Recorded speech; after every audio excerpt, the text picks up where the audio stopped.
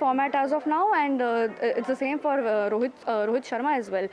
But talking about Virat Kohli, he has we have won the Border Gavaskar Trophy under him, and the other series that they have played outside India. That's been a big support for Kohli as in building the team India that has seen great heights under Kohli, and the other championships that we have won under Kohli has been of great importance. He has instilled the pacers that we have currently in the team is all courtesy Virat Kohli, because he has shaped them into big platform players. And now that Kohli is retiring, we will see what the future holds for Indian Test cricket, and who is going to be the next captain. Shubman Gill, obviously the forerunner for taking the captaincy, but with Virat Kohli and Rohit Sharma retiring just before the England series on June 20th, it is going to be a big situation to see that how the new team will take over Team England coming June 20th. Sejal, and while we were reporting how he's written to the BCCI and about his intention to retire from Test cricket, was it something that came as a big surprise? Really, because we have been getting reports that he has already sent letter to the BCCI asking for retirement, but considering the fact that he has seen a lot of rough patches recently in the recently concluded Australia series that Virat couldn't perform, and so that was the reason that he must be thinking about it, and even the same was for Rohit Sharma. So both the senior team members, Rohit Sharma and Virat Kohli, quitting was, I think, on the papers for them. That is the big breaking news coming in right now. Sejal getting us those details. It's something we reported yesterday, as we said, that Virat Kohli, one of India's cricketing greats, was planning to retire from Test cricket, that he'd written to the BCCI. And now that confirmation has come. He has announced it, and he posted on social media with the song Frank Sinatra number My Way. And he talks about how it's been 14 years since he wore the baggy blue in Test cricket, and he never imagined the journey the format took him, and that as he steps away, that it's not easy, but it feels right, that I've given it everything I had, and it's given me back so much more than I could have hoped for. He says, I'm walking away with a heart full of gratitude for the game, for the people I shared the field with, and for every single person who made me feel seen along the way. Sejal, so get us all the very latest on this big breaking news, Virat Kohli retiring from Test cricket, and also there were reactions of dismay among other cricketers when this news first started coming out. Yes, that's right, Gargi. If you look at the Test team currently, after the conclusion of the Australia series, we had seen Ravi Ashwin taking a break from the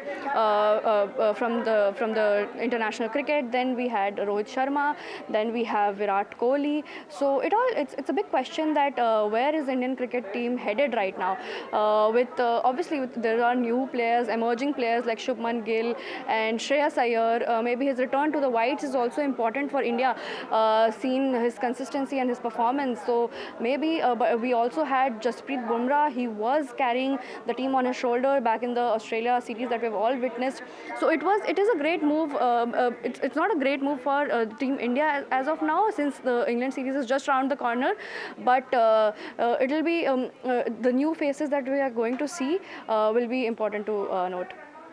All right, with that, we'll slip into a short break, but that's the big breaking news coming in. We're going to get you more reactions to this. Virat Kohli has announced his retirement from Test cricket. Stay tuned.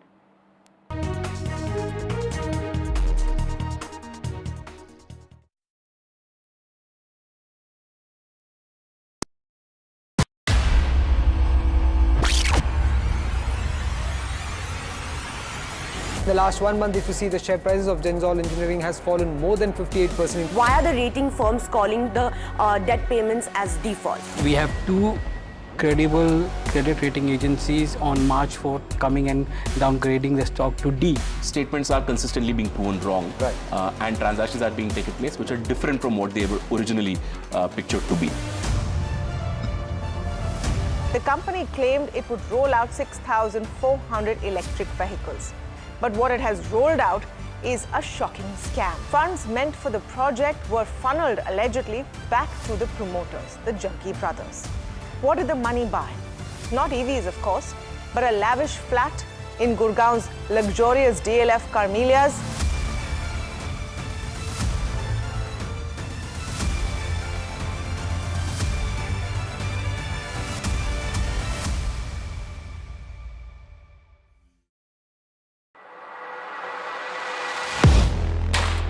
Do you really know the company you invest in? What is the real picture behind presentations and claims? Is the outlook as rosy as the company claims?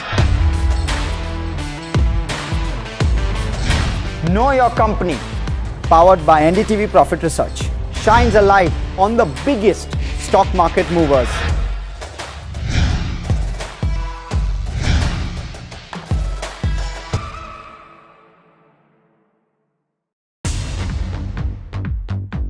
More news that matters. Big exclusive. Tulsi Gabbard gunned down by Pakistan-backed cowards. When you interact with people on ground, you're able to reflect their sentiments much.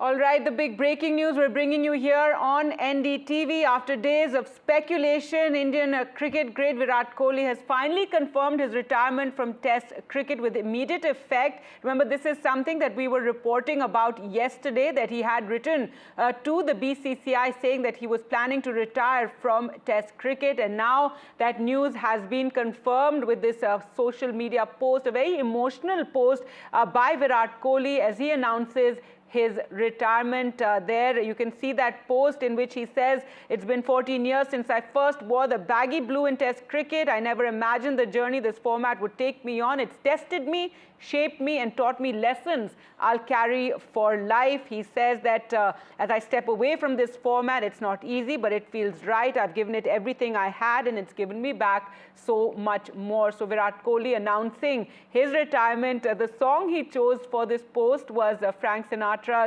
My Way, and he says, "I'm walking away with a heart full of gratitude for the game, for the people I shared the field with, and for every single person who made me feel seen." Well, to talk more about this big breaking news and this very sad news, really, we're joined by Sriram. And Sriram, so finally, Virat Kohli confirming the news he is retiring from Test cricket. Yeah, that's right. I mean, it's very sad for the entirety of the Indian community right now, for the cricket fans especially, because Virat Kohli has, of course, almost embodied the new generation of Test cricket for India over the last decade or so, having played 123 games before announcing his retirement today. The most important part of Virat Kohli's Test career will definitely be the years of his captaincy, where India's dominance was established all across cricketing nations, where India travelled to foreign countries and won Test series, which was almost unprecedented before Virat Kohli took charge of the captaincy of the red ball team.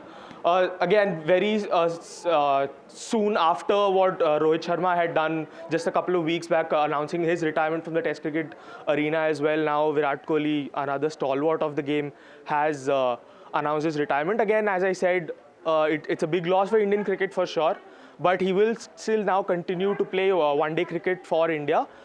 Similar to Rohit Sharma, who will be captaining the side most probably in the 2027 One-Day World Cup as time progresses. As of now, there is a change in guard for India for sure in terms of the Test cricket arena, with Shubman Gill now set to take charge as the new red ball captain for India and to take over from Rohit Sharma, the spot that Rohit Sharma had left. And now, of course, Virat Kohli being the most experienced Test cricketer in the team after Ravichandran Ashwin had also, of course, announced his retirement very recently after the Border Gavaskar Trophy. So a lot of the experienced players in the Test team for India have now announced their retirement, including now Virat Kohli, of course. And this is almost like a message being sent out by the new team management that this is the time for the youngsters to come in. So Virat Kohli, of course, his record speaks for himself. For an average of 46 after 123 test matches played. nearly 10,000 runs, just 700 short of 10,000 runs, which is something that he had mentioned early in his career when he had started playing cricket, Test cricket for India especially, where he had said that 10,000 runs is a milestone that he was playing towards, especially in red ball cricket. He is, of course, one of the absolute legends of the white ball game as well. But, of course, in Test cricket, as I said, 700 runs short of that 10,000 run mark, and he has announced his retirement just now. Right, and considering this news had come earlier, we had reported here on NDTV how that he had written to the BCCI. Were there efforts to, make him change his mind? So there were a lot of news rumors coming in that the BCCI had actually reverted back to Virat Kohli, saying that he should reconsider his decision. But as the reports were at that point of time, that Virat Kohli was quite firm in his stance on him actually wanting to retire from the game at the moment. As I said, this is just like this is the perfect moment for the team to go forward. Do hold on. We're joined by Charu Sharma, one of the best-known sports commentators of the country. Thank you so much for speaking to us, and your thoughts with Virat Kohli announcing his retirement from Test cricket. Yeah, Gargi, thank you for your generous introduction. It was obviously something where Virat felt the time had come. Now, there can be a fair amount of speculation. There'll be some conspiracy theories and all of that. But Virat is in a position, largely because of his performances and because of his stature, where he can choose to do what he wants. So I don't think he will succumb to any kind of pressure. We should stay away from that. In any sports person's career, time comes when you say, all right, I don't want to go through the torture of the long-form game. And whatever else might be the reason, I think he has decided that he doesn't want to go through and play the 5-day game, which does take a bit of toll. One can argue that he is one of the fittest, still, if not the fittest member of the Indian team. So perhaps it's not the fitness aspect that hurts him. It's just much more a question of what more can I give to cricket? Do you see this now as with the Rohit Sharma news and now Virat Kohli, generational change coming to Indian cricket? Absolutely, and it happens all the time, Gargi. Every few years there's a generational change, and all of us then, the fans and others, speculate, oh, what next, who next? But there's always somebody next, Gargi, and that is the best testament to what's happening to cricket in India. There are so many young, hungry, talented cricketers who can take anyone's place. In fact, there are 3 or 4 jostling for every space in the Indian cricket team, and that will continue. There are many others bursting through. With no disrespect to Virat Kohli, he's been at the forefront of India's achievements in Test cricket, and he still could perhaps be the most significant member of the team. But there are many others coming through. About how he's taking this decision when he's right at the top and in his game, but there were also some sort of testing times or testy times rather for Virat Kohli in these last couple of years, even when it came to BCCI, even it came to the public commenting on his fitness, his cricket. Never his fitness, Gargi, to my knowledge. But yes, there was in fact, not the last couple of years. He quite resurrected himself in the last 1 year or so. But there was a large 3-year gap in his career, which was not very flattering about 2 years ago. So say from 5 to 3 years ago, where he couldn't buy a run in any form of the game, didn't have a century. So there was a lot of speculation then about his having lost his mojo, but he came back really well. And you are right. I think for the moment, he's on a huge high. And should there have been, I wonder if this was a part of his consideration, should there have been, let's say, a weak performance in England where conditions are always testing, and if he had a string of low scores, people might have then started saying, listen, we had this big drought in your career, 3 years, for 4 or 5 years, and then now it looks like you can't still find the right place outside the off stump, so why don't you go? And maybe he decided that he didn't want to battle that potential criticism and rather go off on a high in terms of Test match cricket. All right, Charu Sharma, thank you so much for speaking to us here on NDTV on this big breaking news right now. Very sad news for cricket lovers. Virat Kohli retiring from Test cricket. Let's go back to Sriram. And Sriram, tell us some of the highlights as, one of our cricketing greats is retiring from Test cricket. Virat Kohli has had such a stellar career. Starts off all the way from 2014, his first test series abroad in Australia, for example, where he really came out to the forefront as a test batter. Of course, at that point of time, Mahendra Singh Dhoni was the test captain. He wasn't the leader that we saw all throughout the career of Virat Kohli in Test cricket, for example. But in 2014, what he really established in Test cricket was how fiery his attitude was going into bat, and the mountains of runs that he made in 2014 against that really strong Australian side. Of course, he struggled in England in that 3-4 year period as well. But his performances in Australia in isolation have been looked at a lot of times over the past 10 years. Basically, he has dominated foreign conditions, especially in Australia, as I said, in home conditions as well. I mean, his record speaks for itself, as I said, 7 double hundreds, the most by any Indian batter in the Test cricket arena, more than even Sachin Tendulkar for that matter. But at the same time, his captaincy, as I mentioned earlier as well, to go abroad, to win 2 consecutive Border Gavaskar trophies in Australia, to win foreign test series in England, a couple of test cricket wins in South Africa and New Zealand as well, and unprecedented dominance at home in Test cricket. So almost for about 7 or 8 years, India had not lost a single test match in India. That goes to show just how dominant the Indian side was in Test cricket under Virat Kohli's captaincy. So when looking at Virat Kohli's Test cricket career, it's not just him scoring 9,000 runs in Test cricket. It's more often than not, it's the captaincy that stands out, and that has been something that has been missing from the Indian side for the past 2 or 3 years. And as we have seen, there have been a lot of lean patches over the last 3 or 4 years when he has gone on streaks of matches where he's not made a lot of runs. That might have been one of the factors why this retirement decision has come in so soon, because he, of course, announced retirement from the T20 game just after the T20 World Cup win in Barbados. But the Champions Trophy was really successful for Virat Kohli, scored a lot of runs in India, of course, won the Champions Trophy as well. The 2023 ODI World Cup was also a huge success for Virat Kohli, one of the, I believe, the highest run score in the entire competition. So the white ball game has never been an issue for Virat Kohli, even in terms of form. But the red ball game has definitely brought a lot of criticism onto him in the recent 2 or 3 years because of his lean patches where he's not made a lot of runs. He, of course, scored 100 in Perth just last year in the Border Gavaskar Trophy, but after that as well, there were really inconsistent displays of runs as well. All right, Sriram, do stay on with us. We're also joined by Gautam Bhattacharya, senior sports journalist. Thank you so much for speaking to us. And your comments as this news has broken that Virat Kohli is walking away from Test cricket now. He's finally announced his retirement. Gargi, I mean, the thing is, it hasn't really come as a surprise. Yes. Because it was in the air for the last couple of days. And then what we got to know was, somebody influential in the higher up of cricket excellence is going to try and convince him. But what we have seen about this man is, he had been pretty decisive in these calls.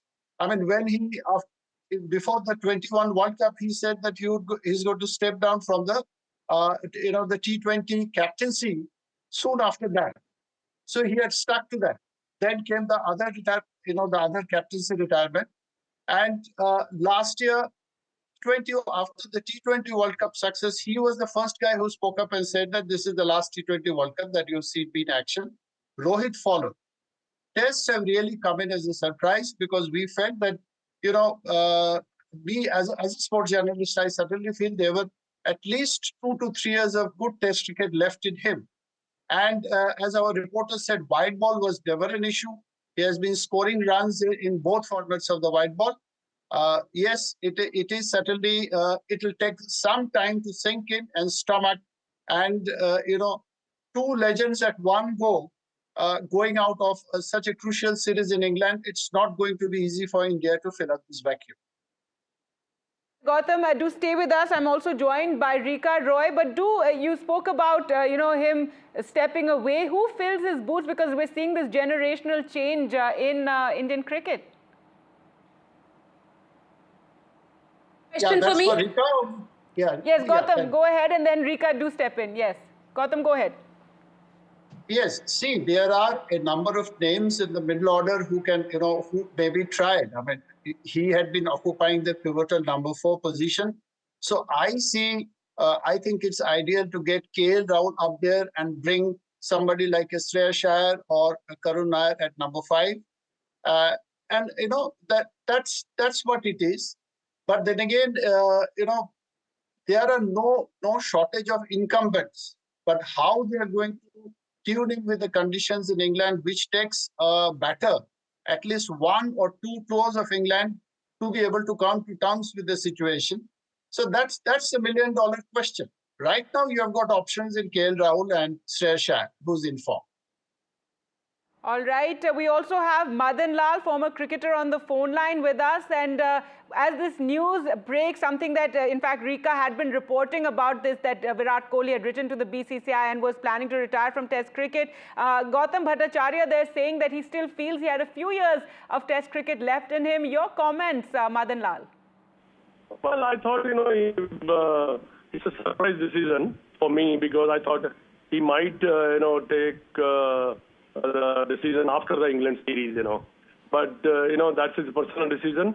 But, like these are the type of players, legends. They always take the retirement. He must consult his family because these sort of decision, it's not easy to take it. He could have carried on for 2-3 years, no doubt about that, because the fitness level he had, the way he was performing. So all these things, but at the end of the day, you have to be mentally prepared to play international cricket. Now I think mentally he said, okay, that's enough. So he said, okay, bye-bye, I'm going in a Test cricket. All right. So, yes, so there's something about, walking out when you're at the top of your game or when you're ahead. Maybe that is one of the reasons that, we're seeing him step away right now ahead of the England tour. But a few words from you on his legacy in Test cricket and as a captain, because that is something that is really lauded. Yeah, definitely. But as a captain, when he became a captain, I think that's where the selector didn't handle him well, sometimes these sort of players to handle very carefully. Then they drop him as a captain. But legend, if you I'm telling you that he's one of the best batsmen ever produced by India.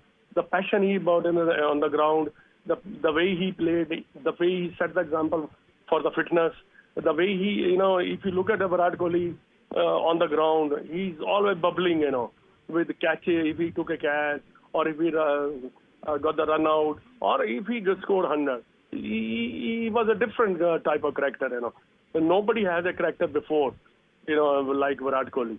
But definitely we're going to miss him. But at the same time, that's his personal decision. Mr. Madan Lal, also my colleague Rika with us. She's been following this story very closely. Rika. Thank you very much, Gargi. Madanji, we are coming to you at a time when we have come to know finally that Virat Kohli has announced his retirement from Test cricket. This is something that we have been reporting about over the weekend. He did speak to the BCCI top brass, but BCCI really wanted him to go on and at least play the tour of England. However, Virat Kohli wasn't really convinced. What has gone wrong with him, we really don't know. You said that perhaps he was not feeling right. He was not feeling that his mind and body is in sync to go out and play Test cricket. But Madanji, would you also say that, for him, the dream of winning a World Test Championship final, that medal really will remain unfulfilled. And that's a dream that he is happy to lay to bed right now? Yeah, definitely. Any player who plays such a long time, he has always a dream of winning the World Cup. He always has a dream of winning the World Championship, Test Championship. All these dreams they always has. And according to that, they keep on going, keep on performing also. So I think the only reason I believe mentally he was prepared that I'm going to take. I know, I have read the last couple of days that he's going to take a retirement. BCCI also tried to convince him, but he didn't agree. So I think that's where he decided, okay, that's it, The legend always goes like this, They say, thank you very much, I'm going.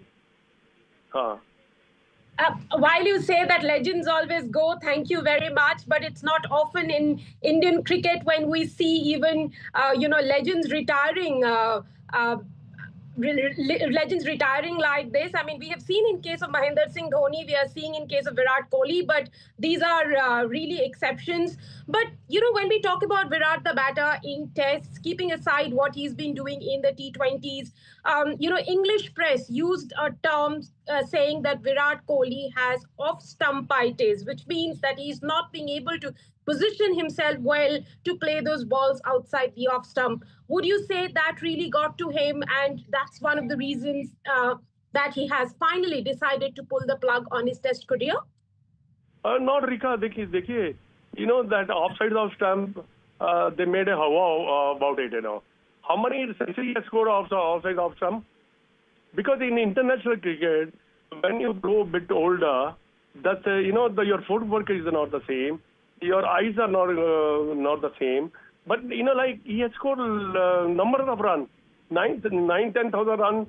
You can't get runs like this. The bowler also knows that if we bowl him on the offside of stump, we might get him out. But at the same time, they got him out also. He has scored also hundreds of runs, scores a lot of centuries and all. I don't think this is the reason. The only reason I believe, I think 36 years playing international cricket, going up and down, that's what might be the mentally exhaustion. Well, we also have Gautam Bhattacharya, senior sports journalist, with us online. Gautam, when we talk about a hole that's created by Virat Kohli, we'll have to call it a Virat-size hole. Who do you see fits into this Virat-size hole now? It's not just about being the kind of batsman, being the kind of motivator, or the captain he was, but also the the fans that he drew to the stadium, the drama and everything that come with it. Who really fits into that Virat-size hole? Yourself, you have answered the question when you say that it's a Virat gap. It's not going to happen in a day. I mean, we have got a number of incumbents who can step in there, but the biggest thing, again, as you answered, I mean, he had been one of the biggest ambassadors of Test cricket and advocates of Test cricket. I remember a number of years back, there was a talk, ICC mulling that, Test matches are finishing inside 4 days, so let's make it a 4-day affair. So he was one of the staunchest critics of that idea.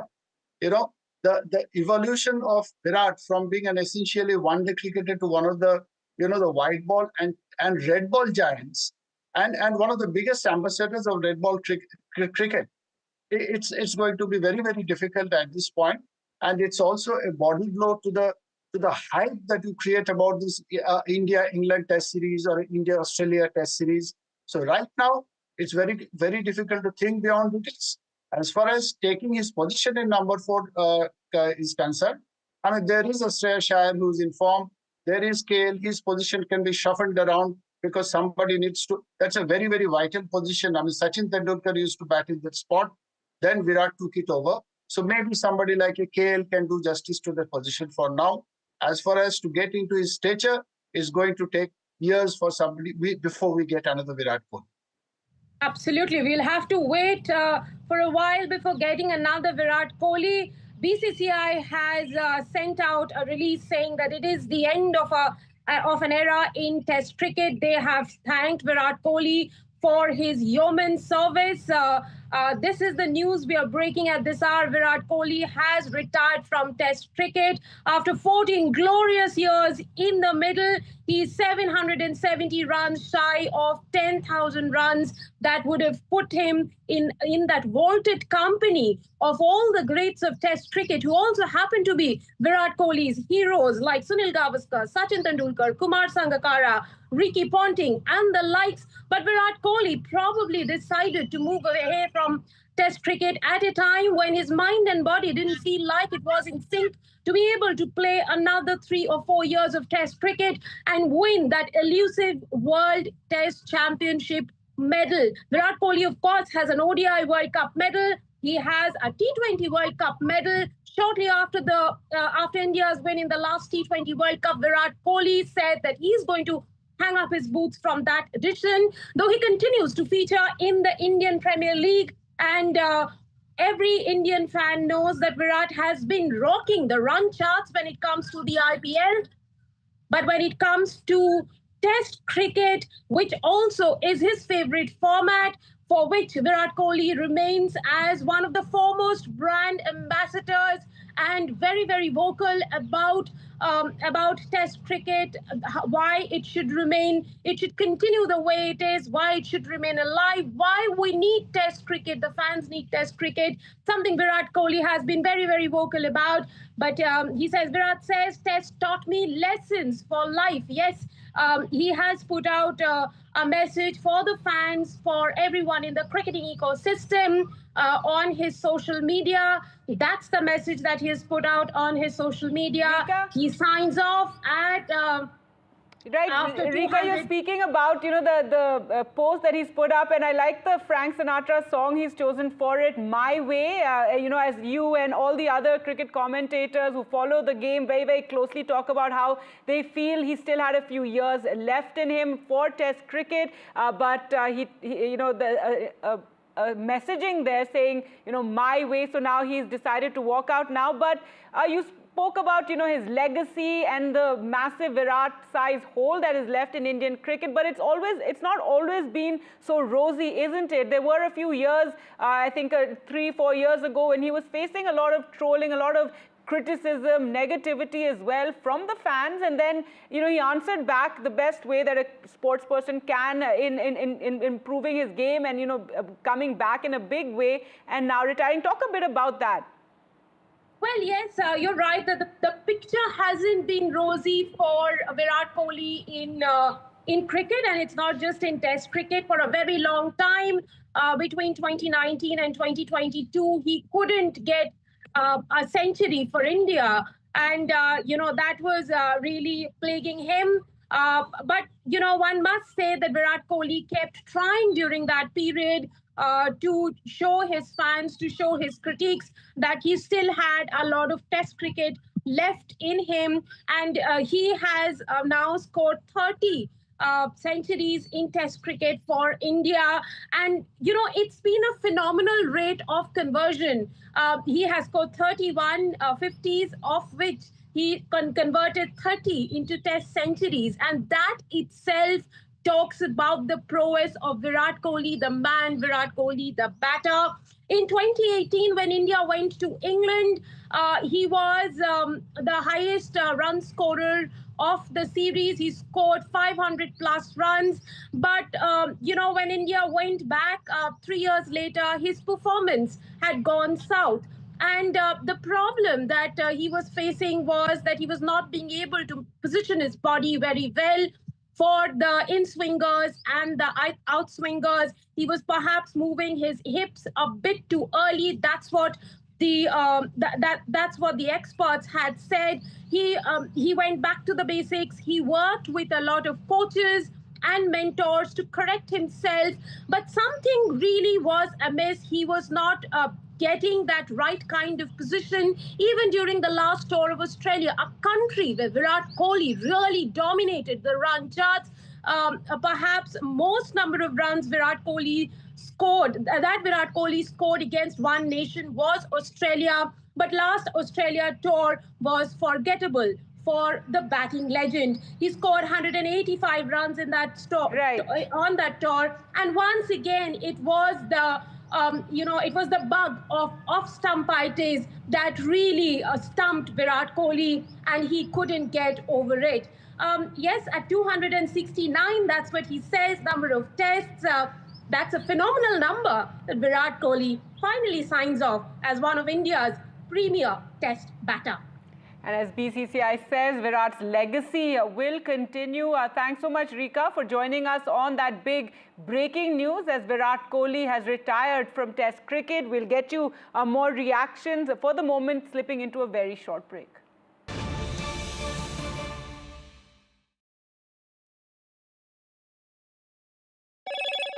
Hello, Moto. Motorola, India's leading AI smartphone brand.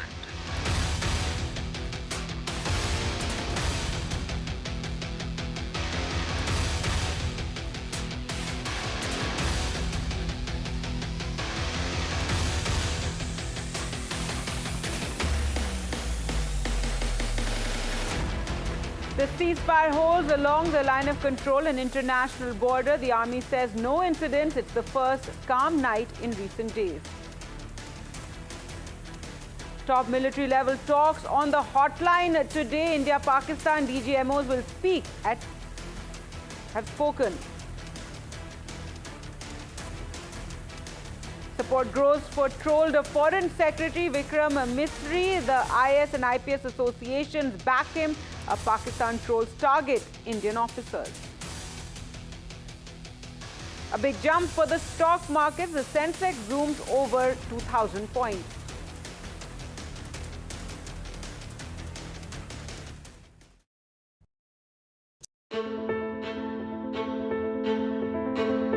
News is not just headlines, it is what impacts you. And news should never be mistaken for noise. What matters is the reality. Accurate, in-depth, and with the right perspective. For over 20 years, I have been a journalist, and never has clarity mattered more than now. At Newsnight, we go beyond the surface. We dissect the details, challenge the narratives, and bring you the unparalleled clarity you deserve in a world clouded by misinformation. We are bold, we are direct. Newsnight, for the news in your interest. Only on NDTV 24/7. I've been reporting on all issues big and small from Andhra Pradesh, Telangana, rest of South India, bringing you all the action, all that you need to know, all that you want to know. The energy of Maximum City is infectious. I'm bringing that energy in our news coverage from financial capital Mumbai. Covering from the southernmost part of India over the last 23 years, I bring in-depth and 360-degree coverage from the Dravidian heartland. The land of Mishti, also known for its bitter politics. I have seen much water flow under the Howrah Bridge, covering Bengal in all its vivid colors. India's IT capital is always bustling, a city full of startups, stories and surprises. And I keep you ahead on all the Bengaluru buzz. In today's interconnected world, India's voice is more crucial than ever. When India speaks, the world listens. At NDTV World, we are that voice, bringing you intelligent and insightful news from India and beyond. From geopolitics and diplomacy to economic shifts, migrations, tech disruptions, and the stories of our diaspora. We cover the news that shapes our global future. NDTV World, your new home for global news is here.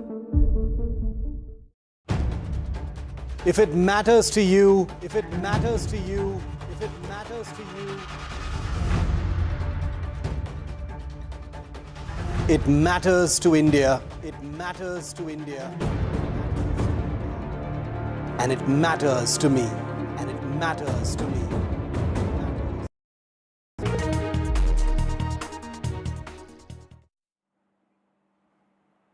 Welcome back. As normalcy returns to our border states and the line of control and international border, remember it's been the first calm night after several nights is what the army has said at the LOC. Now the good news for flyers is that the 32 airports that were closed along the northern and northwestern regions of India were due to the airspace restrictions have now reopened. So the airports in the northern and northwestern area are now opening up, and these are airports in Srinagar, Chandigarh, Amritsar, but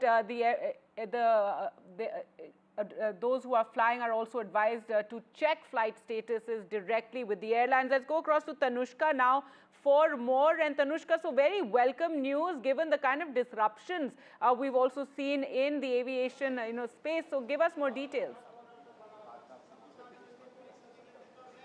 Precisely, Gargi. This comes in as a fresh relief for all the passengers and the customers as well. In the past couple of days, in fact, the past week, who have had to face flight cancellations and who've had to replan all of their trips and tours as well. The Airports Authority of India has come about with a notification, making it clear that these 32 airports that were temporarily closed for civil flight operations has been lifted. So this closure of these airports have been lifted, which means that these 32 airports will now continue to run and operate normally. Remember, the metro city airports of Delhi, Mumbai, Hyderabad, Bengaluru were anyway functioning up to normal. But these 32 airports, namely some of them being that of Jammu, Srinagar, Leh, Chandigarh, Amritsar, Porbandar, Rajkot, Jodhpur, Jaisalmer, were all closed because they were in high-risk regions. So they were closed for safety precautions, but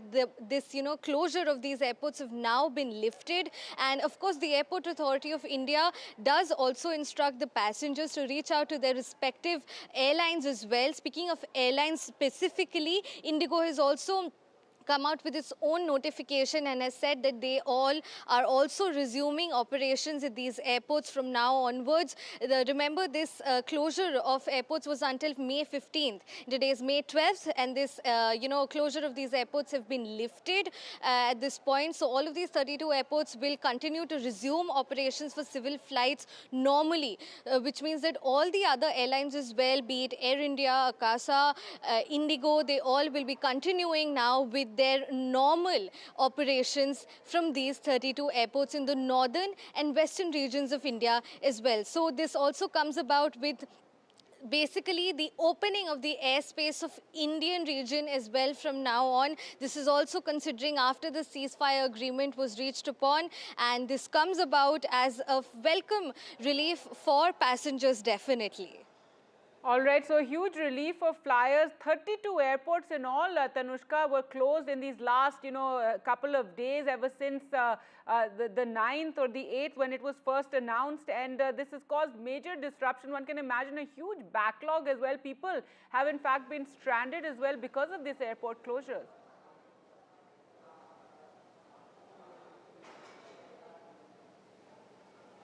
Right, precisely. Over, more than 200 flights have been cancelled of private airlines. Speaking about, say, Indigo, even Air India. So a lot of flight cancellations have happened. Every day we've kept track of how many flights have been cancelled from Delhi airport as well, be it domestic arrivals, domestic departures. As of yesterday, the cancellations stood at domestic arrival being at 44 cancellations and domestic departures being at 52 cancellations. And internationally, also the flights have been affected. Remember, foreign carriers such as Qatar Airways and Virgin Atlantic also decided to avoid the Pakistani airspace as well. So flights such as that of London to Delhi have also been rerouted.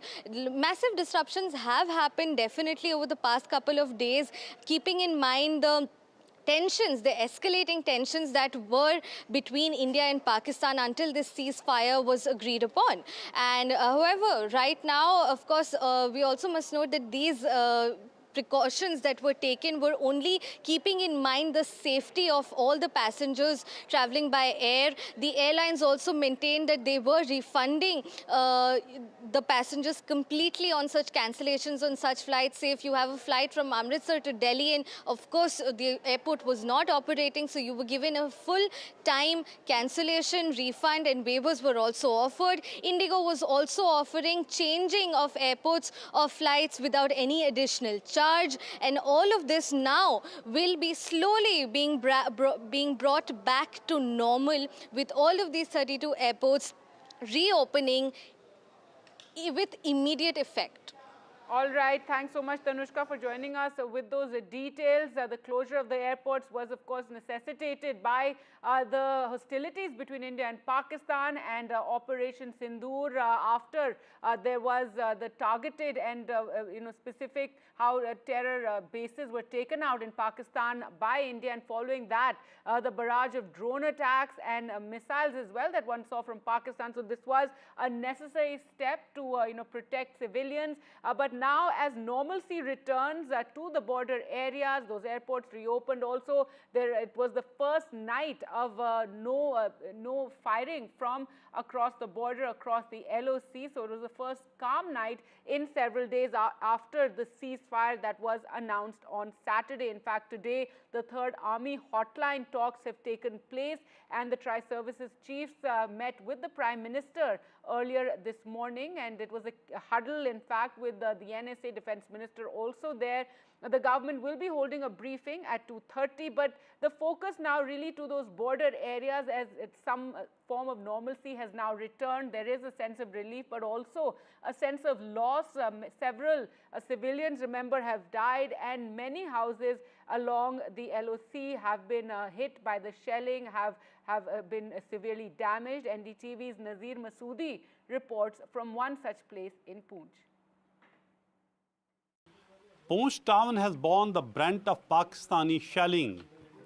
It is calm since last 24 hours. No shell has landed here, but the destruction it has caused is here to see. Homes are still closed here. People have fled from their homes. This bike is completely burnt after a Pakistani shell landed here.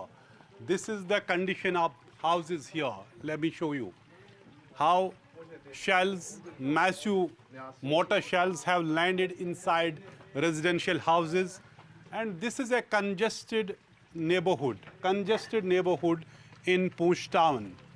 And it is in this lane, this congested lane, two little young children, two siblings, Zoya and Zain, they were killed here.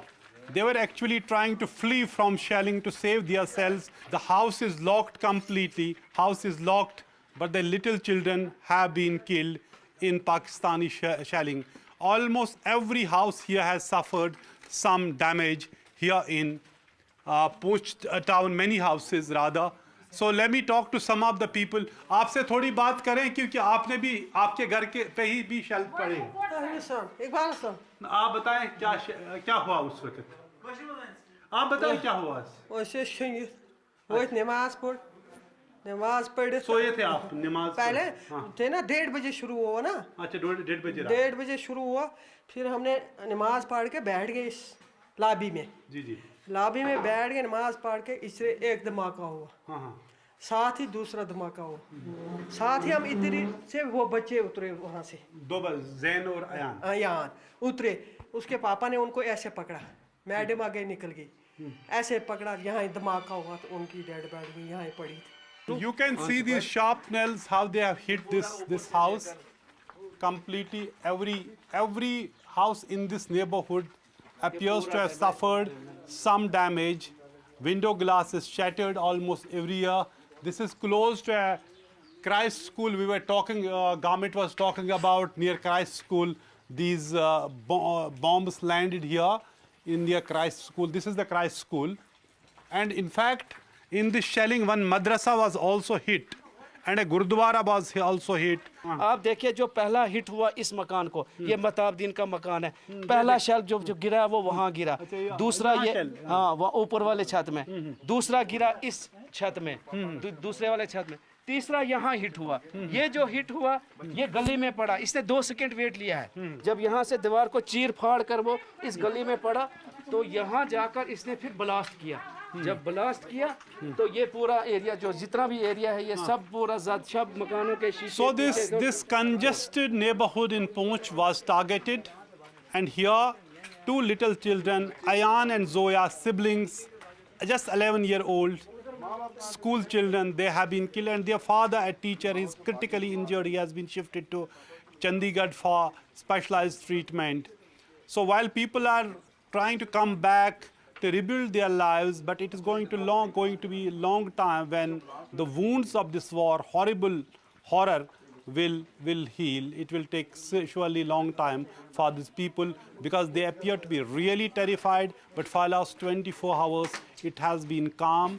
It has been relatively peaceful because after ceasefire understanding between the two countries, people are coming back here in Poonch to see the destruction of their homes and their livelihood also, because many shops have also been damaged during this shelling.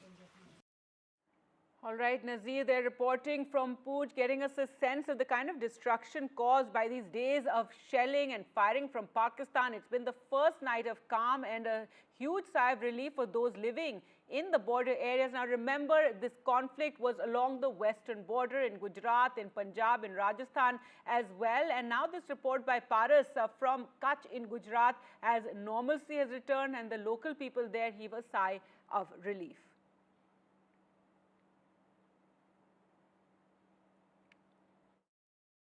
After the ceasefire agreement between India and Pakistan 2 days ago, the possibilities of normality has begun in Bhuj and in parts of Kutch. We are at the very important part of Bhuj where you can see the normality has already started. People have started coming out of their homes and they are sitting in a place which is very much important to Bhuj. It's a Hamisar Lake where thousands of tourists visit every day, and you can see the normalcy, or the shops have been opened by local administration. People has been told to take care, but there is no order has been passed for people and for the local people to stay at home, because the things are getting very much normal over here. You can see that people are going to their workplaces and all. People has already opened their places, and this is very much normal scenario in Bhuj right now. We had seen a very, very difficult situation in Bhuj 2 days ago. We have some people with us when we can speak to them how the situation is in Bhuj right now. Sir, क्या situation है भुज में? हमने 2 दिन पहले देखा कि बहुत difficult समय था, लोगों को घर से बाहर देखने के मना किया गया था, निकलने के लिए मना किया गया था, ब्लैकआउट था. अब क्या सिनेरियो है? अभी बहुत शांति है, कोई है नहीं. अभी 2 दिन से ब्लैकआउट था, वो शांत हो गया है, इसलिए सब बाजार राबता मुजब चालू है. और इंडिया से बहुत अच्छा काम किया है, 9 अड्डा तोड़ दिया है उसका, आतंकवादियों का. ये सब अच्छा किया है, इसलिए सब पब्लिक राजी खुश है, अभी शांति है. Now, an ugly development that has taken place after, even as India celebrates the success of Operation Sindoor, is that the Foreign Secretary Vikram Misri, who has become really the face of all the government communication during this time, has been mercilessly trolled online, and now many are coming out in support of him. The IS Association came out in solidarity against the unwarranted personal attacks, and the Indian Police Service Association also condemned the personal attacks on Mr. Misri and his family, given that even his daughter was being targeted by online trolls. So much so that the Foreign Secretary even had to make his account private so that no one could access his account. Such was the extent of the trolling and the criticism and the insults being thrown at him on social media. Now, the BJP too has come out to condemn this social media attack that's taking place, and the trolling of Vikram Misri. We spoke to BJP Kerala head Rajiv Chandrasekhar.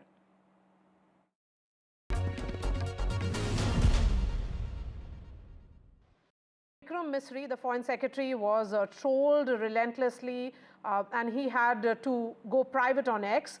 Of course, the IS and IPS officers associations have condemned it. But, you know, the madness that we saw on social media in particular, there is a situation right now where you have Shashi Tharoor, Salman Khurshid, several Congress leaders coming out in his support saying that this is preposterous. What are your thoughts? No, look, Vikram Misri is an absolutely gentleman. He's a patriot. I know him reasonably well. He's an absolutely top-class bureaucrat and public servant. And I think the efforts yesterday of trying to intimidate him and undermine him on social media are absolutely shameful. This is a government that is working 24/7 to protect the interests of India and protect the interests of every Indian citizen. They have conducted Operation Sindoor in an absolutely meticulous manner and delivered justice to 27 families. And therefore, I would urge people to get off this, trolling and really be supportive, be united with the government of India, with the men and women in uniform, because we have a common enemy, and that is Pakistan. We have a common threat, which is terrorism. And united, we can prevail and demolish this. And that is certainly what our anger and our frustration should be focused at, not on our own people, and certainly not on distinguished public servants like Vikram Misri. All right, let's go across to Anushka for more on this story. Anushka, this has been very, very unfortunate, and it's been condemned widely. Now, finally, we have someone, Mr. Rajiv Chandrasekhar from the BJP, also talking about how upsetting this is, and several associations, officer associations, IS associations have all come out to condemn this trolling of such a fine diplomat, one of our top officers, our foreign secretary. That's right, Gargi. They see that after the ceasefire was announced, a lot of folks went on to receive the Foreign Secretary of India. His social media handle, they went on to troll not just Mr. Vikram Misri, but also his family members. They were trolling and abusing family members of Mr. Misri, following which he had to restrict his account followers only. Huge amount of people, overwhelming number of people were coming out like this and openly trying to abuse a fine officer like Vikram Misri, who was the top level officer, who was also in fact involved in operations before he held PT regularly after that, which he announced the ceasefire also that took place between India and Pakistan, following which there was a lot of hate bombing that was going on, not just on social media, but all over the social media, after which a lot Right, Anushka, thanks so much for joining us. With those details, we continue to track that story, but now some breaking news coming in, and it's been the first calm night along the border, and as was scheduled at noon, that conversation has taken place on the hotline. The DGMOs have spoken, India-Pakistan DGMOs. This is really to cement the ceasefire that was announced on Saturday. Both have acknowledged the first night without hostilities. Remember, while it has been calm, there has been a certain amount of trepidation as well, given that earlier on Saturday when the ceasefire was announced, we did see some amount of aggression from Pakistan coming in with the drones flying in overhead. But now that is the big breaking news. The India-Pakistan DGMOs have spoken as was scheduled to keep that conversation, really going. And India has said it will not be any higher than this. It will be only kept at the DGMO level, this conversation. Let's go across to Aishwarya, who's been tracking all these developments. Aishwarya, earlier you were tracking that high-level meeting at the Prime Minister's residence that came ahead of this DGMO talks, this hotline talks that were to take place. And also at 2:30, there will be a briefing in which we will learn more about what was spoken.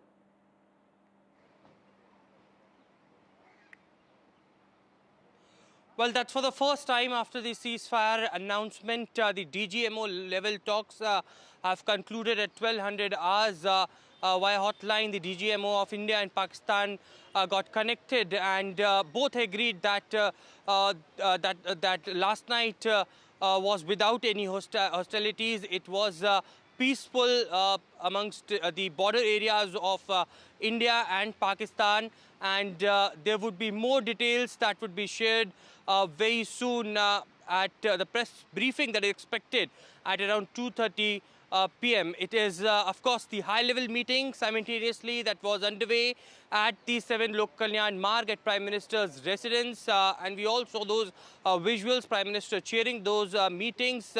And that has also been concluded just a few minutes back. I saw NSA Ajit Doval and Air Chief also leaving from 7 Lok Kalyan Marg. It was Defence Minister Rajnath Singh, External Affairs Minister S. Jaishankar, along with Tri-Service Chiefs and NSA, CDS, all were present at 7 Lok Kalyan Marg. And of course, at a time when the DGMO level talks were underway. Yes, that's the big news as far as the talks were concerned. Remember, it was earlier announced by the Foreign Secretary that on 12th of May at 1200 hours, there would be the talks between the DGMO between India and Pakistan that will be done. As far as the agenda is concerned, there was nothing apart from de-escalating the situation along with the line of control. The bilateral agreement, the understanding between India and Pakistan was all about the kinetic action and halt of any sort of firing at air, land or sea between India and Pakistan, and how from here on the situation will de-escalate is something that had been only one point agenda. Of course, the meeting has ended and further details are awaited, but Prime Minister also was briefed about the latest developments. He took the stock of the situation. Defense Minister and External Affairs Minister both briefed Prime Minister about the current situation, and now all eyes would be at 2:30 p.m. when this all-important briefing by the Department of Military Affairs, a DGMO level officer would be conducting and would be giving more details about it. That's right, Aishwarya. So we are expecting more details. Another very welcome sign of, some of normalcy in a sense returning is the opening up of airports and, along in our border areas and border states that were closed for the last couple of days, those 32 airports. But also we saw a press briefing by the BJP in which they lauded the entire Operation Sindoor and once again, reiterated the points that had been made by the services yesterday when that briefing took place regarding, the extent of Operation Sindoor and how army bases and air bases were destroyed inside Pakistan. So we're expecting that briefing to take place around 2:30. Meanwhile, the Congress, continuing with its demand that there should be a special session. They feel that, and they're asking that the government needs to, give more clarity about everything that took place and how this ceasefire was arrived at. Well, certainly, the Congress President Mallikarjun Kharge and Leader of Opposition in Lok Sabha Rahul Gandhi has written a letter to Prime Minister Narendra Modi, 3 demands from the Congress party and the opposition that the government should call a special session of parliament and give details about Operation Sindoor. Number 2, the Congress party also demanding an all-party meeting that should be chaired by Prime Minister Narendra Modi this time, and thirdly, why the third party had intervened, why the United States of America President Donald Trump announced the ceasefire while the opposition thinks that it is completely a bilateral matter. The Bharatiya Janata Party on its own is doing a huddle. JP Nadda yesterday chaired a high-level meeting as well in which we saw Ashwini Vaishnav and senior leadership of the Bharatiya Janata Party came today as well. BJP President JP Nadda is at the BJP headquarters. The meeting is scheduled at 1 p.m. We have been told by our sources that Bharatiya Janata Party had called all the general secretaries and there would be directions that would be given from the top BJP leadership to all the MPs, union ministers, general secretaries and the cadres in large number to send off a message to the entire country while holding... I'm just going to go across to our colleague Nazir Masoodi, who joins us from Poonch and has been sending us those reports. And Nazir, the Chief Minister Omar Abdullah also in the area meeting with those whose houses have been destroyed, those who were injured as well. Yeah, exactly. That's what government is supposed to do. Reach out to those who have suffered badly because of this confrontation, and the shells from Pakistan have landed here in the residential areas and the religious places as well, and they have caused massive damage to property and the lives. So many people have been killed in this particular area and so many have been injured. Now it is the responsibility of the government to reach out to those affected people and rebuild lives. They cannot bring back the lives, but at least they can reach out to those. That's exactly Chief Minister is trying to go, visiting the families of deceased and also seeing the extent of damage which has been caused to the properties here. I visit some of the congested neighborhoods where in fact children had died, Zain and Zoya, 2 siblings, and when shells landed there. So it is people are still trying to come to terms with the loss, even as over the last 24 hours things are limping back to normal, and there's no shelling from across the border. It was after 3 weeks. People are heaving a sigh of relief, and there's no, in a sense, tension. People only hope that it stays and it holds on, as both the DGMOs have spoken to each other, and it has been, was as per the schedule. DGMOs were supposed to speak to each other today to take this ceasefire understanding forward so that there's no other misunderstanding or the violation of the ceasefire understanding. All right, thanks so much, Nazir, for joining us with all those details. So that's the updates that we can get you. The third army level talks took place earlier today, and that briefing is expected at 2:30. Do stay tuned to NDTV. We're slipping into a short break at the moment.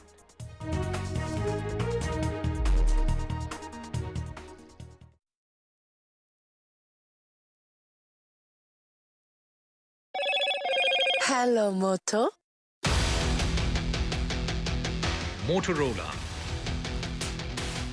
India's leading AI smartphone brand.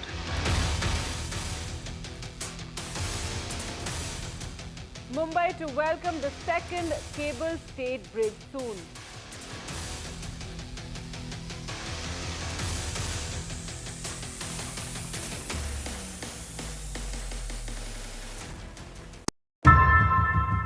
How often have you turned away from debates that descend into endless fights? We bring you a show where every question is answered, where every debate finds its resolution, where every story finds its conclusion, where opinions collide but facts prevail, where stories unfold with insights and trust. When the noise ends, the last word begins.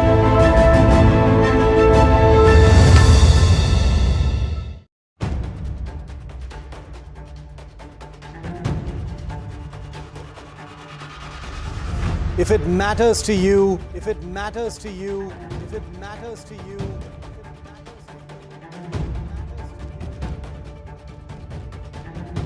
it matters to India. It matters to India. It matters to India. And it matters to me. And it matters to me.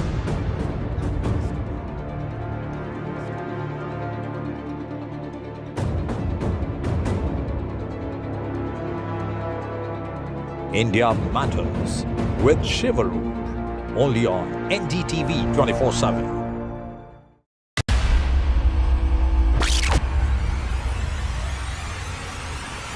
In the last 1 month, if you see, the share prices of Naval Engineering has fallen more than 58%. Why are the rating firms calling the debt payments as default? We have two credible credit rating agencies on March 4th coming and downgrading the stock to D. Statements are consistently being proven wrong, and transactions are being taken place which are different from what they were originally pictured to be. The company claimed it would roll out 6,400 electric vehicles. But what it has rolled out is a shocking scam. Funds meant for the project were funneled allegedly back to the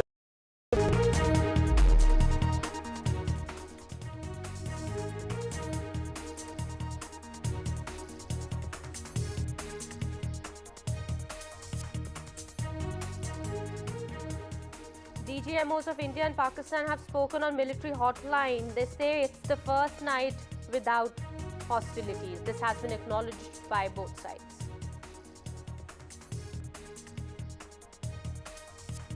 An hour-long meeting continued at Prime Minister Modi's residence. Defence Minister, External Affairs Minister, Tri-Services Chief and NSA attended the meeting.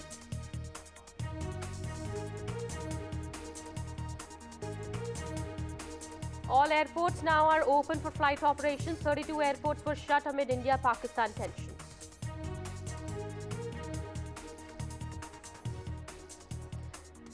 The BJP says that we hit at the heart of terror on Operation Sindoor. Congress has pushed for a special parliament session.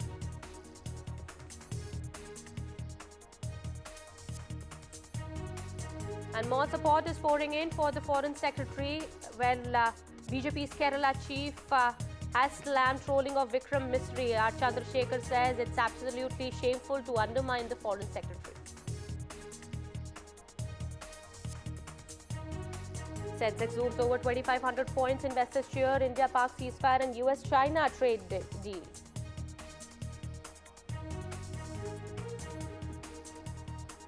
An Indian star batter Virat Kohli hangs his test boots.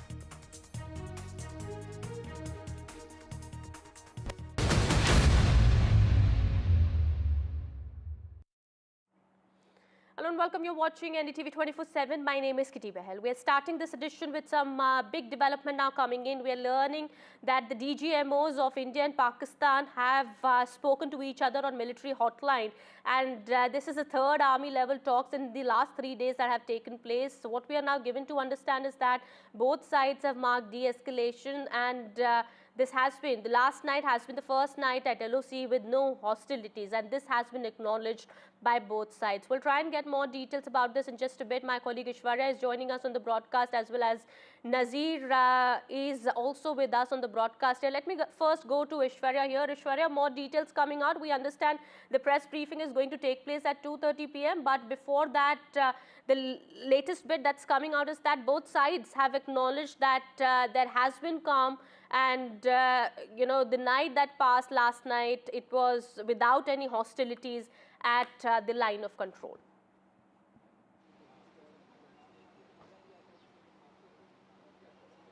Well, after the ceasefire announcement, this is the first time when the DGMO of both India and Pakistan were on the military hotline. And yes, the discussions went on as far as de-escalation on both these sides are concerned, along with the line of control and international border. But they both agreed that it was without any hostilities on the Indian side and Pakistani side. And that was the first night. The details will emerge at the press conference is scheduled at 2:30 p.m. Let me also tell you that the high-level meeting at 7 Lok Kalyan Marg, which is Prime Minister's official residence, in which Prime Minister was chairing, in which, of course, the Defence Minister, External Affairs Minister, Tri-Services Chief, the NSA and CDS, all were the part of it, had concluded. It was a 1 hour, 30 minutes long meeting that went on, and it was, you know, Prime Minister who took the stock of the current situation. He was briefed about how the developments are unfolding at the line of control, and whether it is the Pakistani side and the Indian side which is obeying the bilateral understanding that they had made, and without any ceasefire violation, the night took place. Ashwarya, I'll just come back to you. I'll just come back to you. My colleague Shiv Arun is also joining us on the broadcast. My colleague Nazir also with Poonch. I'll go to Shiv also. Let me go across to Nazir. Nazir has some people also with him. Nazir, you have people around you. What are they saying now? There has been calm. It has been the first night at the LOC without any hostilities, and that, of course, has been confirmed by both sides as well. However, we'll try and get more information about that in just a bit. What are people really saying there? Well, let me show you where I am. This is Poonch town, and behind these mountains is Pakistan. And it's from there, behind these mountains, they fired shells here in Poonch town, and there's substantial damage to the properties, and also several people died because of the Pakistani shelling. And I'll show you this madrasa also suffered damage. Shells landed, hit the this madrasa also. One teacher, Maulana Muhammad Iqbal, died inside the house, and there are 2 more people who are linked to this madrasa have also been killed, and 3 children were also injured in the shelling. But thankfully now it is calm for last 24 hours. आप बताएंगे कि अब क्या अमन है, कल से कोई shelling नहीं हो रही? जी हाँ, जिस वक्त से के सीज़ फायर का ऐलान किया गया है, उस वक्त तक अब इस वक्त जो है वो शेलिंग नहीं हो रही है, और इस वक्त तक बिल्कुल आराम है, और सीज़ फायर की कोई शिकायत, उसके तोड़ने की कोई शिकायत मौसूल नहीं हुई है, जिसकी वजह से लोग जो है वो बड़ा ही आराम महसूस कर रहे हैं, और लोगों के ज़हनों के ऊपर जो एक बोझ था, जो दहशत थी, जो खौफ था, जो डर था, वो आहिस्ता आहिस्ता उतर रहा है, और उम्मीद कर रहे हैं कि सीज़ फायर को बराबर करार करिए। जी आप बताएं। मेरा नाम रबनीक है। जैसे कि हमारे मौलाना साहब ने बताया, जैसे कि सीज़ फायर जब से ये बंद हुआ है, तब से हम लोग अमन शांत से जी रहे हैं। और ये जो मौलाना जी हमारे यहाँ पे डेथ हुई, बहुत ही एक नेक इंसान थे, तो उनके जाने से हमें बहुत दुख हुआ। तो जब से ये शेलिंग बंद हुई है, गुरुद्वारा पे भी, मदरसे भी फायरिंग हुई और गुरुद्वारा पे भी शेलिंग। जी हाँ बिल्कुल। तो जब से ये शेलिंग बंद हुई है, तो तब से हम अमन चैन से रह रहे हैं, और हम होप करते हैं कि आगे भी ऐसा ही रहेगा। दोनों गवर्नमेंट जो मिलकर बात करें, ताकि यहाँ के लोग सफ़र ना हो पाए इस चीज़ से। बात होनी चाहिए, जी हाँ, जंग नहीं होनी चाहिए। जी आप बताएं मौलाना साहब। क्या अब बाजार तो अभी भी पूंछ में ज़्यादातर दुकानें अभी भी बंद है? अभी तो पूरा शहर अगर देखा जाए तो पूरे शहर में अभी खौफ का माहौल तो है, लेकिन उम्मीद यही करते हैं कि जल्द ये कैफियत दूर हो और अमन की फिजा जो है वो बहाल हो। हम यही चाहते हैं कि दोनों मुल्क आपस में मिल करके बैठ करके कोई इसका हल निकालें, इसलिए कि जंग किसी मसले का हल नहीं है बल्कि तो बहुत सारे मसलों को पैदा करती है। असल में क्योंकि आप ये कहते हैं कि आप ही को इतनी सदमा उठाना पड़ा। हाँ, हम हमारे एक टीचर और उसके साथ हमारे जो स्कूल है उसकी जो एक टीचर थी, उसकी जो है एक नौजवान बच्चा, एक ही बच्चा था उनको, वो भी इसमें सफ़र हुआ। और इस शहर में देखे आप ये मस्जिद रश्मि सूदन उनका बेटा था, और उसके अलावा हमारे बच्चे जख्मी भी हुए। शहर में जो है हमारा gurdwara. One important thing about this madrasa, there are 1200 students, and among the teachers is one Rashmi Sudan, a non-Muslim Hindu. She is teaching here in this madrasa, and unfortunately her young son has also died in Pakistani shelling. And also there is another teacher, his brother has also been killed here. So it is a painful story. It will take long time to heal the wounds of this horrible conflict and the shelling here. But here in Poonch, life is limping back to normal. It's not easy to forget what has happened. People here are clearly not in favor of war, and that is what India and Pakistan, both sides, are trying to achieve. And all right, my colleague Shiv Arur also with us on the broadcast. He's from Lagma in Uri. Well, Shiv, the military operations chiefs of India and Pakistan have spoken to each other, and what we are also learning is that the next steps are supposed to have been discussed. However, we understand more details will be out in some time from now when the briefing happens. That's correct, Kitty. We've just got information that the two DGMOs, Major General Kashif Abdullah of Pakistan and Lieutenant General Rajiv Ghai of India, have either already spoken or are speaking. It was a scheduled conversation, remember, which was supposed to happen around noon today, decided 2 days ago when that ceasefire understanding was arrived at between the two countries. My guess is it's not going to be a long conversation, or hasn't been a long conversation, because this one is something of a formality just to mark, what the last 2 days have been like. Remember, the first night after that understanding did see violations, did see a drone attack, which we reported live on NDTV while we were reporting. There were several different violations that happened on the line of control and the international border. But last night, the army acknowledged this morning has been the first night that has been largely peaceful, no violations, no escalations of any kind, no drones or any sightings. And therefore, that kind of set the stage for this conversation between the two DGMOs, which we understand, clears the decks, like you said, for what the next steps will be. We're looking forward to details of this conversation between the two DGMOs at the press briefing that will take place today. It's important to acknowledge, however, that even though there were no hostilities last night, India and I'm sure Pakistan as well remain in a state of war alert.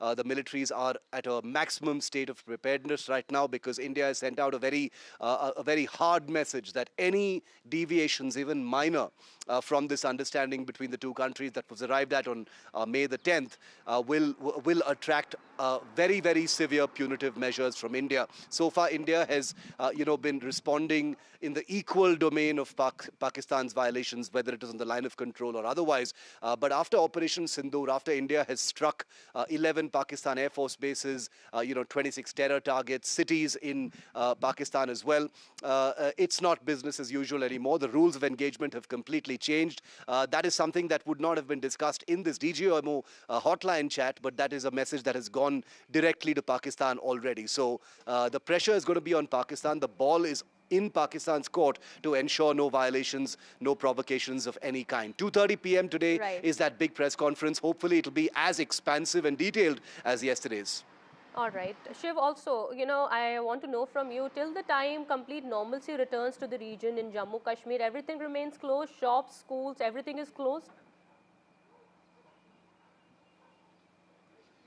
Pretty much. I'm here in a town called Lagama, which is very close to the line of control in Uri sector, right behind me. And we reported from here a few days ago, when there was a fatality of a woman called Nargis Bano, very close by here, who had lost her life in shelling. Even now, all around me, shops are completely shut. The people from this village have all been taken to Baramulla, which is further, inside in the depth areas, closer to Srinagar. But I can tell you that state authorities and local administration have issued warnings for people not to return in a hurry to their houses yet, and the state will take care of them. And the reason for that, Kitty, is because a lot of possible unexploded, shells or unexploded mortars or ordnance of any kind could be scattered in areas. Not a lot of the ammunition that Pakistan uses is of very good quality, so some would have exploded, some may be lying unexploded, and therefore poses a very, very big threat and a risk to humans returning back to their settlements. So until bomb disposal squads have sanitized many of these villages around me here at the LOC in Uri, it's still going to be difficult to call anything normal just yet. I think it's going to take a few days, if not a few weeks, until people begin to see the rhythm of life returning. All right. Thank you so much, Shiv, for getting us all those details. My colleague Nazir also, as well as Aishwarya, with us on the broadcast. Aishwarya, you kindly stay on with us. We have some more information now coming in about this important meeting that has been held at Prime Minister Modi's residence. Prime Minister Modi chaired this key security meeting at 7 LKM, that is at his house. This was an hour-long meeting that took place at Prime Minister Modi's residence. Defense Minister, External Affairs Minister, CDS and NSA have met the Prime Minister. The Tri-Chiefs also met the Prime Minister. And for more details, my colleague Aishwarya with us. Aishwarya, any more details about the meeting? What all was discussed here?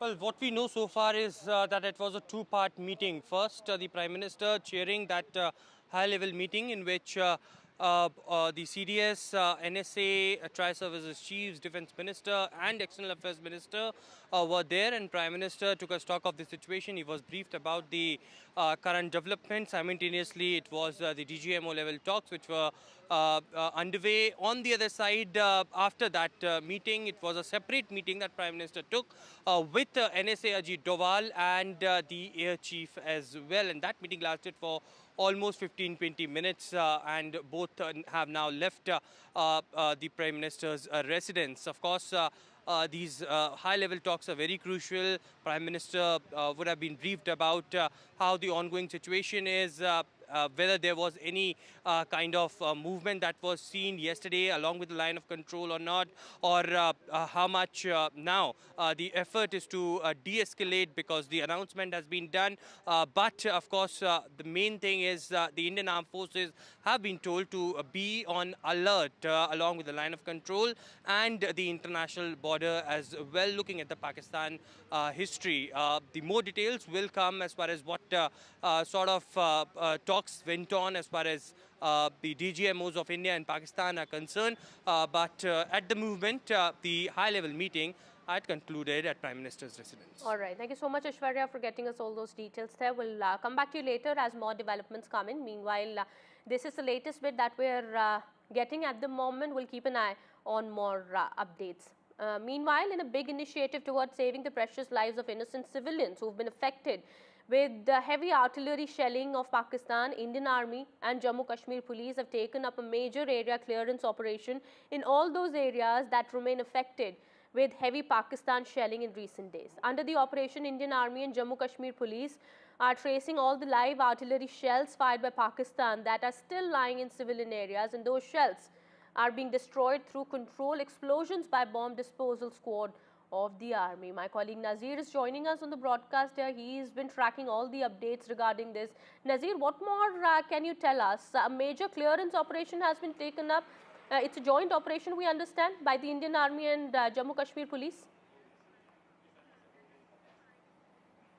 Well, since it has been heavily shelled areas, and there's possibility there can be unexploded material lying scattered in these areas, affected areas. So police has issued an advisory asking people who had to flee from their homes, don't rush back. Don't rush back quickly. Wait for us. We are carrying out clearance operation, sanitization operation. If they find these unexploded shells or any material, they will take care of that. And then people would be asked to come back. So that is the advisory. People who have been, for example, thousands of people have been displaced because of the situation. I saw here in Poonch some people coming back to there and seeing, but because ultimately everybody loves his home. So they want to come back and see the extent of damage, or those which have not been hit by shells. If everything is safe, So people are trying to come back to their home, but government has asked, and police have asked them to exercise caution, wait for a while. We are carrying out clearance operation. Only then you are welcome to come to your homes. They belong to you. But it has been a traumatizing time for the people. Not just they lost their homes, many lost their relatives, they lost their property, businesses. But now they have to wait for some more time before this clearance operation is completed in different border areas of Jammu and Kashmir that were hit by Pakistani shelling. So Nazir, many families who must have evacuated their homes, who must have left their homes for safer areas, they are still not coming back. This is what the guideline is so far. And where all are these people staying now? There has been, of course, we've seen drone attacks in Jammu area also. Did they move out of Jammu Kashmir?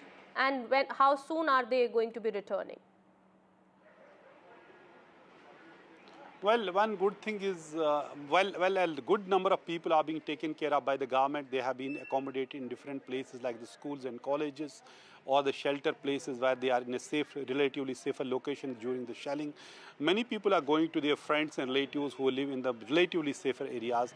So when it comes to the challenge, whenever there has been any challenge, people have been helping each other a great deal. So that is happening this time also, that human relation is helping, that is making people help each other. So if people facing shelling, they are going to this area, they have gone to other areas till the time this place is okay. Now the people appear to be confident. They are saying since last 24 hours there has not been any violation, and though I hope it will continue, and that's expected. Both the DGMOs have spoken to each other, again reiterated their position that they will maintain the ceasefire along the line of control and international border. All right, thank you so much, Nazir, for getting us those details there, those visuals on your TV screens of this clearance operation that has been undertaken by the Indian Army and the Jammu Kashmir Police. This army clearance operation is being carried out in parts of Jammu Kashmir where the army believes there could be traces of live artillery shells which could be harmful or could be damaging to the people around and their belongings as well. All right, shifting our focus now, we are learning that BSF Sub-Inspector Mohammad Imtiaz received a Guard of Honor in Patna. The soldier died at cross-border firing at Jammu Kashmir's Arispura sector. His mortal remains were brought to Patna, cutting across party lines. Several leaders, including RJD's Tejashwi Yadav and others, were present to pay tribute to the soldier. Sir, हम बस इतना ही कहना चाहेंगे. I'm proud of my father. I'm proud of my father, and also जिसने भी देश को अपना बलिदान दिया, जितने भी शहीद लोग हैं, I'm salute to him. बस इतना ही कहना चाहता हूँ. जी बिल्कुल. Thank to all and all my देश कि हम साथ रहने के लिए, and thank for cooperation to all of you. My colleague Prabhakar also with us on the broadcast here. Those visuals on your TV screens of the last rites that were conducted and Guard of Honor that was given to the BSF sub-inspector. It's very unfortunate and we've heard those reactions coming in also, Prabhakar, from the family of the sub-inspector. We understand political leaders cutting across party lines also reached for the Guard of Honor for paying their last respects to the BSF sub-inspector. Yeah, BSF Sub-Inspector actually Mohammad Imtiaz, who hails from Chhapra in Bihar. His mortal remains were brought to Patna today, and the Guard of Honor ceremony was held at the Patna airport, which was represented by all political parties. So be it the ruling coalition, the opposition, Tejashwi Yadav, or the ministers of the Bihar government, also the DGP and all the senior officials, they were all there to receive the body. The Guard of Honor, the ceremonial function was held there, and then the body has been brought to Chhapra, and as we speak, the final burial is happening with the full state honor at Chhapra. And interestingly, I mean, we are seeing huge crowd on the streets, people actually waving tricolor, raising slogan for Mohammad Imtiaz, who lost his life in this battle. And remember, he was hit by one of the drone attacks by Pakistan, as his family members are confirming. And they had a word with him before he died, actually. So when he was hit, he had a word with his family members. His family members even booked their ticket for Jammu, and they reached Delhi first. Then the flights were cancelled, so they could not actually reach Jammu. But before they could have actually done it, he passed away. He succumbed to his injury. His right leg, we were told, was completely blown off in one of the drone attacks which was carried out by Pakistan. So his mortal remains has been brought to Chhapra, and as we speak, the final burial is happening with full state honor here. All right, thank you so much, Prabhakar, for getting us all those details there. We have those visuals coming in of the final tributes that are being paid to the late soldier. Bihar Deputy Chief Minister also reached Patna here, where the guard of honor is being given to the BSF sub-inspector. His family members there also, one of his brothers speaking to the media, said that they are proud of their brother, and his sacrifice won't go in vain.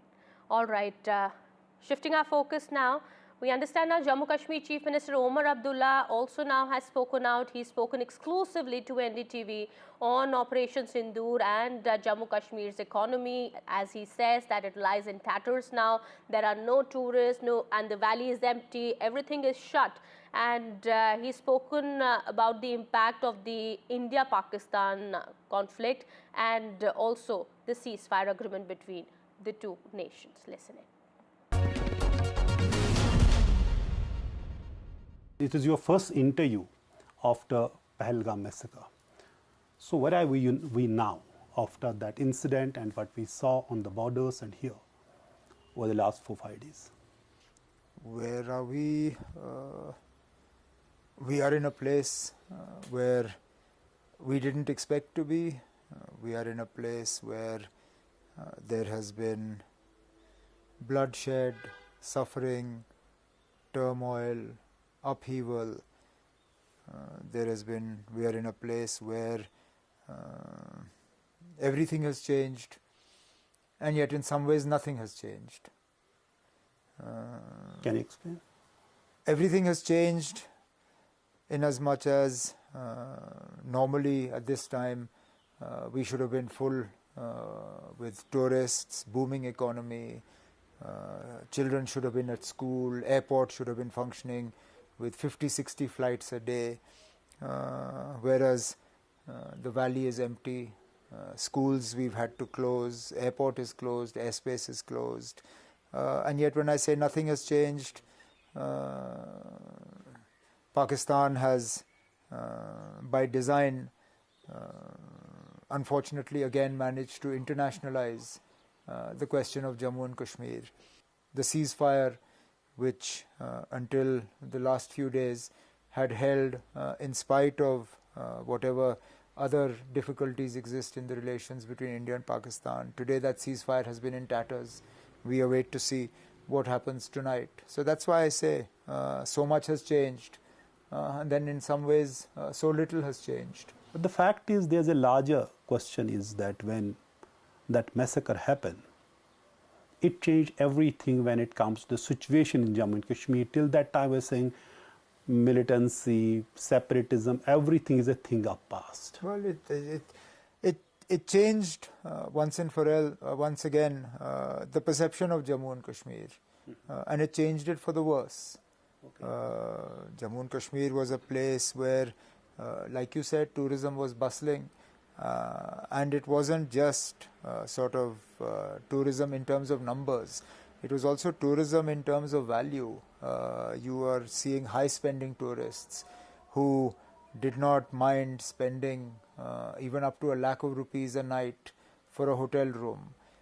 Today, that part of our economy lies in tatters. Those who were actively engaged by hotels, restaurants, shops, they are sort of in the process of being disengaged.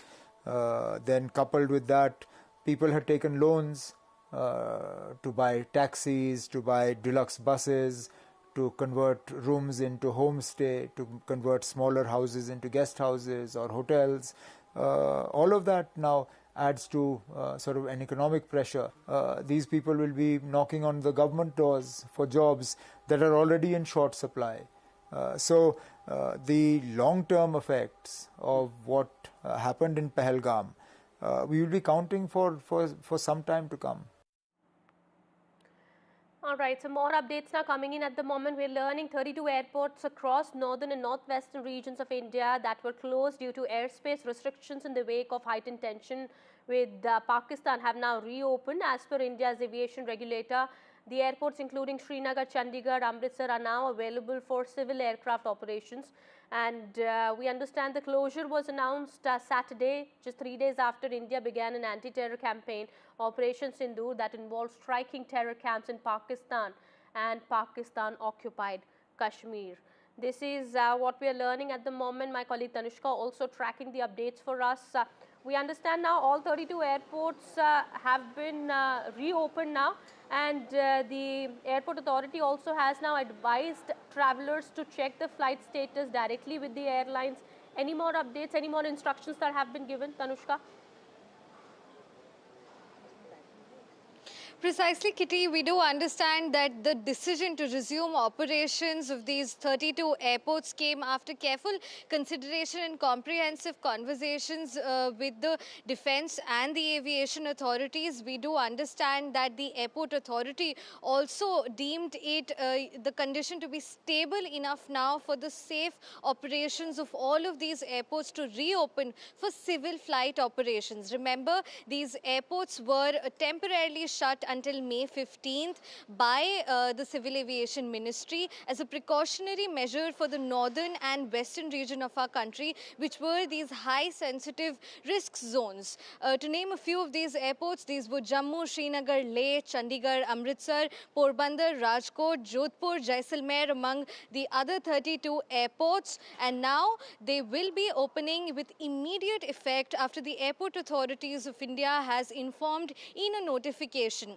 Now, in this notification, we also understand that they have also instructed passengers to maintain constant communication in touch with their airline specifically. This is, going to take time, this transition as well. So the authorities are also working on a smooth transition back to normalcy, which also means reallocation of staff, reallocation of slots, and crowd management as well. Remember, these airports, all 32 of them, have been shut for over a week now, and this has caused a lot of disruption with respect to air travel. So naturally now people who will be might wanting to go back home or go return to their places of choice.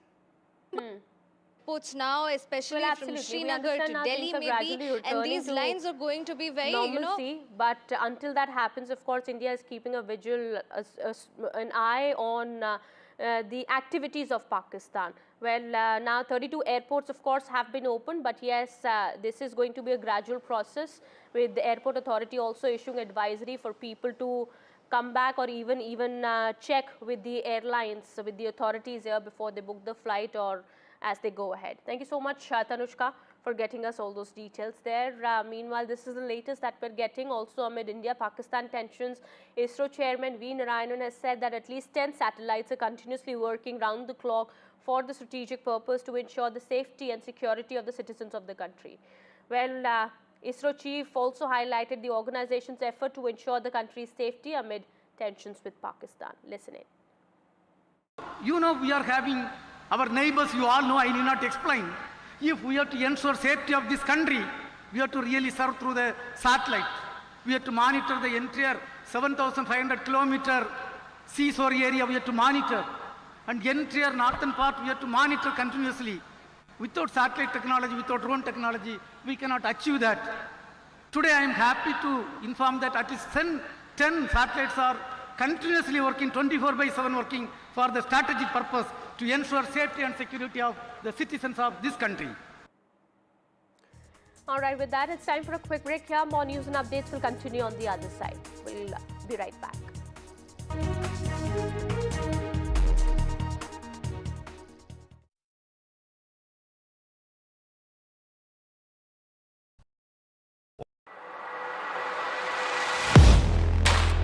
Do you really know the company you invest in? What is the real picture behind presentations and claims? Is the outlook as rosy as the company claims? Know Your Company, powered by NDTV Profit Research, shines a light on the biggest stock market movers.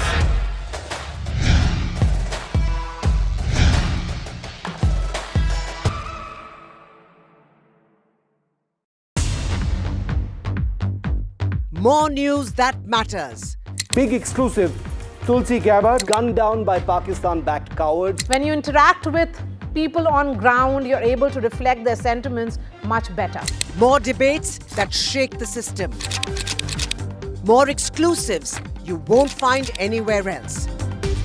Not just another prime time. It's a prime time that's unmissable.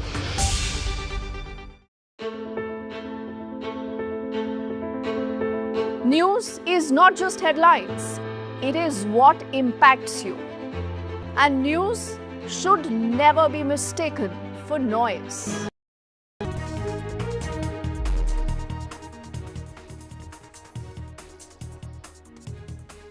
Welcome back after the break. The US and China have agreed to lower tariffs for the next 90 days in a major de-escalation in the tariff war that's threatening to cut off trade between the world's two largest economies.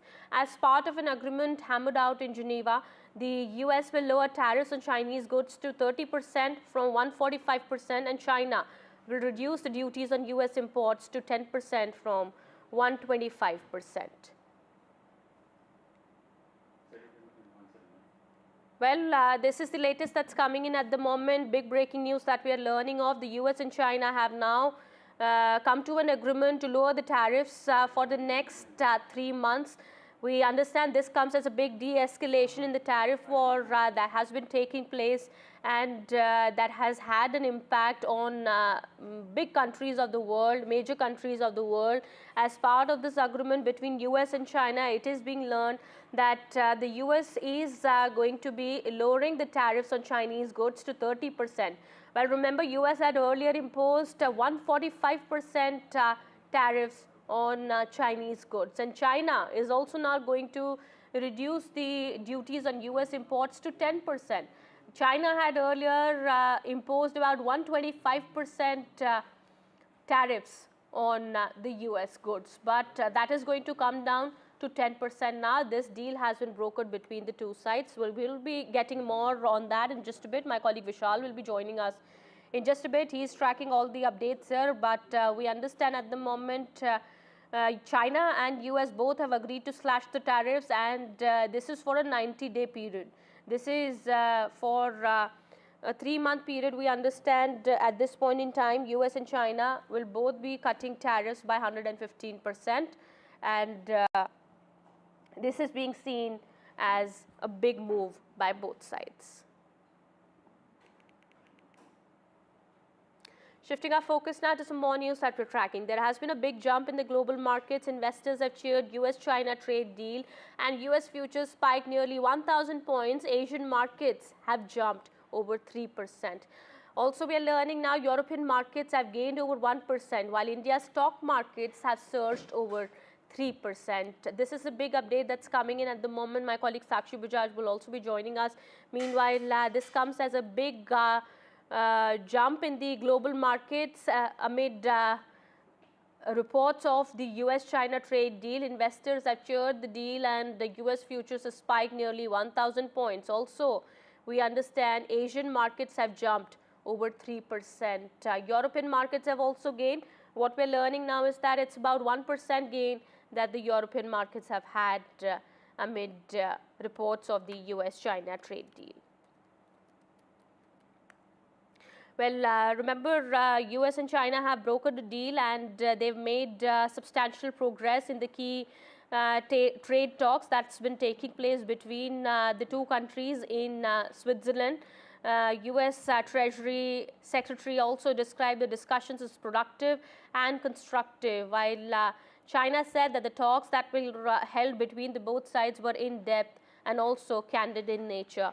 And White House, I remember, has called it a trade deal, a great trade deal, but also not given out further details. All right, my colleague Sakshi is now joining us on the broadcast here. She is getting us more on that. Well, big jump in the markets here, Sakshi. Take us through details.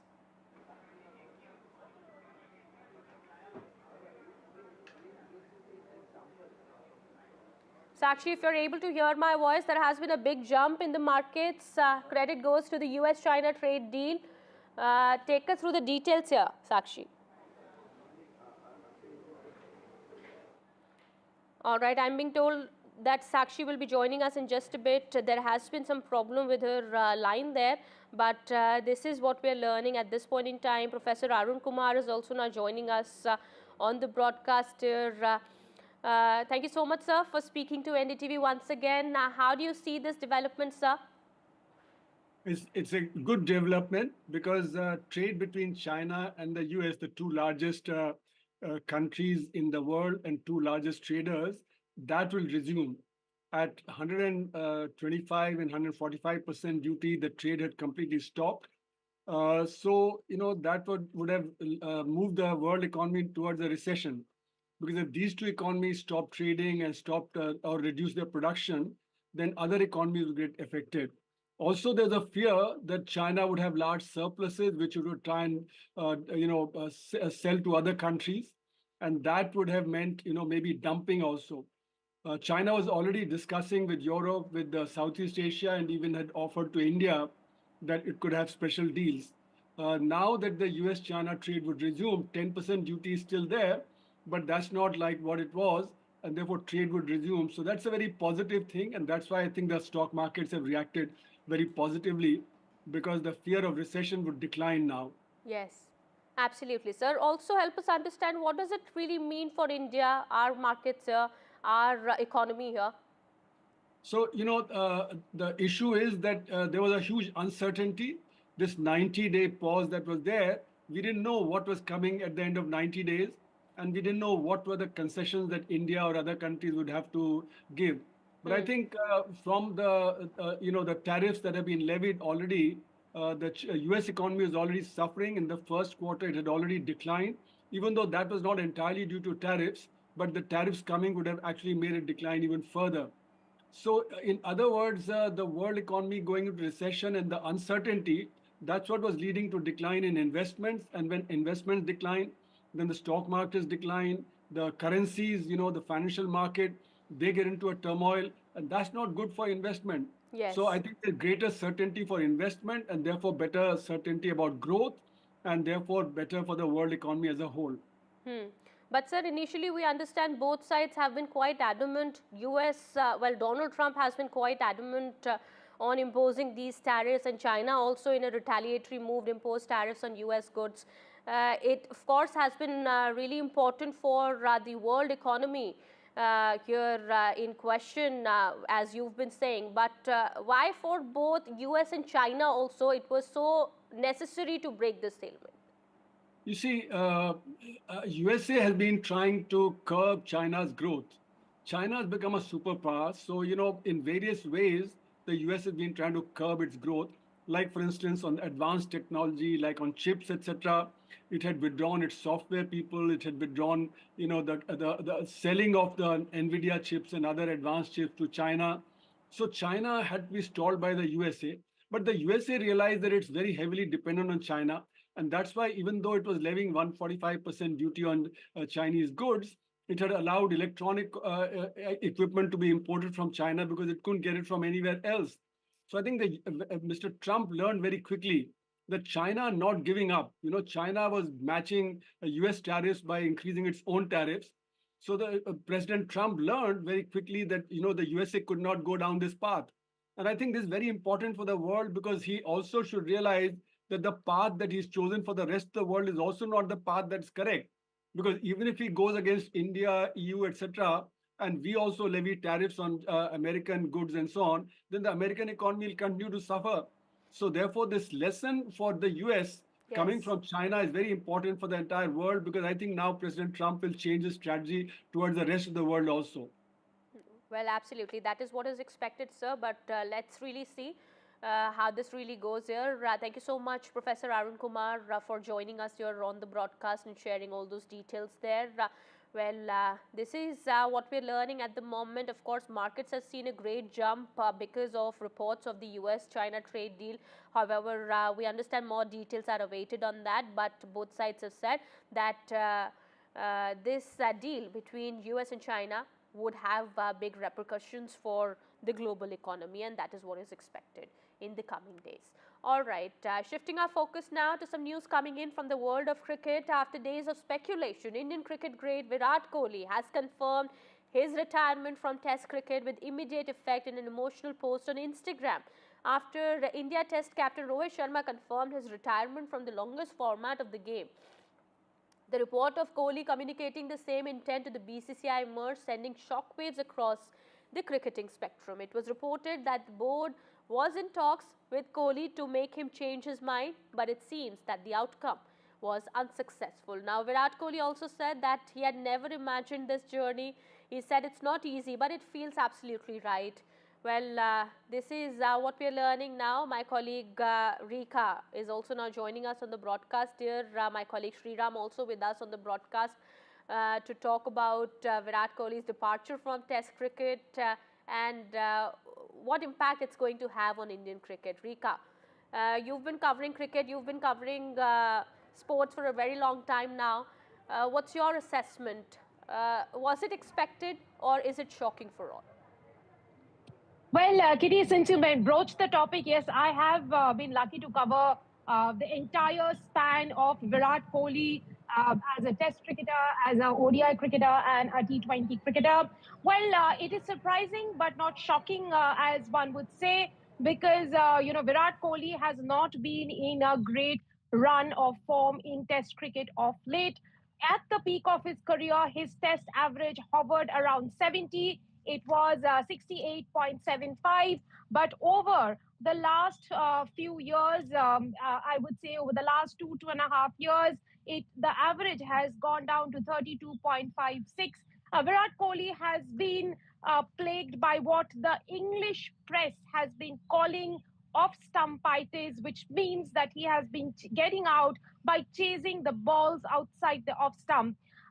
It is something that had plagued him during the last tour of England and even during the tour of Australia. Virat perhaps thought that another English tour will be difficult if his mind and body is not in sync, and perhaps thought it was the right time to call it quits, even though if he had played another series and scored another 770 runs, he would have been in that vaulted company of greats who have scored 10,000 runs in Test cricket, like Sunil Gavaskar, like Sachin Tendulkar, Kumara Sangakkara, Ricky Ponting, all of whom are Virat Kohli's heroes.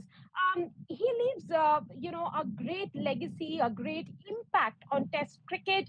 In fact, from the time Virat Kohli became the Test captain, India really envisaged picking 20 wickets in both innings of the Test match. He created a bevy of Test fast bowlers who would give him that advantage as a captain, having picked 10 innings in each wicket, which is 20 innings in a Test match. Virat Kohli really dominated Test cricket between 2016 and 2019. He scored 30 Test centuries, 31 were his half centuries, and of them, he converted 30 of them into Test centuries, which in itself is a phenomenal record.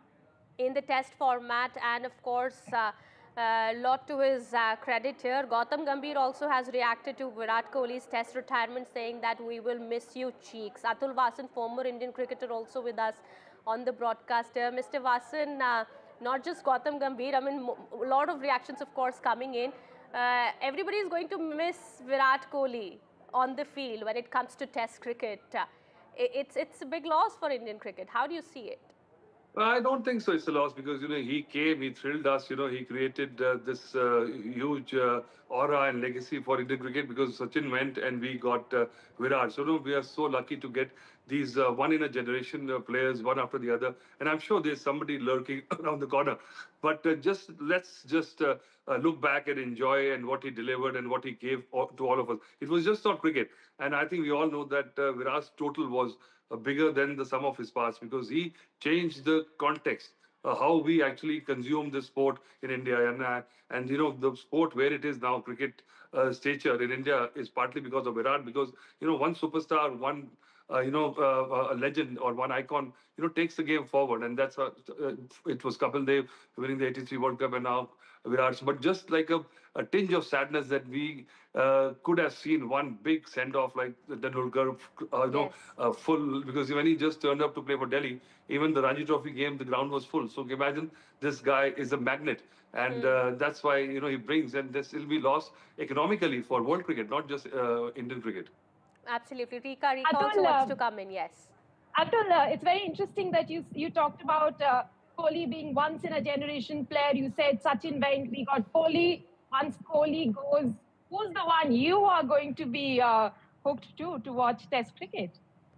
I just hope that Test cricket was actually sustained by players like Kohli, and I think if we don't have players like him, and we keep on losing players because the next generation, you can see that the low-hanging fruit, people are becoming famous, rich, playing T20 cricket, and not many people or even talented players who've got that quality, not actually willing to go that extra yard because, that cap, the Test record, and all the players, if you ask, we judge players and we look back and, we see what he has done in Test cricket, not in T20 or even one-day cricket. So, I mean, that is it. So we need to develop players who are made for Test cricket to ensure that Test cricket survives. But even sadly, players who are in that mode, like Pujaras and Hashim Amlas and all, they don't get picked for these franchise cricket and they lose out financially. So I think unless a system is made where players who've got that quality are compensated by the boards, that they should not actually just yield to that, easy money. I don't think so that Test cricket is going to survive too long. Haven't answered my question. After Kohli, who next? That once in a generation Indian player. King is dead. Long live the king. You can't.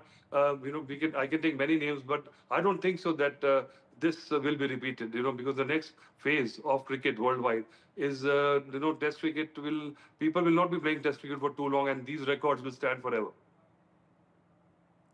Mr. Vasan, what many are also saying that Virat Kohli could have waited till the England series before retiring. That was what was being expected. Why? Because he's made up his mind. There are other issues also. There's life outside cricket also. He's got 2 young kids, and the kind of pressure on him, the kind of the timeline he has to devote to cricket. I'm sure that he decided that enough is enough, because even if 700 runs and reaches 10,000, he's not going to make Kohli a better player. We all know what he's delivered, and even that one more test series. But I think he would have added a lot of value in England because of the conditions and all that. And if just his presence, you were saying about his records and all, I think that was actually, quite churlish to just say his average had dropped and all. But his just presence is actually worth more than what is delivered in runs.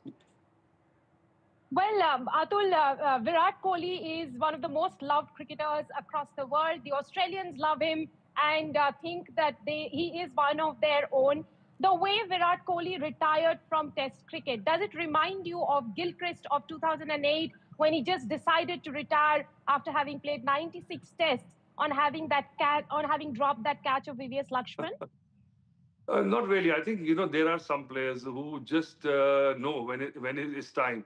And there's a saying cliche in cricket. That retire when people ask why rather than when. And most cricketers, 90%, 95% of cricketers go ranting and raving, and they just are bitter because they just, when they leave the game. But some players decide that they want to leave at the top when people really want them to play, and I think they are respected more. And why just Adam Gilchrist? In 96 Test matches, even if you play 4 Test matches, we remember Donald Bradman getting out on duck in the last inning. If you would have got that run and 100 average, what was so special? But now 99.96 is better number.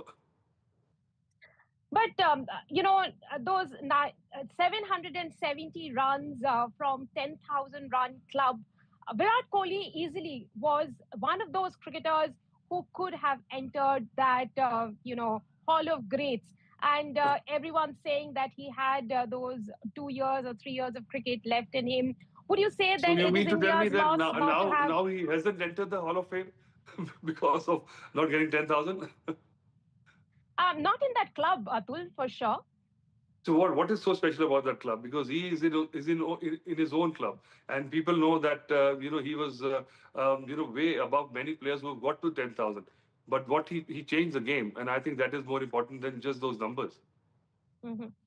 Now, in terms of Virat Kohli's legacy, what would you say is the biggest? Is it the way he has inculcated the culture of fitness, or the fact that he invested in bowlers who could take 20 wickets for India in test matches, or that word that he used for Indian cricket, which was intent to win?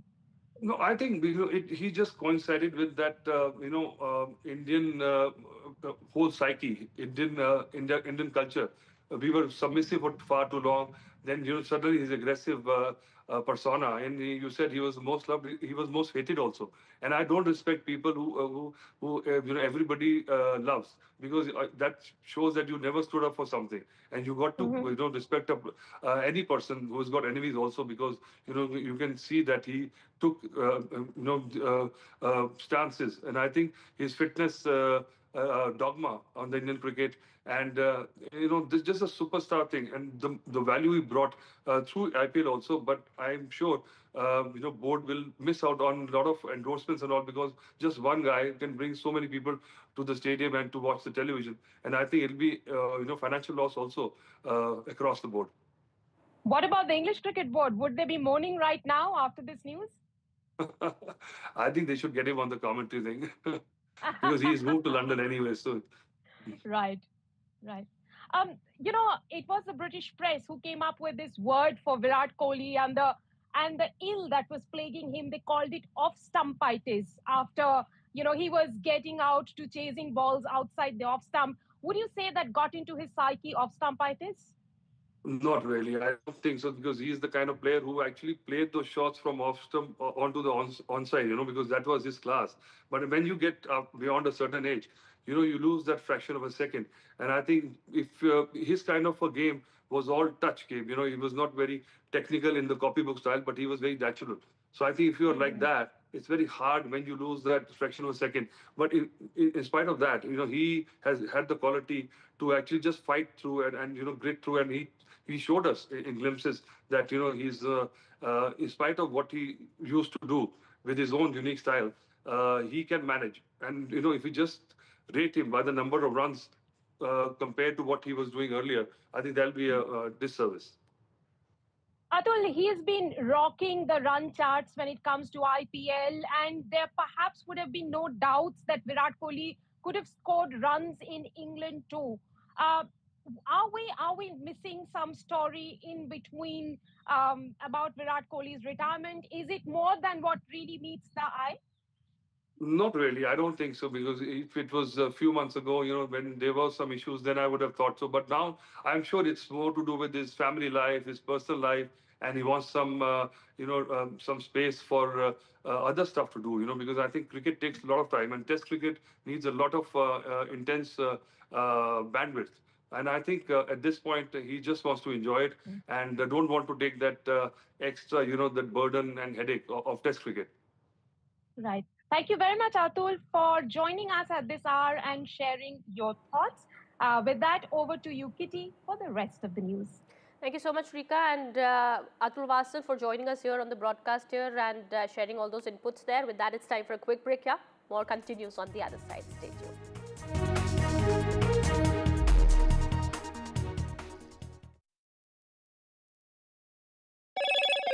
Hello, Moto.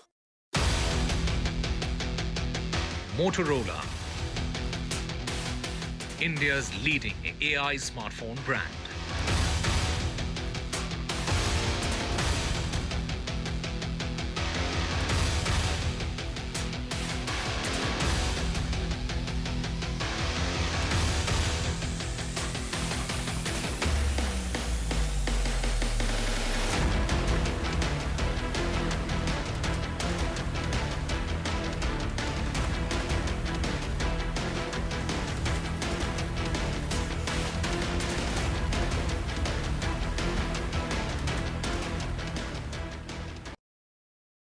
I've been reporting on all issues big and small from Andhra Pradesh, Telangana, rest of South India, bringing you all the action, all that you need to know, all that you want to know. The energy of Maximum City is infectious. I'm bringing that energy in our news coverage from financial capital Mumbai. Covering from the southernmost part of India over the last 23 years, I bring in-depth and 360-degree coverage from the Dravidian heartland. The land of Mishti, also known for its bitter politics. I have seen much water flow under the Howrah Bridge, covering Bengal in all its vivid colors. India's IT capital is always bustling, a city full of startups, stories and surprises. And I keep you ahead on all the Bengaluru buzz.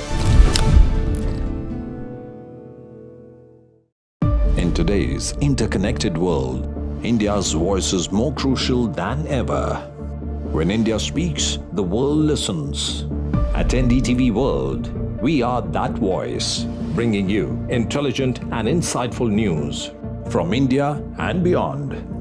From geopolitics and diplomacy to economic shifts, migrations, tech disruptions, and the stories of our diaspora.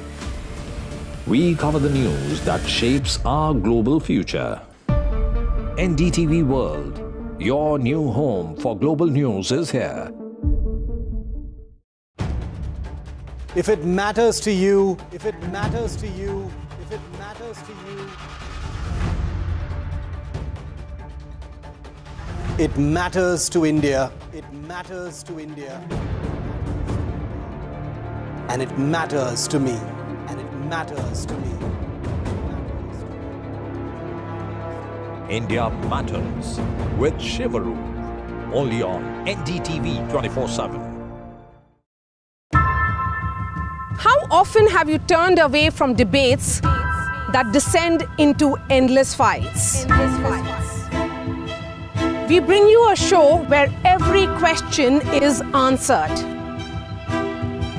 where every debate finds its resolution, where every story finds its conclusion, where opinions collide but facts prevail, where stories unfold with insights and trust. When the noise ends, the last word begins.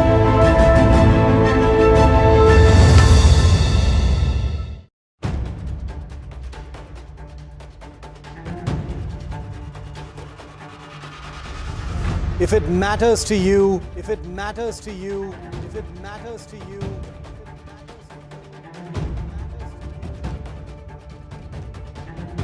it matters to India. It matters to India.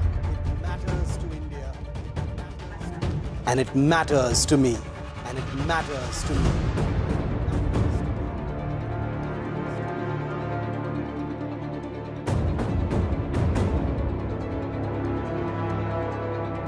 India Matters with Shivaru, only on NDTV 24/7.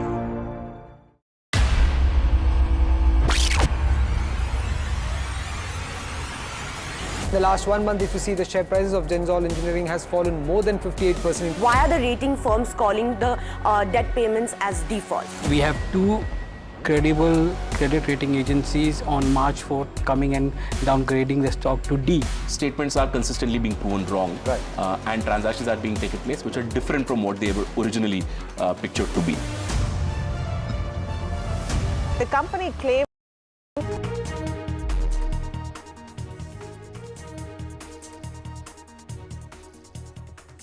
Prime Minister Modi chairs a high-level meeting with top government functionaries and all three services chiefs. This is after the first night of calm at the border after several days. Also, a key briefing of the government at 2:30.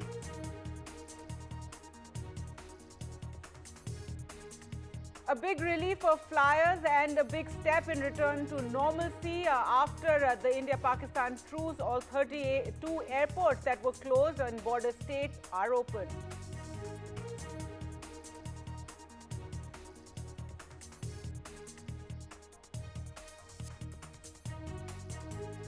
The BJP says India sent a strong message with tough measures against Pakistan, striking at the heart of terror. The Congress has once again pushed for a special parliament session where Operation Sindoor can be discussed.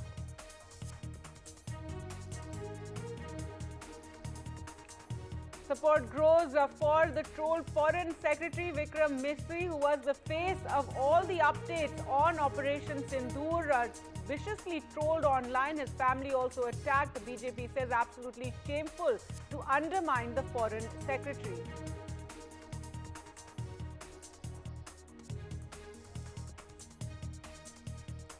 And a big relief for the stock markets across the world, and indeed markets, as US and China have agreed to roll back their tariffs by 115%, and stock markets rise.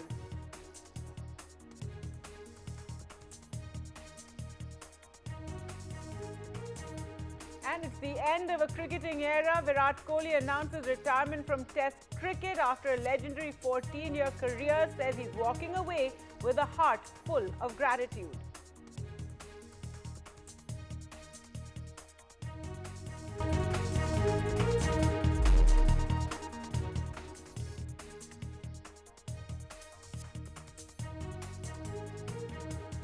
Hello and welcome. You're watching NDTV. I'm Gargi Raut. Let's get you all the latest updates. The Prime Minister today chaired a key security meeting with all top ministers there, as well as the services chief. The NSA too attended this meeting. This comes after a night of calm at the line of control and international border following the ceasefire that was announced between India and Pakistan. And today, so this high-level meeting, which took place for nearly an hour at the Prime Minister's residence. In a short while from now, at around 2:30, a key briefing will also take place by the government, and in which more details will be revealed. Now, this is after the first night of calm along the line of control and the international border, as many of those who are living along those areas have now started returning home, though there is a sense of caution as well. Authorities asking people to be cautious about unexploded shells that could be found in the area. So those checks are currently taking place, but Operation Sindoor, as the government said, was a massive success, striking at the heart of terror in Pakistan, indeed also at the air bases. Well, let's go across to Aishwarya, who's been tracking all these developments and the key meetings that have been taking place. It was nearly an hour-long meeting, Aishwarya, that took place at the Prime Minister's residence today, and at 2:30 we're expecting that briefing. Well, that's right. A high-level meeting at Prime Minister's residence at 7 Lok Kalyan Marg was chaired by Prime Minister Narendra Modi.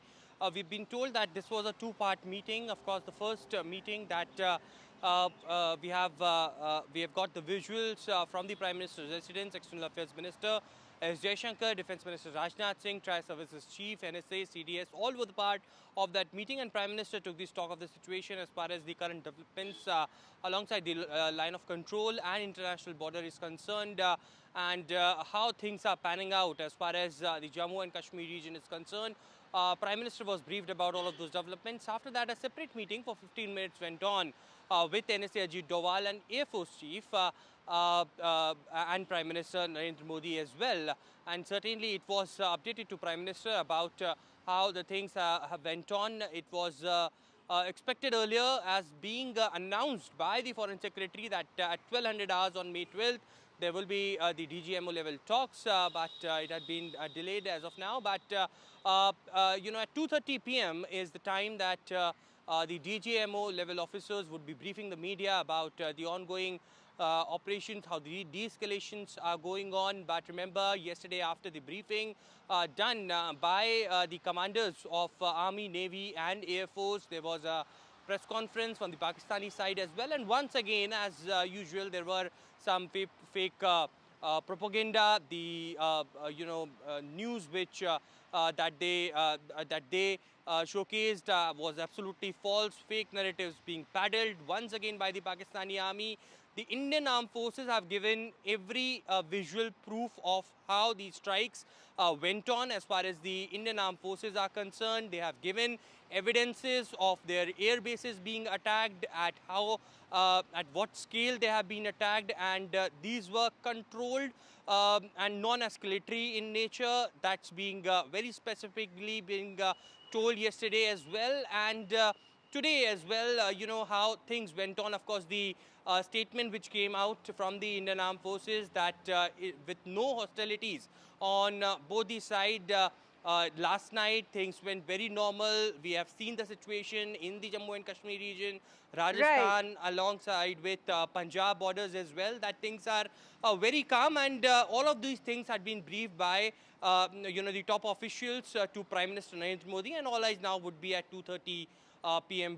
Briefing with the DGMO levels officers at National Media Center. Right, and Aishwarya, do stay on with us. As you said, that briefing took place yesterday where we were told 100 terrorists in fact were killed and high-level targets, but now some more breaking news coming in, more revelations regarding India's strikes inside Pakistan, and now it has been revealed that the IF also hit Karachi. During Operation Sindoor, it was the Malir Cant in Karachi that was hit. Main Pak city, they're hit by Indian forces. Now, yesterday, remember, Rajnath Singh, as well as the briefing that took place in the evening, talked about the strike at Rawalpindi, which is a big shock to Pakistan, to the fact that with such precise strikes were made deep inside, right next to Islamabad. But now this big revelation that the Indian Air Force also struck inside Karachi. This is the Malir Cant in Karachi that was hit. Now, if you remember, the night of the big strikes, where there was a certain amount of confusion also regarding where all Indian Air Force had struck, where our missiles had reached. Now, yesterday at the briefing, it was revealed about the air bases that were destroyed due to the precise missile strikes by India. But now this revelation, let's go across to Shiv Arur, who has been tracking these developments. And Shiv, now the Indian Air Force confirming that during those strikes, Karachi was also hit, this base in Karachi was hit, this Cant area. That is correct. This is a huge update that we're getting right now. Remember, this was mentioned by Air Marshal A.M. Bharti, the Director General of Air Operations, in his press briefing yesterday. But most people missed it because he only mentioned Malir Cantonment, but he didn't mention Karachi, where Malir Cantonment is. So, you know, very few people actually put two and two together. Now we know for sure that the Malir Cantonment is in Karachi, and an air defense site was actually struck by missiles. This is a huge update because, you know, Karachi is of enormous importance. It is one of Pakistan's biggest and most crucial cities. And the addition of Karachi to that list of bases and cities that were struck by Indian Air Force missiles fired from Indian Air Force fighter aircraft means that every major city practically in Pakistan in some way or the other was hit. Its military installations were hit. Lahore, Rawalpindi, Karachi, Faisalabad, and Sialkot, all of these are big cities, and now Karachi gets added to that list. Remember, Gargi, the reason why Karachi is also important is because the Navy yesterday said that it was completely primed and ready for a strike on Karachi. This would have been, you know, assets on the coast, the harbor, energy installations, economic installations, the port itself, which the Navy confirmed they had targeting information about and were primed and ready to strike in the event of any escalation. But it looks like Karachi was already locked as far as a strike was concerned, and we can confirm now that the Malir Cant that the Indian Air Force mentioned in yesterday's briefing was in Karachi. What damage has been caused over there is not clear yet, but an air defense installation at the Malir Cant in Karachi appears to have been destroyed. That's what the Indian Air Force said on record. This is a very, very big update to that list. That's right, Shiv. In fact, yesterday the big talk was the strike on the Noor Khan Air Base and in Rawalpindi. That is correct. The Noor Khan base in Rawalpindi, the air defense installation at the Lahore airport, which was initially dismissed as some kind of Pakistan Army exercise, a radar facility in Sialkot, and now, you know, the Malir Cant air defense installation in Karachi. With this and with more information coming out, I'm wondering whether we know everything about the airstrikes, Gargi, because frankly, this is, you know, this adds not only a new dimension to the complexity and the reach of the Indian Air Force's targeting systems, but it also sort of broadens the map, expands the map to all parts of the country. Karachi is in the southern part of Pakistan, in the Sindh area.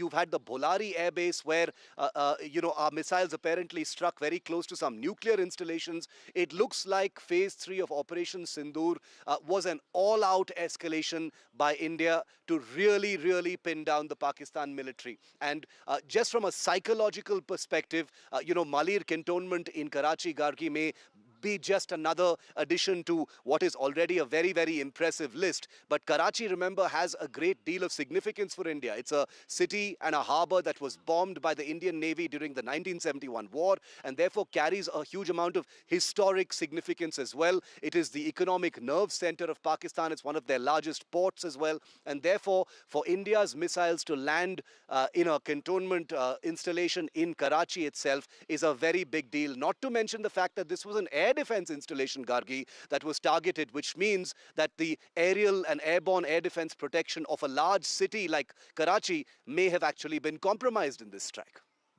That's right, Shiv. And during the briefing, it was also emphasized how there was no, civilian area that was ever targeted, how these were very precise strikes. And that is something that is really, is something I'm sure is going to be studied going forward, the kind of strikes that were conducted by India and the absolute precision and how, as you said, these various air bases, Rawalpindi, and now it's revealed that in Karachi also this strike taking place. And, maybe today at that briefing that we're expecting in around 15 minutes from now, we'll have more details regarding the strikes. I agree with you. I think today's briefing, which starts in a few minutes from now, should have more visual information. Remember that we still haven't seen, 27 images as part of a very, very detailed presentation were put out yesterday, Gargi, establishing the damage inflicted by Indian missiles in Chaklala, in Murid, in Sakkar, in Noor Khan, like you mentioned, the Chaklala base, Rafiki, and other places, Lahore, Sialkot, as well as the terror sites. But battle damage assessment is still awaited in some of the other bases which the Indian Air Force has acknowledged they hit, but those maps and satellite images haven't come yet for various reasons. They should be coming anytime. Sargodha also came quite late yesterday. It was an update. So we should be expecting more imagery, I'm guessing, at some point today. Skardu in the northern areas, the Malir cantonment in Karachi are two that come to mind. There could be some other battle damage imagery that will be shared as well. As we've said, the fighting is now over. It's a ceasefire right now, but it is a battle of perception as well. And to see the manner in which all these, revelations are made, the way the DGMOs have spoken about the kind of operation that was carried out under Operation Sindoor. You're there in, Jammu and Kashmir. It's been the first night of calm, and one is hoping to really consolidate on this ceasefire and that this continues for the sake of, the local people also now returning home. But so Shiv, this is very interesting that now more and more, facts are being revealed about Operation Sindoor, even as though that hotline, is there, that, there will be communication at the DGMO level over the ceasefire and after the first night of calm that we've seen in several days. You're absolutely right.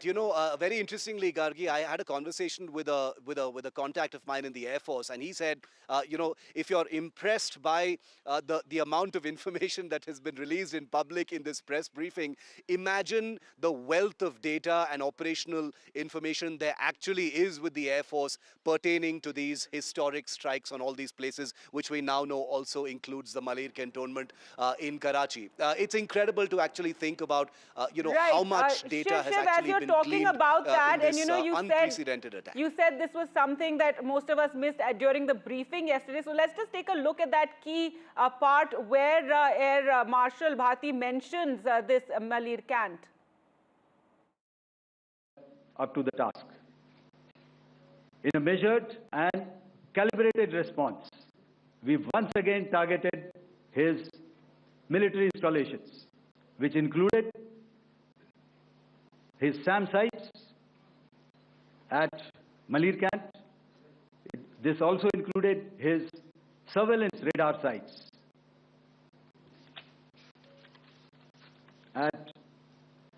Lahore and close to Gujranwala. These were suitably addressed, and thereafter his drone attacks continued even till morning, which we countered, and during the daytime there was some respite. Here I would like to bring out another aspect. What we found was that while the drone attacks were being launched from somewhere close to Lahore, enemy had allowed his civilian aircraft to also continue to fly out of Lahore. Not only his own aircraft, but international passenger aircraft, which is quite insensitive, and we had to exercise extreme caution, even at the cost of some tactical disadvantage, to ensure that there is no damage to any of the civilian aircraft. All right, so there you have the Air Marshal's statement, which it seems, Shiv, you also missed it when they announced that 11 key Pakistani air bases were struck during that operation, and it's after that that the ceasefire was arrived at, and it's after that the Pakistan reached out, and the US says that they assisted in this entire exercise. But yes, so we struck such key cities, near such key cities, precise strikes at air bases, at only military installations at this camp in Karachi. Gargi, to be very honest, I'm going to be studying the names of military cantonments in Pakistan to connect them with cities, so we, know exactly what has been struck. Because I think you're right. I share your sentiments right now about the fact that this is a target list that continues to keep expanding. I think at today's press briefing, Vishnu, our colleague, is going to be there, and I'm sure we'll try and get a question in on precisely the nature of the damage, that was inflicted on some of these key sites. Remember, striking military installations is one thing. Striking military installations in big cities that are key to, citywide defense, air defense. This was a surface-to-air missile site, or SAM site, as Air Marshal Bharti said, is a very, very hostile act, and it now makes sense. It's kind of dawning on everyone why Shiv, as Pakistan you said, sort of picked up the phone and asked for this ceasefire. Near nuclear command centers, I mean, Rawalpindi, etc., those strikes, and that's what today at the press conference the BJP just held. They said it's for the first time that you've gone into a nuclear country and managed to strike so many prime targets there, and this really was the turning point. And it's after this that the ceasefire was announced, and Pakistan reached out, and the ceasefire announcement came through. Correct. There were at least 3 bases, Gargi, which you rightly mentioned, where Indian missiles struck very close to, nuclear command elements. Either establishment command and control, or possibly even, nuclear launch sites. These included Chaklala, like you said, in Rawalpindi, the Bholari base, which is towards the south, and also the Sargodha base. These 3 bases are known to be proximate to elements of the strategic command of Pakistan, which is basically their nuclear authority. And that is what really rang the alarm bells, because an intelligence alert had rung through the defense networks of Pakistan, suggesting that India would try and take out some nuclear elements as well. Not attack actual nuclear weapons facilities, but the command and control structure, which is very, very valuable to the Pakistan military. And that completely rattled and spooked them, and is said to be the tipping point, forcing them to, ask the United States to intervene. And as we've reported, the sequence of events after that is basically the US telling Pakistan, Gargi, to pick up the hotline that is established between the DGMOs and get on a conversation with your counterpart on the other side, and come to some kind of an understanding to cease hostilities. Because the US, in some ways, and not to make it too simplistic, was basically saying India is in full war mode right now. I don't think even we can call them off, so you had better pick up that phone and try and come to an understanding. And that's precisely what happened, Gargi. All right, Shiv, thanks so much for joining us with that big breaking news, a strike in Karachi at that Kant area, and we're hoping for more, details of this at 2:30 during the briefing that will take place. We'll slip into a short break and return with more.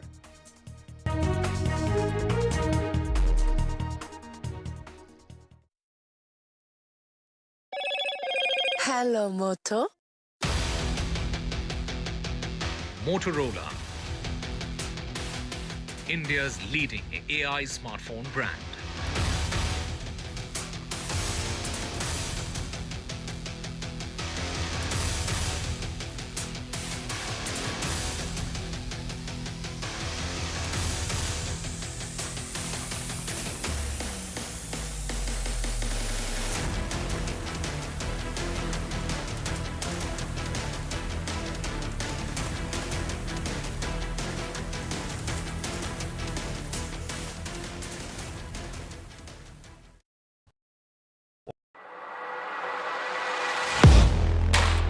Do you really know the company you invest in? What is the real picture behind presentations and claims? Is the outlook as rosy as the company claims? Know Your Company, powered by NDTV Profit Research, shines a light on the biggest stock market movers.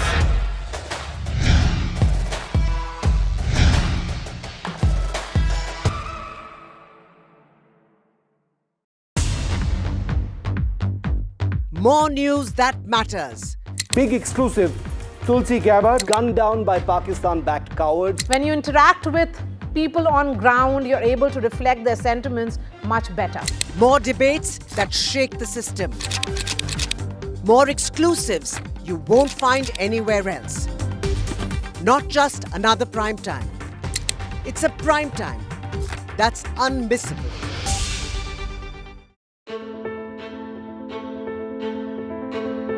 News is not just headlines, it is what impacts you. And news should never be mistaken for noise. What matters is the reality. Accurate, in-depth, and with the right perspective. For over 20 years, I have been a journalist, and never has clarity mattered more than now. At Newsnight, we go beyond the surface.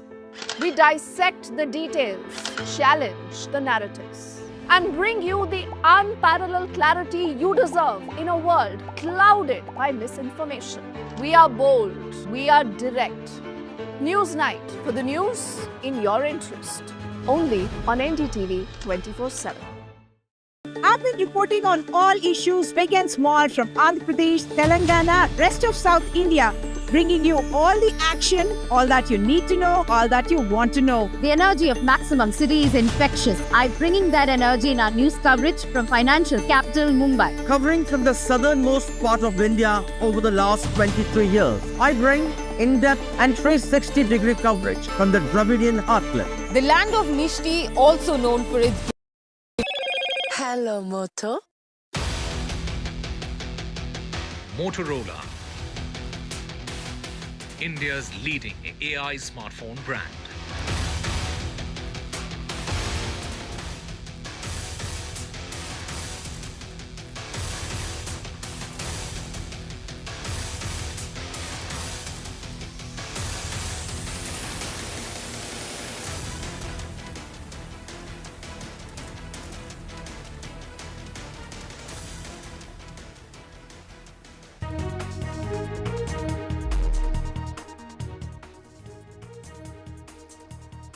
Welcome back. It's been a night of calm in Jammu and Kashmir along the LOC and other border areas. And now an exclusive interview with the Chief Minister Omar Abdullah, who talks about how the economy of the Union Territory is now in tatters. There's no tourist, valley is empty. And also the immediate priority for the government is the return of the people and also helping them rebuild their homes.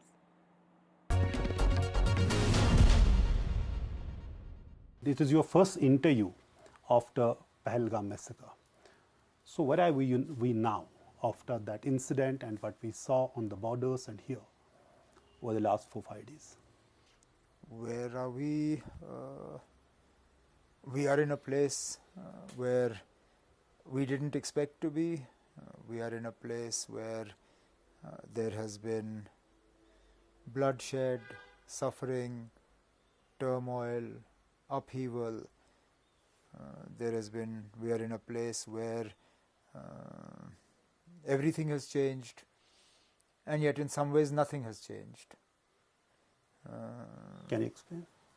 Everything has changed in as much as normally at this time we should have been full with tourists, booming economy, children should have been at school, airport should have been functioning with 50-60 flights a day, whereas the valley is empty, schools we've had to close, airport is closed, airspace is closed, and yet when I say nothing has changed,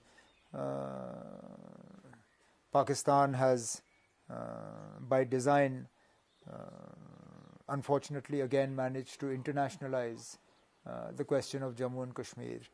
The ceasefire, which until the last few days had held in spite of whatever other difficulties exist in the relations between India and Pakistan. Today that ceasefire has been in tatters. We await to see what happens tonight. So that's why I say so much has changed, and then in some ways so little has changed. But the fact is, there's a larger question is that when that massacre happened, it changed everything when it comes to the situation in Jammu and Kashmir. Till that time, we're saying militancy, separatism, everything is a thing of past. Well, it changed once and for all, once again, the perception of Jammu and Kashmir, and it changed it for the worse. Jammu and Kashmir was a place where, like you said, tourism was bustling, and it wasn't just sort of tourism in terms of numbers. It was also tourism in terms of value. You are seeing high-spending tourists who did not mind spending even up to ₹1,00,000 a night for a hotel room. Today, that part of our economy lies in tatters. Those who were actively engaged by hotels, restaurants, shops, they are sort of in the process of being disengaged.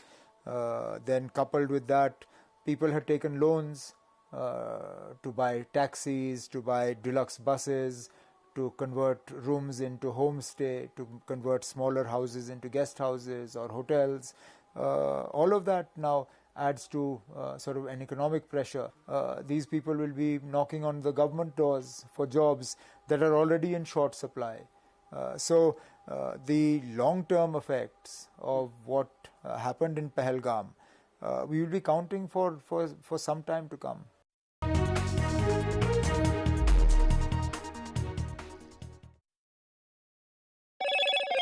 Hello, Moto. Motorola, India's leading AI smartphone brand.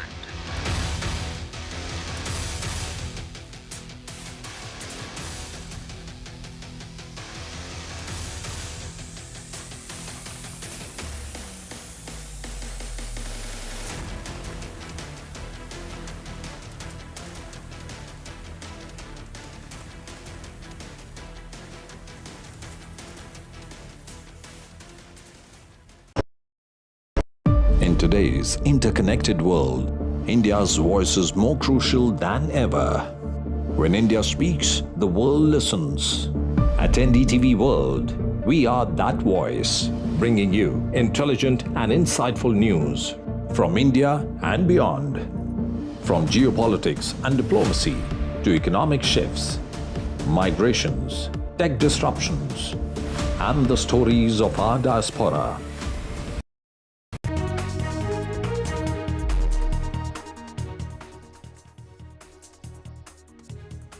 Welcome back. In just a short while from now, we're expecting that key briefing by the DGMOs to take place. There you can see the chairs are set, the media is all there. NDTV's Vishnu Shom is also there, where we're expecting that briefing to take place and more revelations regarding Operation Sindoor. Remember, yesterday there was the briefing where they spoke about exactly where all India had struck inside of Pakistan, how every city of Pakistan, in a sense, every key city had been struck during the precise airstrikes by India, and that is what was really the turning point of the hostilities and the conflict that took place between India and Pakistan, and after that was when the ceasefire was arrived at. So we will be tuning in for that key briefing in just a short while from now, but let's get you updated on all the developments that have taken place since the morning, and the big cheer really for travelers, air travelers, is that the 32 airports that were closed across northern and northwestern regions of the country due to the hostilities and the restrictions and abundance of caution have now reopened, is what India's aviation regulator has said. It is going to take some time really for the air services to absolutely normalize, but these airports included several key airports like Srinagar, Chandigarh and Amritsar. Well, let's go across to Tanushka for more. And Tanushka, that's been some great news today, and really another big step towards normalcy in these border states is the reopening of the airports.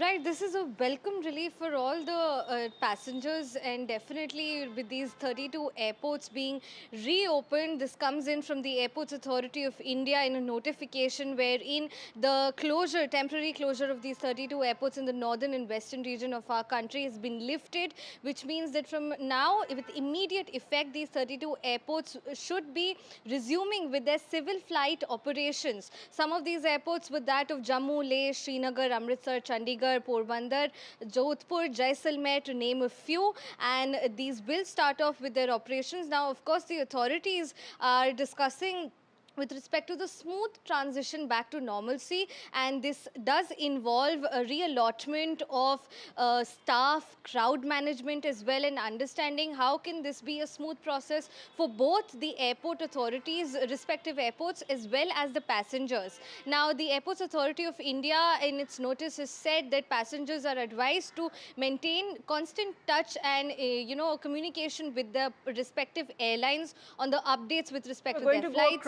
To where the briefing is taking place that key briefing is taking place on Operation Sindoor. Let's just listen in there. You can see all the Vice Air Admiral and Pramod and all have gathered for that key briefing. Let's listen in.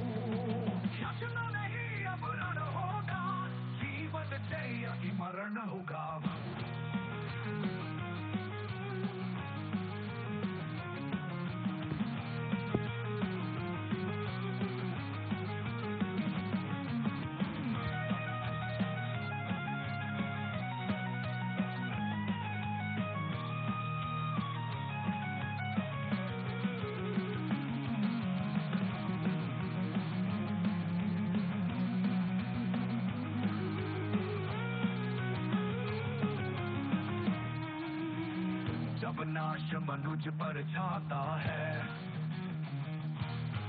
पहले विवेक मर जाता है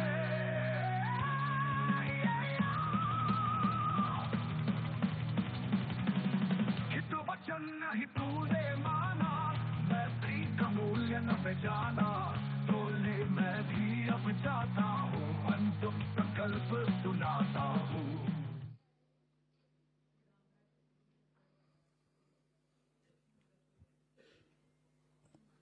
Good evening, ladies and gentlemen. Jai Hind. Welcome to this special press conference on Operation Sindoor. Like yesterday, we'll have the opening statements by the three senior officers who are here with me. You all know them well now. However, for those who were not here yesterday, let me introduce you to them. In the middle, we have Air Marshal A.K. Bharti, Director General Air Operations, who will provide insights on the air domain. To his right is Lieutenant General Rajiv Ghai, Director General Military Operations. He will cover the land aspects. And to my immediate right is Vice Admiral A.N. Pramod, the Director General Naval Operations. Following these briefings, we will be having a few question and answers. May I now request the DG Air Operations to commence the proceedings.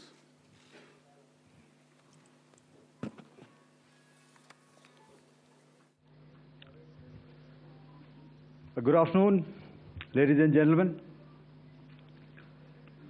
Yesterday, we had a detailed brief on the successful joint operations that were carried out to destroy the terror infrastructure in Pakistan-occupied Jammu and Kashmir, as well as in Pakistan itself. We also iterated that our fight was with terrorists and their support infrastructure and not with Pakistan military. However, it is a pity that the Pakistan military chose to intervene and bat for the terrorist, which compelled us to respond in kind. दोस्तों, हमारी लड़ाई आतंकवाद और आतंकवादियों के खिलाफ थी। इसलिए 7 मई को हमने केवल आतंकवादी ठिकानों पर ही हमला किया था। पर अफसोस इस बात का है कि पाकिस्तानी सेना ने आतंकवादियों का साथ देना उचित समझा और इस लड़ाई को अपनी लड़ाई बना ली। इस परिस्थिति में हमारी जवाबी कार्यवाही अत्यंत आवश्यक थी और इसमें उनका जो भी नुकसान हुआ, वे खुद इसके लिए जिम्मेदार हैं। हमारी तरफ से हमारी एयर डिफेंस सिस्टम्स देश के लिए दीवार की तरह खड़ी थी और इसको भेदना दुश्मन के लिए नामुमकिन था। This brings me to the point, how have Indian forces managed to minimize the damage to both civilian and military infra in the country, in spite of the unrelenting efforts by the Pakistani forces? Most of you and the majority populace within the country have had a lot to say about the layered and integrated air defense systems put in place by the Indian Armed Forces, which includes the assets of the Indian Army, the Indian Navy, in addition to the primary air defense assets of the Indian Air Force. As you all are well aware, this robust AD system comprises of a large variety of multi-layered AD sensors and weapon systems, from point defense weapons like the low-level air defense guns, shoulder-fired manpads, and short-range surface-to-air missiles or SAMs, to area defense weapons like the air defense fighters and longer-range surface-to-air missiles within our inventory. Additionally, the numerous waves of drones and unmanned combat aerial vehicles employed by Pakistan were also thwarted by the indigenously developed soft and hard kill counter-US systems and the well-trained Indian air defense personnel. All this was brought together as an efficient and effective AD environment by the Integrated Air Command and Control System, or the ISCCS of the Indian Air Force, which accords us the net-centric operational capability which is vital to modern days warfighting.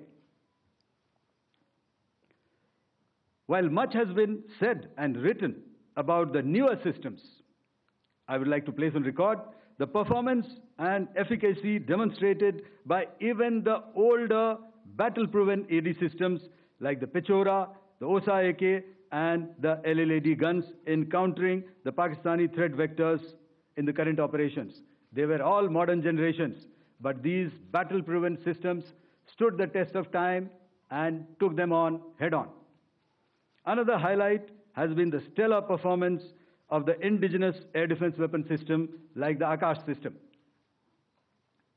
Here, ladies and gentlemen, I would like to mention that putting together and operationalization of this potent AD environment has been possible over the last decade due to unwavering budgetary and policy support provided by the Government of India in acquiring state-of-the-art equipment and weapon systems.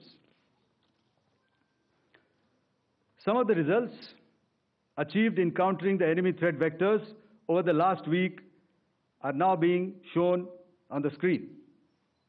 Shown on the screen is the probable enemy PL-15 missile, which is of Chinese origin. This missile has missed its target, and you can see the pieces now which are available with us. Another weapon system or weapon which was found was the long-range rocket, the pieces of which you can now see on the screen. We have talked about the loiter munitions and the unmanned aerial systems, and here are some of the glimpses of those systems which we have brought down. To your right, with the right undercarriage or the wheel, you can see is the Yeeha system, which is of Chinese origin with Pakistan. You can see some quadcopters, and you can see one odd Sonka drone hanging by the wire. All these have been brought down by our trained crew and air defense systems. As far as our offensive actions are concerned, yesterday I had already shared some details about the targets engaged by the Indian Air Force. The composite picture of the Indian Air Force targeting so far is now shown on the screen. As you can see, we have targeted the length and breadth of the adversary. I'm sure most of you would have already seen the effect of these strikes on ground, courtesy the large number of videos and photographs being circulated in the media. A few representative examples from the open source are now being shown to you on the screen. In fact, two of them. This is the strike on the Noor Khan Air Base. And you can see the effect. I'm sure most of you have seen the video. I have also picked it up from your sources only. And this is the aftermath of our strike at Rahim Yar Khan Air Base. You can see the massive crater that it has left on its runway. And you can see the pinpoint accuracy of our weapons.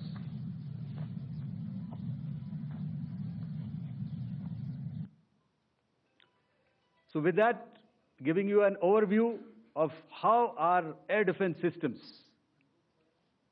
have thwarted the enemy drones, their fighter aircraft, their missiles, and resulted in minimal losses on our side.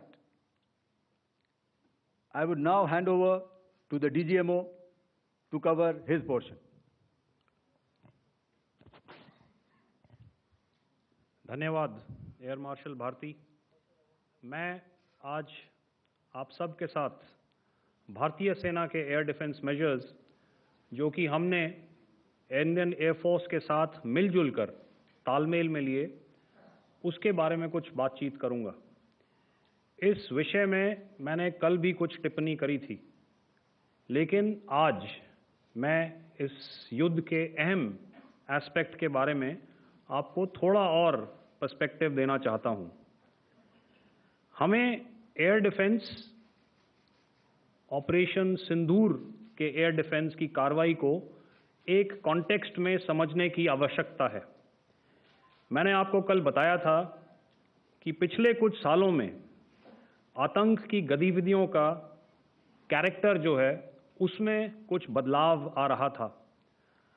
अब हमारी military के साथ साथ मासूम civilians जो कि अपना बचाव करने में विफल थे, उन पर भी हमले हो रहे थे।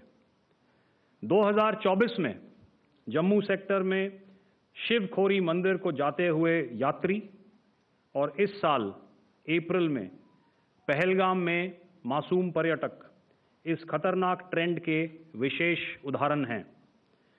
पहलगाम तक पाप का ये घड़ा भर चुका था। उसके बाद जो हुआ उसके बारे में हम कल विस्तार में बातचीत कर चुके हैं। क्योंकि आतंकियों पर हमारे सटीक हमले लाइन ऑफ कंट्रोल और इंटरनेशनल बाउंड्री को पार करे बिना किए गए थे, हमें पूरा अंदेशा था कि पाकिस्तान का वार भी बॉर्डर के उस पार से ही होगा। इसलिए हमने अपनी एयर डिफेंस की पूरी तैयारी पहले से ही कर ली थी। हमारी इन्वेंट्री में शामिल counter manned aerial systems, electronic warfare के साधन और एयर डिफेंस वेपन्स का इंडियन एयरफोर्स के इसी प्रकार के सिस्टम्स के साथ एक अनोखा मिश्रण किया गया। इसलिए आपने देखा कि जब जब पाकिस्तान एयरफोर्स ने हमारे एयरफील्ड्स और लॉजिस्टिक इंस्टॉलेशंस में 9 और 10 मई की रात को लगातार हमले किए, वो इस मजबूत एयर डिफेंस ग्रिड के सामने विफल हो गए। आपके सामने इस ग्रिड को एक तरीके से दर्शाया गया है।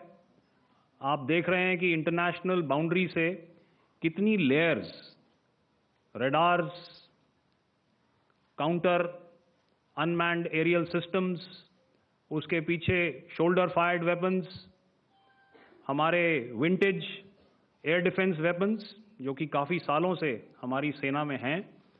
एयर मार्शल भारती ने भी उसके बारे में बात करी। और लास्ट में हमारे modern air defence weapon systems.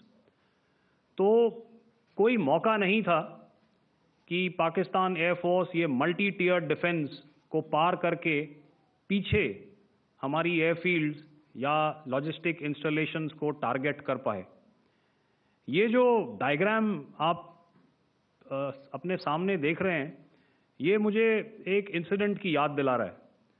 और मैं आपको इस उदाहरण के ज़रिए से एक ये एस्पेक्ट हाईलाइट करना चाहता हूँ। जब मैं स्कूल में था तो तकरीबन मेरे ख्याल से ये 70 का दशक था और उस समय इंग्लैंड और ऑस्ट्रेलिया के बीच में, आज शायद क्रिकेट की बात भी करनी चाहिए क्योंकि मैं देख रहा था कि विराट कोहली ने टेस्ट क्रिकेट से रिटायरमेंट ले ली। कई भारतीयों की तरह वो मेरे भी फेवरेट क्रिकेटर हैं।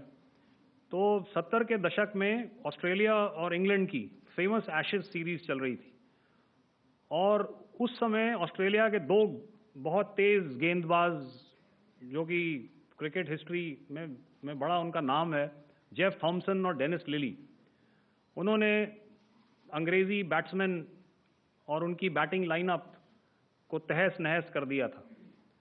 और ऑस्ट्रेलियंस ने उस समय एक कहावत निकाली थी, that from ashes to ashes and from dust to dust, if Thommo don't get here then Lillee surely must. और अगर आप इस लेयर को देखें तो आप समझ जाएंगे कि मैं आपको क्या बताने की कोशिश कर रहा हूं। तो अगर आप सारे सिस्टम्स को पार कर भी गए तो आपको फिर भी एयरफील्ड या लॉजिस्टिक इंस्टॉलेशन या जो भी चीज़ को आप टारगेट कर रहे हैं उसमें पहुंचने से पहले कोई ना कोई इस लेयर्ड ग्रिड का सिस्टम ज़रूर गिरा देगा। जो दुर्दशा कल आपने पाकिस्तान एयरफील्ड्स की देखी और शायद आज भी एयर मार्शल भारती की प्रेजेंटेशन में, हमारी एयरफील्ड्स हर प्रकार से ऑपरेशनल हैं। यही नहीं, पाकिस्तान के ड्रोन्स और वेपनाइज्ड यूएवीज से की गई हमलावर कोशिशें भी इस ग्रिड के कारण नाकाम हुई और जो बचे कुचे ड्रोन्स थे उन्हें हमारे शोल्डर फायर्ड हथियारों से मार गिराया गया। मैं यहाँ पर अपनी बॉर्डर सिक्योरिटी फोर्स की भी सराहना करना चाहता हूँ। उनके डायरेक्टर जनरल साहब से लेकर बॉर्डर पर तैनात बीओपी पर पहरा देने वाले आखिरी जवान भी हमारे इस अभियान में बढ़ चढ़कर शामिल हुए और बहुत बहादुरी से उन्होंने हमारा साथ दिया। उनके काउंटर अनआर्म्ड सिस्टम्स भी हमारे इस मल्टी टियर्ड एयर डिफेंस ग्रिड का हिस्सा थे, जिसके कारण पाकिस्तान की नापाक हरकतों का विनाश किया गया। आपने सुना ही होगा, जब हौसले बुलंद हों तो मंजिलें भी कदम चूमती हैं। In the end, I would like to highlight again that in every single domain that Operation Sindoor has been prosecuted, there has been absolute synergy between the three services. Not only have we, in this endeavor, been fully supported by our government, departments, and agencies, I cannot here not mention our 140 crore countrymen that have stood behind us with their prayers and goodwill, urging and inspiring us to achieve our mission and objectives. For that, we salute you. You are indeed the best. Jai Hind.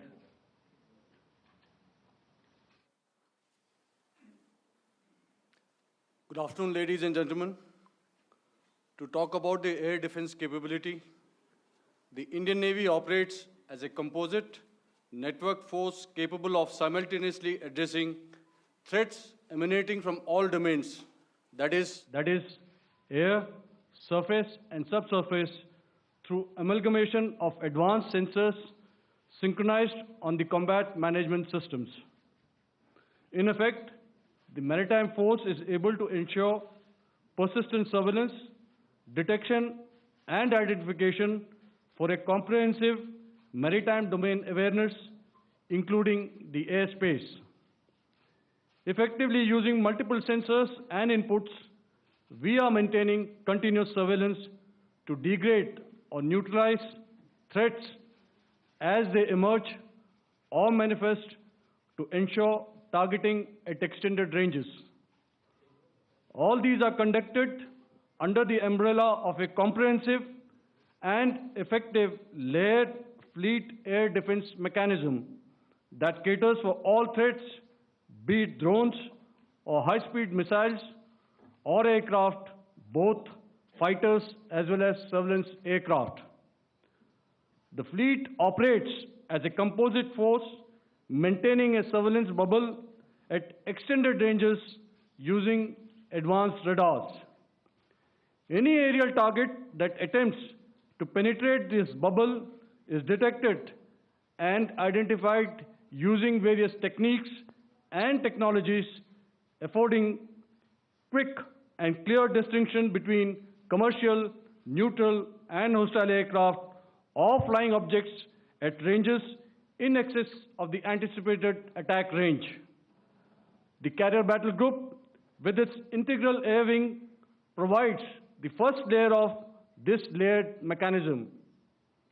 Adequately equipped and trained to high degree of proficiency, our pilots are able to operate both by day and night. In the current standoff, the presence of our aircraft carrier with large number of MiG-29K fighters and airborne early warning helicopters prevented any suspicious or hostile aircraft to close the carrier battle group within several hundred kilometers. अगर मैं सरल शब्दों में बोलूं तो कोई भी संदिग्ध और दुश्मन के हवाई जहाज को कैरल बैटल ग्रुप के कई सौ किलोमीटर पास आने का मौका नहीं दिया. Over the past few years, and most importantly, immediately after the cowardly incident by Pakistani-sponsored terrorist attack at Pahalgam, we had validated our anti-missile and anti-aircraft defense capability in a complex threat environment using cross-platform cooperative mechanism. Our powerful carrier battle group with formidable offensive capability was able to operate with impunity and maintained an uncontested presence in the area of operations.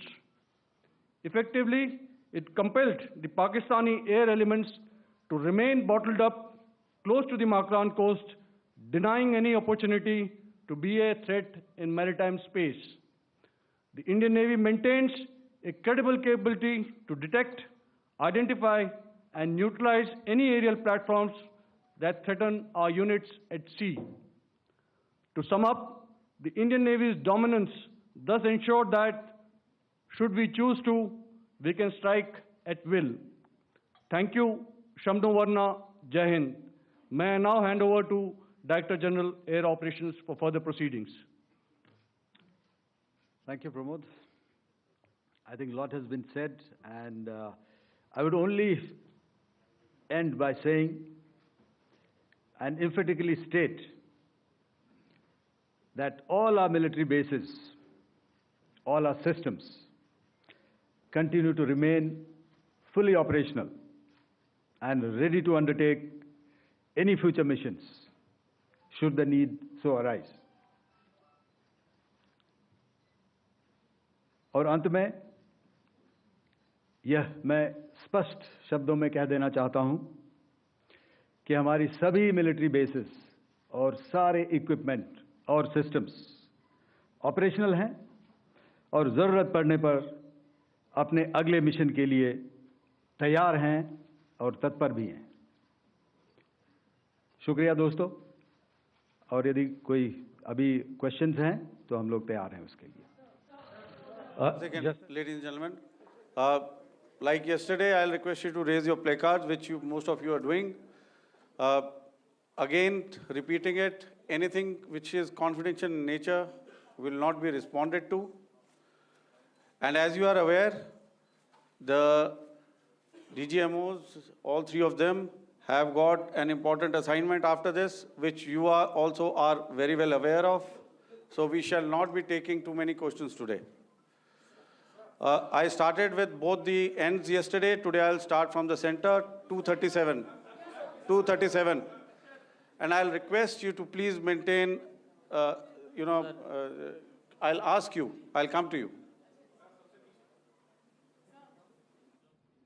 Hello hello sir, मैं आवाज़ आ रही मेरी? Hello sir, Madhurendra, मैं news nation से आपके press conference के शुरू होने के ठीक पहले एक वीडियो हमने स्क्रीन पर देखा जिसमें राष्ट्रकवि रामधारी सिंह दिनकर की कृष्ण की चेतावनी की प्रमुख पंक्तियों को उद्धृत किया गया और सीधे सीधे दुश्मन को ये संदेश दिया गया कि याचना नहीं। मधुरेंद्र, मैं न्यूज़ नेशन से प्रेस कॉन्फ्रेंस शुरू होने के ठीक पहले राष्ट्रकवि रामधारी सिंह दिनकर की जो कृष्ण की चेतावनी है उन पंक्तियों को सामने रखा गया और कहा गया कि याचना नहीं अब रण होगा, जीवन जय या मरण होगा। कल शिव तांडव स्रोत के जरिए दुश्मन को संदेश दिया गया था और आज राष्ट्रकवि रामधारी सिंह दिनकर की इन प्रमुख पंक्तियों के जरिए ये किस तरह के डिटरेंट को क्रिएट किया जा रहा है, किस तरह के मैसेज को दिया जा रहा है, इसको थोड़ा इलेबोरेट करके अगर आप बताएं तो जाहिर तौर पर ये संदेश और व्यापक तौर पर जाएगा। और एक छोटा सा सवाल मेरा यह है कि ड्रोन अटैक को लेकर जो बातें सामने निकल कर आई हैं, एक बहुत हाइप क्रिएट था टर्किश ड्रोन को लेकर, TV2 और उसके तमाम ड्रोन को लेकर। ऐसा लगता है कि वो हाइप और ओवररेटेड ड्रोन जो है वो भारत में धराशायी हो गया, एक मैसेज दुनिया को चला गया कि अब हाइब्रिड वॉरफेयर में इसकी औकात नहीं बची है। Okay, all right, okay, thank you. आपने क्या नाम बताया अपना और किस एजेंसी से हैं? न्यूज़ नेशन से। बहुत अच्छा लगा आपकी हिंदी सुनकर और हिंदी कविता सुनकर। तो मेरे कलीग ने अभी बताया, I think I mentioned Yeha to be of Chinese origin. I would like to correct myself, the Yeha drones are of Turkish origin, so that comes to your question. All right, चूँकि आपने शुरू किया श्री रामधारी सिंह दिनकर जी की कविता से, हमारे राष्ट्रकवि रहे हैं, और क्या संदेश दिया जा रहा है, तो मैं बस आपको रामचरितमानस की एक कुछ पंक्ति याद दिलाऊंगा, आप समझ जाएंगे। तो याद कीजिए वो पंक्ति जो है, विनय न माने जलधि जड़, भय 3 दिन बीत, बोले राम सकोप तब, भय बिन होए न प्रीत। तो समझदार के लिए इशारा ही काफी। और जहाँ तक ये टर्किश ड्रोन्स का सवाल है। आपने देखा किस तरह के रेकेज यहाँ पे फोटोग्राफ्स हमने दिखाए हैं, चाहे वो टर्किश ड्रोन्स हो या और कहीं के भी ड्रोन्स हो। हमारे काउंटर यूएस सिस्टम्स, हमारे ट्रेन्ड एयर डिफेंस ऑपरेटर्स पूरी तरह सक्षम हैं और हमारी देश की जो इंडिजिनस कैपेबिलिटी है काउंटर यूएस के लिए, उसने दिखा दिया है कि चाहे किसी भी तरह की टेक्नोलॉजी आ जाए, हम उसको काउंटर करने के लिए तैयार हैं। और मुझे बोलने की ज़्यादा ज़रूरत नहीं है, आपने खुद ही अपनी आंखों से देखा है हमने इनका क्या हश्र किया है। धन्यवाद। All right. 226.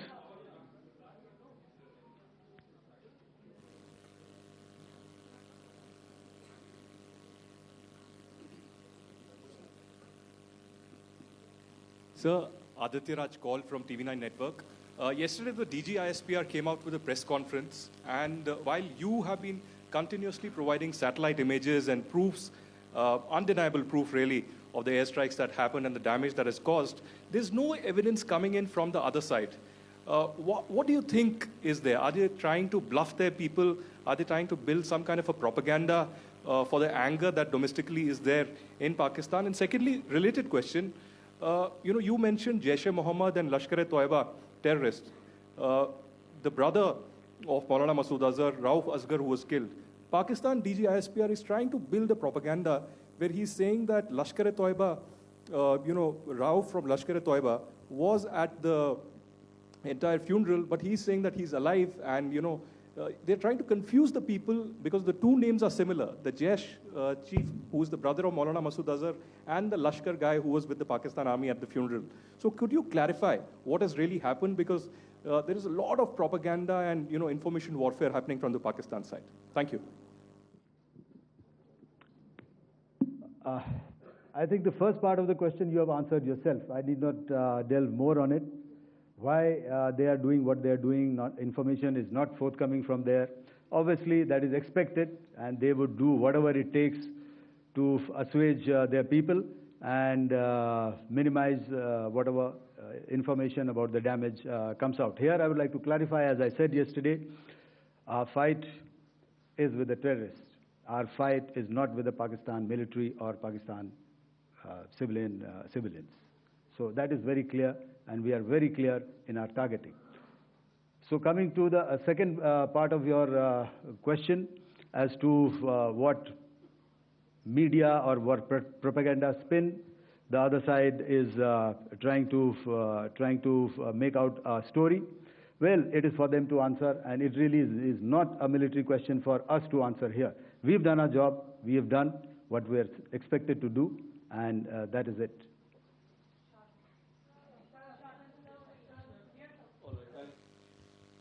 I'll come this side. 249.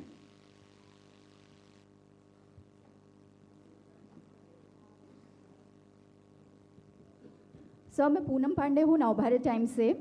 Pakistan ने जो प्रेस कॉन्फ्रेंस की थी उसमें एक सेंटेंस उन्होंने यूज़ किया था कि this is new art of war.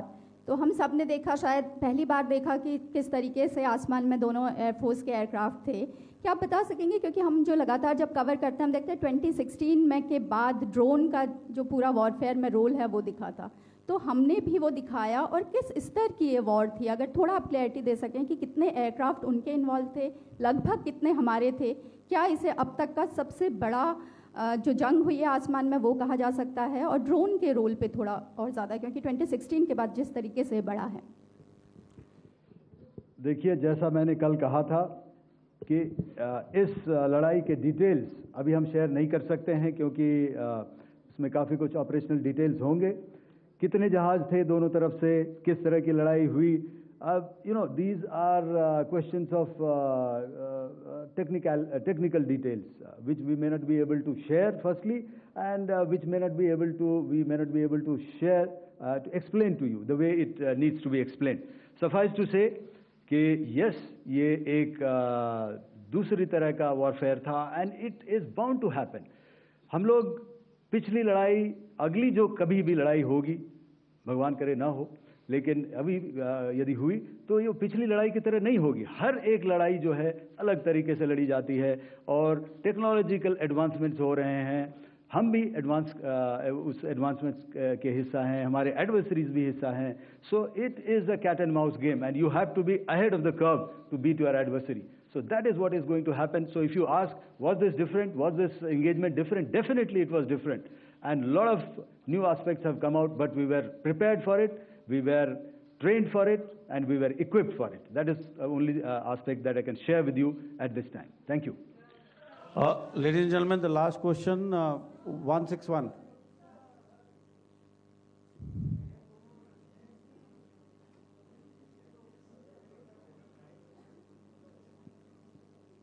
Hi, sir. Thank you, sir. Snesh Philip here from the print. So the social media, the Twitter is abuzz with the fact that we hit a site called Kirana Hills, which is supposed to be the nuclear storage facility. And there is a lot of rumors about Sargodha. There are foreign analysts who've mentioned that the Sargodha attack led to certain leaks. Is there a confirmation that we actually hit Kirana Hills, or we were careful of not to do any such thing? Thank you. Thank you for telling us that Kirana Hill houses some nuclear installation. We did not know about it. Okay. And we've not hit Kirana Hills, whatever is there. Okay. I did not brief in my briefing yesterday. Thank you. Ladies and gentlemen, thank you so much. As I said yesterday, as I said earlier and yesterday, it is difficult to take everybody's questions, and the DGMers have to reach somewhere right now. So thank you for coming. Please send in your questions on paper. We will definitely answer them. Thank you. Key DGMO briefing on Operation Sindoor. Indian Armed Forces have reiterated that Operation Sindoor targeted only terror camps in Pakistan and Pakistan-occupied Kashmir, and that Pakistan military was responsible for any loss that they incurred. Well, Air Marshal A.K. Bharti earlier was saying that our fight was against terror, and that is why we only struck the terror camps on May 7th. But Pakistan's military sided with terrorists and they made it their own fight. He said Indian forces successfully marked and hit Pakistani military bases. We understand now India also has been continuously providing proof of the strikes carried out with more pictures of the debris and the wreckage that have been recovered. At the same time, no evidence has been given by the other side. India has also confirmed that a Pakistani Mirage was destroyed in Operation Sindoor, but how much damage has been incurred on the other side, they haven't really given out details very clearly. But yes, photos and pictures have been given as proof. Those videos also on your TV screens in earlier briefings also they were provided, and more information, more evidence is being provided by the DGMO here in this press conference. All right, so the press conference is over now. My colleague Shiv Arur is also joining us on the broadcast. He is in Uri in Jammu Kashmir. My colleague Vishnu will be joining us in just a bit. Shiv, India clearly reiterating and emphasizing on the fact that Pakistani army has been responsible for their own losses. This was said before and once again emphasized in this very briefing, clearly saying that our target, our aim was the terrorists in Pakistan and Pakistan-occupied Kashmir. And how Pakistani army really responded, it's their own fault. Very correct. The Armed Forces briefing that's just gotten over had the senior commanders of the three services emphasize repeatedly, not once, not twice, but thrice, that the enemy here was the terrorists and this was not an operation against the Pakistan military or the Pakistan people. That is a very important shift, considering it comes just 48 hours after the Indian Air Force bombed at least 12 military bases in Pakistan, which we now know also includes a military cantonment surface-to-air weapon system in Karachi. I want to quickly just go through the big takeaways from this hugely crucial press conference, the second in 2 days by the armed forces. Number one, the armed forces have confirmed that every single Indian military or air force base is intact, operational, and ready to continue operations if deemed necessary at short notice. That is a huge clarification coming in from the armed forces, because there's been all sorts of misinformation and rumor mongering over damage to different places in the country, military installations. Number two, the Indian Navy giving us more information at this press conference about its operations. The INS Vikrant carrier battle group that we know was deployed in the North Arabian Sea, we now know officially and on the record from this briefing, had basically started flying its fighters, its MiG-29K fighters, which forced the Pakistan Air Force and Pakistan Navy aircraft to remain confined to the Makran coast of Balochistan. They were not able to fly over the ocean. So that is a huge, huge pressure tactic that was built upon Pakistan.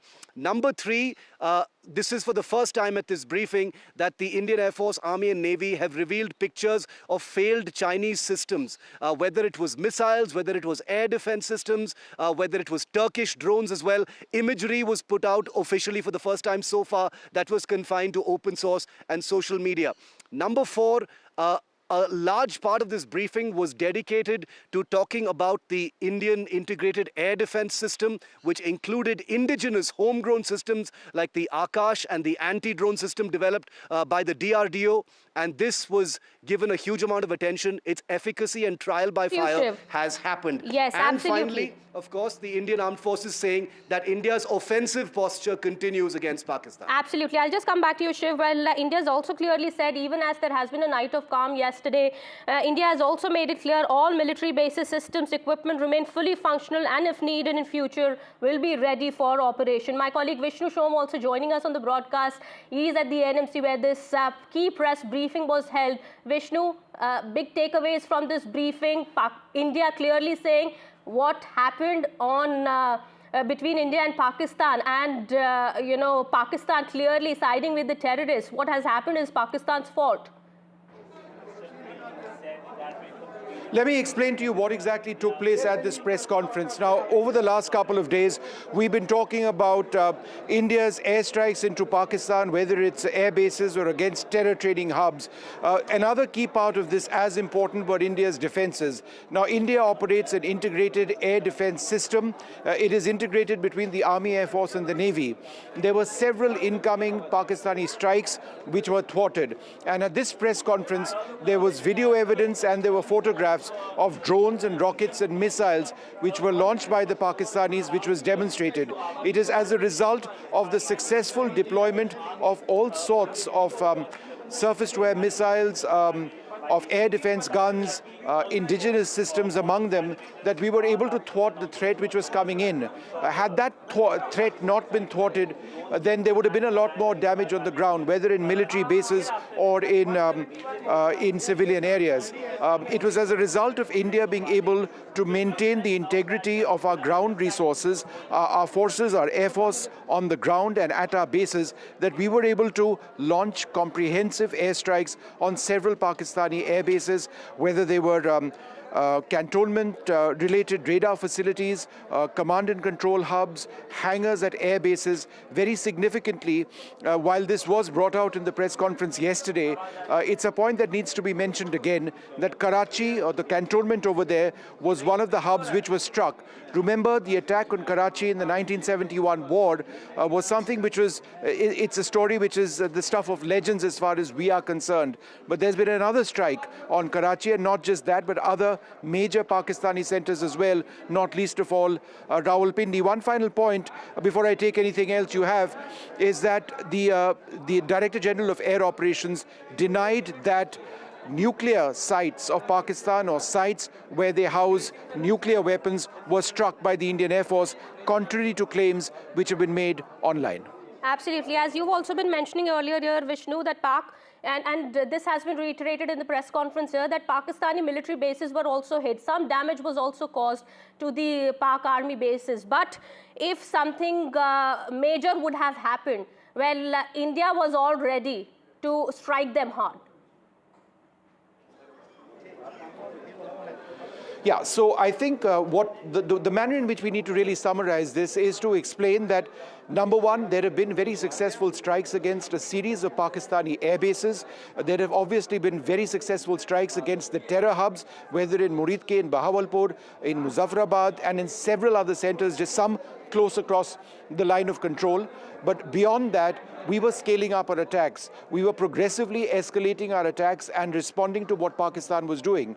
Remember, it was never India's intention to escalate further. In fact, on day one, after carrying out our attacks on Bahawalpur and Muridke and those other areas which have been terror hotbeds and the headquarters of the Jaish-e-Mohammed and the Lashkar-e-Toiba, our Director General of Military Operations reached out to his counterpart and said that, look, we have done what we've had to do, and the reason that, and what we need to tell you now is that we don't want to escalate. At that stage, the Pakistanis rebuffed that offer and said that no, there would be a Pakistani response. But it was that Director General of Military Operations who then called up his Indian counterpart 2 or 3 days later and said, no, let's get into a ceasefire situation. The bottom line the government believes is that it was because of the success of India's strikes on Pakistani air bases that Pakistan arrived at that conclusion. Absolutely. It wasn't really what India had wanted in the first place, but it was Pakistan's provocation that led India to strike hard. And it would have gone to another level if the ceasefire agreement wasn't reached upon. But India has very much made it clear at this point in time. Also, Prime Minister Modi also said that if any other sort of escalation happens in the future, we are ready to give them a befitting response. Shiv Arur, my colleague, continues to be with us on the broadcast here. Shiv, as I've been saying, that India has, of course, made it clear that their military units, their installations are ready in case, Pakistan doesn't mend its ways, comes back to what it is known to be doing. And I can confirm that in all my travels here in J&K, Kitty, that the Indian armed forces are not seeing this ceasefire as, a cessation of hostilities, as some kind of a trigger, to back down on their operational alert. This country, let's be very clear about it, is on war alert right now. We haven't scaled back even an inch since that understanding was arrived upon 2 days ago. The Director Generals of Military Operations will be speaking in a couple of hours from now. They're scheduled to have that conversation where they assess what the last 2 days have been like since that understanding was agreed upon. But let's remember, and you're right, the offensive alert, the long-range strike alert, the operational readiness alert across all of the 3 armed forces, its military bases, including those that Pakistani misinformation had suggested had been damaged, are all ready to jump into the next phase of escalations if deemed necessary. India has also made it very clear that even the smallest deviations, Kitty, smallest of provocations or escalations from the Pakistan side, will probably attract an inordinate or an incongruous reply. It will not be equitable. It will not be within the same domain. It will be punitive from the start, which means it will be much more damaging. To give you an example, if one line of control post gets fired upon, 10 line of control posts will probably be destroyed as a punitive response. That's the kind of template we're looking at right now. That's the kind of mood the military and the political leadership of India is in right now after having arrived at that ceasefire. I'm here at the line of control, Uri, the last village in Tilabari, where people still haven't returned. That's going to be the next phase, but the country remains on war alert. Absolutely. Well, Shiv, we understand now, till the time normalcy actually returns to Jammu Kashmir, other parts of India, we understand in Jammu Kashmir there has been a major impact of this conflict between the 2 sides, and people are still, waiting to return to their homes. But we will keep an eye on the developments there. Thank you so much, Shiv and Vishnu, for getting us all those details. We'll come back to you in just a bit. Meanwhile, this is the big development now coming in. We are learning that India, in this very press conference that was held just a while back, has made it clear that it has hit the military bases in Pakistan and much damage has been caused. But what has also happened at this point in time is Pakistan's doing.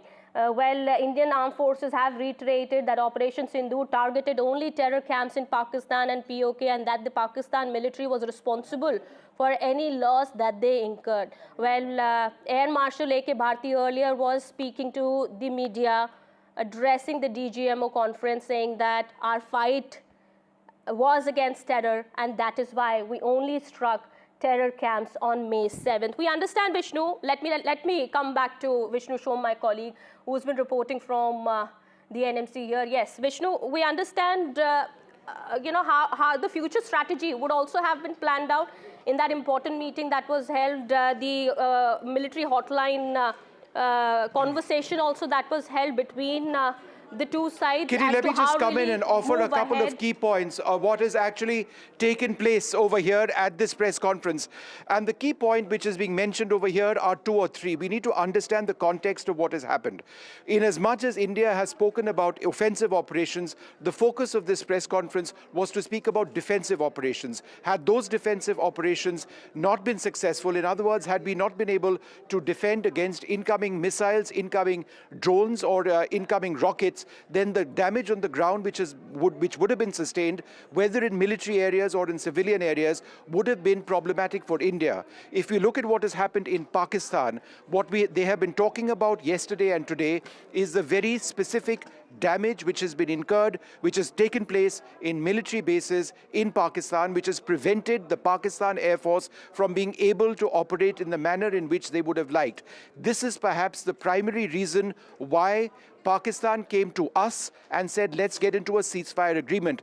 I cannot stress enough, the damage done to the Pakistani military bases has sent a very strong message. Yes, selective areas were struck. These were precision strikes. But the fact that our BrahMos missiles went through, presumably our Scalp missiles went through, and our Hammer missiles went through, and the Pakistanis were not able to defend it, perhaps gave the Pakistani military leadership a reason to take pause and reflect on what has just happened. If India is able to strike across the frontage from Karachi in the south to Rawalpindi, which is the headquarters essentially of the Pakistani military, then if there were more attacks coming in, if India were to saturate these bases, then the Pakistan Air Force's ability to fight would no longer exist. So I think that is the significance of what has happened in what has been conveyed to us yesterday. And this is actually part two of that, because it's all linked up. We made it clear to them that they no longer would have the ability to fight us, but we were able to ward off their attacks, which is why we were able to fight. Absolutely. So the next steps would also have been discussed between the both sides, we understand, in that conversation that happened earlier? I'm sorry, I'm not sure what you mean by next steps, but that would have likely been India's game plan to move into an escalation. Yes. After the ceasefire agreement, there is another conversation which is going to be taking place between the Directors General of Military Operations. That's going to be taking place today. But in terms of whether India would escalate to a larger area, that would have taken place potentially had Pakistan not agreed to a ceasefire. Now, Pakistan did agree to a ceasefire. There were certain violations. However, by and large, in the last 24 hours, by and large, it has been peaceful. The Directors General of Military Operations holding their press conference in a little while, holding their conversation, I should say, in a little while from now is important, because there is a sense that they might reinforce the existence of that ceasefire, which is essential in ensuring that there is relative peace between both sides. Because if there isn't, government sources have told us that India will keep striking. It's not as if Op Sindoor is over. This is a point that has been mentioned, and I'd like to reiterate, Op Sindoor is not over. It's still very much in place. Our forces have not stood down. They remain on alert. Therefore, this is something that will be conveyed to Pakistan. I am fairly sure that, look, you need to maintain that ceasefire, which you have wanted, or else you have seen what we've been able to do. We may do more. Absolutely. All right. Vishnu, stay on with us. We have, Lieutenant General Rameshwar Yadav also now joining us on the broadcast. We will continue to get more information about the situation here. We understand now this briefing is over already, but important points that have been reiterated by the forces here, clearly saying that the fight wasn't against Pakistan's civilians or its population. It was against terror. It was against terrorism and terrorists in Pakistan and Pakistan-occupied Kashmir, and that is why the terror camps were struck on May 7th. But it was Pakistan that's responsible for what has happened. They sided with the terrorists and they made it their own fight. All right, let me go across to our guest here. Sir, thank you so much for speaking to NDTV. How do you read this entire situation, sir? Of course, we've seen the ceasefire agreement came into effect, and after that, last night also, there has been much calm on the LOC, but India clearly reiterating that if Pakistan resorts to any such, nefarious activities in the future, it is definitely going to give a strong response. Kitty, Jai Hind and Bharat Mata Ki Jai to all our viewers. Now coming to your question and proper, you see, as Tome has told, the Op Sindoor has not stopped. It is only the military content of Op Sindoor, there is a little pause. So therefore, what is happening now? Politically, Pakistan is, politically they have done nothing much and they are in a corner. What do they explain to the population as of now? That there was a war, they started, they escalated it, and now they are the one, all their bases, they have been destroyed, and the Air Force is virtually grounded, thereby creating a space for Indian Air Force to take on in case there is a violation of any ceasefire hereafter. The second and the most important point here is, India has conveyed one point very clearly, that any act of terror would be treated as an act of war. What is the implication? Implication is that should Pakistan indulge in any other terror act within Indian boundaries or any state or hinterland, India would be free to carry out military operation deep inside their territory. So that is a very big danger and very big worry for Pakistan. Secondly, this entire game plan is for water. And by suspension of Indus Water Treaty, India has put Pakistan on notice. Now, by going in for military ceasefire, that is not resolving that part of it, which is the most important aspect for the Pak economy. So it is a state of checkmate politically, militarily, and diplomatically. So Pakistan is in a corner. It is for them to see now how do they proceed hereafter. Do they mend their ways or they continue fighting with us, and in case they do that, they are doomed for times to come. But sir, there is a very interesting saying about Pakistan that we've been reading and hearing since a few days once again, that whenever Pakistan loses, it comes back. It wants to come back to attack India, and we have to be on our on guard. And we have to be cautious, and that is what in this briefing also it was very much made clear that all our military units are ready and very much in place, and our forces are ready in case Pakistan comes back to attack us. Kitty, you're right. Pakistan has always, their intentions are to conserve the military power, and by agreeing to ceasefire now, at the back of the mind is to conserve the military power to fight another day. They would like to reorganize and recoup themselves and upgrade the technology in times to come so as to come back to the India. So they want to conserve the military power.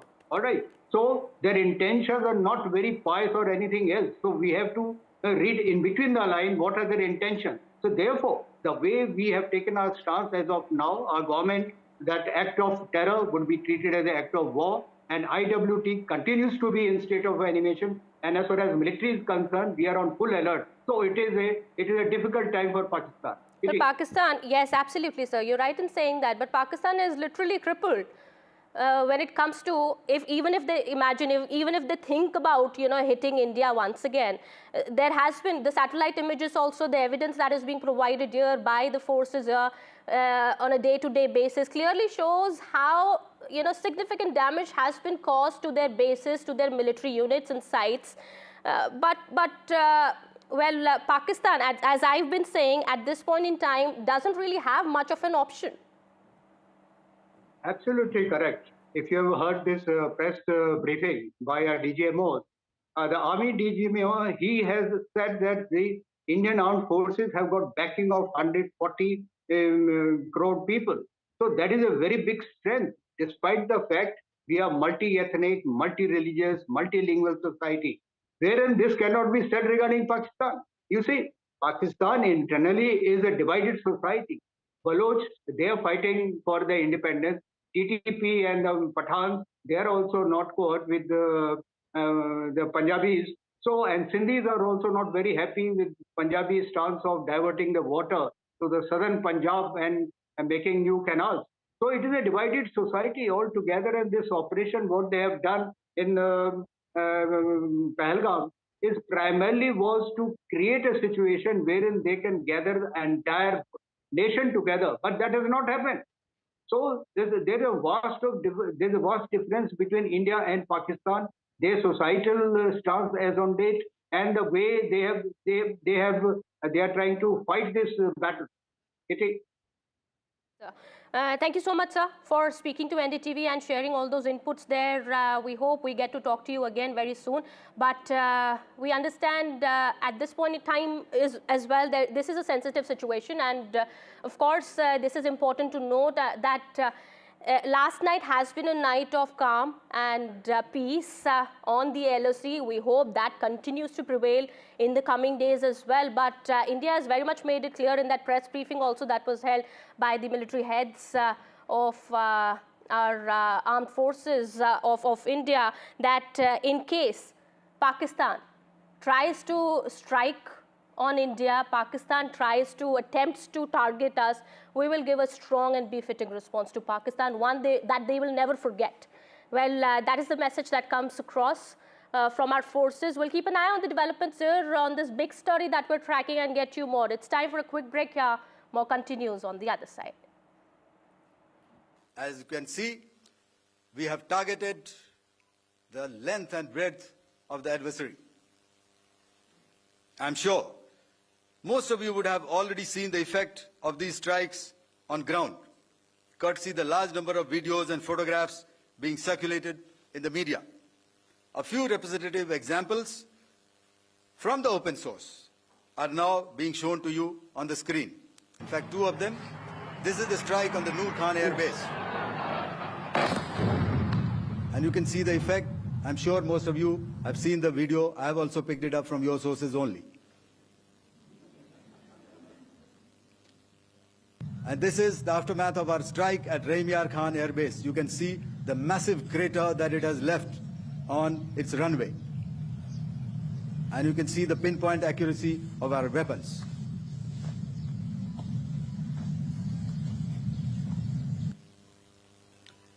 So with that, giving you an overview of how our air defense systems have thwarted the enemy drones, their fighter aircraft, their missiles, and resulted in minimal losses on our side. We had a detailed brief on the successful joint operations that were carried out to destroy the terror infrastructure in Pakistan-occupied Jammu and Kashmir, as well as in Pakistan itself. We also iterated that our fight was with terrorists and their support infrastructure and not with Pakistan military.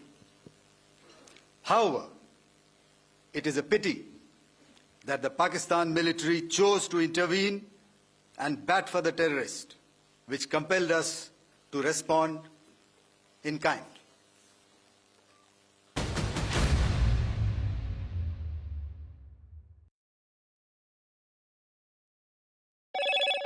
Hello, Moto. Motorola, India's leading AI smartphone brand.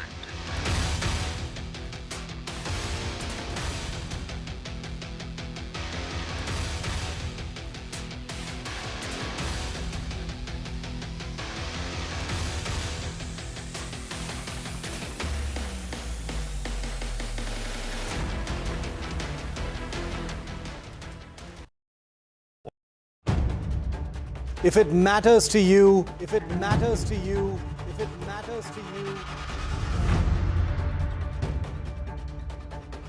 it matters to India. It matters to India. And it matters to me. And it matters to me. India Matters with Shivaru. Only on NDTV 24/7. How often have you turned away from debates that descend into endless fights? We bring you a show where every question is answered,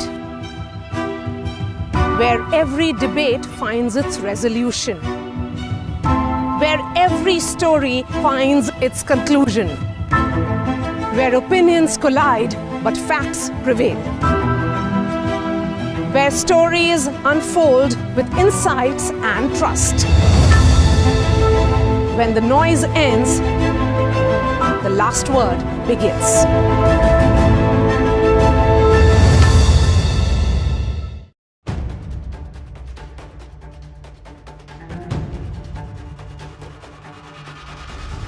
If it matters to you, if it matters to you, if it matters to you,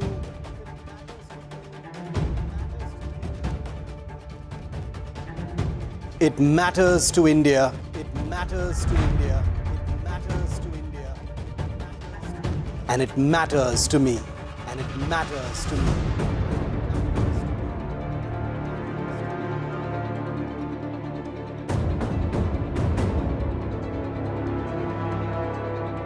India Matters with Shivaru. Only on NDTV 24/7.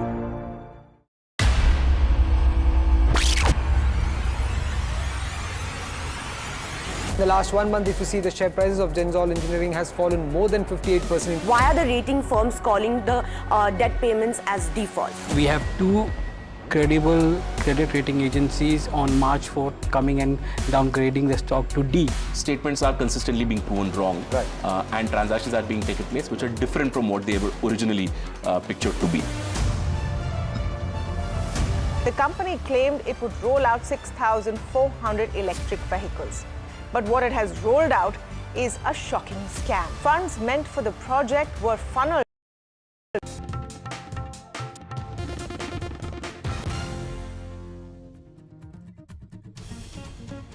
Welcome back after the break. Amid the India-Pakistan conflict, Pakistan's PR stunt has put it on the back foot as well now. Pakistan tried to do a copycat press conference as in India's, but without giving any proof of the claims that it made. Now the international media is also taken on Pakistan for its baseless claims. My colleague Arjun is also now joining us on the broadcast here. Well, international media also mocking Pakistan now for the claims that it has been making, but without any evidence, Arjun. That's absolutely right. You know, for perspective, just hours after India's armed forces, in fact, released verified footage of targeted military operations, the Pakistani side, in fact, also held a presser. They held a late evening press conference, in fact, and it was visibly, modeled on India's earlier briefing. However, this event quickly drew international criticism for what analysts and international analysts are now terming a presentation without proof. Now, you see, unlike India's very detailed visual and multi-service representation, Pakistan's response, it lacked any sort of video evidence, credible imagery, or even official documentation. Observers, including neutral international media outlets, have also pointed out this glaring absence of substantiating material, prompting growing skepticism, ever-growing skepticism, in fact, over the credibility, the very credibility of the source of Pakistan's narrative. Commentators, not only this, commentators worldwide are in fact now highlighting what they described as a missed opportunity for transparency. Now, this is Pakistan's claims remain unsupported and unsubstantiated. The contrast has left Islamabad facing uncomfortable questions, and rightly so, from the global community that also demands clarity and accountability, especially in matters where military engagement is, in the picture. Now, as scrutiny mounts, Pakistan's information strategy desperately finds itself in an increasing difficult position. Back to you. Absolutely. Well, also, this is not the very first time for Pakistan. It has been the subject of mockery many times in the past. And once again, we've been seeing, as India, of course, has been doing these press conferences and giving proofs and evidence of the strikes that have been carried out for the last 4 days. Of course, there has been some sort of calm last night, but we are all prepared. Well, Pakistan also tried to do that, but Pakistan hasn't given even one single proof to back its claim, and that is why it has now become the subject of mockery from international media as well. All right, shifting our focus now to some more news. In another big revelation, DG Operations for IAF, Air Marshal A.K. Bharti confirmed that the Air Force had carried out strikes against targets near Karachi in Pakistan. Air Marshal Bharti told the reporters earlier that strikes were carried out at Malir Camp in Karachi as part of the Indian military's measured and calibrated response to Pakistani aggression. This included a surface-to-air missile site at Malir Cantonment in Karachi. Well, all big Pakistani cities were hit, but this is very much significant now that strikes were also carried out near targets, at targets near Karachi. In a measured and calibrated response, we've once again targeted his military installations, which included his SAM sites at Malir Camp. This also included his surveillance radar sites at Lahore and close to Gujranwala. All right, we have more information now. Prime Minister Modi also had chaired a key security meeting at the 7 LKM, that is his residence. This was about an hour-long meeting that took place at Prime Minister's residence, where Defence Minister, External Affairs Minister, CDS also met the PM. Well, Tri-Services Chief also had met the Prime Minister in the meeting, where we understand the future course of action was the focus. Well, Defence Minister Rajnath Singh, External Affairs Minister S. Jaishankar, Chief of Defence Staff General Anil Chauhan, and all three services chief attended this high-level meeting at Prime Minister Modi's residence earlier today.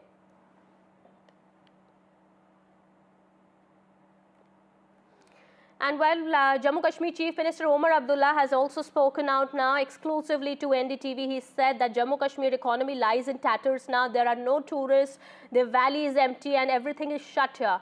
He's spoken on Operation Sindoor, saying that our immediate purpose has been served, but we hope that things will improve from here on. Listen in.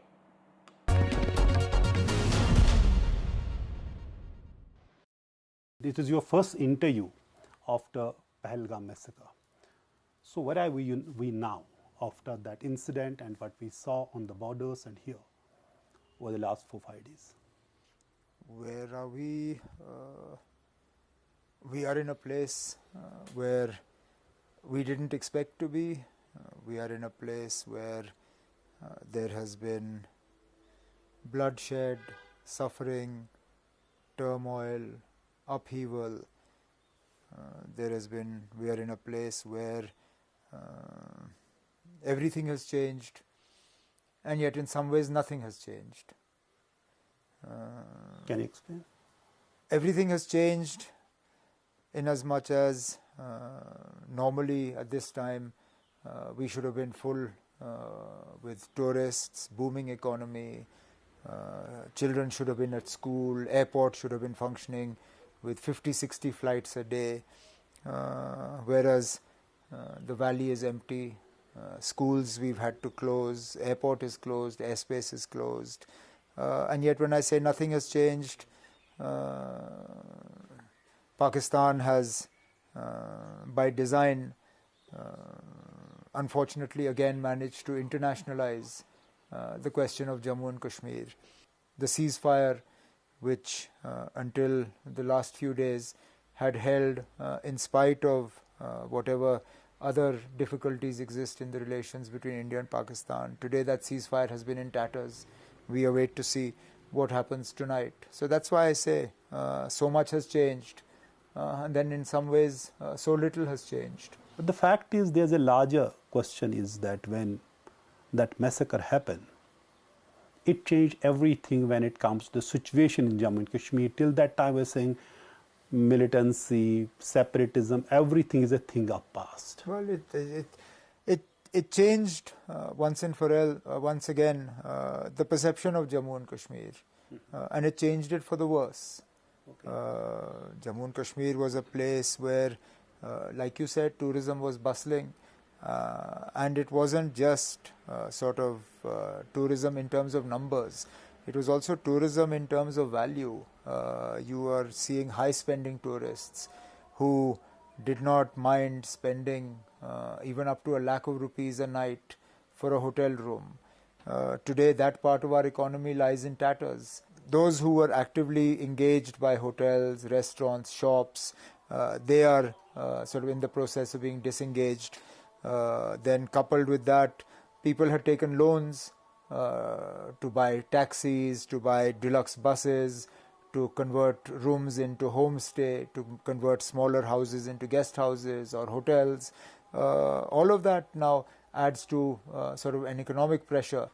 These people will be knocking on the government doors for jobs that are already in short supply. So the long-term effects of what happened in Pahalgam, we will be counting for some time to come. There is definitely going to be an impact of this conflict on the economy and tourism of Jammu Kashmir. But we do hope that things improve very soon, and the centre also has assured that all efforts will be made in that regard. Now, former Union Minister Rajiv Chandrasekhar has also spoken to NDTV and said that Pakistan has had a dubious history of distraction, and there has been an unprecedented reach demonstrated by India. We have drawn a new red line. There is nothing token about our capability. Listen in to this exclusive conversation we had with him.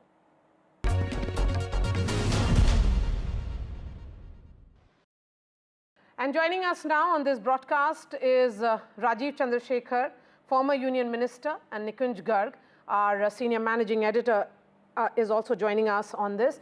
Mr. Chandrasekhar, starting with you, of course, there are a lot of reasons for India to cheer, because India has managed to send a strong message to the world that there will be a new rules of engagement as far as Pakistan is concerned. Operation Sindoor has been a massive, massive success, and India has significantly managed to demonstrate its military and strategic prowess. What are your thoughts, sir? Look, I think it's very clear that Pakistan has had a long, dubious history of trying to distract its own people from its failings and its slide towards a failed state by occasionally having these terror attacks against India, targeting innocent Indians to try and blackmail India and shift the narrative into a narrative of Kashmir and India, and as this general, this very, very dubious general tried to make it a Hindu-Muslim thing recently over the last 10-15 days. But what has happened this time around, I think, is that India has demonstrated that while Pakistan and its generals can try and do whatever it needs to do to distract its people, there will be severe cost imposed on them by the actions of India. And these unprecedented type of destruction that we have seen on 11 Air Force fields of Pakistan, the reach that India has demonstrated deep within Pakistan is certainly drawing a new red line, which is that you can still toy with terrorism if you think that is very, a smart thing for you to do, but be prepared to have severe costs imposed on you. And India has demonstrated that there is nothing token about what India is capable of doing. It will impose severe costs on Pakistan and the Pakistani establishment if it continues to play terror and use terror as some sort of a war against India. All right, more information are coming in. We're learning 32 airports across northern and northwestern regions of India that were closed earlier due to airspace restrictions in the wake of heightened tensions with Pakistan have now reopened. India's aviation regulator has said that these airports include Srinagar, Chandigarh and Amritsar and are now available for civil aircraft operations. The closure was announced on Saturday, 3 days after India began an anti-terror campaign, Operation Sindoor, which involved striking terror camps in Pakistan and Pakistan-occupied Kashmir.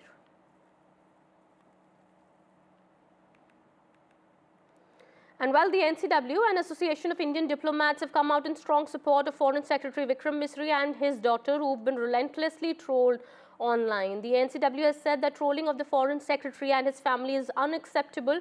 Meanwhile, the Association of Indian Diplomats also bagged Misri, calling him a distinguished diplomat and thorough professional. The trolling was such that Vikram Misri made his account on X private.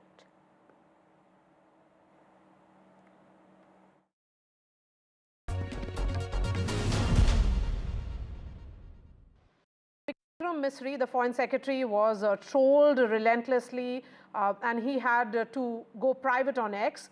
Of course, the IAS and IPS officers associations have condemned it.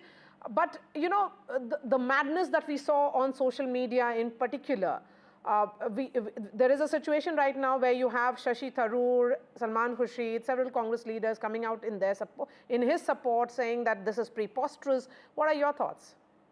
No, look, Vikram Misri is an absolutely gentleman. He's a patriot. I know him reasonably well.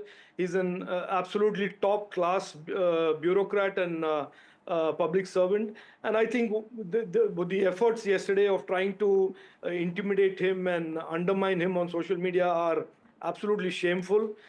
This is a government that is working 24/7 to protect the interests of India and protect the interests of every Indian citizen. They have conducted Operation Sindoor in an absolutely meticulous manner and delivered justice to 27 families. And therefore, I would urge people to get off this, trolling and really be supportive, be united with the government of India, with the men and women in uniform, because we have a common enemy, and that is Pakistan. We have a common threat, which is terrorism. And united, we can prevail and demolish this. And that is certainly what our anger and our frustration should be focused at, not on our own people, and certainly not on distinguished public servants like Vikram Misri. A few hours ago, the Foreign Secretary, Vikram Misri, has been, has faced relentless trolling. And so have the two women officers, Sophia Qureshi and also Vyomika Singh. They were the face of communication for these 4 days that we have seen.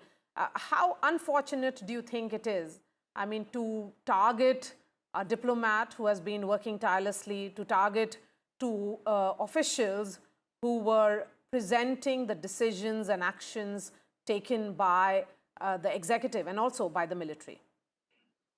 Well, I think it's very, very sad because we can say without any hesitation that these three have been a remarkable face of our determination, the clarity of purpose, determination, and the sense of confidence that they gave. All three of them have been remarkable, and I see no problem there at all. There are people in the country who will troll anybody for decisions that are taken at a higher level and decisions that are taken in the enlightened self-interest in modern times. We are not a country of jingoists. We are a country that believes in protecting its rights and its sovereignty, but it's also a country that believes in the nature of diplomatic interaction with the world. And constraining our top officers by putting this kind of pressure on them is very sad. It's really very sad. I would just salute them, and I believe that the best that we can offer to them, we should truly proud of the work they've done.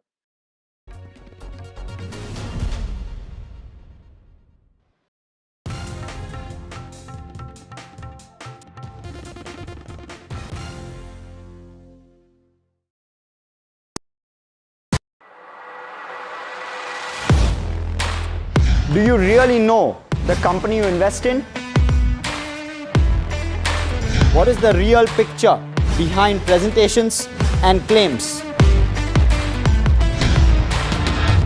Is the outlook as rosy as the company claims? Know Your Company, powered by NDTV Profit Research, shines a light on the biggest stock market movers.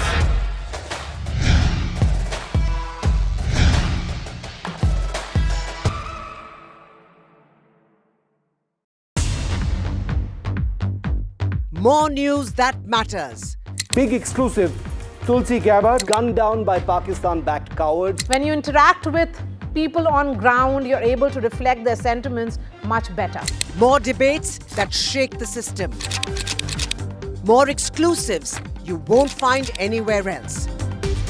Not just another prime time. It's a prime time that's unmissable.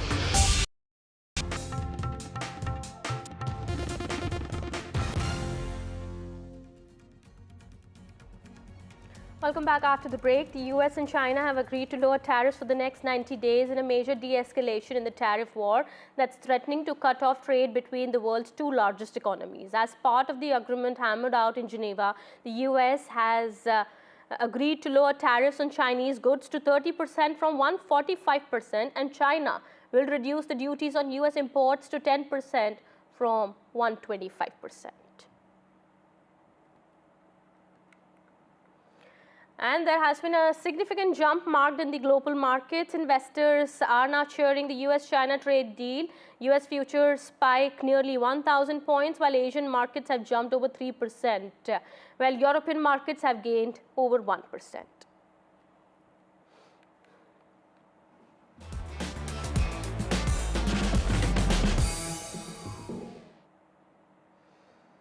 Well, news from the world of sports now. After days of speculation, Indian cricket great Virat Kohli has confirmed his retirement from Test cricket with immediate effect in an emotional post on Instagram.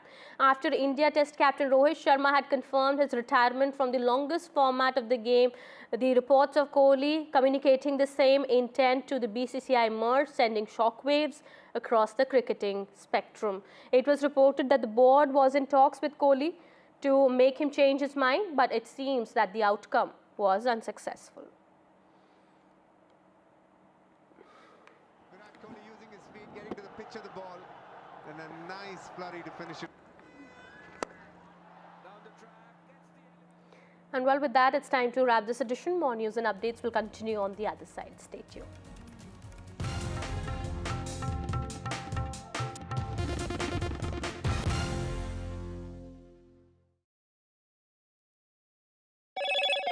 Hello, Moto. Motorola, India's leading AI smartphone brand.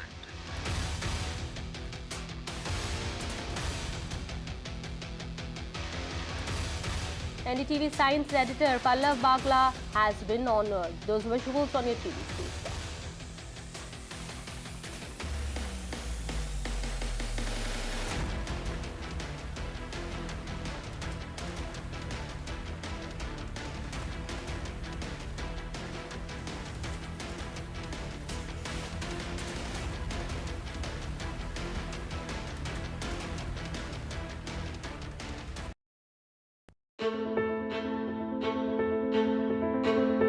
News is not just headlines, it is what impacts you. And news should never be mistaken for noise. What matters is the reality. Accurate, in-depth, and with the right perspective. For over 20 years, I have been a journalist, and never has clarity mattered more than now.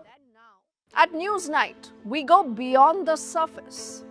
We dissect the details, challenge the narratives, and bring you the unparalleled clarity you deserve in a world clouded by misinformation.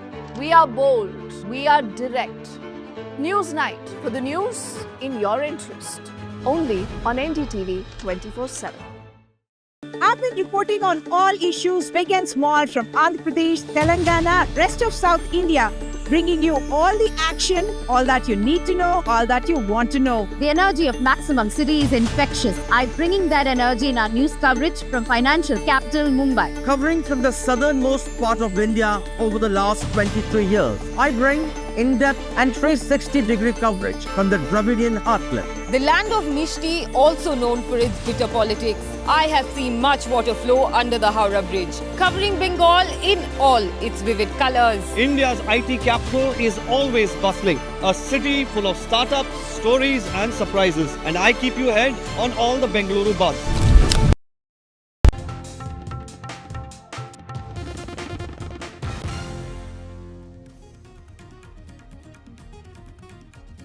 From ashes to ashes and from dust to dust. If Thomo don't get here, then Lily surely must. जो दुर्दशा कल आपने Pakistan airfields की देखी, हमारी airfields हर प्रकार से operational हैं. Indian Armed Forces reiterate that Operation Sindoor targeted only terror camps in Pakistan and POK, and that Pakistani military was responsible for any loss that was incurred. Forces say all military bases are intact. We are fully prepared.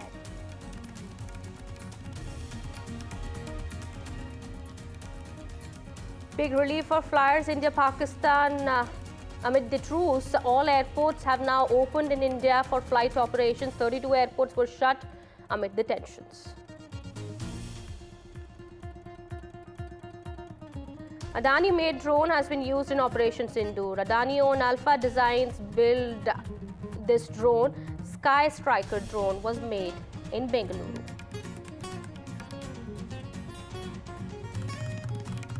And it's been the best day for markets in the last 4 years. Sensex and Nifty have been up nearly 4% each.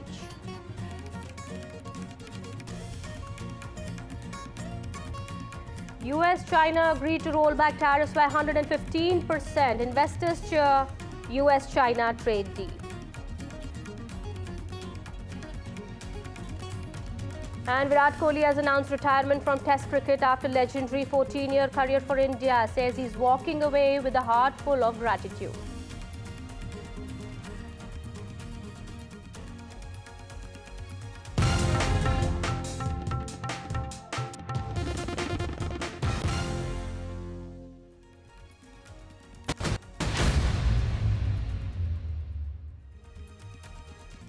Hello and welcome. You're watching NDTV 24/7. My name is Kati Bahel. In a key briefing by the DGMO on Operation Sindoor, Indian Armed Forces today reiterated that Operation Sindoor had targeted only terror camps in Pakistan and POK, and that the Pakistani military was responsible for the losses incurred on their side.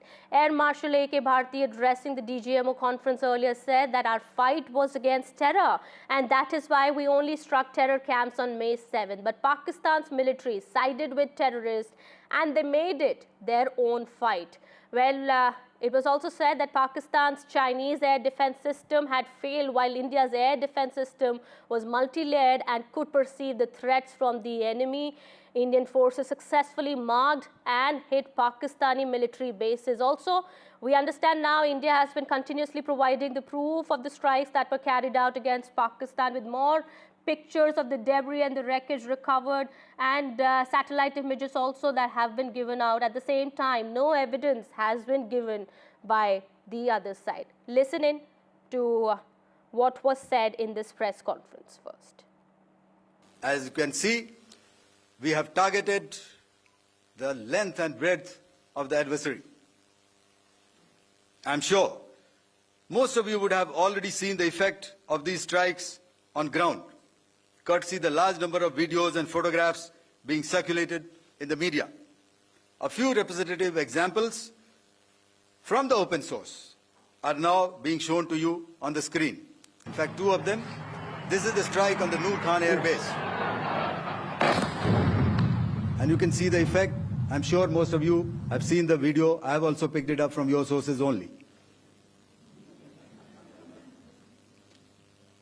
And this is the aftermath of our strike at Raimiar Khan Air Base. You can see the massive crater that it has left on its runway.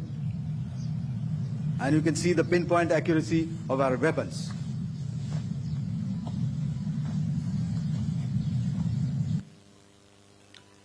So with that, giving you an overview of how our air defense systems have thwarted the enemy drones, their fighter aircraft, their missiles, and resulted in minimal losses on our side.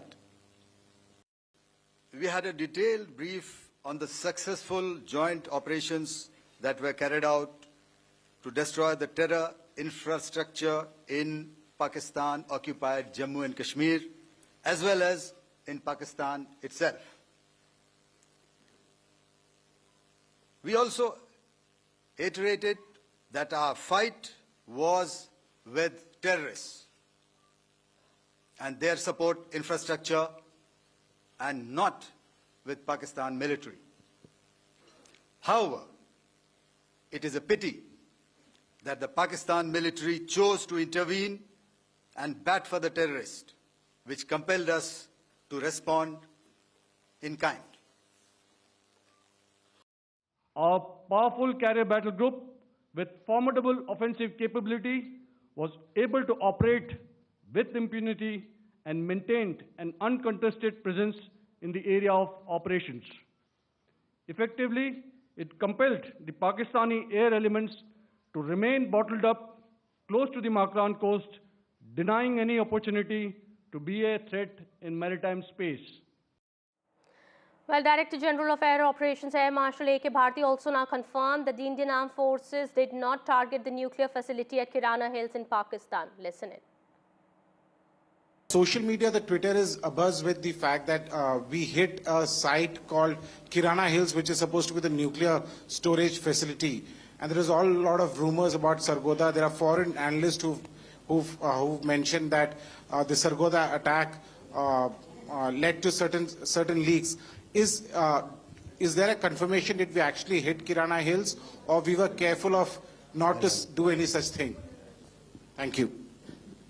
Thank you for telling us that Kirana Hill houses some nuclear installation. We did not know about it. Okay. And we've not hit Kirana Hills, whatever is there. Okay. I did not brief in my briefing yesterday. Thank you. Air Marshal clearly denying the rumors of action at Pakistan's Kirana Hills, clearly saying that we don't know what is there and we did not hit that facility. All right, my colleague Vishnu Shom as well as Shiv Arur joining us on the broadcast.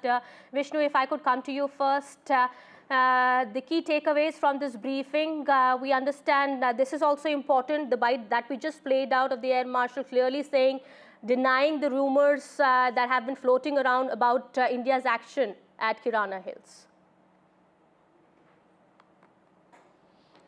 Well, I think we need to listen to that soundbite in its totality. And while he did on record deny that India had struck any nuclear weapons depot of the Pakistani armed forces, he did begin that statement with a smile on his face. And there is video to suggest that, there were certain strikes which took place in the vicinity of an area which is believed to house Pakistani nuclear weapons. But as you can understand, none of this is publicly disclosed, nor is it confirmed. So we will take the Air Marshal's denial at face value, particularly since crossing or hitting targets which might have a nuclear implication in terms of hitting a depot with nuclear weapons or anything of that sort crosses a massive red line, which I don't think the Indian Air Force intended to do.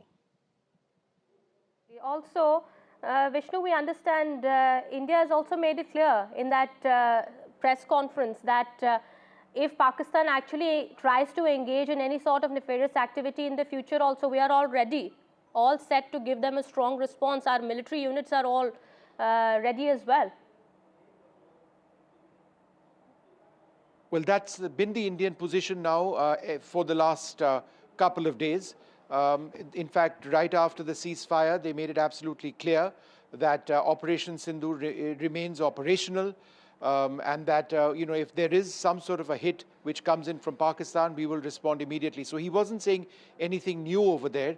In fact, in speaking to very senior sources last night, I was led to believe that the situation that now exists will be the new normal, that Pakistan cannot expect a return to normalcy. Therefore, if there is any attack on terror, an Indian military response can never be ruled out. Absolutely. That is what something India has been saying time and again. Well, this was a second press conference that was held in a matter of 48 hours, we believe. Let me go across to my colleague Shiv Arur also. Shiv, we understand There has been, last night has been a night of calm and peace at the LOC, but we do hope that continues to remain, that continues to prevail. At the same time, we understand India also making it clear if any sort of action comes from Pakistan, we are all set. But, you know, an important point that I also want to make here, Shiv, is that India has been continuously giving proof of the strikes that have been carried out, with more picture of the debris and wreckage also that has been found. At the same time, the other side has only been making false claims and has been the subject of mockery from the international media as well. You're right. There's a huge amount of misinformation that's come in from Pakistan.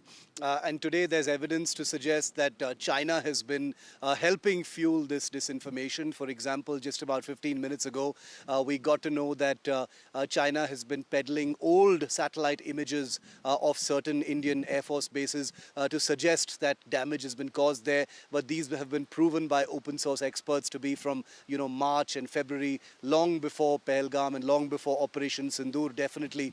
And therefore, China appears to be trying to assist Pakistan in selling, a story of fantasy to its domestic audience. It's a familiar playbook. Both China and Pakistan are similar that way. They try and sort of hypnotize their domestic audiences to a reality which is obviously not real. This is a country that's had a dozen frontline air bases in big cities being attacked in the last 48 hours. And therefore, misinformation is something that they need to resort to because the reality is so agonizingly painful. On the other aspect that came out from today's Armed Forces briefing, hugely important, that the first officially released pictures of Chinese, failed Big Chinese breaking news missiles now coming in at the moment. We're learning Prime Minister Modi will be addressing the nation today. Prime Minister Modi's address is going to be at 8 p.m. on Operation Sindoor. This is what is expected. The first address after Operation Sindoor. This is big. Prime Minister Modi will be speaking at 8 p.m. He is going to be addressing the masses tonight. This is what we are learning at the moment. What Prime Minister Modi is going to say, that of course remains to be seen. All eyes will be on that. But this is his first address post-Operation Sindoor, and this is big. Prime Minister Modi will be briefing the nation first time after Operation Sindoor came into play, and we understand now the tension seemed to be between India and Pakistan continues to be, it seems to be withdrawing, but at the same time, India has made it clear that we are all ready, all set to give a befitting reply to Pakistan in case of any misadventure by the neighbor. But we understand now Prime Minister Modi will be speaking to the masses, will be briefing the nation at 8 p.m. This marks his first address after Operation Sindoor. Prime Minister Modi has been continuously monitoring the activities in the last 4 to 5 days. And we understand that this key briefing comes at 8 p.m. Just a day before the ceasefire agreement between the both sides came into effect, and normalcy at the moment seems to be returning at the LOC. This has been a night of calm and peace as we witnessed last night, but we do hope the situation continues to remain the same in the coming days as well. All right, my colleague Maria Shakir also now joins us on the broadcast here. Maria, this is big. First address of the Prime Minister post-Operation Sindoor at 8 p.m.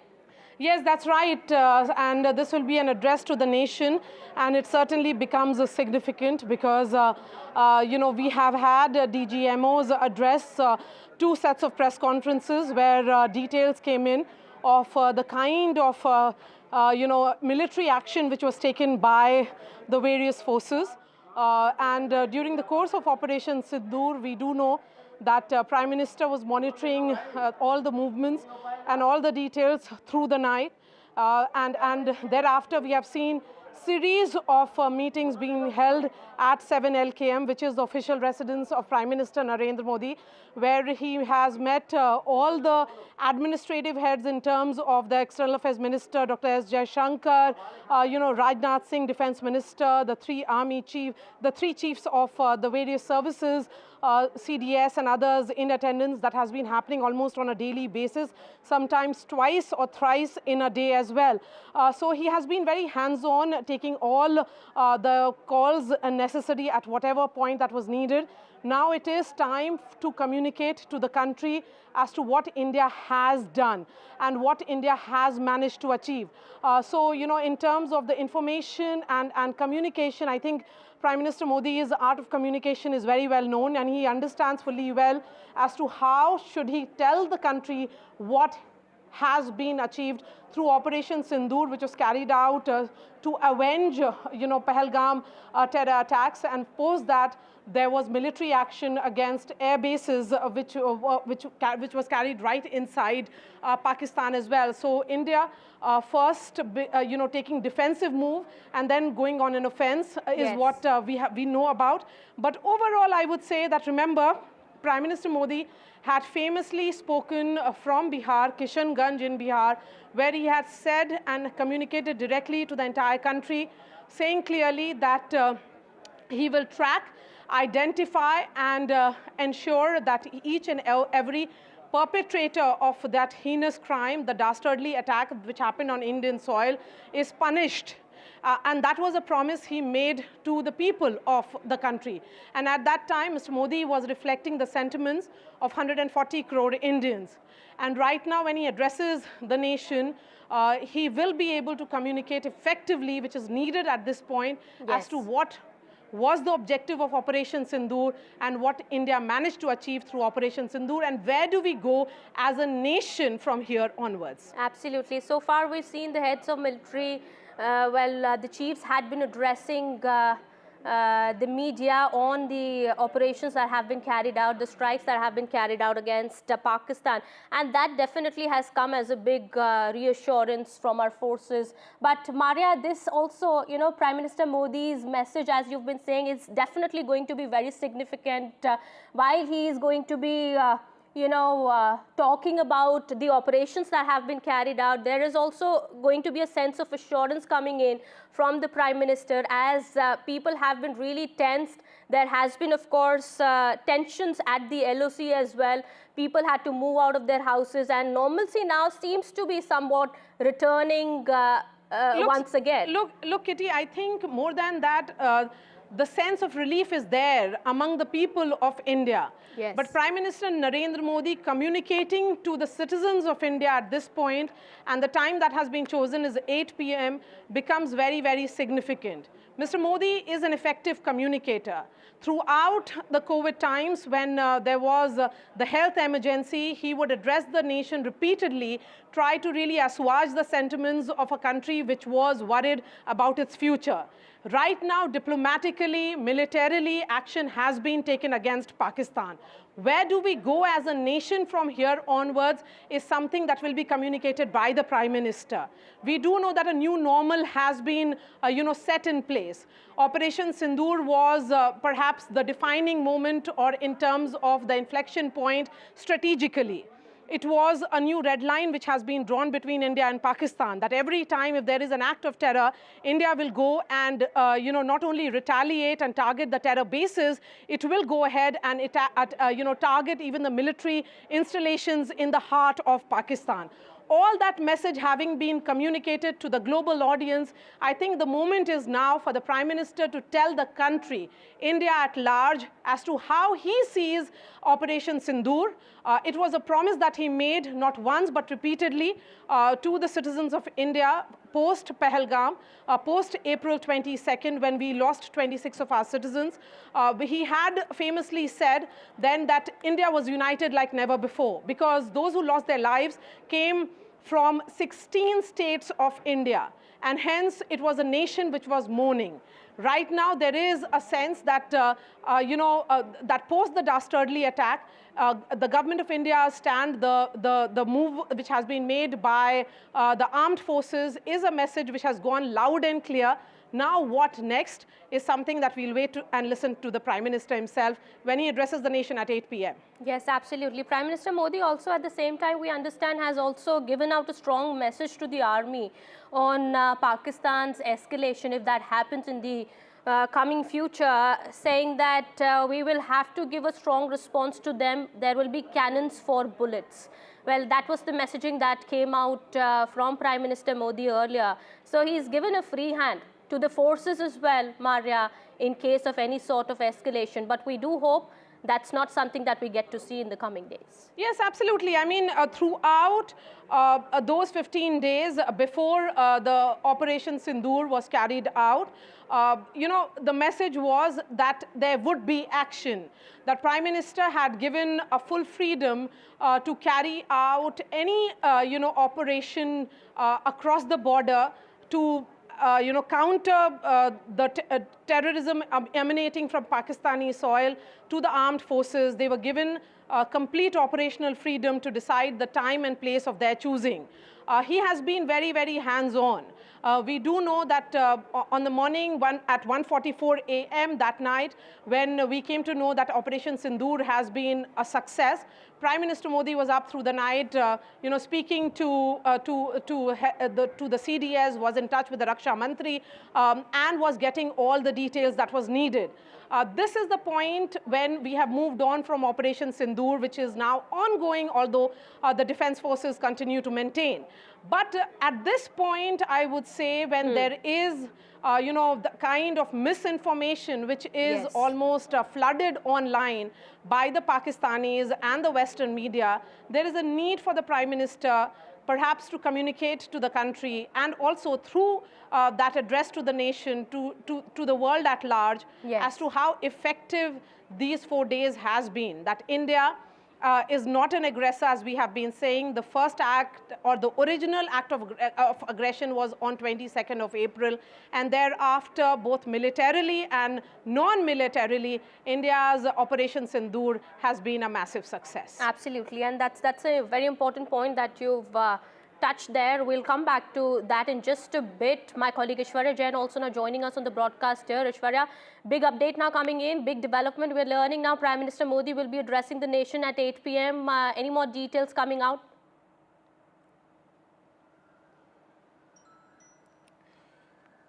Well, since the Pahalgam terror attack, I've been covering multiple meetings that Prime Minister was chairing. He was closely monitoring the entire situation panning around. He was briefed on a regular intervals by the tri-service chiefs, the CDS, NSA, Defense Minister, or the External Affairs Minister. And Prime Minister Narendra Modi had given several directions. I remember the Prime Minister's office sources told NDTV that at last yesterday, on Saturday, I beg your pardon, the sources have indicated that Prime Minister had stated that any further or any future terrorist activity will be considered as an act of war, and if that happens, then India will retaliate accordingly. There was an entire narrative that was said by Pakistan that was busted by the Indian Armed Forces during these press conferences, and it was, of course, the Congress Party which was on the other side demanding a special session of Parliament, Prime Minister to address the all-party meeting as well after the successful Operation Sindoor concluded, and as Indian Armed Forces stated, that justice is delivered. The sources in the Indian Armed Forces also indicated that there were more than 100 terrorists which were killed. Specific targets were neutralized. For 35 to 45 Pakistani armed soldiers died in this entire Operation Sindoor, and India achieved its target. India achieved its objective of Operation Sindoor. But of course, there were many questions that were raised in the past few days by many in the country or externally as well. And now Prime Minister Narendra Modi will himself come out, address the nation, will tell about the objectives being achieved out of Operation Sindoor. Remember, the government was always in a view that India will only hit the terror camps, the terror infrastructure in Pakistan, and India had only retaliated when Pakistan army came and targeted our civilians, our base, and it was a retaliatory measure that Indian Armed Forces opted. Prime Minister Narendra Modi would be directly giving out that strong message that terrorism will not be tolerated. Under the leadership of Prime Minister Modi.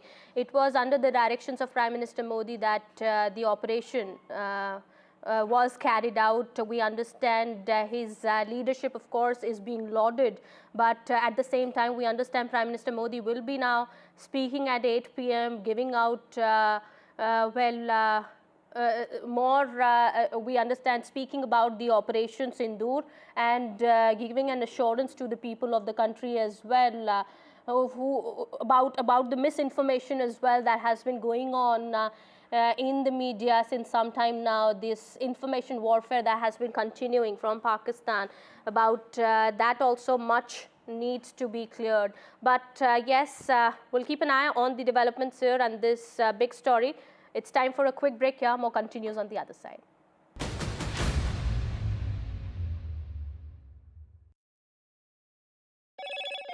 Hello, Moto.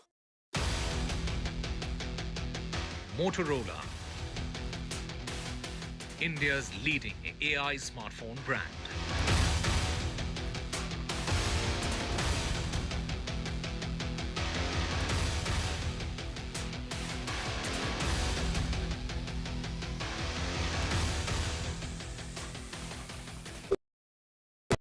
In today's interconnected world, India's voice is more crucial than ever.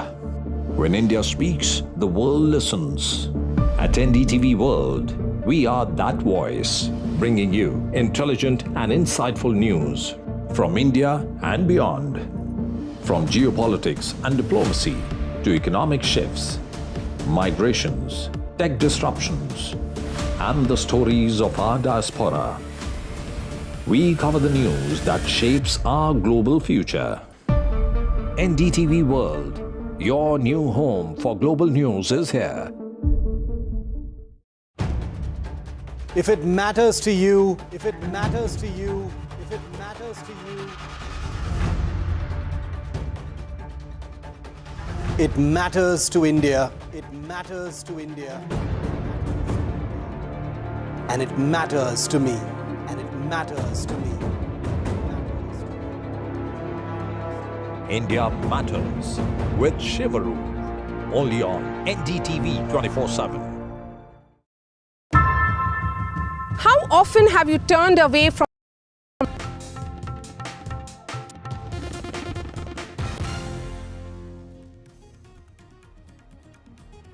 Welcome back after the break. Amid the state-of-the-art weaponry that Indian forces deployed in the Operation Sindoor against Pakistani terrorists was built in Bangalore Ceasefire.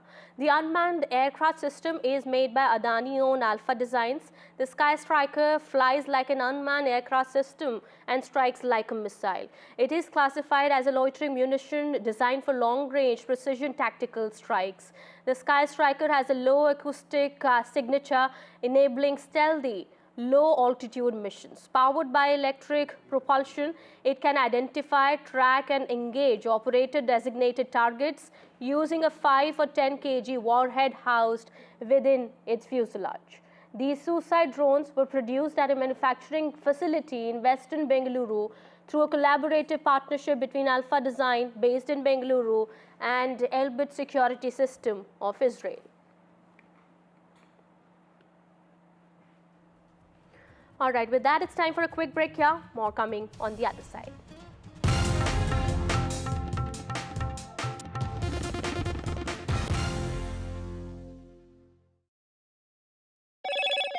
Hello, Moto. Motorola, India's leading AI smartphone brand.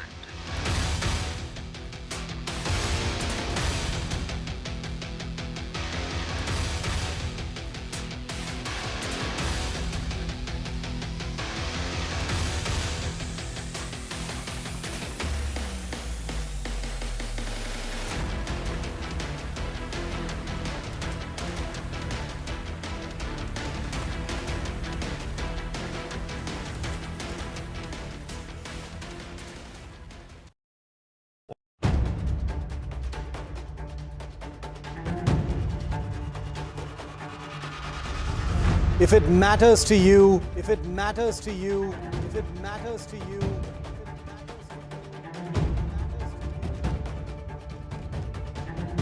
it matters to India, it matters to India, it matters to India. and it matters to me. And it matters to me.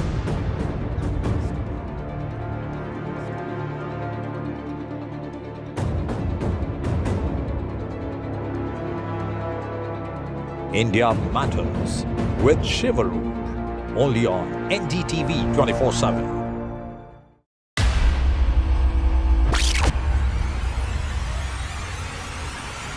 The last 1 month, if you see, the share prices of Naval Engineering has fallen more than 58%. Why are the rating firms calling the debt payments as default? We have two credible credit rating agencies on March 4th coming and downgrading the stock to D. Statements are consistently being proven wrong, and transactions are being taken place which are different from what they were originally pictured to be.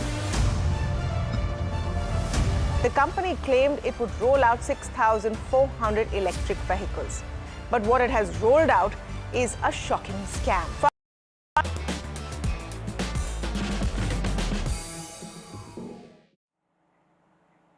It is stumps for Virat Kohli in Test cricket. One of the most loved cricketers of our generation has walked away after 9,230 runs in 123 tests in 14 glorious years in whites. In the interim, he captained India in 68 tests and won 40 of them, becoming India's most successful test captain as well. He stopped 770 from the test club of 10,000 runs. Virat leaves behind a Virat-sized hole in test cricket. Of his 30 test tons, the most recent 100 not out came in the first test against Australia in November last year. It was his first in 15 innings across 16 months. And so cricket's greatest showman leaves the grandest stage, not with a final century, wave of a bat or guard of honor, but with a post to his 271 million Instagram followers. He'll be remembered as the man who dragged the Indian test side into the 21st century. We will discuss on this show what made Kohli retired and what happens now. But before that, let's dip into this tribute by the International Cricket Council.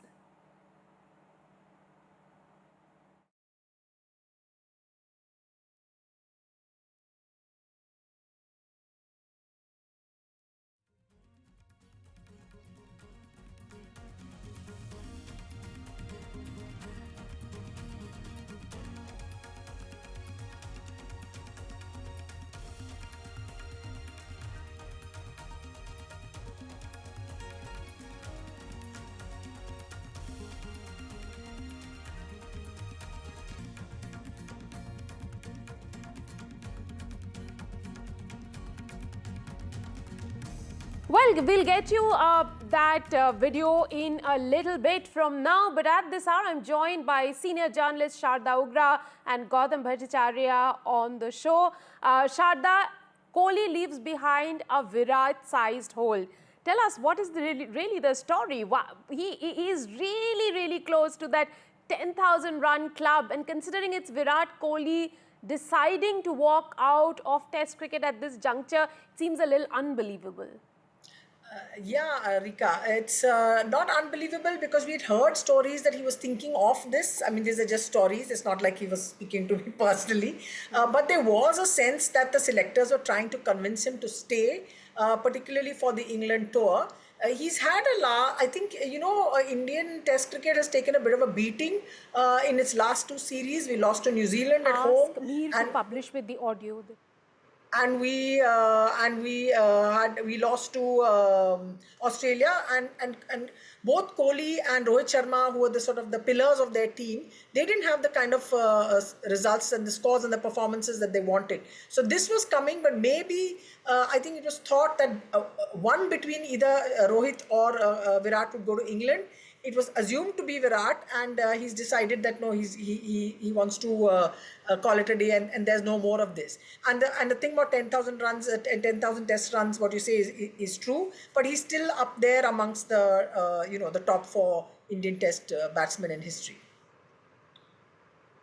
I'm also actually joined at this hour by Atul Vasan, former India cricketer.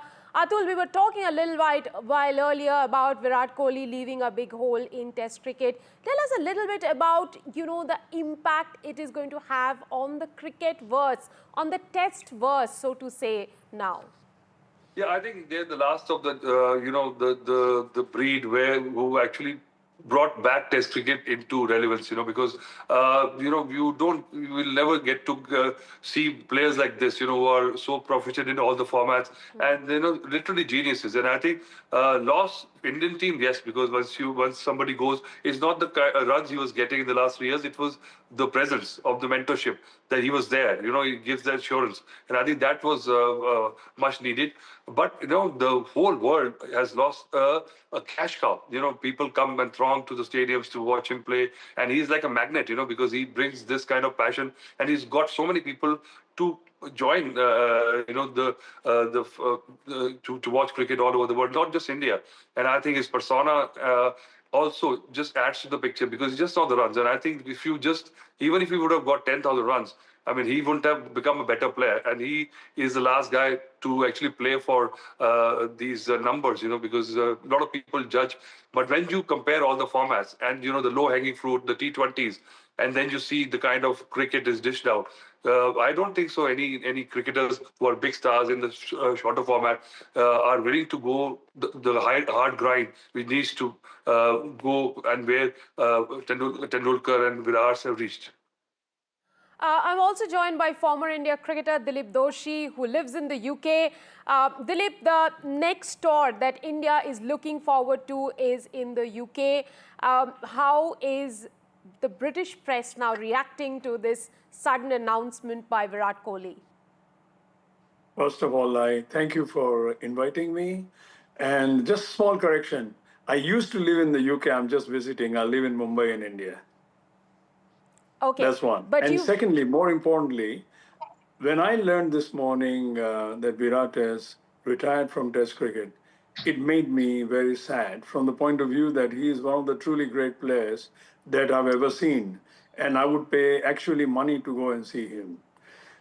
And I think he has brought so much stability to Indian Test cricket team that the others around him have rallied and started realizing that Test cricket is the proper form of cricket.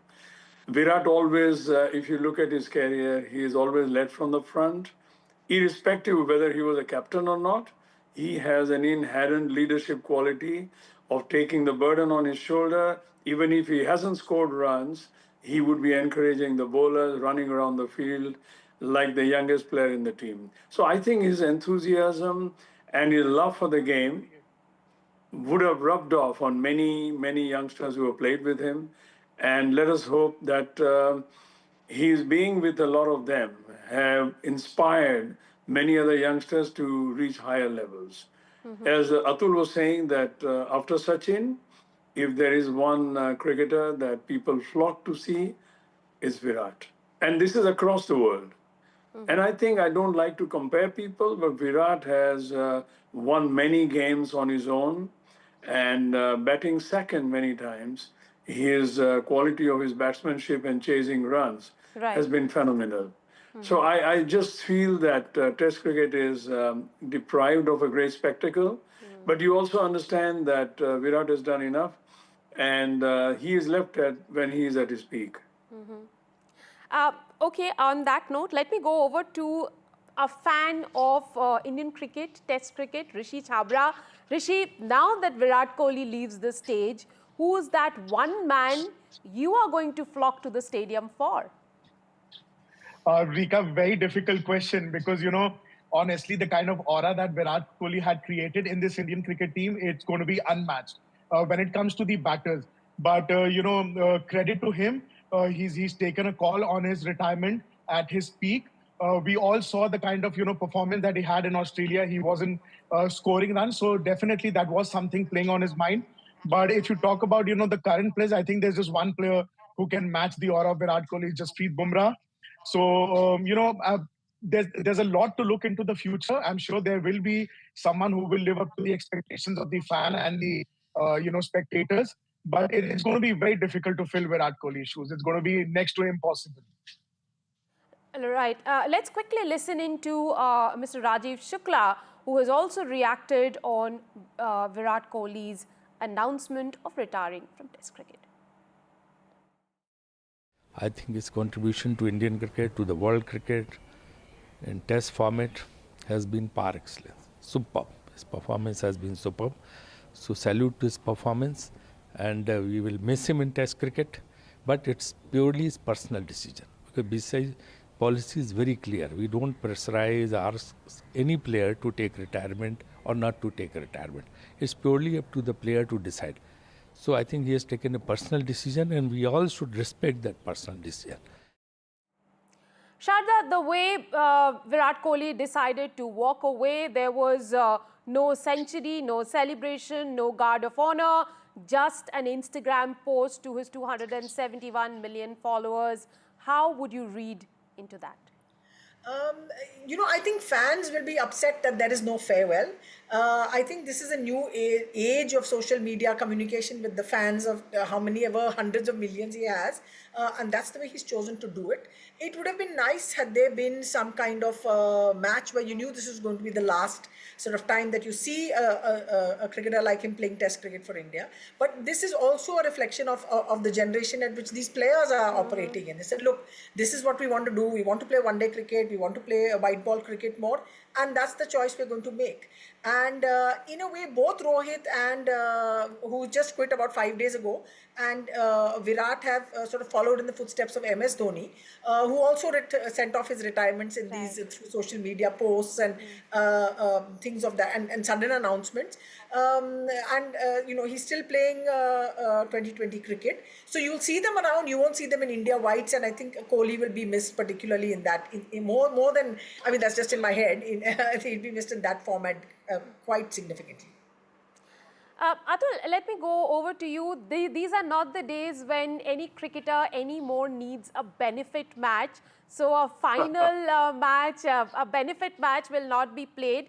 But will BCCI for its own fans want Virat Kohli to play in India one last time?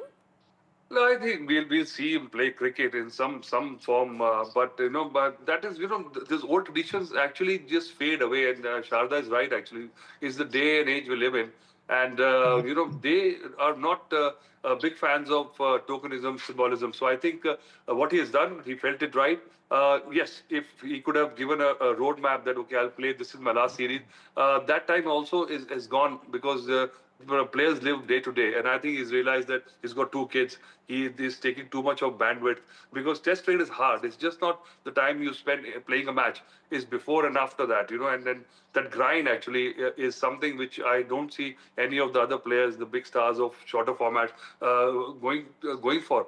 And I think that's why I feel that who's gonna get these fans back to Test cricket? We need players like him, and that is why world cricket is poorer. In revenue-wise also, I think monetary-wise, we lose a lot of moolah because, he brings people, and I think eyeballs will be less. So it's a loss all around. But he is beyond the place where he needs a farewell match, and we'll see him play in other formats. He is probably going to aim for the Olympics. That's where he's heading to. Right. In fact, I was with him during one of the discussions when he was asked whether he would like to come back for the Olympics. He didn't say very clearly whether 2028 is one last time when we would see him in the T20 format or not. Of course, he's retired from the T20 format, but in some ways, he did express his keenness on coming back for that one last match if India reaches the final of the Olympic Games. Going over to Mr. Doshi, what would you really say has been Virat Kohli's biggest legacy in Test cricket? Virat has always played to win.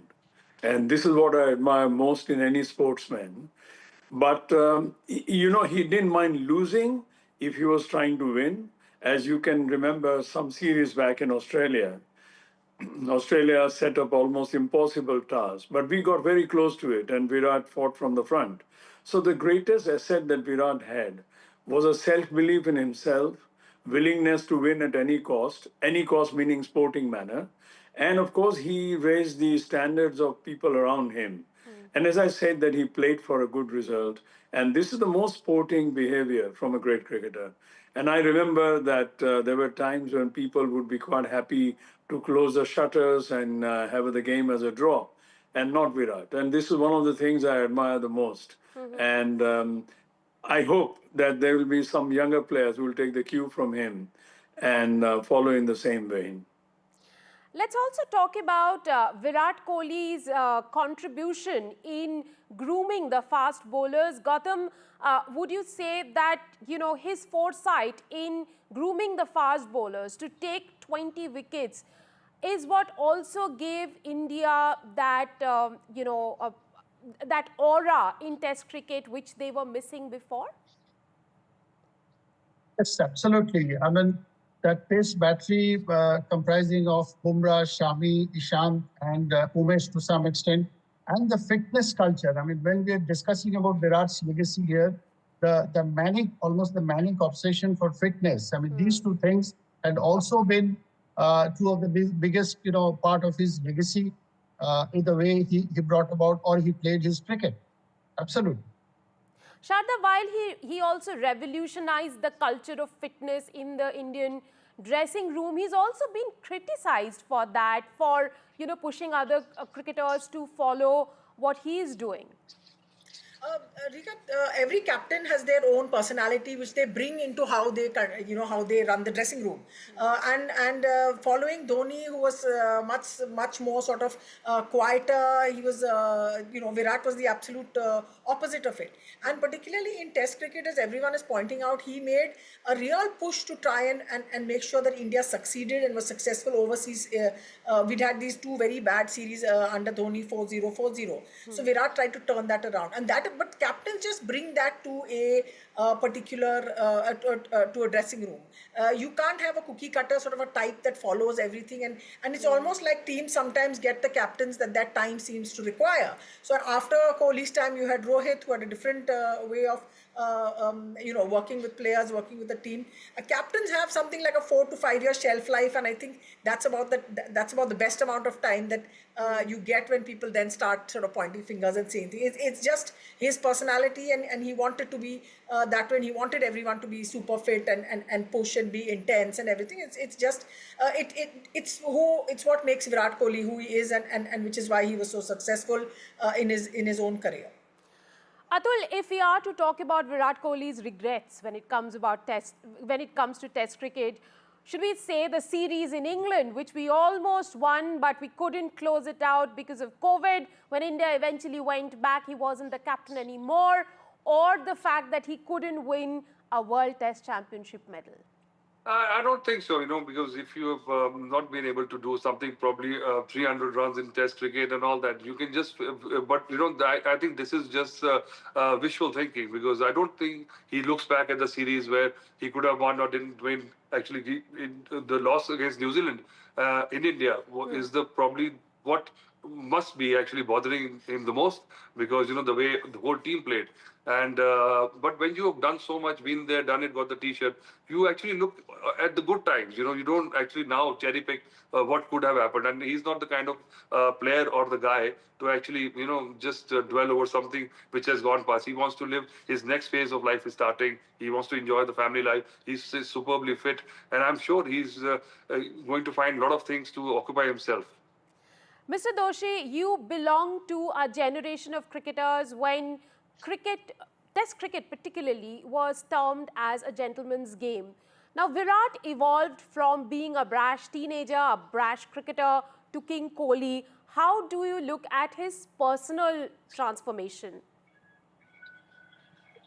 Well, Virat started very young, almost as a teenager or soon past it.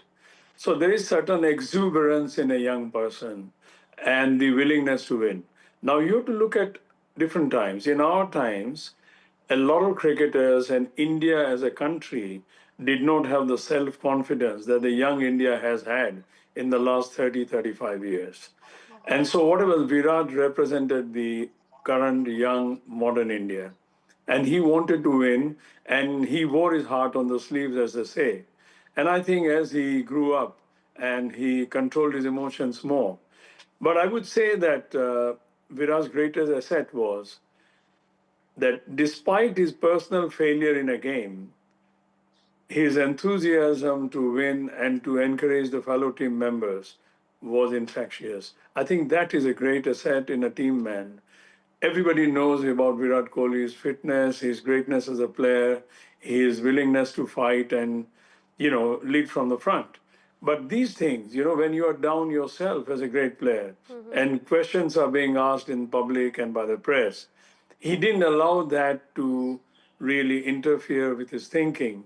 And he was single-minded in his approach for the team and the Indian cricket. So this is where I would say hats off to him. I think his wife, Anushka Sharma, beautifully put out a post saying it was not just those wins, there were tears too, which the world wouldn't have seen, and she has, and there were moments of defeat, not just a victory, that together they have experienced, and the lows. It was not just the highs, but the lows. Rishi, coming to you, there are a lot of talks about either Shubman Gill or Rishabh Pant taking over as the next Test captain. What is that one trait of Virat Kohli that you would like for the next captains to imbibe? Rika, it has to be the intent. I mean, we've seen the kind of intent that Virat Kohli brought into the team, be it while he was batting, while he was, in the field trying to pull up the entire team. So I think that intent and, obviously that fitness level as well. So these two things that, would be very, as fans, we would be keen to see in the next upcoming captain. But as we've all seen, I think chances are that Shubman Gill will lead the team in the future. So really hoping that he can live up to the expectations and do well for the team. Gautam, coming back to you, while Virat Kohli has had many partnerships, would you say his partnership with Ravi Shastri was what really, transformed India's fortunes in Test cricket?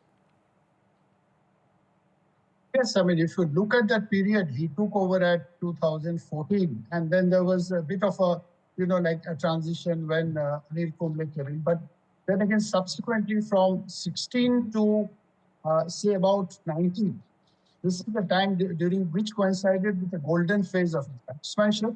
Say sometime around 16 to 2018, he had hardly put a foot wrong. In fact, I was looking at some of his figures. Those 3 years, he had scored over 3,600 runs daily. Right. And that was the time. Yes, I mean, they couldn't, win a ICC championship title, that's fine. But then again, it was the most productive time when they fed off each other. Their philosophy was somewhat similar. Right. Yeah, their philosophy was somewhat similar, and it was definitely a productive time. Yeah, before, I wrap up the show, I'll have to ask all four of you your favorite Virat moments in Test cricket. And I'll start with Atul. Your favorite Virat moment in Test cricket? Well, I think what defined him and what actually, started him off and showed people that he's not your run-of-the-mill, he's different, is when he showed the finger in Australia. That's for me. Okay. Mr. Doshi, your favorite moment, Virat moment in Test cricket? I find the win in Australia a few years back, when he was willing to chase runs and Pujara and him fashioned the victory, that was possibly a pinnacle in his career, because not many teams have won in Australia.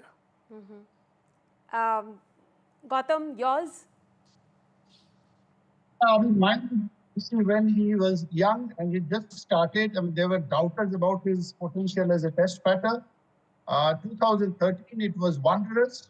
I think it was 113 and it was some 90 odd against an attack which still had Dale Steyn. I mean, there was a guy who showed the spunk, and this was if there's one guy who enjoyed pace and bounce on the wicket, challenging conditions, he showed that he had it in him and he had arrived. Rishi, what would be yours? It has to be the first series win down under, because the kind of situation that we were in, COVID, and then a lot of players getting injured, and then the reserve players coming in. So definitely that has to be one series that Virat will always be remembered for in Test cricket. I have to tell you my favorite Virat Kohli moment in Test cricket. It was the win in Joburg after India was down and out 2018-2019 series. The way India came back under Virat Kohli, and it was his phenomenal captaincy that helped India come back. Thank you very much, gentlemen, for joining us on the show. And that is not all. Virat Kohli is being talked about in all circles. Virat Kohli was even being discussed by the DGMO today earlier in the day during the press conference, and he spoke about not just his contribution but citing an example how today, in today's world, in changing times, how pertinent this gentleman, this legend of the cricket is, as he signs off. Listen into this soundbite. आज शायद cricket की बात भी करनी चाहिए, क्योंकि मैं देख रहा था कि विराट कोहली ने टेस्ट क्रिकेट से रिटायरमेंट ले ली। कई भारतीयों की तरह वो मेरे भी फेवरेट क्रिकेटर हैं।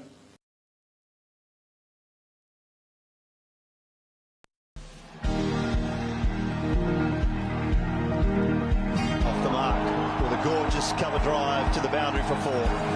That's a proper Virat Kohli special. Up there, cover driving, extension of the elbow. Beautiful to watch.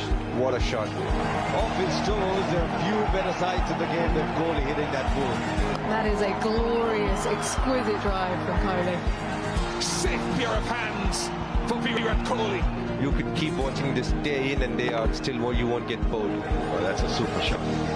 Exquisite. Nicely played. Full ball on the leg stump, forget it. Goes to the boundary in a flash. Those are the kind of shots that went off Kohli's bat when he was at his best.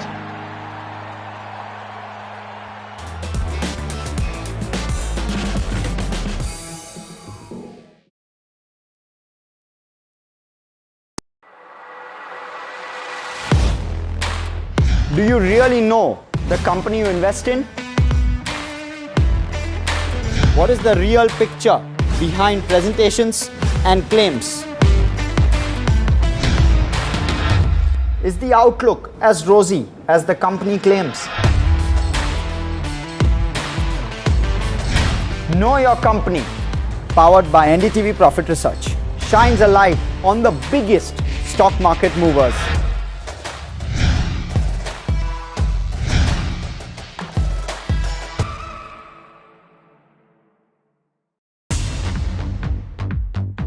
More news that matters.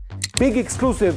Tulsi Gabbard gunned down by Pakistan-backed cowards. When you interact with people on ground, you're able to reflect their sentiments much better. More debates that shake the system. More exclusives you won't find anywhere else. Not just another prime time. It's a prime time that's unmissable.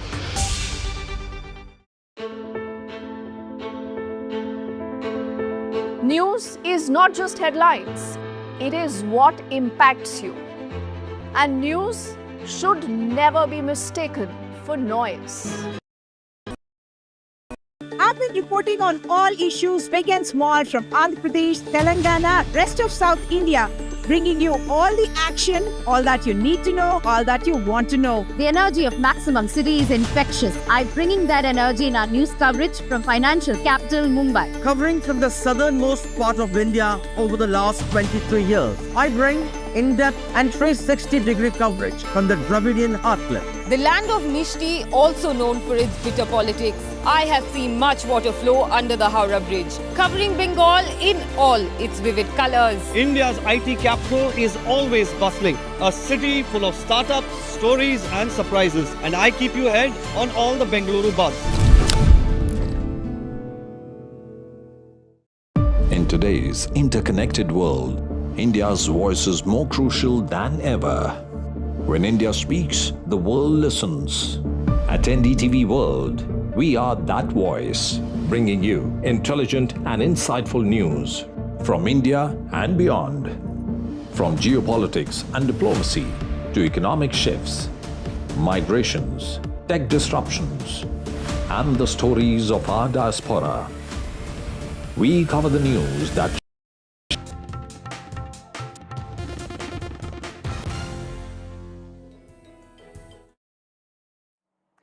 Prime Minister is addressing the nation tonight at 8. This is his very first address post the success of Operation Sindoor. There has been an all-important DGMO briefing for the second straight day. The video proof of strikes at the Pak air bases has again been put forward. Forces again reiterate all military bases are intact. We continue to be fully prepared. The Pak Army, they say, is responsible for their losses. The DG Army Ops also has mentioned a cricketing reference. From ashes to ashes and from dust to dust. If Thomo don't get here, then Lily surely must. जो दुर्दशा कल आपने Pakistan airfields की देखी, हमारी airfields हर प्रकार से operational हैं. Adani-made drone was also used in Operation Sindoor. Adani-owned Alpha Designs had built that drone, Sky Striker drone, made in Bengaluru.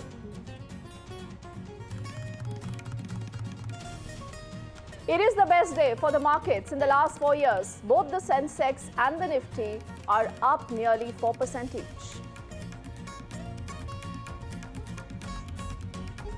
US and China have agreed to roll back tariffs by 115%. Investors cheer the US-China trade deal. And Virat Kohli is announcing his retirement from Test cricket after legendary 14-year career for India. He says he's walking away with a heart that is full of gratitude.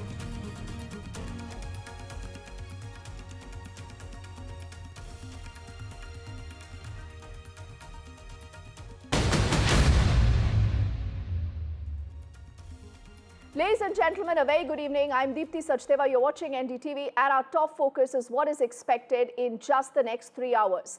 The Prime Minister, for the very first time, is going to be addressing the nation. He's going to be speaking to the people directly, and this is his very first address post the Operation Sindoor that has been a huge success, where we have ensured that we've hit at the terror targets, where we've also ensured that our military might has completely pummeled Pakistan. Let's open this up with the very first perspective that we'll get in from our guest, Amitabh Tiwari, who's just going to join us, along with our team of reporters, Aishwarya Maria. Both are tracking that story. And I must tell you earlier, for the second straight day, we've also seen that all-important DGMO briefing, again reiterating the kind of losses and reversals that Pakistan has suffered. But for the very first time, when you will have the Prime Minister speaking, Maria, what could this entail?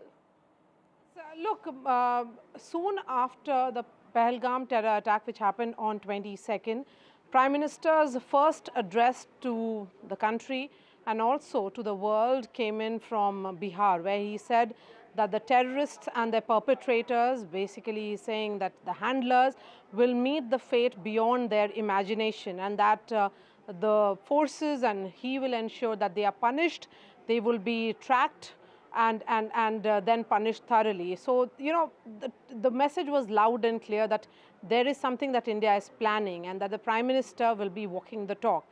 Thereafter, we heard, the details emerged of Operation Sindoor, where Indian forces actually decimated the terror launch pads and also, the heart of terror in Pakistan, which had Muridke and Bahawalpur, the headquarters of Jaish-e-Mohammed and Lashkar-e-Taiba. And then the second part and the third part of Operation Sindoor had India going ahead and targeting military bases inside Pakistan and trying to send a message that that when it is about action, a new normal is being set, that there is a need for new engagement between India and Pakistan. This is for the first time, Deepthi, as you pointed out rightly, Prime Minister will be speaking in the context of Operation Sindoor. Becomes particularly important because Prime Minister Modi has been extremely hands-on. When details emerged roughly around 1:44 a.m. that night about Operation Sindoor's success, we were told by the sources who were right inside the Prime Minister's office that the Prime Minister was monitoring each and every aspect of this crucial operation, military operation. Through Operation Sindoor, India has sent a message that it can set that new red line on terrorism and that this war against terrorism is something which is ongoing. Remember, Prime Minister Modi was the one who had famously said that this is not an era of war. and that India is being forced to take action against Pakistan terror outfits. It started again as as responding to an act of terror, and then it was about military action when Pakistan carried out those indiscriminate firing along the LOC and disturbed our international border as well. So having said that, I think this is the right time, post-ceasefire, when there has been no action whatsoever. It was a peaceful night and the DGMO talks have happened as well. It is for the Prime Minister to communicate to 140 crore Indians as to what really happened and how he sees the success of Operation Sindoor and how should the country be seeing, because there is a misinformation campaign which is ongoing. The Pakistanis and particularly the Western media is going all out to question India if it had actually achieved anything out of Operation Sindoor. I think a Prime Minister's address to the nation will answer all those questions. Absolutely. Maria, for the moment, why don't you just stay with us? I'll take this to Aishwarya before we get an Amitabh also into this conversation. Because, Aishwarya, the message is not just for all of us. It is not just for us here in India, for also people in Pakistan. But I think also a lot of those people who have been doing a lot of monkey balancing over the last, many perhaps years, where you've seen Pakistan launching that proxy war against India. So I think there is also going to be that message for the world that this is a new India. And keeping in mind that, Kashmir again is a bilateral issue when it comes to both India and to Pakistan, and we will talk to Pakistan only on our terms, Aishwarya. Is that also a thinking that you've picked up from your sources?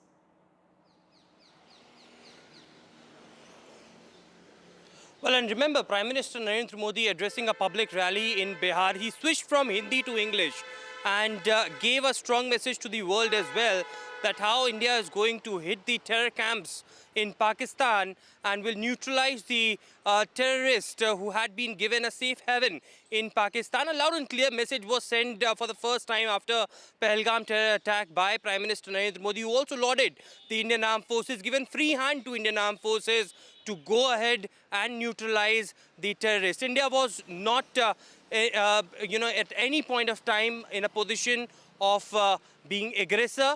We were retaliating to what Pakistani forces had been doing, and our only objective of Operation Sindoor was to demolish those terror camps back in Pakistan, and we had proved so. Remember the statements coming from the Indian Armed Forces. The objectives of Operation Sindoor had been achieved. It's a successful Operation Sindoor that Indian Armed Forces had conducted, and justice is delivered to those who lost their lives, the loved ones, 26 innocent citizens who lost their life. And then India decided to hit those specific targets of the terror camps, the terror infrastructures back in Pakistan. And then we were just retaliating to what it has been coming from Pakistan in terms of drones, missiles, and what Pakistani army went on to a scale to hit our civilians, and Indian Armed Forces retaliated. I had covered multiple rounds of meetings that Prime Minister took at 7 Lok Kalyan Marg, and the messages that came in. First, of course, after that all-important meeting that Prime Minister chaired, Prime Minister stated that a free hand has been given to Indian Armed Forces. Prime Minister also stated that he believes in the professional abilities of Indian Armed Forces, and it is time to track and punish them.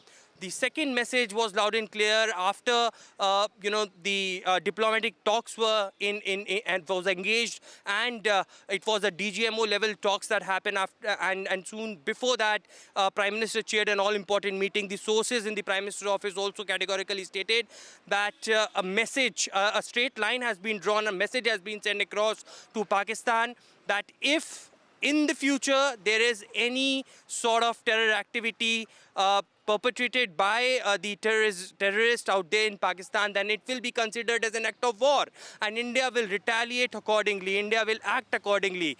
And now, after the entire narrative being said by the Pakistanis, the Pakistani media, the Pakistani armed forces, the message would be coming directly from Prime Minister Narendra Modi. That will certainly set a tone, and the red line that India has drawn as far as the terror activities from Pakistani soil is concerned, that will be the last word. All eyes would be at 8 p.m. when Prime Minister Narendra Modi would be addressing the nation. Oh yes, we are, close to Amitabh, 2 hours 51 minutes away from that big address. But clearly with the expanse, Amitabh, of what has happened in the last many days post the attack in Pahalgaon, and also the position that Narendra Modi and India has taken vis-a-vis terror, whether this was about the Balakot, this is about Uri, everything else. There is a larger messaging, Amitabh, that goes out. What in your expectations could be what the Prime Minister could today be saying? And, clearly you will be looking at a larger political impact of India versus the rest of the world, where we say that anytime now you inflict pain or, such kind of a cowardly attack on India, we are smart enough, we are capable enough to respond in kind. Yeah, clearly the Prime Minister, all the Indians are eagerly awaiting the Prime Minister's speech today. And if you recall, even after the Balakot airstrike, the Prime Minister had addressed the nation.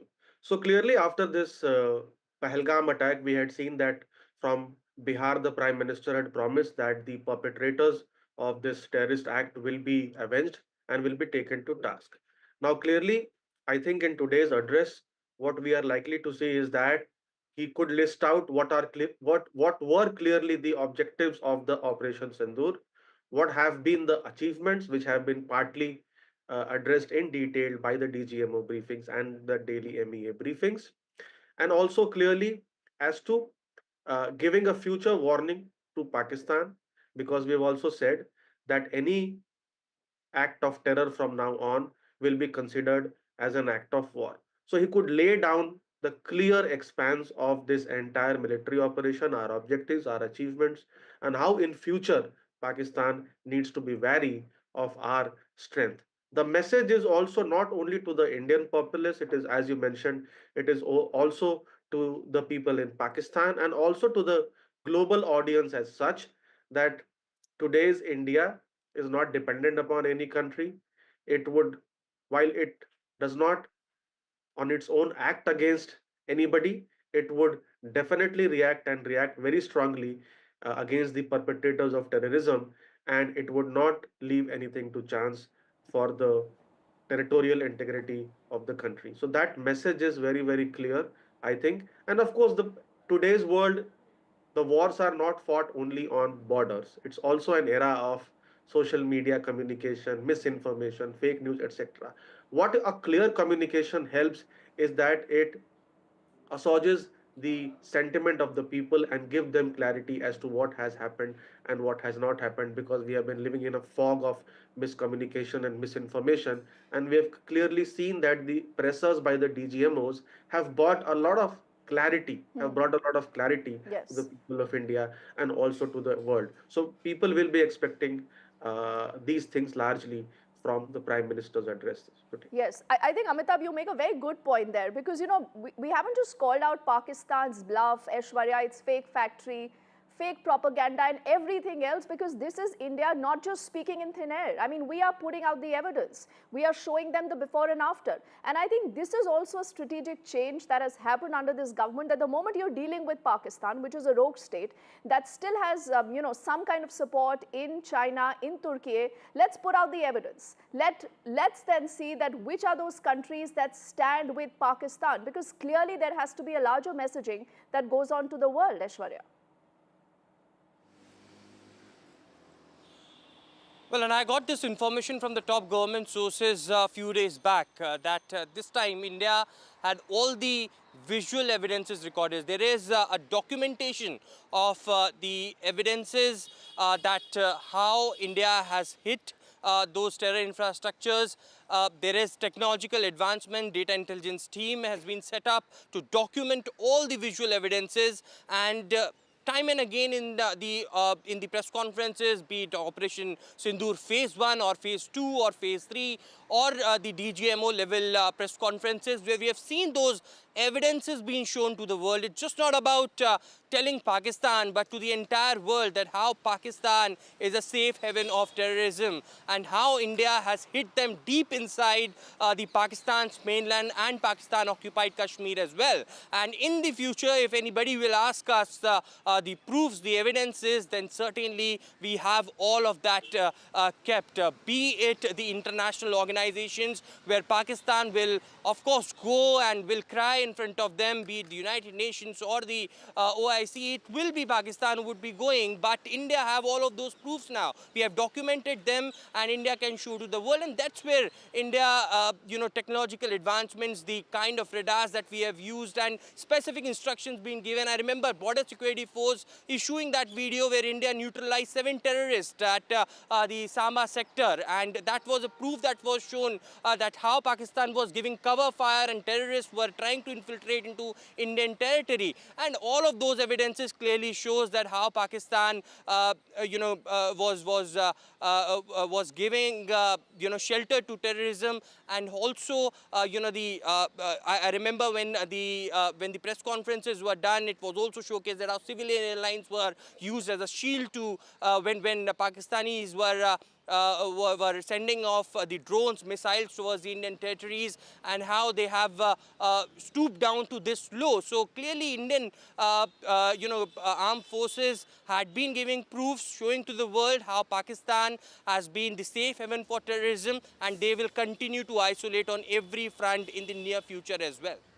Yes, I think that's obviously a fair point. And Amitabh, as Aishwarya was sharing this information, I just took this opportunity to figure out that how many times has the Prime Minister spoken on Pahalgam. So I think these are 3 important times. Kishangan's speech is what, all of you also alluded to. So that is one. Also in his Mann Ki Baat address, the Prime Minister did speak about this. So, there has been that regular conversation. And then there was a statement in front of the Angola president on May the 4th. But for the very first time, when you have the Prime Minister today speaking post the success of Operation Sindoor, Amitabh, there has to be a lot of, I think, importance attached to this. Keeping in mind his very stern position he's always taken vis-a-vis Pakistan. We've said we as a country, talks and terror will never go hand in hand. We've also, in fact, drawn our own red lines. And this time again, I mean, not to say that the terms of engagement with Pakistan, Amitabh, have again changed. Clearly, the terms of engagement have changed, and the Prime Minister, the people would also like, because there has been a lot of debate internally as to why this ceasefire took place, etc. So I think he would also speak on those aspects, because as you mentioned that there are 2 clear strategic objectives of the government. One is that the talks and terrorism cannot go together, but India is also a peace-loving country, and it has said in the Russia-Ukraine conflict that that it is not an era of war. Correct. So I think he will clearly explain as to the number of targets we have hit, the objectives we have met, and clearly this was a time to have a ceasefire. The terms of engagement have clearly changed. Now Pakistan is fighting on many fronts, not only the armed conflict, but also it has now the problem of the Indus Water Treaty. It has international pressure. It has also economic issues to deal with a recent bailout package by the IMF. So Pakistan is now circled around by many problems, and clearly with this clear communication, what we have established is that these are the targets we have hit, these are the casualties, these are the number of before and after scenarios. So it is a very clear message also to a section of the Western media which is still biased, which is still carrying out articles and op-eds in favor of Pakistan. So it's all this misinformation and miscommunication which is happening in this chaos, all this I think will be brought to finality with this speech. And also I think it is very good in a sense that he has come at the end of the conflict, correct? So he's not taking credit during the conflict. He is giving the people who have fought on the battle, on the borders, to get a chance to speak on the various aspects, and only at the successful conclusion of the Operation Sindoor is that when he will be speaking. So there's a subtle message in that also, because he had earlier said that he had given a free hand to our armed forces to deal with this. Oh yes, and Amitabh, the last bit, it seems like you've just read my mind, because this is the question I wanted to bring forward to both you and to Aishwarya, that look at how you have a country like India that has dealt with this versus a country like Pakistan that is the aggressor, that is the hotbed of terror. Because in Pakistan, Aishwarya and Amitabh, both of you and our viewers would agree that you instead of the military, you also had the deep state, calling a lot of shots. You had Shahbaz Sharif, who was merely a puppet. And, every time he came out, he only had misinformation to speak about or playing the victim card, not recognizing the proof that India has put out. So, keeping even that in mind, Aishwarya, the fact that you will have Prime Minister Modi today speaking at the end of it after, one night of relative calm at the LOC, again is a statement that India has exercised maximum restraint. We haven't escalated the situation. We haven't caused any kind of provocations. Well, and it's a bilateral understanding between India and Pakistan that there will be no kinetic action, no firing along with the line of control and the international border. All other decisions that the Indian government has taken, that will continue to go on. The DGMO level talks that will happen later today will have a single agenda as to how de-escalate things, and no other agenda as being reported by many Pakistani outlets, the media outlets over there, that they can talk about IWT or the other things as well. But India had made it clear that only and only single agenda that will happen as far as DGMO level talks are concerned, that how to de-escalate things and how this this bilateral understanding between India and Pakistan will move forward. It is, of course, at a time when within the country as well, the Congress party is asking for an all-party meeting that should be chaired by Prime Minister.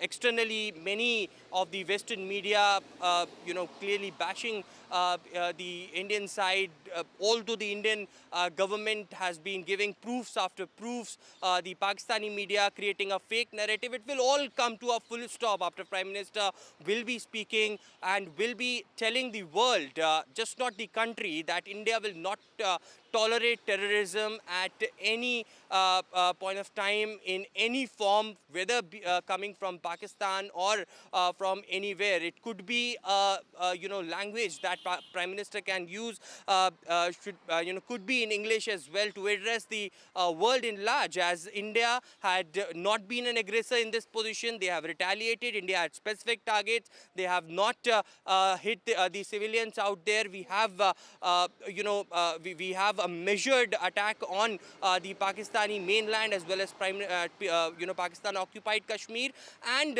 Prime Minister and will certainly laud the Indian Armed Forces, who had done a tremendous job as far as Operation Sindoor is concerned. And as the DGMO Rajiv Ghai stated, that justice is delivered, and something that will directly come from the horse's mouth. We have heard from the military, we have heard from the officers in charge, the commandos, and now it will come directly from the horse's mouth as to what India has achieved through Operation Sindoor. Oh, absolutely. Amitabh, before we actually move, I think this is a good way to look at the things, because much of the difference that you have seen between India and Pakistan is also the fact that here, unlike in Pakistan, you had the entire country standing with the Prime Minister. The opposition also, apart from those questions that they've been asking, they've said that we are with the government. Let's go all out to teach Pakistan a lesson. And look at how Pakistan was responding to what Shahbaz Sharif was saying. Some of his own people were actually calling him quote-unquote weak, when they listened to his address. There were so many memes about him. And this is why, to even people and the world, that draws an equivalence between India and Pakistan, I think it will be very important to hear what the Prime Minister says. Clearly, there is no comparison between India and Pakistan today. In 1999, when the Kargil war was fought, India's economy was 5 times that of Pakistan. Today, it is 11 times that of Pakistan. And militarily, we have clearly shown that we are way superior to Pakistan. We can go and hit more than 100 kilometers inside Pakistan along the international border, and no Chinese equipment or help could probably help Pakistan. So there is clearly, it is visible to the world. It is just that the old age biases are not dying. In India, the entire populace was with the government. All the political parties were with the government. In Pakistan, we saw many people were clearly not believing what the government was saying, because neither Sharif's speech nor the DGMO's presser, which was seen as a copy of what we had held here, was had any concrete evidence to show, because they were just blabbering of their achievements, but they had no concrete evidence to show to their populace or to the entire world as to what they had achieved, because they had not achieved anything. So now let's wait for the Prime Minister. I think there are important signals which will be given to the entire world, to Pakistan, and also will come to know as a nation as to what were behind the scenes activity of this ceasefire, and what was his logic of agreeing to this ceasefire, and what is the road ahead with respect to Pakistan. Absolutely. So we are little over 2.5 hours away from that big but all important address. Aishwarya, I'll let you go for the moment, and Amita, we look forward to coming back to you again as and when we have more updates on the entire story. But gentlemen, thank you so much right now. But let's also keep in focus what the day today has looked like. Remember, for the second straight day, you had the DGMO speaking about what's happened with proof, with evidence, point by point, putting out details of how Pakistan has been hurt. Remember, the Indian Armed Forces have reiterated that Operation Sindoor targeted only the terror camps in Pakistan and in POK, and that it's the Pakistan military that was responsible for any kind of losses that they say that they have incurred. Now, Air Marshal A.K. Bharti, while he was addressing the conference, said, and I quote him now, that our fight was against terror, and that is why we only struck terror camps on May the 7th. But he said it's Pakistan's military that sided with terrorists and made this their very own fight. Something, again, that is not surprising. Now, what we've also heard so far is that a lot of this Pak Chinese air defense system completely bombed. It failed. While India's air defense system is multi-layered, it could perceive the threats from the enemy, and all this was also detailed as a part of the briefing today, images of which you see on your screens. Then Air Marshal A.K. Bharti continued to also tell us that Indian forces successfully marked and hit Pak military bases with precision. That is the operative word. He also said that India continuously is providing proof of the strikes that are being carried out, with more pictures of the debris, the wreckage that has been recovered, and at the same time, there is absolutely no evidence, zilch, that Pakistan is wanting to put out. Now, India has also confirmed that Pakistani Mirage has been destroyed in Operation Sindoor, the Pak military bases have been hit, and there is considerable amount of damage that has been caused. But it would have been hit harder in case there was a major escalation, a position that India continues to maintain. Let's get you highlights of day 2 of this all-important briefing. As you can see, we have targeted the length and breadth of the adversary. I'm sure most of you would have already seen the effect of these strikes on ground, courtesy the large number of videos and photographs being circulated in the media. A few representative examples from the open source are now being shown to you on the screen. In fact, 2 of them. This is the strike on the Noor Khan Air Base. And you can see the effect. I'm sure most of you have seen the video. I have also picked it up from your sources only. And this is the aftermath of our strike at Raimiar Khan Air Base. You can see the massive crater that it has left on its runway. And you can see the pinpoint accuracy of our weapons.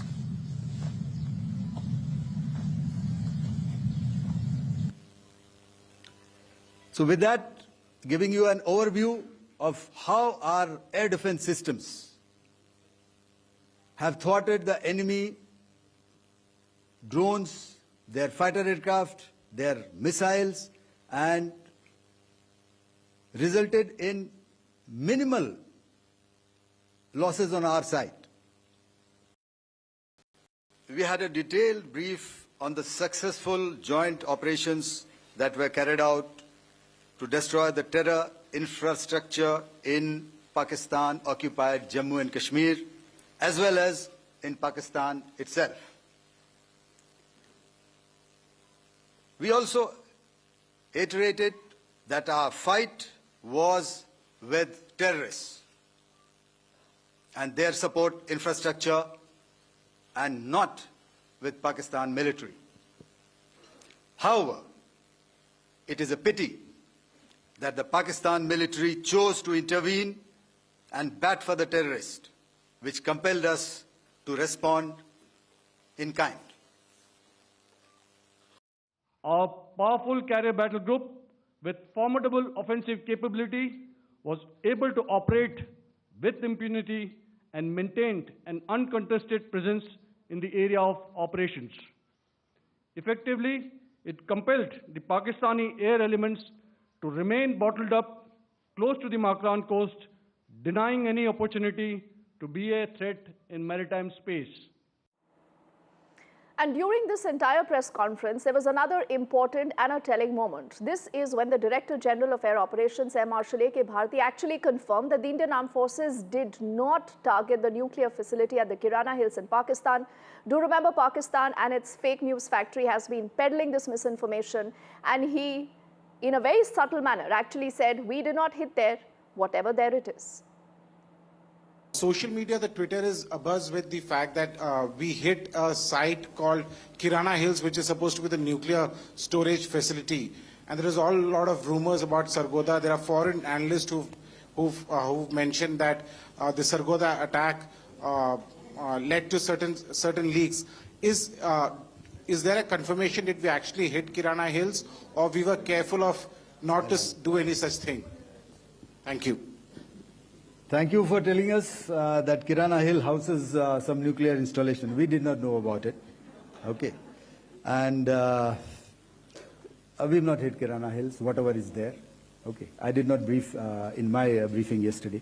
Thank you. So I'm sure Pakistan must have got the message. Let's move on to get you more analysis of why this day has been so significant. Obviously, we are building up to the Prime Minister's key address at 8, but before that, our colleague Shiv, who's been on ground zero getting you his reportage, now tells us his important takeaways of day 2 of the briefing and why, again, this was a huge success for our forces. A very significant part of today's press briefing by the armed forces was devoted to India's integrated air defense system, considering that the country came under attack by swarm after swarm of hundreds of drones, loitering munitions, possibly even missiles from Pakistan. It's not surprising that the spotlight was put on India's air defense weapons and systems. Very interestingly, after first saying they did not want to talk about specifics of weaponry and otherwise, well, today they went ahead and named some of those weapon systems. And the good news is many of them are indigenous, meaning homegrown, designed and made here in India, which is a huge statement for Atmanirbharta as far as defense and weapons are concerned.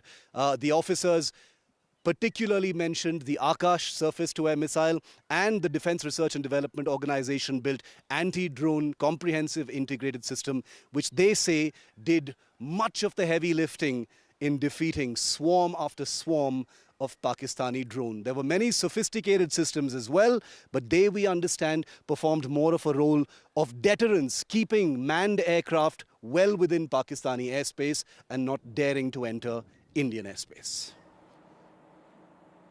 And with this, it's time for us to head into a quick break. But on the other side, this is a non-stop rolling coverage that continues. And do remember, we are building up to the Prime Minister's big address at 8 today.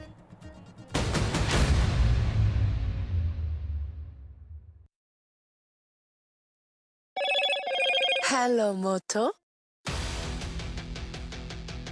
Motorola, India's leading AI smartphone brand.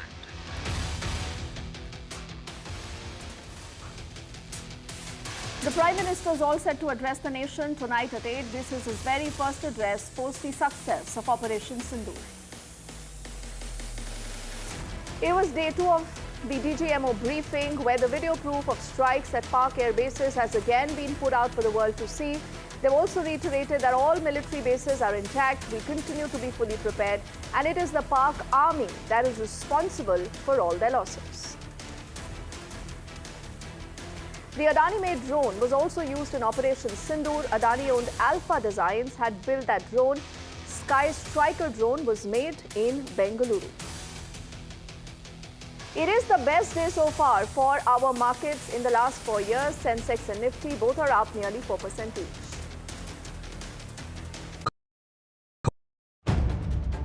If it matters to you, if it matters to you, if it matters to you,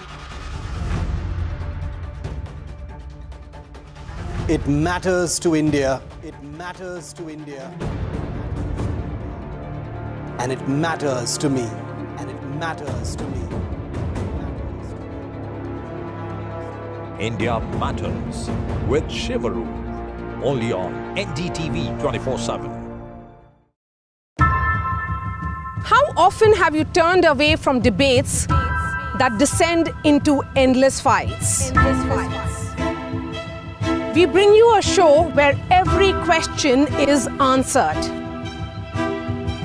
where every debate finds its resolution, where every story finds its conclusion, where opinions collide but facts prevail, where stories unfold with insights and trust.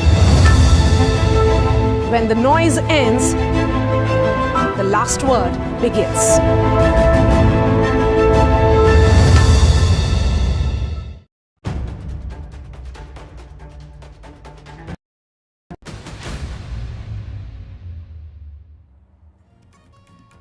Welcome back. Now, in another big revelation, the DG Operations for the Indian Air Force, Air Marshal A.K. Bharti, has confirmed that the Air Force had carried out strikes against targets near Karachi in Pakistan. And accordingly are also these images that you see on your screens. Now, the Air Marshal also told reporters that strikes were carried out at the Malair Cant in Karachi as a part of the Indian military's quote-unquote measured and calibrated response to Pak aggression. This included a surface-to-air missile that, remember, is called a SAM, site at Malair Cantonment in Karachi. And also the assertion is that all big Pak cities were hit.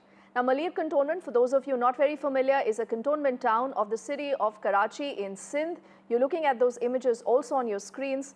Our colleague Shiv also gets us more insight into why this was such an important target and what more do we know about the ops so far. In a measured and calibrated response, we've once again targeted his military installations, which included his SAM sites at Malair Cant. This also included his surveillance radar sites at Lahore and close to Gujranwala. I'm in my bulletproof jacket and my helmet. I've got my protective gear on just under a kilometer from the line of control here in the Uri sector of Kashmir. But I can tell you that hostilities against Pakistan by India are revealing themselves to be much more dramatic and of a scale not understood just 24 hours ago. NDTV broke the news earlier today that it was also Karachi that was struck by the Indian Air Force. This was something that may have been missed, but the Indian Air Force did mention the Malair Cantonment, which happens to be in Karachi. With this, you have every major city and urban center of Pakistan having been struck by Indian Air Force missiles on the early morning of May the 10th as part of Phase 3 of Operation Sindoor. Lahore, Islamabad, Rawalpindi, Sargodha, and now also Karachi. Now, the reason why Karachi is significant is because we already know that the Indian Navy, in its briefing yesterday, had said that Karachi was on target. The Indian Navy's missiles on its warships were primed to bomb the Karachi harbour and reduce it to rubble if there had been another escalation. Karachi is also historically important because, remember, the same Indian Navy had bombed Karachi harbour back during the 1971 war. With Karachi added to the list of sites, in this case, an air defence or surface-to-air missile site at the Malair Cant in Karachi, the scale of India's attacks across Pakistan just got a whole lot bigger. But let's also tell you how the last few hours really have panned out. It was the first peaceful day and night in Uri, and NDTV, remember, continues to report from ground zero. On your screens are multiple images that come in from Rajouri, from Akhnur, and a lot of other sectors in Jammu and Kashmir, essentially reiterating and underscoring normalcy. There is peace after 18 long days of hostilities. The sense of calm continues, people going about doing their normal businesses. But again, when it comes to Pakistan, there is only that much. Remember that you can trust that rogue state. Let's get Shiv again to help us decode how the last few hours have been, what are the preparations still on ground zero, and what could be the road ahead. Hello and welcome to this very special ground report from the line of control in Uri. That is Pakistan-occupied Kashmir, less than a kilometer behind me near the Indian Army's last post. We have permission to report from here, and we are reporting after the first day and night that has gone without any hostilities since tensions began between India and Pakistan 18 days ago. Over the next half hour, we're going to bring you the highlights of the Second Armed Forces briefing, talks between the two countries, and how much bigger India's military operation against Pakistani targets really is than we ever imagined. The laughs of children, the sounds of livestock, birds twittering away. These are the sounds of normalcy one would imagine, even in this forward village, the last village before the line of control in this Uri sector of Kashmir. But it's going to be a while before the people of this final frontier settlement actually return. Some have because they have no choice, but most are still in the depth areas, in safety, still fearing Pakistani shelling. And there is another danger, the fact that there could be unexploded shells and ordnance in different parts of this village. State authorities and administration have warned all villagers to make sure that they do not return until everything is fully sanitized. Normal? That's not a word you see very often or hear very often in places like this. Maybe in a few weeks, maybe in a few months, maybe in more than a year. And our next ground report, ladies and gentlemen, is coming in from the Poonch sector, where we are also trying to bring to you ground reality. There is an eerie calm at the LOC post the ceasefire, but what you still see around are deserted streets, houses still locked, people still not very clear whether they can return back to their homes or not. The locals here are recounting the Pak shelling horror. Even a madrasa in Poonch was earlier hit by Pak shells. And you have seen a lot of damage there visible in also these pictures. And they say that this has been the worst firing that they have seen and experienced and lived since the 1965 war. The locals there, though, are still continuing to pray for normalcy. Nazir has been on ground zero and he tells you more. I'm in Poonch, which has suffered massive damage due to Pakistani shelling, and Pakistan is just behind these mountains. But here in Poonch, you can see Indian flag tricolor flying high. And what happened here, when Pakistan started shelling, they shelled this madrasa also. This was the under construction part of the madrasa, and first shell landed here. You can see this. And then another shell hit the residential quarters rooms of the teachers of this madrasa. And in this room, Maulana Muhammad Iqbal was killed. Another teacher was also injured in shelling from Pakistan. So when we talk about Poonch, it is Gurdwara and a madrasa that were hit in Pakistani shelling. But after killing of Maulana Iqbal, some of the news outlets tried to show that perhaps they use his picture and showing a terrorist from Pakistan has been killed in Muzaffarabad. And that is what has hurt the people, students in this madrasa who are patriotic, who are nationalists. I'm joined by Maulana Saeed. Saeed साहब, आपको भी बहुत उस वक्त हुआ जब ये बम गिरे इस पे कई लोग?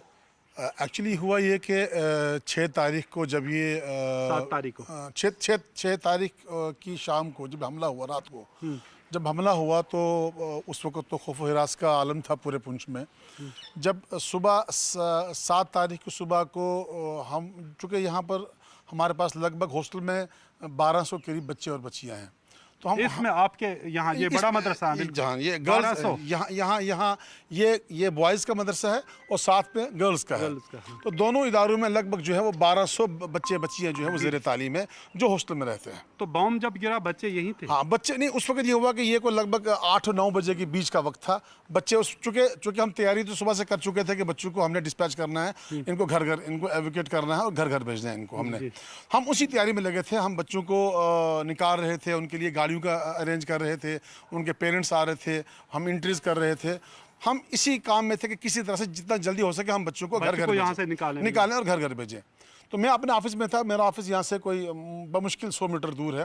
तो बहुत ज़ोरदार धमाके की आवाज़ आई, पूरा ये इलाका थर्रा गया। आपके मदरसे के बिल्कुल बाहर ये है This is the tricolor which is flying very high, and it is right next to the Pakistan LOC. The Pakistan is on the other side of the mountains, and this madrasa has borne the brunt of this Pakistani shelling. And three teachers of this madrasa have been killed, including Maulana Iqbal.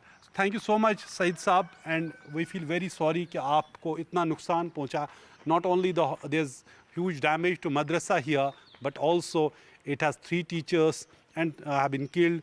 3 students have also been injured in this madrasa during Pakistani shelling. 2 days after the ceasefire understanding between India and Pakistan, I'm walking through the lanes and by-lanes of Poonch city, which has been the worst hit by Pakistani shelling. The town is like a ghost town, and you can see here almost every house here in this lane remains is closed. It's like a ghost town.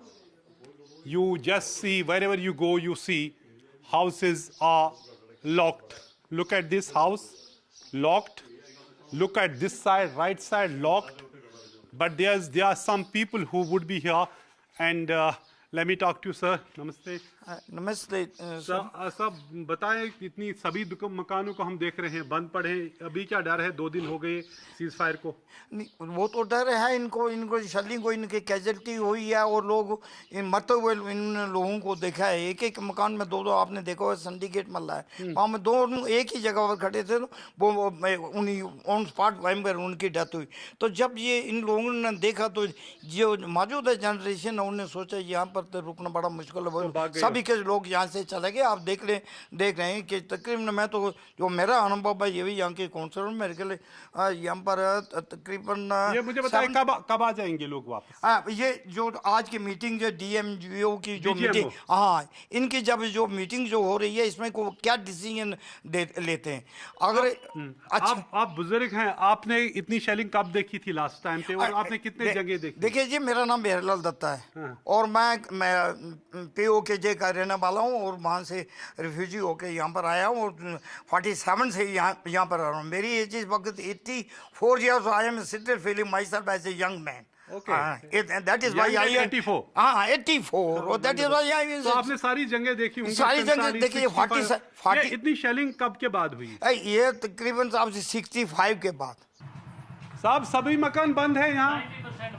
सब मकान 90% मकान यहाँ पर 90% मकान बंद. 90% डर खा.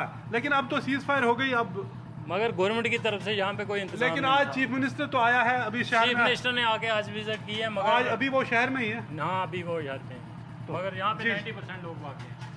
अच्छा 90% लोग यहाँ पे कोई नहीं है. तो अब आ जाएंगे वापस. देखो अगर हालात ठीक रहे, अभी कंफर्म कुछ नहीं है, सीज फायर का अभी कोई कंफर्म नहीं है. अच्छा.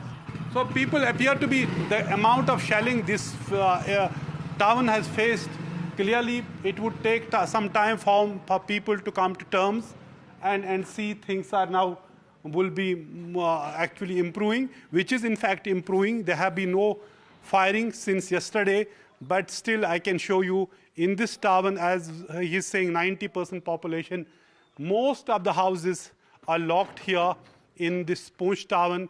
Shops are still closed, but one good thing is that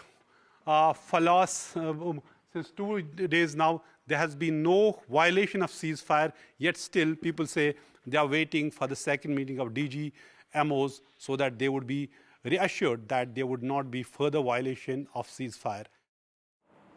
So this is about what locals are feeling and how they're experiencing whatever's been happening both in Uri and in Poonch. Let's move on to get you more details now. Now, amidst the state-of-the-art weaponry that Indian forces have deployed in Operation Sindoor against the Pakistani terrorists was also built in Bengaluru. This is Sky Striker. This is the unmanned aircraft system that is made by the Adani-owned Alpha Designs. Now, what is the Sky Striker? You're looking at a descriptive image on your screens. This actually flies like an unmanned aircraft system. It strikes like a missile. It is classified as a loitering munition designed for long range, precision and tactical strikes. The Sky Striker has a low acoustic signature, enabling stealthy, low altitude missions. Powered by electric propulsion, it can actually identify, track and engage the operator-designated targets using a 5 or a 10 kilogram warhead housed within its fuselage. Now, these suicide drones were produced at a manufacturing facility in western Bengaluru through a collaborative partnership between Alpha Design, that is based in Bengaluru, and the Albit Security Systems of Israel, which you're looking right now on your screens.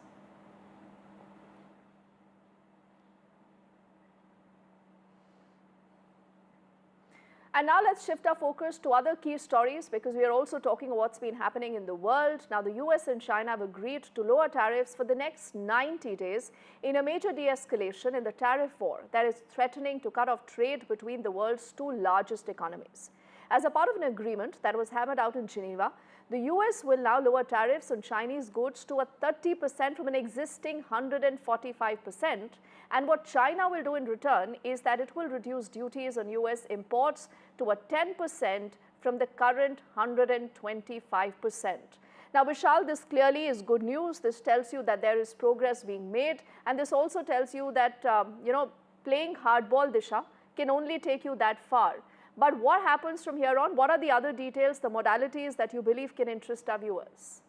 Absolutely, Deepti. So it really shows that US President Donald Trump's really hardball, as you mentioned, when it comes to trade and trade deals and this tariff turmoil that he's really imposed on the world, saying that countries must come on the table and agree to his terms, really won't work for everyone. And China really showed that with now US and China finally agreeing to slash the tariffs. Even US President Donald Trump over the past couple of weeks had been reiterating and saying that this level of tariffs was really harmful for the trade between the two countries, and hence it is crucial that they come to the table. And now they've finally decided to slash tariffs. So it is US will reduce tariffs to 30% on Chinese goods from a whooping 145%, and China in turn will reduce tariffs from 120% to now a mere 10%, which is a huge shift. It's almost 115% slash in tariffs in total. But this announcement really came after 2 days of long negotiations between the top officials from US and China and Switzerland, and this is just the first step when it comes to reaching some sort of trade deal, which both countries will continue to have conversations about. And both US and China really called it a constructive meeting.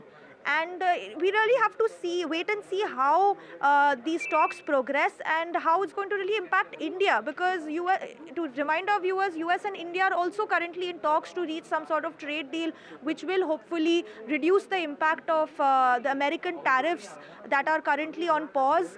And now if these tariffs have really been reduced, the US tariffs on China have been reduced to such a low extent to mere 30%, it really does impact the Indian market as well. And Indian products could now be affected in a detrimental sense. So we really have to wait and watch to see whether this is, the US and China have called it a temporary slashing, but we have to see whether it's a permanent move as well. Oh yes, 90 days is what they say, Disha. And in a brief statement, in fact, they say the importance of a sustainable, long-term and mutually beneficial economic and trade relationship. It's a joint statement. But clearly, as Disha was just underscoring, what this has done is that this has soothed a lot of tempers for the moment. You've seen a direct relation to how the markets today have responded. Let's get you those details. Also, where the investors are cheering the US-China trade deal. The US futures has spiked nearly 1,000 points. Asian markets are up about 3%. Indian stock markets have also surged over 3%. The European markets are also faring better. They have gained over 1%. So this is exactly the kind of sentiment I think that you see prevailing vis-a-vis the fact that you have both US and China that have been able to seal that deal. Remember, there have been negotiations in Geneva, and like Disha also underscored for us, you've seen a lot of hardball initially being played by the US, but finally these two economies have decided to lower down tariffs, and this, they say, is going to be for the next 90 days, within which they will continue to discuss this issue and thrash the other differences. And now let's get you back to Pakistan, a lot of Pakistan propaganda and how that has boomeranged. Because amidst all this India-Pak conflict, Pakistan's PR stunt has put it on the back foot as well. Now, what Pakistan tried to do is that they put out a copycat press conference, but without giving any kind of proof. No images shared, no details shared, unlike what you've seen vis-a-vis India. So the international media has also now taken on Pakistan, and they are questioning those kind of briefings. The foreign press also says that there is no proof. It's only bluster, baseless claims that have been made without any kind of proof. Arjun decoding what we know on the story so far. Released verified footage of targeted military operations. The Pakistani side, in fact, also held a presser. They held a late evening press conference, in fact, and it was visibly, modeled on India's earlier briefing. However, this event quickly drew international criticism for what analysts and international analysts are now terming a presentation without proof. Now, you see, unlike India's very detailed visual and multi-service representation, Pakistan's response, it lacked any sort of video evidence, credible imagery, or even official documentation. Observers, including neutral international media outlets, have also pointed out this glaring absence of substantiating material, prompting ever-growing skepticism, in fact, over the credibility, the very credibility of the source of Pakistan's narrative. Commentators, not only this, commentators worldwide are in fact now highlighting what they described as a missed opportunity for transparency. Now, this is Pakistan. Let's move on now to get you a quick breaking update. In fact, on your screens, you're reading more details. The BJP is planning to launch nationwide Tiranga Yatra. This begins starting May the 13th. In fact, this is a yatra that's expected to go on for at least 10 days from the 13th to the 23rd of May, where the idea is to crisscross the entire country to reach out to every citizen, highlighting the achievements of Operation Sindoor. What we can tell you is that senior leaders, including Shambit Patra, Vinod Tavade, Tarun Chugh, could be among those coordinating this campaign. Top BJP ministers and other leaders could also be leading these yatras across various regions of the country. So May the 13th is when this yatra begins, continues for 10 days. The idea is to go out and tell people more about the success of Operation Sindoor.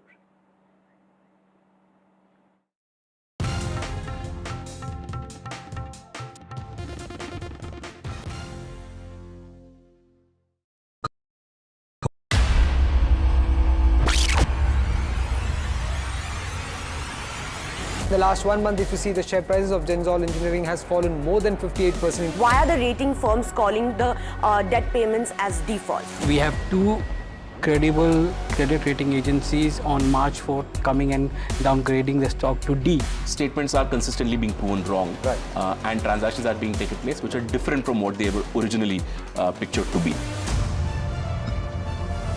The company claimed it would roll out 6,400 electric vehicles.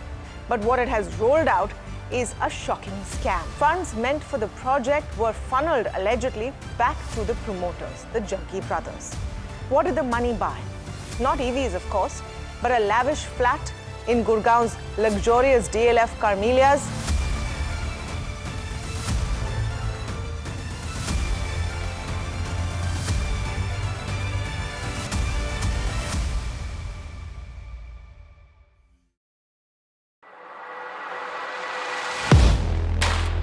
Do you really know the company you invest in? What is the real picture behind presentations and claims?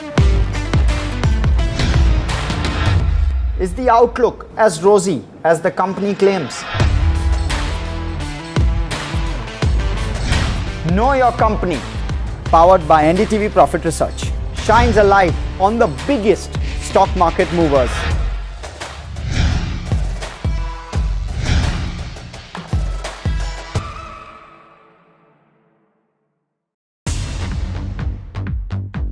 More news that matters. Big exclusive. Tulsi Gabbard gunned down by Pakistan-backed cowards. When you interact with people on ground, you're able to reflect their sentiments much better. More debates that shake the system. More exclusives you won't find anywhere else. Not just another prime time. It's a prime time that's unmissable.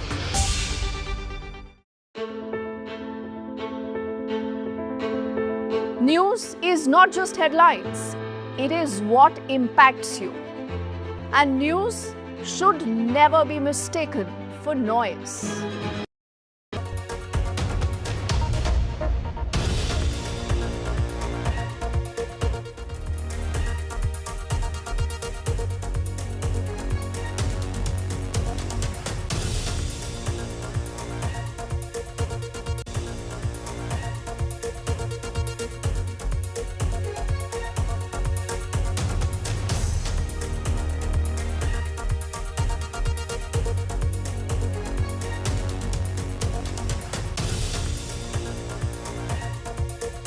to address the nation at 8 p.m. This is his first address post the success of Operation Sindoor.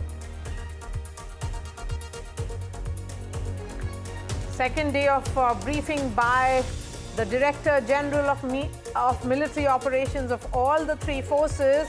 Video proof of airstrikes at the Pakistani air bases revealed.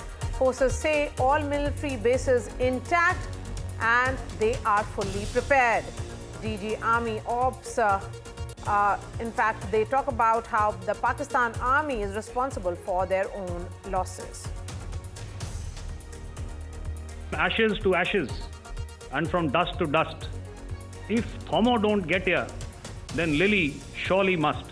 जो दुर्दशा कल आपने Pakistan airfields की देखी, हमारी airfields हर प्रकार से operational हैं.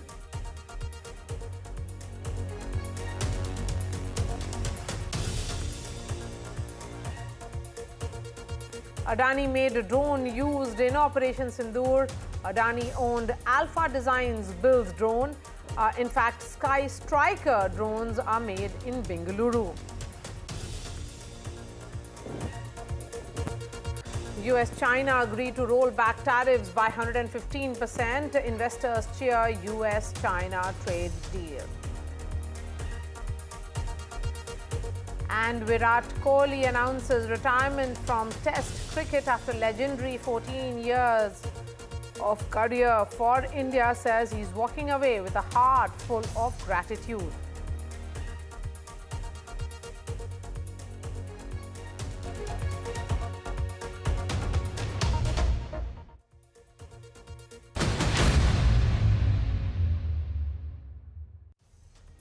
Prime Minister Narendra Modi will address the nation at 8 p.m. This is his first address post the success of Operation Sindoor. Remember, the Prime Minister had addressed the country via his public meeting in Bihar post the Pahalgam terror attacks, where he had said that he will trace, track and identify and punish each and every terrorist and their perpetrators and ensure justice for the families of those who lost their lives in Pahalgam. Through the Operation Sindoor, Prime Minister had been extremely hands-on. He had been holding regular meetings with the Raksha Mantri, with the External Affairs Minister, getting all the operational details from the Chief of Defence Staff and also from the three services chief. He was constantly in touch with the National Security Advisor, who was briefing the Prime Minister on a regular and hourly basis. Now, this address to the nation becomes very, very crucial because there are a lot of questions being asked and a barrage of social media misinformation which is going on as well. Aishwarya is joining us live at 7 from 7 LKM. That is where all the activities has been, Aishwarya, in the last few days. Prime Minister Modi, even on the night of Operation Sindoor, was taking minute-by-minute update, and thereafter a series of meetings. We have visuals of one such meeting which is currently on our television screens, but even that meeting which was chaired by him, in which secretaries of all departments were in attendance, the civil defense preparedness, all that has been a case in which the Prime Minister was leading from the front.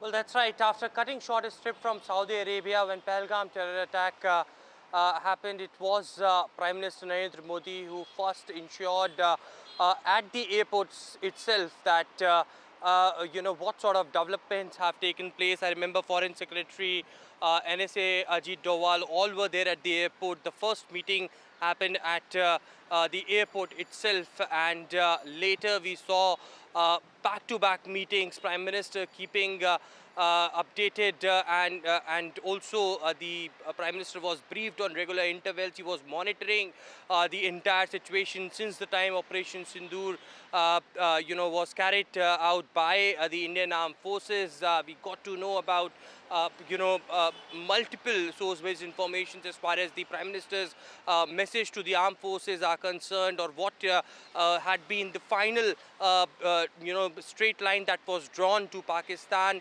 Remember, it was the Prime Minister, who gave a clear-cut message to the armed forces that the entire country is behind them. Prime Minister believed in the professional capabilities of Indian armed forces and had given free hand to the Indian armed forces. Prime Minister stated from a rally in Bihar that he will track, the Indian armed forces will track, identify and punish the terrorists, the perpetrators sitting across the border. And of course, the last message that we got from the Prime Minister's office, as far as the sources are concerned, they stated that in the future, if there is any terror activity on the Indian soil, then it would be considered as an act of war. It is, of course, Prime Minister Narendra Modi giving top instructions, being briefed by the top security officials. But, there is on the other side, on one side, the opposition demanding a special session in the parliament, Prime Minister to chair all party meeting. On the other side, from Pakistani media, from Pakistani armed forces, fake narrative was being spread throughout. A campaign was launched, and now we will hear directly from the horse's mouth, from the Prime Minister, about the achievements, about the objectives being achieved of Operation Sindoor, how successful it was, and Indian armed forces proved it, that they have gone inside the Pakistan mainland, inside the Pakistan-occupied Kashmir, and neutralized the terrorists over there. It was 100 or more terrorists that was killed, with 35 to 40 Pakistani soldiers were died in the entire operation. So, key objectives, the justice is delivered, is the larger message that is coming in, and now from Prime Minister, who would be addressing the nation at 8 p.m. That's right. Thank you so much, Aishwarya, for joining us. We are counting down to that crucial address to the nation by Prime Minister Narendra Modi. Joining us now is Shashank, former ambassador of India. We also have Captain D.K. Sharma, former spokesperson of Indian Navy. Ambassador Shashank, the question here is that Prime Minister Narendra Modi had clearly said that terrorism can not really go, there is zero tolerance to terrorism. And I think in the last 5 days now, and of course there is ceasefire, do you think it's important for him to communicate to the country as to what happened, and that is the reason why this address to the nation becomes important? Well, we have had the discussions between the DGMO of Pakistan and our DGMO and other operations in charge from Navy and Air Force. So I think that is the level at which all these actions have taken place so far. I think people of India would like to really know from the Prime Minister as to what is the overall picture about, number one, tracing the terrorists and their supporters and promoters, up to what extent, to what time, and secondly, what happens to the other economic diplomatic measures which have been taken already, that do we go back on them, or is ceasefire is only because there were certain reasons why the ceasefire had to be achieved by accepting our goals having been achieved, that now that we can go and put a halt to it for the time being, but not go back on the other measures which have been taken.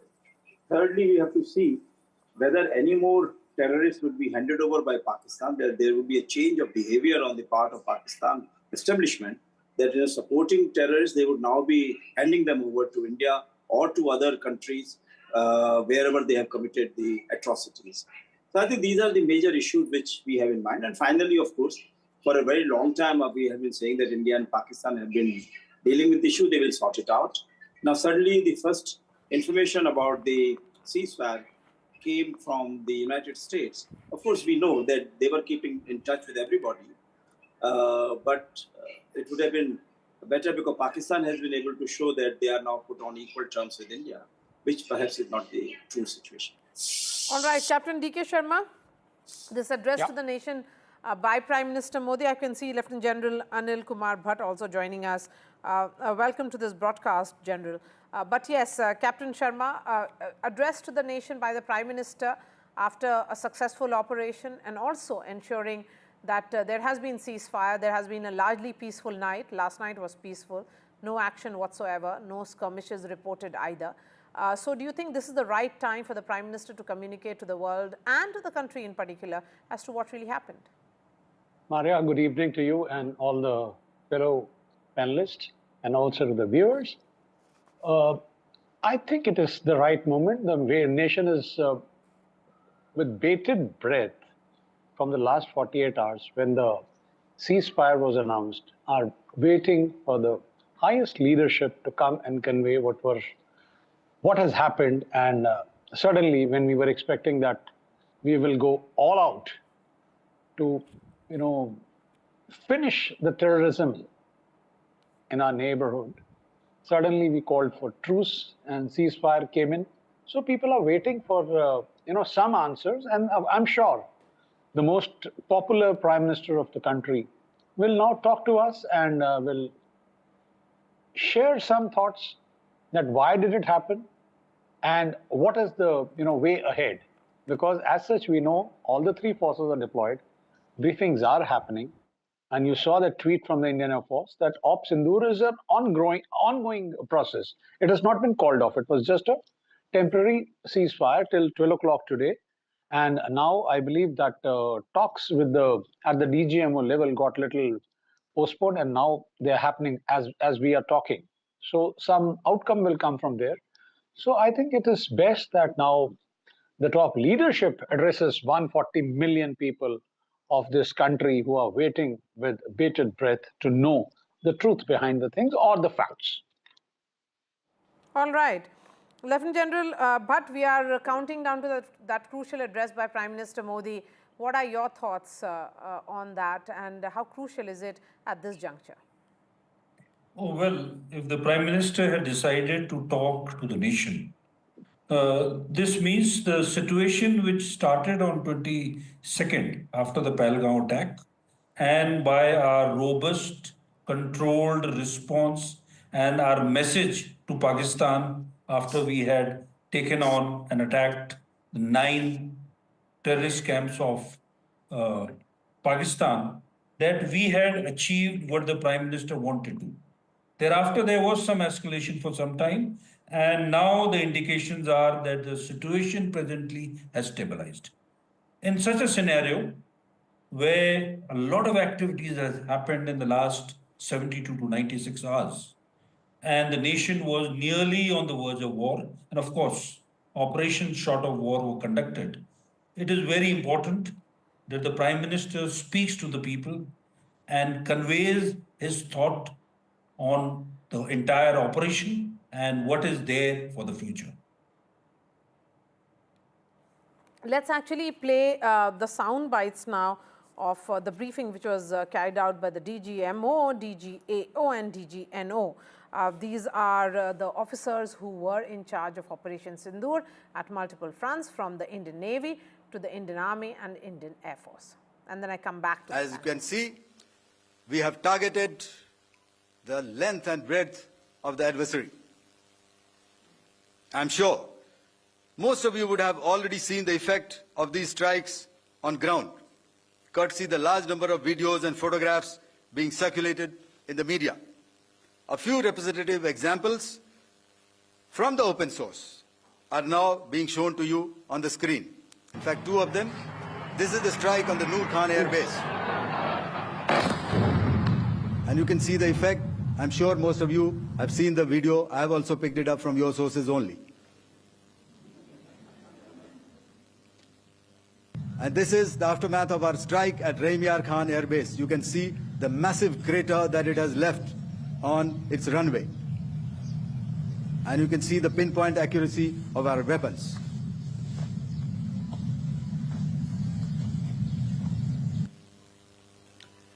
So with that, giving you an overview of how our air defense systems have thwarted the enemy drones, their fighter aircraft, their missiles, and resulted in minimal losses on our side. आतंकियों पर हमारे सटीक हमले line of control और international boundary को पार करे बिना किए गए थे। हमें पूरा अंदेशा था कि पाकिस्तान का वार भी बॉर्डर के उस पार से ही होगा। इसलिए हमने अपनी एयर डिफेंस की पूरी तैयारी पहले से ही कर ली थी। हमारी इन्वेंट्री में शामिल counter manned aerial systems, electronic warfare के साधन और एयर डिफेंस वेपन्स का इंडियन एयरफोर्स के इसी प्रकार के सिस्टम्स के साथ एक अनोखा मिश्रण किया गया। इसलिए आपने देखा कि जब जब पाकिस्तान एयरफोर्स ने हमारे एयरफील्ड्स और लॉजिस्टिक इंस्टॉलेशंस में 9 और 10 मई की रात को लगातार हमले किए, वो इस मजबूत एयर डिफेंस ग्रिड के सामने विफल हो गए। तो कोई मौका नहीं था कि पाकिस्तान एयरफोर्स ये मल्टी टियर डिफेंस को पार करके पीछे हमारी एयरफील्ड्स या लॉजिस्टिक इंस्टॉलेशंस को टारगेट कर पाए। We had a detailed brief on the successful joint operations that were carried out to destroy the terror infrastructure in Pakistan-occupied Jammu and Kashmir, as well as in Pakistan itself. We also iterated that our fight was with terrorists and their support infrastructure and not with Pakistan military. However, it is a pity that the Pakistan military chose to intervene and bat for the terrorist, which compelled us to respond in kind. A powerful carrier battle group with formidable offensive capability was able to operate with impunity and maintained an uncontested presence in the area of operations. Effectively, it compelled the Pakistani air elements to remain bottled up close to the Makran coast, denying any opportunity to be a threat in maritime space. Okay, Lieutenant General Anil Bhatt, let's talk about air defense preparedness and how firm and impenetrable they are as far as India is concerned. I think India this time in this DGMO press conference has made a difference between how the actions move from defense to offense and how the entire process or India's military strategic move shifted from 7th, when actually Operation Sindoor happened, to intervening night of 8th and 9th, when India went ahead and targeted the military bases right inside the Pakistani mainland. So, as you have already mentioned, our initial operations were carried out with a clear-cut aim of targeting the terror infrastructure of Pakistan, which we effectively did on the first night. Thereafter, the response of the Pakistan Army and armed forces, and especially using drones and missiles to attack our air bases on the first night, and thereafter even tried to attacking our cities, was what was responded in a restrained manner, but very effectively.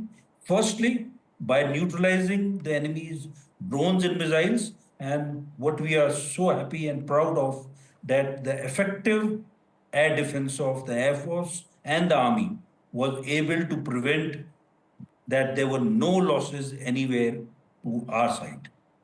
Not only that, we were able to inflict punishment on the adversary by destroying his air defense infrastructure and also targeting number of his airports, which you would have heard when the DG Air Operations mentioned today in his briefings.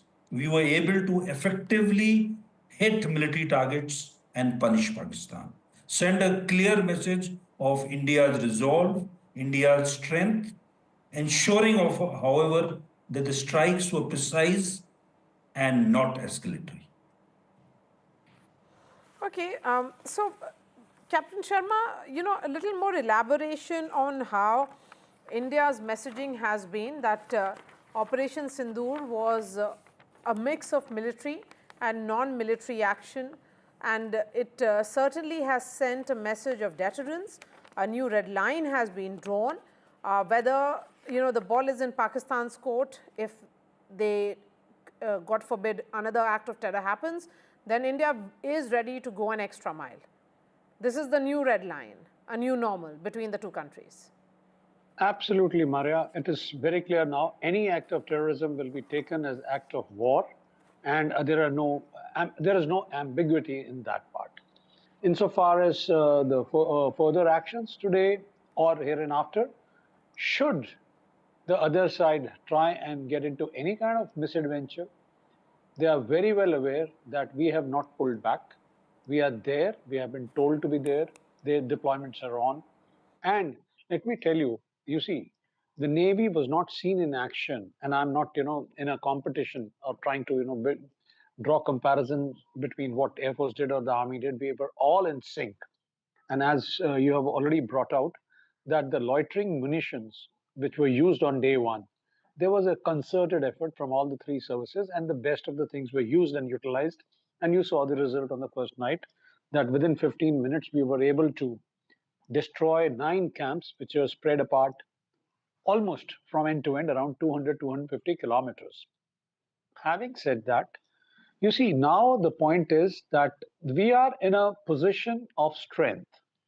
We are deployed. We have shown them their AD cover has been blown. The radars and everything have been taken out by the Indian force. And they also know it, that the Indian Navy is deployed just outside. I'm very sure that the Pakistan ISR capability, whatever they have with their P3s and the works, they know that Indian Navy is spread out and deployed all across the Makran coast, and we are tactically placed beyond their weapon ranges. And should there be a need, the attack will come, and a multi-pronged attack will come, as the DGNO has already spelled it out, that the CBG is there. We have a big air defense cover. We have a bubble created, the safety bubble, and in which you will have the fighters, you have the shore-based strikes coming in, and of course, all the ships with the latest weapons, BrahMos, the sea-launched BrahMos, the air-launched BrahMos, and the works. So it is up to them now that, whatever they did and who did it, they know it all. Everything is known to them, and I don't think they will now, ever try and do what they did on the 22nd of April. Ambassador Shashank, the final thought from you. There is a lot of narrative building which is happening from Islamabad and Rawalpindi on expected lines. Of course, this is how narrative is the optics. It's a battle of optics which is happening. Do you think there has to be more effective communication while we have it this way, that the 3 DGMOs sat through one press conference yesterday, another today? It was about a very professional communication. And what we have seen from the Pakistani side is a lot of bluster, which is very departure. That's not how soldiers in India function. But then that's how the neighbor is. Yeah, well, I would say that Indian spokespersons have been talking to the Indian people, whereas the Pakistanis have been talking to the international media, particularly those who would be friendly to them or who are made friendly by all kinds of inducements. And then they are giving all wrong, distorted information, which is then spread all over the place. Because Pakistan has for a very long time been the favorite child of particularly the Western countries, and they were getting huge amounts of money, whether through the international channels or through the bilateral donors. Only lately they have gone to China, and so there they are trying to set up all kinds of new artificial intelligence and networks and all kinds of other communication networks with the Chinese help. So therefore they feel that it's at the international level that they have to try to project their position. Because I don't think people in Pakistan have any trust in their own leaders, particularly the military leaders who have been killing their own people by using helicopter gunships, by using all kinds of violent means and human rights violations. And so therefore, It's a question of that here we have complete trust among our own people. Pakistan has the lack of trust among themselves. And you have seen that when some of these terrorists whom we had been searching, or America had been searching for a long time, others had been searching for a long time, finally they were neutralized. Who were present at their janazas? All the top military leaders were present there. All the terrorist leaders were present there, which means that there's all this talk that they are not traceable anywhere, or all these activities have been stopped in Pakistan. This is all a charade, and the international media laps it up because of this kind of press conferences which are being organized by the Pakistani spokespersons. I'm quite sure that they are giving all kinds of inducements to the international media to get a favorable projection there. So I think this is what is the major difference. But of course, I think our Prime Minister, who is very highly regarded all over the world, will have the last say. And I'm sure that once he comes out with the statement for his own people, that would be also setting the score right as far as the international audiences are also concerned, particularly international leaders. Right, Ambassador, really appreciate your time. Thank you so much, Lieutenant General Anil Bhatt and Captain D.K. Sharma. During the press conference, the Director General of Air Operations, Air Marshal A.K. Bharti, spoke about Kirana Hills and said clearly that Indian Armed Forces did not target their military at Kirana Hills in Pakistan. Let's listen into that soundbite, and here's a special report by Shivarur. Social media, the Twitter is abuzz with the fact that we hit a site called Kirana Hills, which is supposed to be the nuclear storage facility. And there is a lot of rumors about Sargodha. There are foreign analysts who've mentioned that the Sargodha attack led to certain leaks. Is there a confirmation that we actually hit Kirana Hills, or we were careful of not to do any such thing? Thank you. Thank you for telling us that Kirana Hill houses some nuclear installation. We did not know about it. Okay. And we've not hit Kirana Hills, whatever is there. Okay. I did not brief in my briefing yesterday. Thank you. A very significant part of today's press briefing by the armed forces was devoted to India's integrated air defense system, considering that the country came under attack by swarm after swarm of hundreds of drones, loitering munitions, possibly even missiles from Pakistan. It's not surprising that the spotlight was put on India's air defense weapons and systems. Very interestingly, after first saying they did not want to talk about specifics of weaponry and otherwise, well, today they went ahead and named some of those weapon systems. And the good news is many of them are indigenous, meaning homegrown, designed and made here in India, which is a huge statement for Atmanirbharta as far as defense and weapons are concerned. The officers particularly mentioned the Akash surface-to-air missile and the Defense Research and Development Organization built anti-drone comprehensive integrated system, which they say did much of the heavy lifting in defeating swarm after swarm of Pakistani drone. There were many sophisticated systems as well, but they, we understand, performed more of a role of deterrence, keeping manned aircraft well within Pakistani airspace and not daring to enter Indian airspace. It is not without reason that the Indian Navy is called the silent service. For 18 days now since hostilities began, very little information has emerged of what the Indian Navy has been up to. At yesterday's briefing, we got the first official word of how the Indian Navy had caged in the entire Pakistan Navy to harbour or close to port, and that Karachi had been on target. Now we know even more from today's briefing. The INS Vikrant Carrier Battle Group, an indigenously built aircraft carrier and its constituent elements, including submarines, aircraft and warships, had confined the Pakistan Air Force and Pakistan military aircraft to the Makran coast of Balochistan, basically meaning that the Pakistan military was unable to perform or conduct any overseas operations because of the presence of the Indian Navy's INS Vikrant, its aircraft, its MiG-29Ks, and all the other elements that were part of it. Another example of how the silent service was keeping Pakistan pinned down. There has been a huge amount of offensive misinformation weaponized by Pakistan and also China about damage inflicted by Pakistani drones or missiles on Indian military and air bases in different parts of Punjab and Kashmir. The armed forces today, very importantly, clarified that not only is there no damage to any military base or air base in Punjab or in Jammu and Kashmir, but that each and every one of those bases is intact and is fully operational and ready to leap back into operations as part of Op Sindoor should they be deemed necessary to actually continue. This is a huge deal because one would imagine that in such a high energy exchange, including air warfare, there might be some damage somewhere. But whether it is Adampur, Pathankot, Amritsar, Avantipora and Srinagar, no damage has been reported, and that's been confirmed on the record by the armed forces. This also means that operational readiness is not a joke.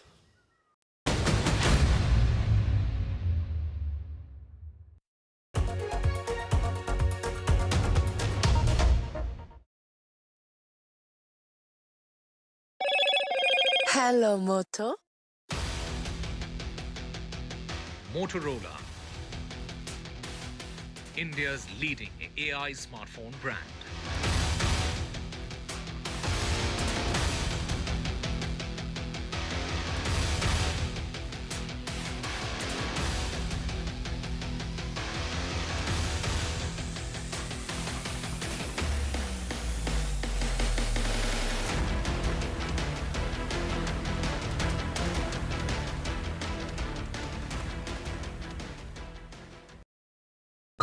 That's huge. That is a biggie. It's out of there. Gold Plus Clear Glass. Far ho ya near, sab kuch dikhe clear. In today's interconnected world, India's voice is more crucial than ever. When India speaks, the world listens. At NDTV World, we are that voice, bringing you intelligent and insightful news from India and beyond. From geopolitics and diplomacy to economic shifts, migrations, tech disruptions, and the stories of our diaspora. We cover the news that shapes our global future. NDTV World, your new home for global news is here. If it matters to you, if it matters to you, if it matters to you, it matters to India. It matters to India. And it matters to me. And it matters to me. India Matters with Shivaru. Only on NDTV 24/7. How often have you turned away from debates that descend into endless fights? We bring you a show where every question is answered, where every debate finds its resolution, where every story finds its conclusion, where opinions collide but facts prevail, where stories unfold with insights and trust. When the noise ends, the last word begins.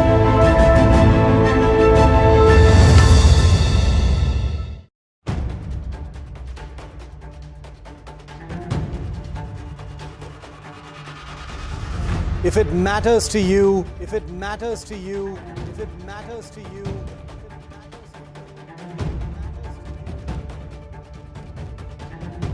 it matters to India. It matters to India. It matters to India.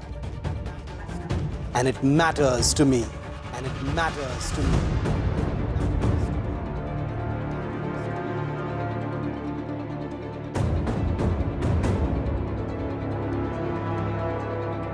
India Matters with Shivaru.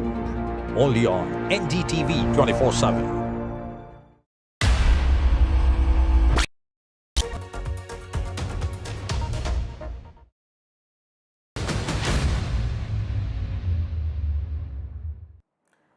And another big revelation from that DGMO press conference was DG Operations for the Indian Air Force, Air Marshal A.K. Bharti, confirming that the Air Force had carried out strikes against targets near Karachi in Pakistan. Air Marshal Bharti told reporters that strikes were carried out at Malin Port, Cant in Karachi as part of the Indian military's measured and calibrated response to Pakistan's aggression. This included a surface-to-air missile site at Malir Cantonment in Karachi. All big Pakistani cities were hit. Malir Cantonment, remember, is a cantonment town of the city of Karachi in Sindh. In a measured and calibrated response, we've once again targeted his military installations, which included his SAM sites at Malirkant. This also included his surveillance radar sites at Lahore and close to Gujranwala. I'm in my bulletproof jacket and my helmet. I've got my protective gear on just under a kilometer from the line of control here in the Uri sector of Kashmir. But I can tell you that hostilities against Pakistan by India are revealing themselves to be much more dramatic and of a scale not understood just 24 hours ago. NDTV broke the news earlier today that it was also Karachi that was struck by the Indian Air Force. This was something that may have been missed, but the Indian Air Force did mention the Malir Cantonment, which happens to be in Karachi. With this, you have every major city and urban center of Pakistan having been struck by Indian Air Force missiles on the early morning of May the 10th as part of Phase 3 of Operation Sindoor. Lahore, Islamabad, Rawalpindi, Sargodha, and now also Karachi. Now, the reason why Karachi is significant is because we already know that the Indian Navy, in its briefing yesterday, had said that Karachi was on target. The Indian Navy's missiles on its warships were primed to bomb the Karachi harbour and reduce it to rubble if there had been another escalation. Karachi is also historically important because remember, the same Indian Navy had bombed Karachi harbour back during the 1971 war. With Karachi added to the list of sites, in this case an air defence or surface-to-air missile site at the Malirkant in Karachi, the scale of India's attacks across Pakistan just got a whole lot bigger. And news just coming in that the crucial DGMO level talks has just concluded. This was, of course, after the ceasefire. Vishnu Shom is joining us live from the newsroom. We'll try and get details in just a bit. Remember, this talk began roughly around 5 p.m. and continued for over 1.5 hours. So it's good 90 minutes conversation which has happened between the two DGMOs, the DGMO of Pakistan and India. The talk has ended. This is the talk on day 3 of the ceasefire. But we'll try and get details from Vishnu, who will be joining us in just a bit. This was a crucial talk between the Director General of Military Operations of the two countries. And it lasted for 1.5 hours. And now it appears that this entire talk has come to an end. Let's move on to other stories now. This is a ground report of NDTV from Pooch. There is an eerie calm at LOC post ceasefire, deserted streets, houses locked, and locals recount Pakistani shelling horror. I'm in Poonch, which has suffered massive damage due to Pakistani shelling, and Pakistan is just behind these mountains. But here in Poonch, you can see Indian flag tricolor flying high. And what happened here, when Pakistan started shelling, they shelled this madrasa also. This was the under construction part of the madrasa, and first shell landed here. You can see this. And then another shell hit the residential quarters rooms of the teachers of this madrasa. And in this room, Maulana Muhammad Iqbal was killed. Another teacher was also injured in shelling from Pakistan. So when we talk about Poonch, it is Gurdwara and a madrasa that were hit in Pakistani shelling. But after killing of Maulana Iqbal, some of the news outlets tried to show that perhaps they use his picture and showing a terrorist from Pakistan has been killed in Muzaffarabad. And that is what has hurt the people, students in this madrasa who are patriotic, who are nationalists. I'm joined by Maulana Saeed. Saeed साहब, आपको भी बहुत उस वक्त हुआ जब ये बम गिरे इस पे कई लोग? एक्चुअली हुआ ये कि 6 तारीख को जब ये 7 तारीख को 6 तारीख की शाम को जब हमला हुआ रात को जब हमला हुआ तो उस वक्त तो खौफ हिरास का आलम था पूरे पुंछ में। जब सुबह 7 तारीख की सुबह को हम चूँकि यहाँ पर हमारे पास लगभग हॉस्टल में Breaking news coming in. We just broke the story. I think Vishnu Shom is joining us live on this. Vishnu, of course, the details will emerge a little later, but for the benefit of our viewers, just explain to us when was the last DGMO talks and how crucial are these, hotline conversations? Well, these hotline conversations are absolutely important. While there has been some sort of contact which is open between the missions, the Pakistani embassy or High Commission over here and the Indian embassy over there, etc. It's the Director General of Military Operations and his Pakistani counterpart who have that hotline which is always open. So when India went in with our strikes after the Pahalgam terror attack, our Director General of Military Operations called up the Pakistanis and said that, look, we don't want to escalate further. They were rebuffed at that stage. But then as a result of India's persistent military operations in targeting several Pakistani air bases, their Director General of Military Operations called us up and said, look, let's get into a ceasefire situation. And then that ceasefire situation, apart from the first day, has by and large held. There was supposed to be a review of the ceasefire situation today. Presumably that has taken place. The conversation between the Pakistani and the Indian DGMO has taken place. But we've been told to wait until there is some sort of a statement, some sort of clarity on what exactly has emerged in these talks. All right, Vishnu, thank you so much. In fact, our reporters who have been reporting from the front line continue to get us reports from the ground of near normalcy, but also a sense of hope that this is how things will remain. Here's another ground report. We have been traveling in various border villages, and right now we have come to one of the villages in border area that is only 3 kilometers away from that international border. We will talk to these people who show that there is total normalcy, and we will talk to the leaders who have come here. So BJP leader is with us. So sir, we have been seeing that you have been roaming from one village to another village. Finally, you have come to another village.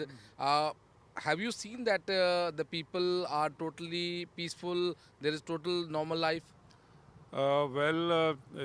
Your question is quite right. At the moment, earlier there was a great panic.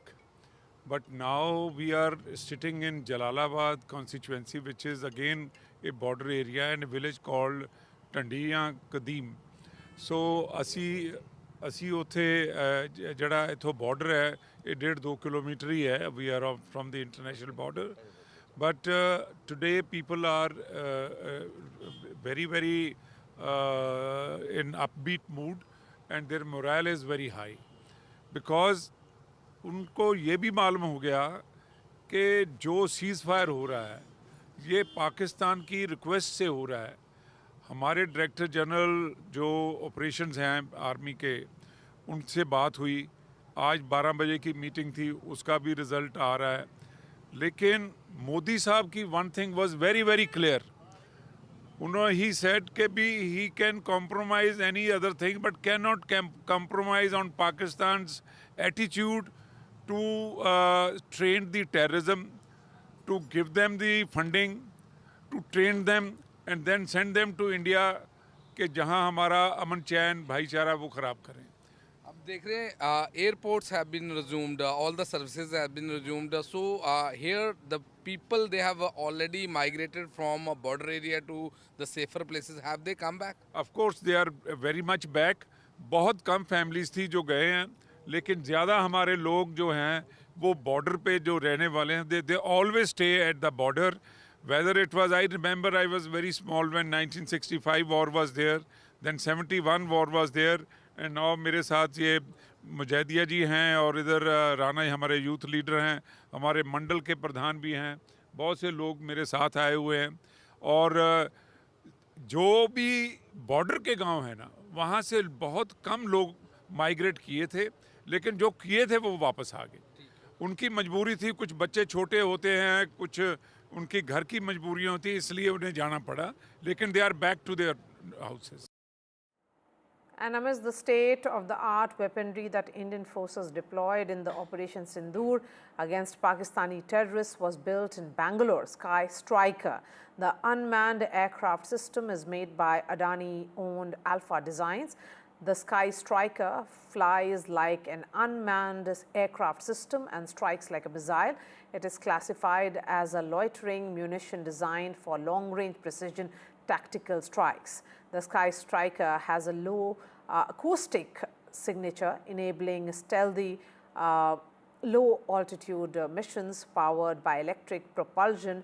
It can identify, track and engage operator-designated targets using a 55 or 10 kg warhead housed within its fuselage. These suicide drones were produced at a manufacturing facility in western Bengaluru through a collaborative partnership between Alpha Design based in Bengaluru and Elbit Security Systems of Israel.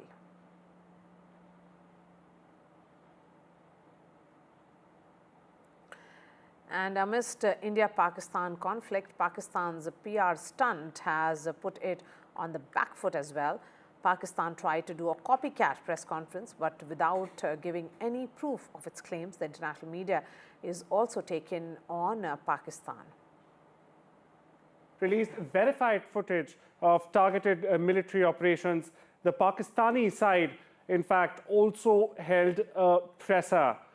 They held a late evening press conference, in fact, and it was visibly, modeled on India's earlier briefing. However, this even quickly drew international criticism for what analysts and international analysts are now terming a presentation without proof.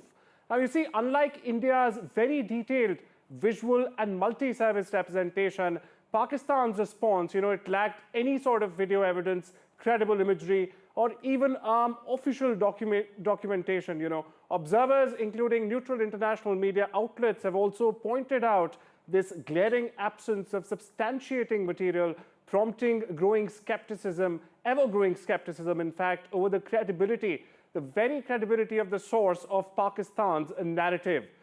Commentators, not only this, commentators worldwide are in fact now highlighting what they described as a missed opportunity for transparency. Now, this as Pakistan's claims remain unsupported and unsubstantiated. The contrast has left Islamabad facing uncomfortable questions, and rightly so, from the global community that also demands clarity and accountability, especially in matters where military engagement is, in the picture. Now, as security mounts, as scrutiny mounts, Pakistan's information strategy desperately finds itself in an increasing difficult position.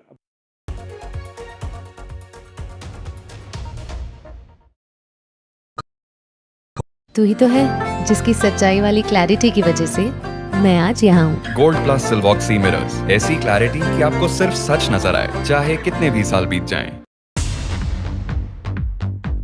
More news that matters. Big exclusive.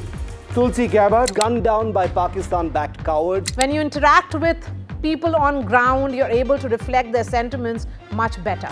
More debates that shake the system. More exclusives you won't find anywhere else. Not just another prime time. It's a prime time that's unmissable.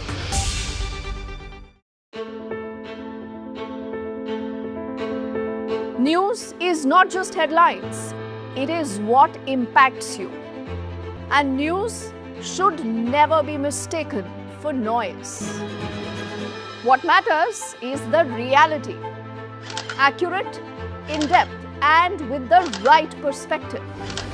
For over 20 years, I have been a journalist, and never has clarity mattered more than now.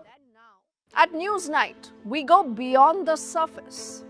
We dissect the details, challenge the narratives, and bring you the unparalleled clarity you deserve in a world clouded by misinformation.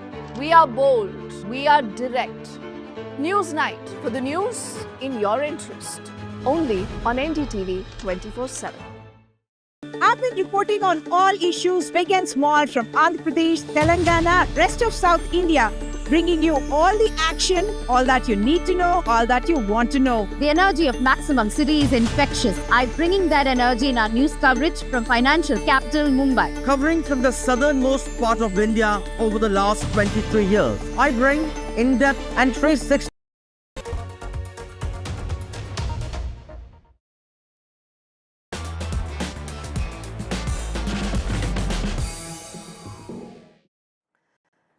And it is stumps for Virat Kohli in Test cricket. One of the most loved cricketers of the nation has walked away after 9,230 runs in 123 tests in 14 glorious years in whites. In the interim, he captained India in 68 tests and won 40 of them, becoming India's most successful test captain too. He stops 770 from the test club for 10,000 runs. Virat leaves behind a Virat-sized hole in Test cricket. Of his 30 Test stunts, the most recent 100 not out came in the first Test against Australia in November. Last year, it was his first in 15 innings across 16 months. And so cricket's greatest showman leaves its grandest stage, not with a final century, wave of the bat or guard of honor, but with a post to his 271 million Instagram followers. He will be remembered as the man who dragged the India Test side into the 21st century. What made Captain Kohli, in fact, past Captain Kohli, retire, and what happens now?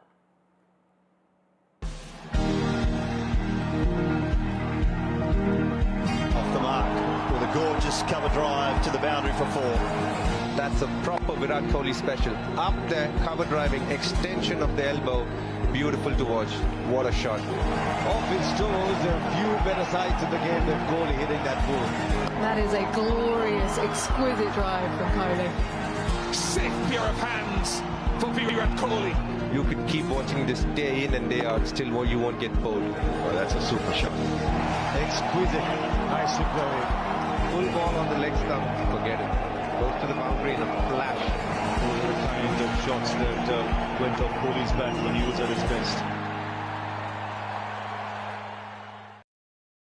I think his contribution to Indian cricket, to the world cricket, in Test format has been par excellence. Superb. His performance has been superb. So salute to his performance, and we will miss him in Test cricket, but it's purely his personal decision. Because besides, policy is very clear. We don't pressurize or ask any player to take retirement or not to take retirement. It's purely up to the player to decide. So I think he has taken a personal decision, and we all should respect that personal decision. आज शायद cricket की बात भी करनी चाहिए, क्योंकि मैं देख रहा था कि विराट कोहली ने टेस्ट क्रिकेट से रिटायरमेंट ले ली. कई भारतीयों की तरह वो मेरे भी फेवरेट क्रिकेटर हैं. I must salute him for his tremendous contribution to Indian cricket, and as a coach I'm really proud of him, what he has done for the country and what example he has set for the youngsters, So, but emotionally, yeah, it hurts that we won't be seeing him in whites again for the country. But I really appreciate and backs his decision fully. So hopefully this time he'll be there to win the World Cup for India, and he'll be 100% committed to it. देखिए, लग रहा था ये होना तो था ही, पर ऐसे एकदम से होगा ये मुझे लग नहीं रहा था, क्योंकि मुझे लगा था ये टेस्ट सीरीज़ खेलेगा, क्योंकि जिस तरह की फॉर्म में है और जिस तरह की मेंटरशिप की इंडियन टीम को ज़रूरत है, और स्पेशली इंग्लैंड का दौरा हमेशा एक लिटमस टेस्ट रहता है. बट मुझे लगता है कि अगर सोचा है, सोच के किया होगा और इतना कुछ अचीव करा है तो बिल्कुल सही है. I am with him, but थोड़ा दिल उदास सा है, क्योंकि मुझे लगता था कि एक बड़ा सा मैच होता, फेयरवेल होता टेस्ट मैच. लास्ट दफ़ा इंडियन टीम में विराट कोहली टेस्ट मैच खेलता हुआ नज़र आता तो मज़ा लगाता, पर बुरी यादें हैं कब से, जब मेरे पास पहली बार हमारी एकेडमी में आया था 12 साल का, तब से, और अब इतना कुछ अचीव करके एक one of the legends of the game.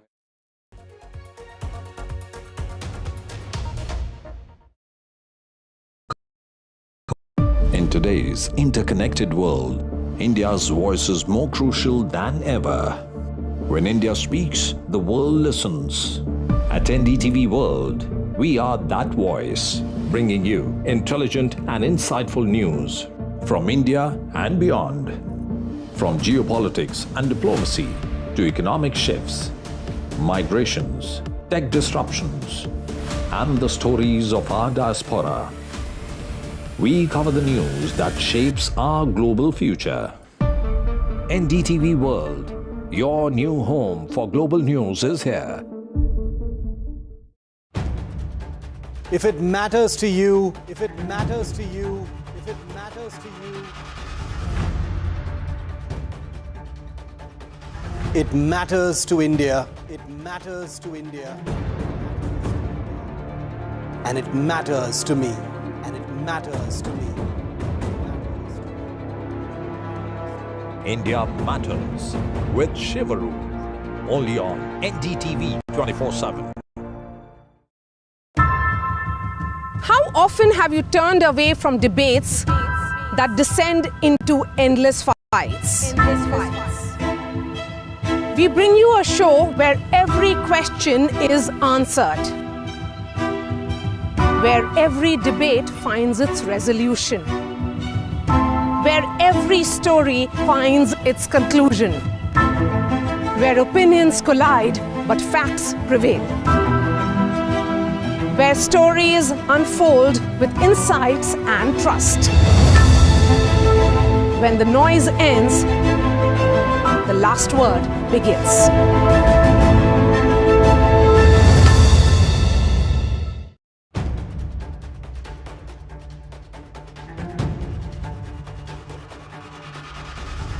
If it matters to you, if it matters to you, if it matters to you,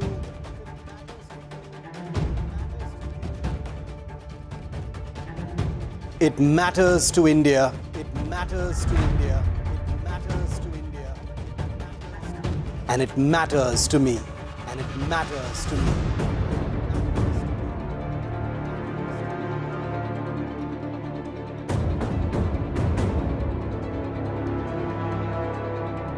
India Matters with Shivaru, only on NDTV 24/7.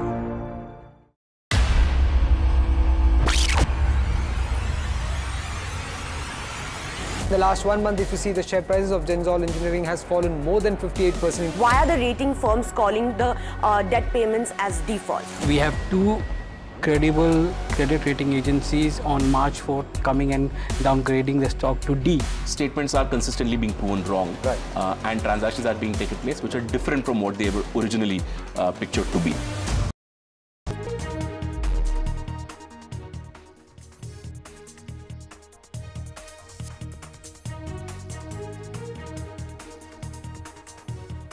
Prime Minister Modi to address the nation at 8 p.m. post this entire tension and conflict on Operation Sindoor.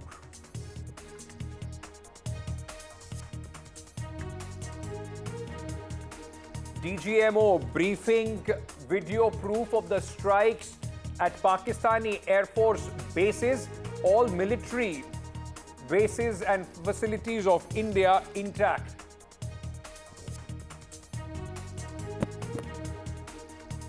From ashes to ashes and from dust to dust. If Thomo don't get here, then Lily surely must. जो दुर्दशा कल आपने Pakistan airfields की देखी, हमारी airfields हर प्रकार से operational हैं. Adani Defence made drones used in Operation Sindoor. Adani owned Alpha Designs builds drones. Sky Striker drone made in Bengaluru.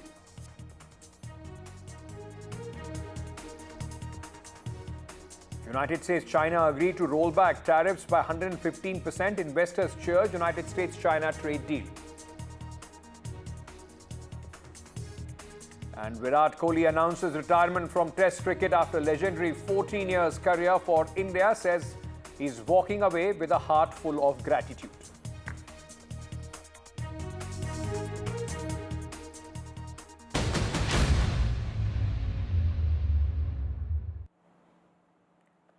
Good evening, ladies and gentlemen. I am Ankit Tyagi, you are with NDTV. The top two stories of the day at this moment that we are talking about, of course, the briefing by the Indian Armed Forces exposing Pakistan's lies and the surreal world, the make-believe world that the Pakistanis are living in as far as the successes of Operation Sindoor is concerned. The other big story in just less than an hour now, Prime Minister Narendra Modi's first address on Operation Sindoor.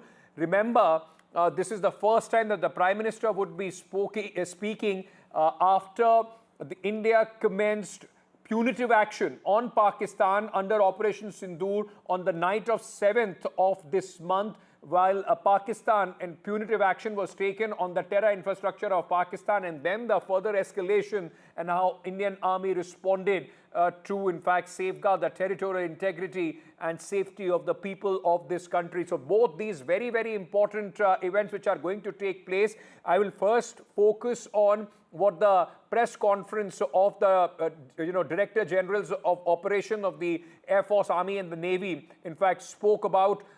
They not only yesterday when they presented the proofs and visuals of the destruction that Pakistan had to face in India's punitive strikes. They also spoke about, our airfields and military installation, the safety of those, and they are completely operational, and the Indian Armed Forces are absolutely ready if there is any further escalation or any misadventure by Pakistan. Now, the DGMOs of both the countries, as it was discussed and decided earlier, have spoken. So we have a confirmation that the DGMO of India and Pakistan, as it was discussed earlier, the understanding which was arrived that they will speak on the 12th of May. They have spoken. We'll get you the details as soon as they in fact start trickling in. All our sources in the defense, in the Indian Army have said that,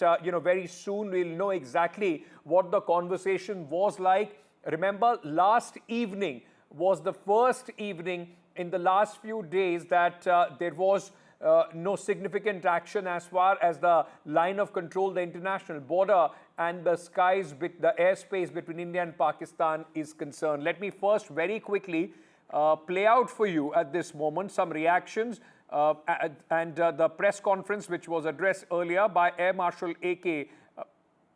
Bharti, who in fact spoke about India's punitive strikes on Pakistan.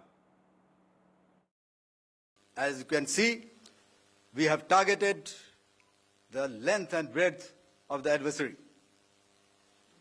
I'm sure most of you would have already seen the effect of these strikes on ground, courtesy the large number of videos and photographs being circulated in the media. A few representative examples from the open source are now being shown to you on the screen. In fact, two of them. This is the strike on the Noor Khan Air Base. And you can see the effect. I'm sure most of you have seen the video. I have also picked it up from your sources only. And this is the aftermath of our strike at Raimyar Khan Air Base. You can see the massive crater that it has left on its runway. And you can see the pinpoint accuracy of our weapons.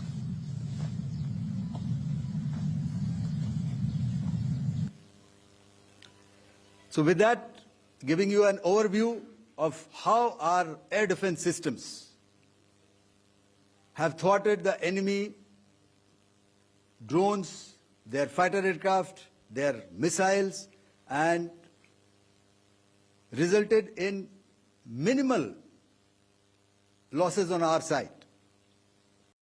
आतंकियों पर हमारे सटीक हमले line of control और international boundary को पार करे बिना किए गए थे। हमें पूरा अंदेशा था कि पाकिस्तान का वार भी बॉर्डर के उस पार से ही होगा। इसलिए हमने अपनी एयर डिफेंस की पूरी तैयारी पहले से ही कर ली थी। हमारी इन्वेंट्री में शामिल counter manned aerial systems, electronic warfare के साधन और एयर डिफेंस वेपन्स का इंडियन एयरफोर्स के इसी प्रकार के सिस्टम्स के साथ एक अनोखा मिश्रण किया गया।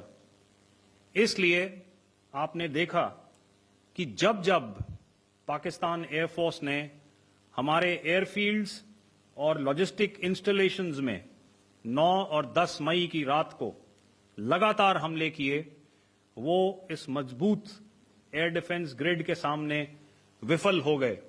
तो कोई मौका नहीं था कि पाकिस्तान एयरफोर्स ये मल्टी टियर डिफेंस को पार करके पीछे हमारी एयरफील्ड्स या लॉजिस्टिक इंस्टॉलेशंस को टारगेट कर पाए।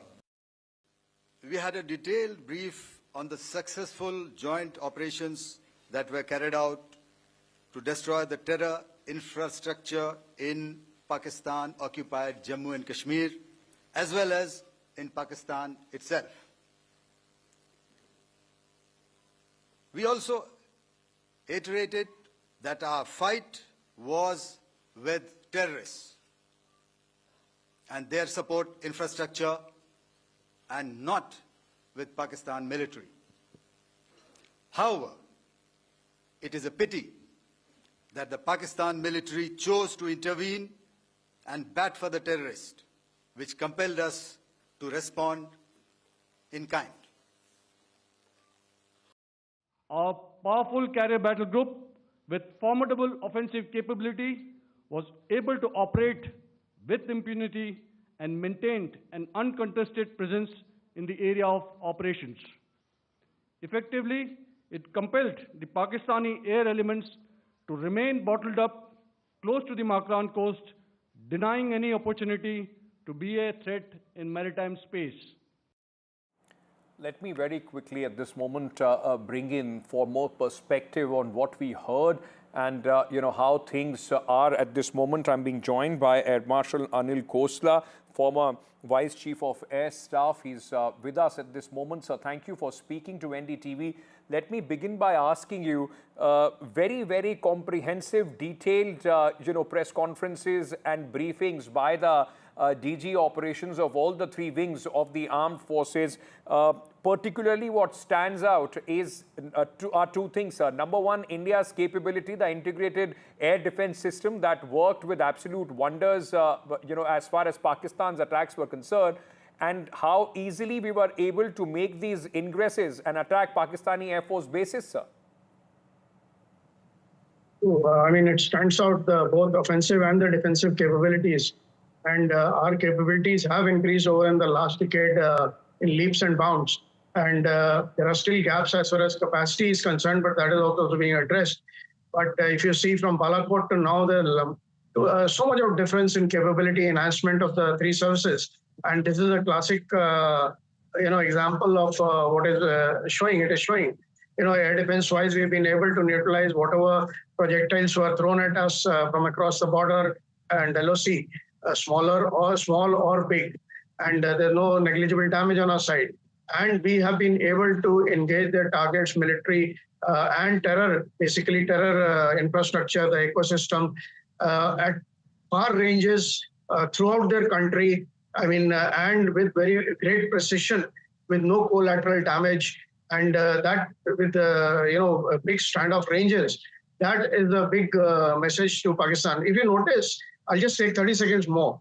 The last strike which we did, where we got fed up of him escalating slowly, and we indicated, if you see what briefing has been given by the three DGMO, DGNO, and DG Air Ops, we targeted airfields all over Pakistan, even in the heart of Punjab, as far as Karachi and other places. So those red dots. And if you see, notice the type of targets, from runways to hangars to command control centers to AD radars to surface-to-air missile centers. If you see the kind of targets which have been, this indicates that we can take on every type of target system in your military targets. Yes. We can take on wherever you are. That is the message which went on. I also want your, expertise, sir, on the fact, like we were talking about the defensive capabilities, we'll come to the offensive one in just a moment, about how, top-class performance there has been, and especially of the indigenous air defense weapon systems like Akash, SAM and anti-drone systems which are being manufactured, which are being made inside our own country, something that Pakistan dearly misses, isn't it? Everything that they have is exported largely from China, while our indigenous systems are also, have shown in this, at least in this skirmish, that they are top-notch. You're right. And if you see other wars also, Russia, Ukraine, as well as Israel, Hamas, two things stand out. One is that you have to be self-sufficient. You have to be Atmanirbhar. Nobody is going to come and give you. Nobody is going to give you latest technology. You have to have your own defense industry going so that you can scale up the production as and when required. And these, which the government has initiated, and a lot of results are showing. And these weapon systems which were inducted, the indigenous one, this was a baptism by fire, and they performed well. So I'm sure all the military as well as the defense industry is reading the occurrences very, very carefully, and they will improve upon it, implement all the shortcomings or gaps if there are any. And the best part is that in future, our defense industry will grow and improve on all these weapons, and that is a good sign. A big worry for India also is, of course, we share a very, I won't call it hostile at this moment, but of course, China standing on the other side, which is, of course, one of the biggest sponsors and supporter of Pakistan. What do you make of the largely Chinese weaponry that was on display from the Pakistani side, and the way we handle it? It also has lessons, if God forbids there is any conflict as far as China is concerned for us as well. Yeah, so it's not only India. I think the whole world is looking for Chinese equipment and their performance, because the Chinese, country where there's a lot of enigma attached to it. It's a very, very secretive country. And there are a lot of claims have been made by China in every field in terms of technology, in terms of weapon systems, in terms of platforms, in terms of equipment, and the performance which they claim that they are latest and they are better than even American or US weapons and systems. So the whole world is watching how will they perform. And the Pakistan Army has almost whatever percentage you want to call it, 70, 80 majority is Chinese equipment. So the whole world is watching, and so will we be.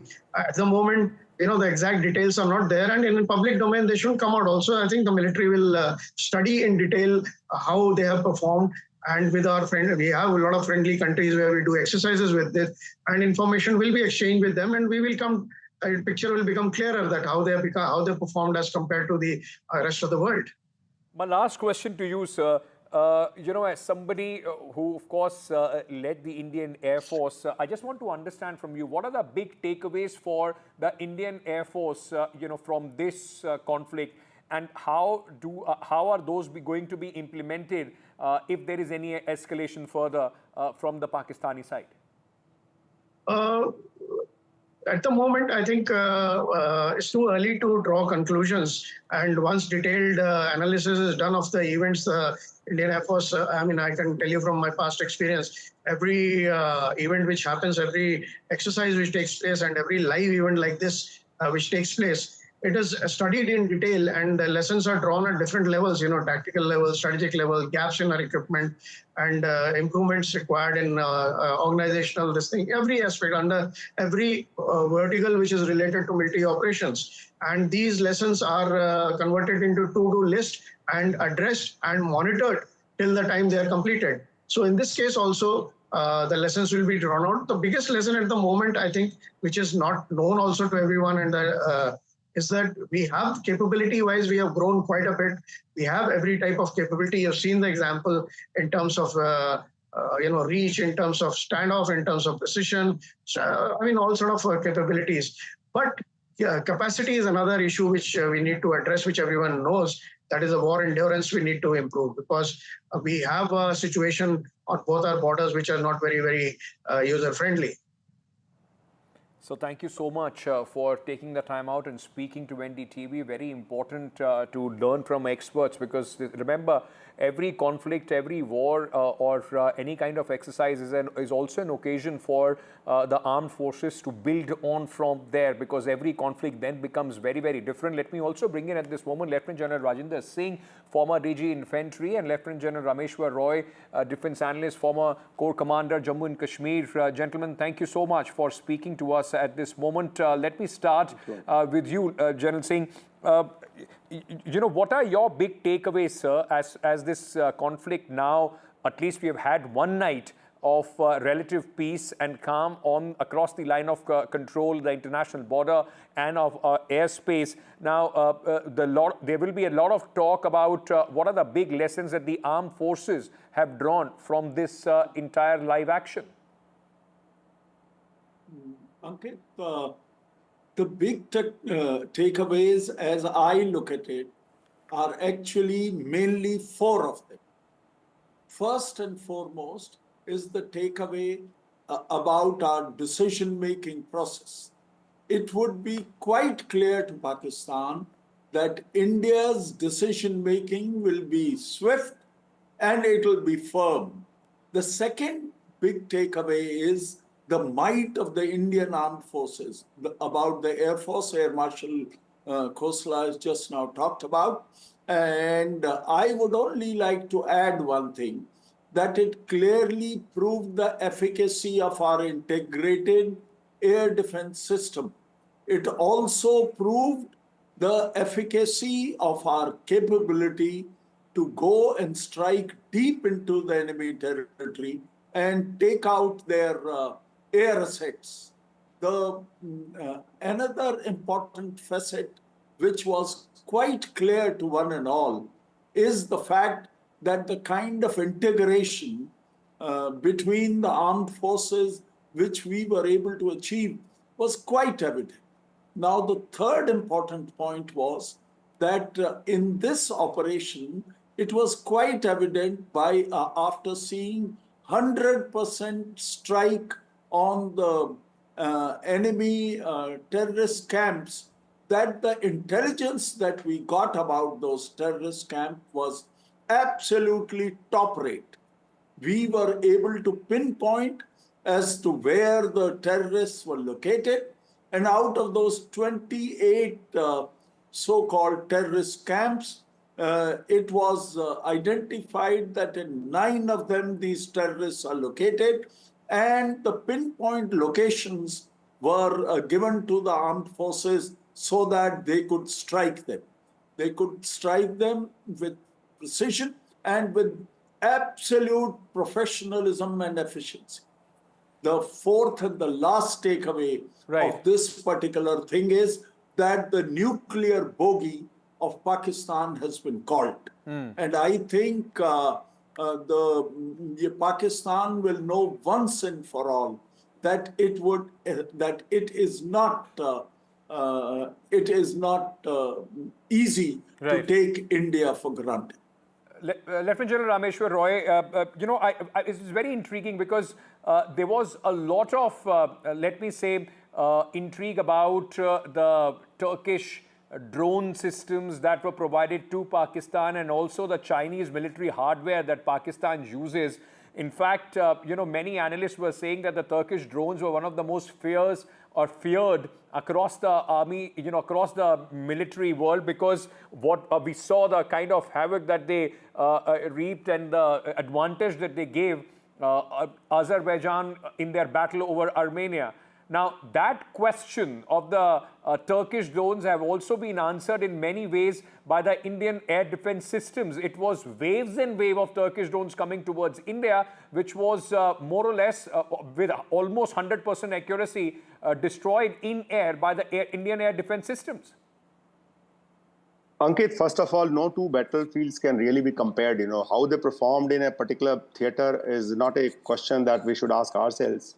Basically, the issue here is that our approach was very, very well thought out. I'll say not only thought out, but it was think-through approach. We maintained our offensive capabilities. At the same time, we did not forget about defensive capabilities. That nothing would come on us. So what had happened was, as a result of all this, that we followed a multi-layer integrated air defense system alongside a very, very accurate intelligence information about the target acquisition and how those targets would be neutralized. I would say that from an arsenal that you have, a range that you have to pick up the right kind of a weapon to deal with the right kind of a target. So I would say this matching of the weapon technology or the weapon to destruction of the target was so finely tuned that we left no scope for any errors in that. And that we must compliment our tri-service organizations. It has been a complete integration of Army, Navy and the Air Force, one. Secondly, the men have shown an excellent technology absorption, two. Very good intelligence system has backed up this entire operation through and through right until today.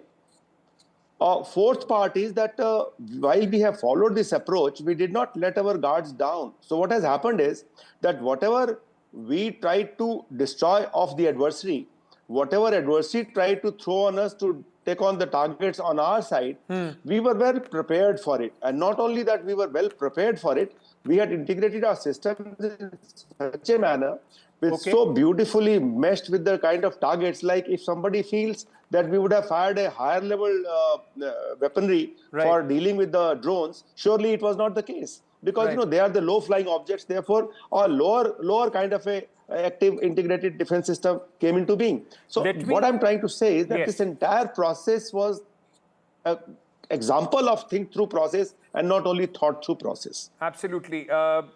General, Singh, let me bring you in on this, on the question of which is being debated across the country. Even former veterans have expressed their views on this topic.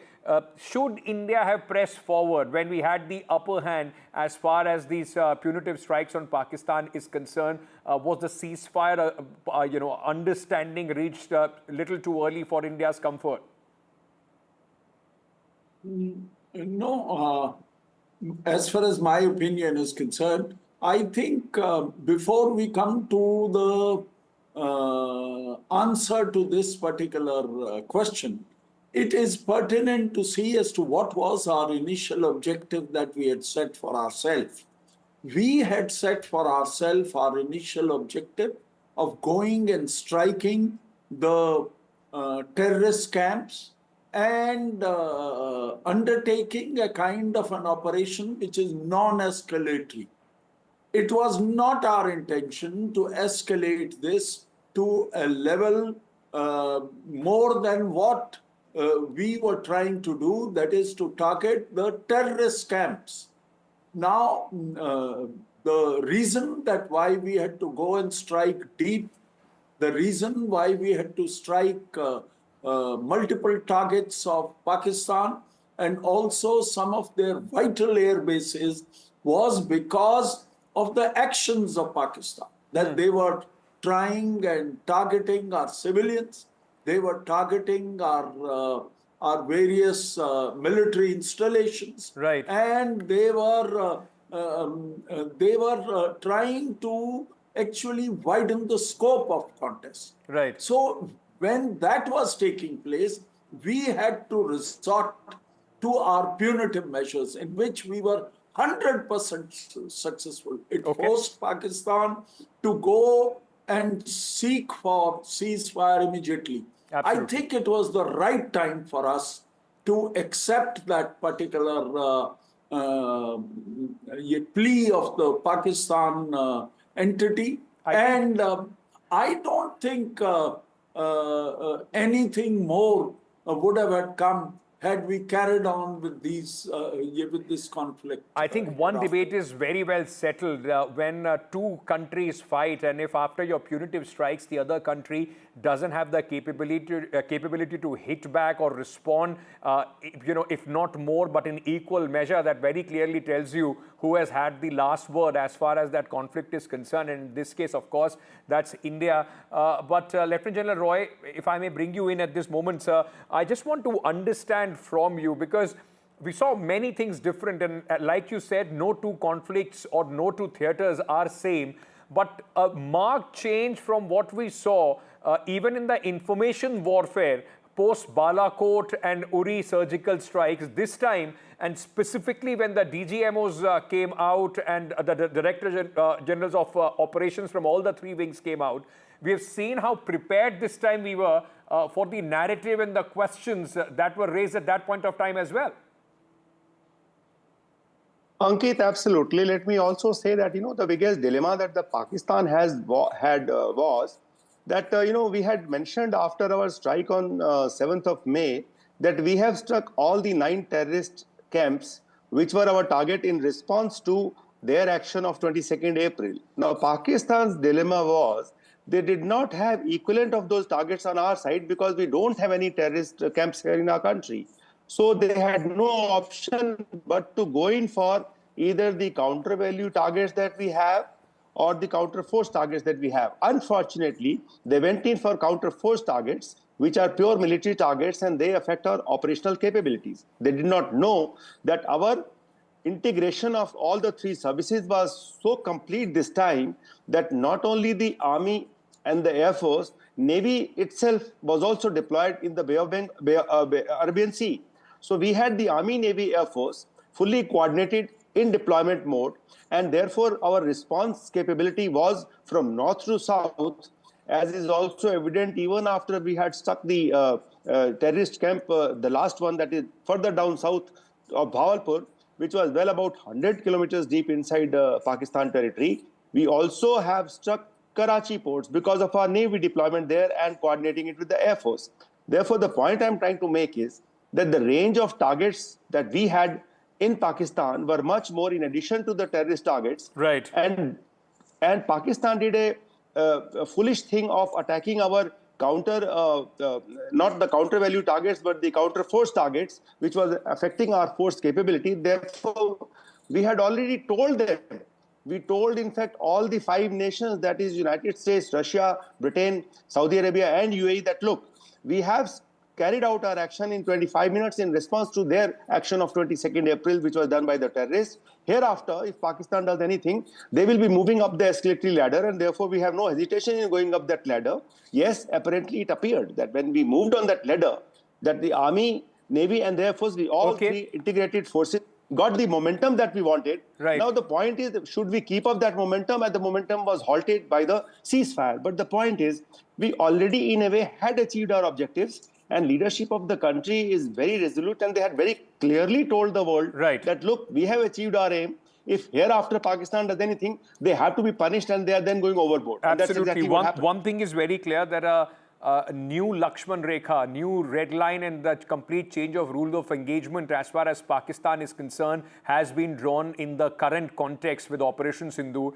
and the line that Pakistan had, or the long rope that they had, that has been shortened. The response is going to be swift if there is any once again the same kind of act of terror which is repeated on Indian soil, whether it is perpetrated by the Pakistani army or elements controlled by them.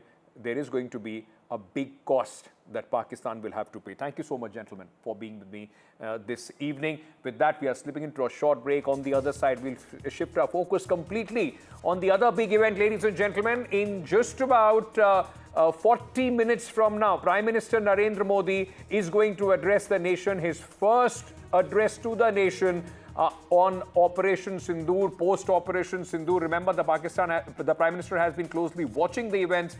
Now it is his time to speak to the nation at 8 p.m.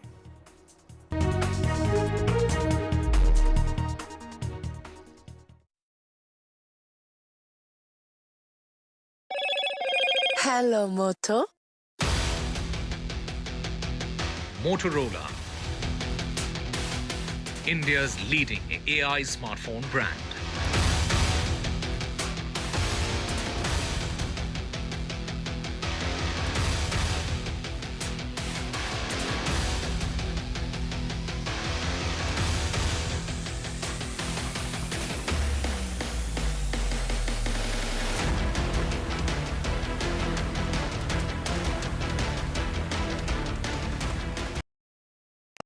Gold plus optimistic reflective glass लगाओ, धूप की गर्मी को दूर भगाओ और बिजली का बिल भी बचाओ।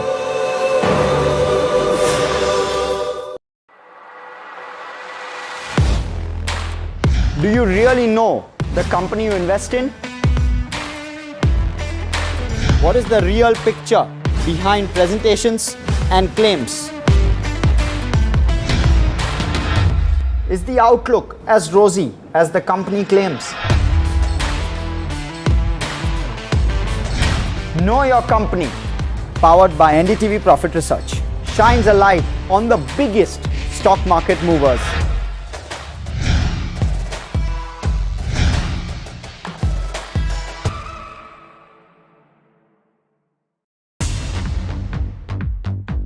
More news that matters.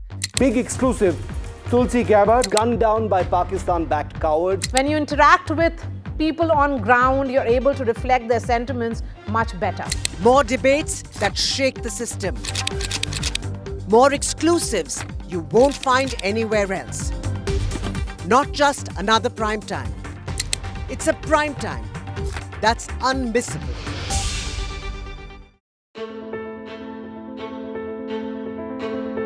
News is not just headlines, it is what impacts you. And news should never be mistaken for noise. What matters is the reality. Accurate, in-depth, and with the right perspective. For over 20 years, I have been a journalist, and never has clarity mattered more than now. At Newsnight, we go beyond the surface. We dissect the details, challenge the narratives, and bring you the unparalleled clarity you deserve in a world clouded by misinformation. We are bold, we are direct. Newsnight, for the news in your interest. Only on NDTV 24/7. I've been reporting on all issues big and small from Andhra Pradesh, Telangana, rest of South India, bringing you all the action, all that you need to know, all that you want to know. The energy of Maximum City is infectious. I'm bringing that energy in our news coverage from financial capital Mumbai. Covering from the southernmost part of India over the last 23 years. I bring in-depth and 360-degree coverage from the Dravidian heartland. The land of Mishti, also known for its bitter politics. I have seen much water flow under the Howrah Bridge, covering Bengal in all its vivid colors. India's IT capital is always bustling, a city full of startups, stories and surprises. And I keep you ahead on all the Bengaluru buzz. In today's interconnected world, India's voice is more crucial than ever. When India speaks, the world listens. At NDTV World, we are that voice, bringing you intelligent and insightful news from India and beyond. From geopolitics and diplomacy to economic shifts, migrations, tech disruptions, and the stories of our diaspora. We cover the news that shapes our global future. NDTV World, your new home for global news is here. If it matters to you, if it matters to you, if it matters to you, it matters to India. It matters to India. And it matters to me. And it matters to me. India Matters with Shivaru, only on NDTV 24/7. How often have you turned away from debates that descend into endless fights? We bring you a show where every question is answered,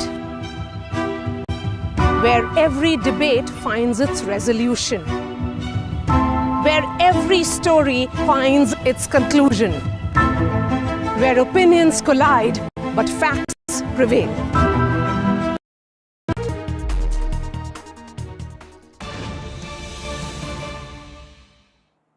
In just about 28 minutes from now, Prime Minister Narendra Modi will begin his address to the nation, his first address post-Operation Sindoor, which was started as punitive strikes in Pakistan on their terror infrastructure resulted in a 48-hour conflict, full-blown war-like situation between India and Pakistan. Prime Minister would be speaking for the very first time. Remember, he has been We've seen the number of meetings every single day throughout the last 4-5 days that the Prime Minister has taken. In fact, we were told that the Prime Minister monitored the Operation Sindoor, the beginning of it, throughout the night as well. My colleague Aishwarya is with me at this moment. This is going to be an important address to the nation. Aishwarya, Prime Minister speaking for the first time. Many were wondering, while Shehbaz Sharif, the Prime Minister of Pakistan, has spoken not one, not two, but multiple times to, in his country, prematurely also jumping around and claiming victory. When will Prime Minister Narendra Modi speak? And tonight, in just about 27 minutes, that is going to happen. Well, Ankit, after Pahalgam terror attack, it was Prime Minister Narendra Modi who spoke for the very first time at a rally in Bihar. And he switched from Hindi to English to address globally, to address the world about India's intention to hit terrorists, to punish them, to identify them. And that's what the objective of Operation Sindoor was. Indian armed forces were given free hand, and India proved that they can hit and strike the terror infrastructures, be it on the mainland of Pakistan or in Pakistan-occupied Kashmir. It is those terrorists who were neutralized, their infrastructures were demolished, there were specific targets that the Indian Armed Forces launched, and of course the Indian Armed Forces also provided every evidence to the world that how India has attacked them deeply. And it was after a full-blown 48 hours of the conflict between Indian Armed Forces and Pakistani Army, the ceasefire was announced. But India made a statement that no terrorist activity will be tolerated in the near future. The sources in the government have earlier stated that it is Prime Minister's straight message, a red line has been drawn, that in the near future, if there is a terror activity in the country, then that will be considered as an act of war and India will act accordingly. Remember, Prime Minister Narendra Modi holding series of meetings, chairing those, reviewing what is happening along with the line of control and also at the international border. Prime Minister Narendra Modi had been chairing several rounds of meetings with the top security officials, and when the nod came in for Operation Sindoor, it was Prime Minister who day and night monitored the situation. Yes, of course, at this point in time, there is entire Pakistani media, the Western media, who is trying to propagate and peddle the fake narrative around entire Operation Sindoor, but Indian Armed Forces have given every visual proof to it. It has been come on the visual evidence, the proof by the border security force, which is there out in open when Pakistani's army was have been firing. It was those terrorists who want to, come into the Indian territory, and those were neutralized as well. Right. Prime Minister Narendra Modi would be speaking for the first time, and he will, tell the objectives of Operation Sindoor that was successful in its mission. The Indian Armed Forces had been lauded, just not by the government, but by the opposition as well. And of course, as they said, justice is delivered. And now all eyes would be on Prime Minister Narendra Modi. Thank you so much, Aishwarya, for joining us with all those details, just to understand, because, ladies and gentlemen, of course, one part of it will be the military operations that took place and what compelled Prime Minister to take those decisions. One part also is of expectation of a political fallout of this, and possibly an upper hand that the BJP and the Prime Minister could claim. I'm being joined at this moment by Amitabh Tiwari, political strategist, who is joining us at this moment. We also have Dr. Tara Kartha, former Director, National Security and Council Secretariat, to understand the implications globally of this operation. We'll also be going across to Neerja Chaudhary, senior journalist, in just a short while from now. Amitabh, before I come to you, let me start with Dr. Tara Kartha. Lot has been said, ma'am, about whether you want to call it the public relation fallout of this operation for India globally, and the way it has been presented. While Pakistan on one hand is claiming victory within their own country, living in that fantasy world, how is this entire operation and what India has done being seen across the globe? See, first and foremost, the whole titling of Operation Sindoor, that was, I believe, PM's idea. That was an emotional message inside the country. It was so solid. Number two is outside, you've sent a message, I will fight under the nuclear overhang. We will still get our objective despite this huge, talk of nuclear weapons and etc. All that stuff being there. We still got our objectives through. Number three is a lot of people are going to find it very difficult to digest that. Because that, sorry to say this, but that a brown country can actually do this and do its work thoroughly well is difficult for people to actually accept. But I would give credit to our international academics and things to understand. Maybe they should study this war, see how, in terms, like I said, I think in another channel, what marked this war, what marked it was the selection and maintenance of aim. That is the fundamental principle of war.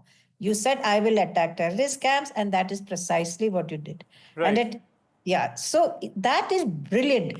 And your Ukraine and Gaza should tell you the second brilliant thing is you also walked out at the right time. Yes.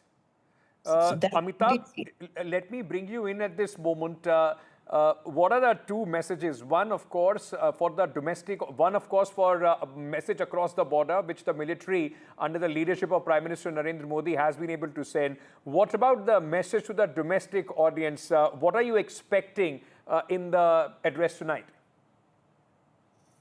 See, clearly in the address tonight, I think Prime Minister Modi will clearly, first of all, thank the armed forces and the people and the opposition parties for their unwavering support. Secondly, I think he would lay down clearly what were the objectives of Operation Sindoor, what are our accomplishments, how we have exceeded the expectations or achieved the objectives. Thirdly, how we have sent a clear signal to Pakistan, as we have also announced that any act of terrorism in the future will be considered as an act of war. So what is the strategic importance of this statement?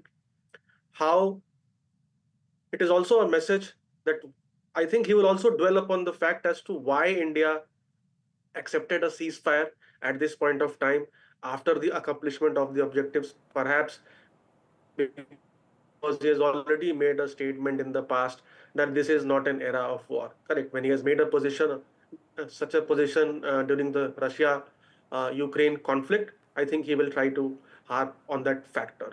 So there are many facets of this which he will bring before the people, and there will be something new which he will bring to the table, perhaps. Can I also probe you, Amitabh, a little bit? Can I also probe you a little bit about the timing of this address? Because, like I was asking Aishwarya, throughout this entire conflict, at least from 7th onwards, there was a lot of demand, at least there was a lot of expectation of the Prime Minister to come out, speak to the nation, tell our country what is going on as the hostilities were rising, when the tensions were rising at that point of time. The Prime Minister chose not to. We kept seeing the visuals of him in the meeting, so on and so forth. And then, of course, after the announcement of the ceasefire understanding, 24 hours after that ceasefire understanding, the Prime Minister decides to speak. So tell our viewers a little bit more about what do you think about the timing of this address. No, essentially, he had clearly... Go ahead, Amitabh. Essentially, he had clearly given the armed forces the powers and the right to respond accordingly. So what he has done is that, of course, he has led this operation, but he has given the armed forces on the ground who have fought this limited war, who were at the forefront, to take the highlight, I would say, to a certain extent, by holding pressers from the MEA, now with the DGMO. And now, once the limited war is over, we have had a calm night yesterday, and the operation, at least this phase of the operation, is over. Now he has chosen this time to come and speak in front of the Indian populace and also give a message, perhaps, to the global audience and to the audience in Pakistan as what could be the future course of action and why he took this decision to take a ceasefire at this Dr. Kartha, do you also see somewhere in Prime Minister's speech today a message to the global audience? Because a lot has been written, spoken, critiqued about the fact that the ceasefire understanding was announced by United States President Donald Trump even before both the countries, in fact, formally spoke anything about it. India then, of course, through sources have been saying that this was initiated by Pakistanis, brokered by America, because they went running to America after we hit them very, very hard. But that is also a debate that the Prime Minister would also want to, put a stop or an end to, that there is no way that there is a scope for any third party to mediate between India and Pakistan. Oh, absolutely. I don't think there's any question of that. That while we are appreciative, I mean, I think this is what he's going to say, is that we appreciate the US role. I mean, I'm talking of the NSA, Marco Rubio, who did play a role. I mean, let's give him the credit where it is due. But the point is, we can do this, and there is also a sort of on social media, there's a lot of talk that why did we stop? There is very little understanding on the ground of the seriousness of war. So I think when we stopped, when we did, was brilliant. And that has to be conveyed.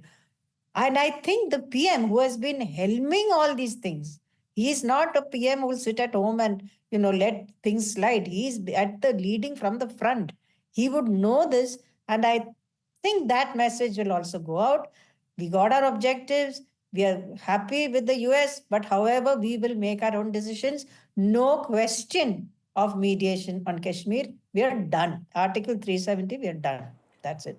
Neerja Chaudhary, with us finally. Neerja, thank you for joining us at this moment. Let me start by asking you, of course, a big moment as far as our country's history and the chapters being written are concerned. What do you expect from Prime Minister's speech this evening? Are you expecting like a claiming big victory kind of a speech which will be loaded with a lot of political connotations for the domestic audience as well? Yeah, I think the Prime Minister, being Prime Minister, he will probably strike high notes after Operation Sindoor, which was a very evocative one. And it had the support of women, it had the support of families. People felt enough is enough signal had to be given to Pakistan. But if you go out on the street and talk to the panwala, the driver, the cleaning woman, ordinary people, the villager, they are happy that the war is not going to be a prolonged one. The war has come to an end. We struck at the terror camps, and we showed Pakistan that it would have to pay a high price if it went in for or sponsored terror attacks. So I think overall, certainly it has resonated with women in large numbers, that Operation Sindoor has certain connotations. And with families who felt the barbarity of what had happened in Pahalgam, which had really this time terrorized the women of India. And somewhere their loss had to be avenged because their husbands were killed in front of them at point blank range. And therefore there was grief and pain and anger in the country. So that loss had to be avenged. And I think by, precision strikes, India did that. Yes. But India did not want a war. And it made that very clear even after the precision strikes.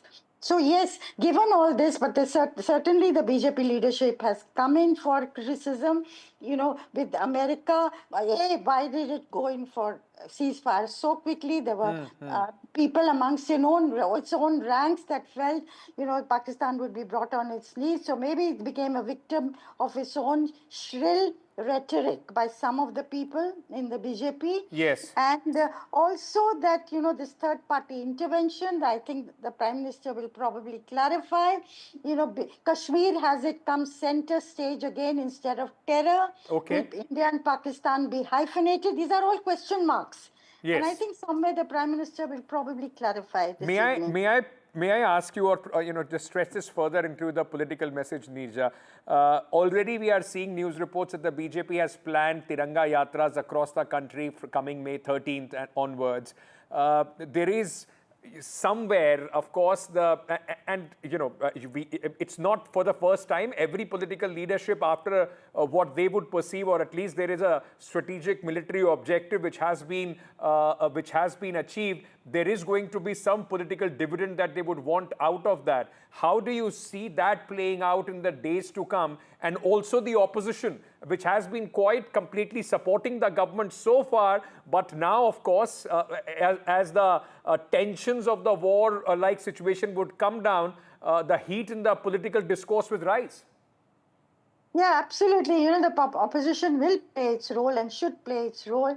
And you will go back to the cacophony of our India's democracy. So that is to be expected.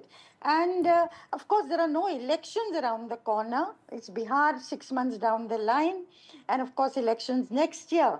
But Tiranga Yatras, yes, I think national unity, national resolve should be the theme that should be pursued. I hope very much that there'll be no attempt to equate Pakistan with the Muslims in India.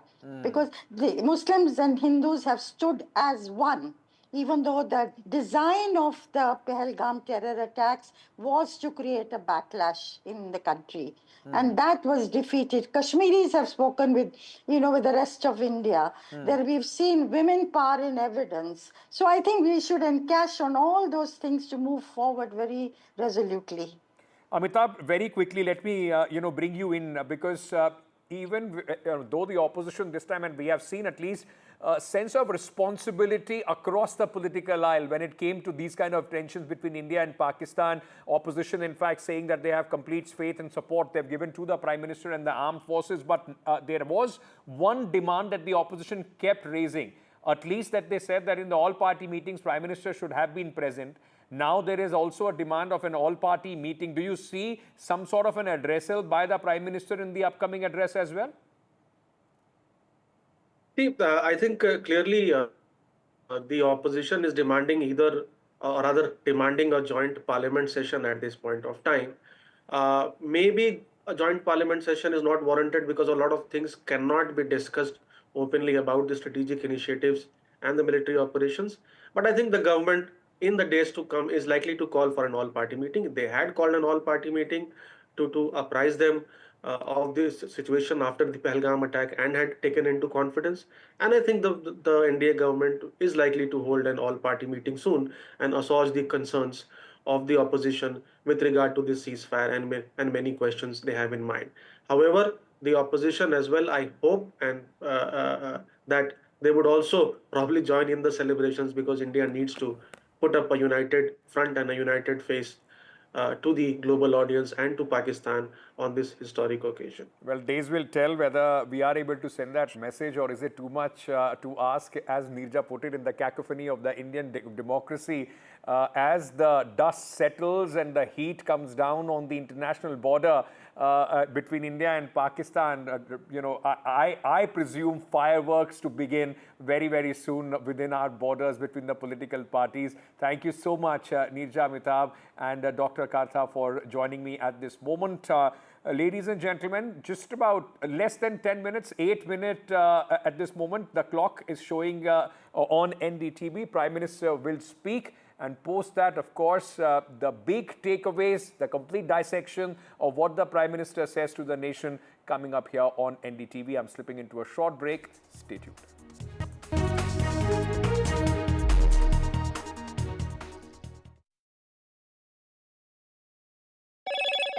Hello, Moto. Motorola, India's leading AI smartphone brand.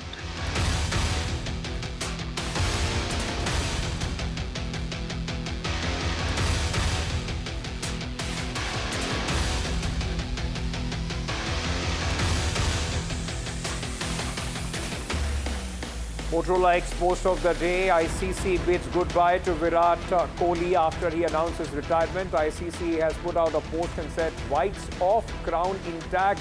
Virat Kohli bids goodbye to Test cricket, leaving behind an unmatched legacy."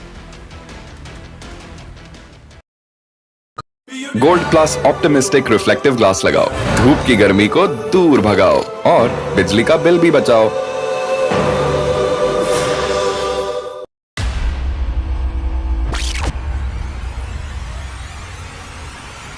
The last 1 month, if you see, the share prices of Naval Engineering has fallen more than 58%. Why are the rating firms calling the debt payments as default? We have two credible credit rating agencies on March 4th coming and downgrading the stock to D. Statements are consistently being proven wrong, and transactions are being taken place which are different from what they were originally pictured to be.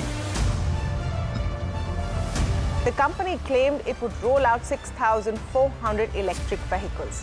But what it has rolled out is a shocking scam. Funds meant for the project were funneled allegedly back to the promoters, the Junkie brothers. What did the money buy? Not EVs, of course, but a lavish flat in Gurgaon's luxurious DLF Carmelias.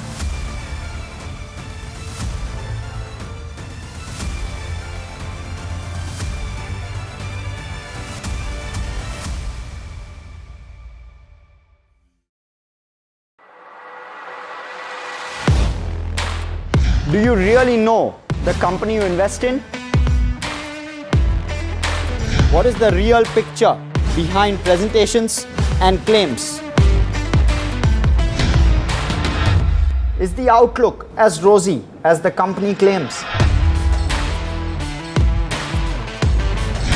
Know Your Company, powered by NDTV Profit Research, shines a light on the biggest stock market movers.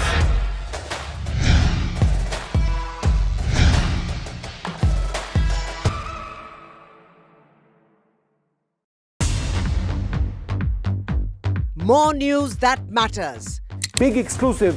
Tulsi Gabbard gunned down by Pakistan-backed cowards. When you interact with people on ground, you're able to reflect their sentiments much better. More debates that shake the system. More exclusives you won't find anywhere else. Not just another prime time. It's a prime time that's unmissable.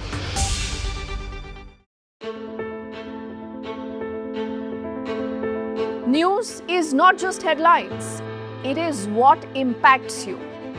And news should never be mistaken for noise. What matters is the reality. Accurate, in-depth, and with the right perspective. For over 20 years, I have been a journalist, and never has clarity mattered more than now. At Newsnight, we go beyond the surface. We dissect the details, challenge the narratives, and bring you the unparalleled clarity you deserve in a world clouded by misinformation. We are bold, we are direct. Newsnight, for the news in your interest. Only on NDTV 24/7. I've been reporting on all issues big and small from Andhra Pradesh, Telangana, rest of South India, bringing you all the action, all that you need to know, all that you want to know. The energy of maximum city is infectious. I'm bringing that energy in our news coverage from financial capital Mumbai. Covering from the southernmost part of India over the last 23 years, I bring in-depth and 360-degree coverage from the Dravidian heartland. The land of Mishti, also known for its bitter politics. I have seen much water flow under the Howrah Bridge, covering Bengal in all its vivid colors. India's IT capital is always bustling, a city full of startups, stories and surprises. And I keep you ahead on all the Bengaluru buzz. In today's interconnected world, India's voice is more crucial than ever.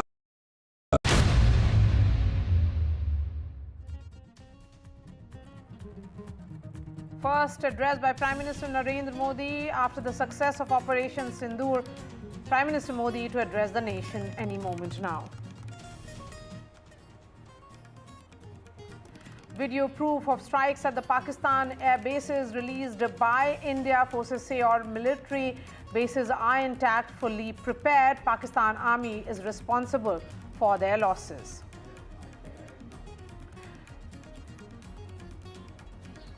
And from dust to dust, if Thomo don't get here, then Lily surely must.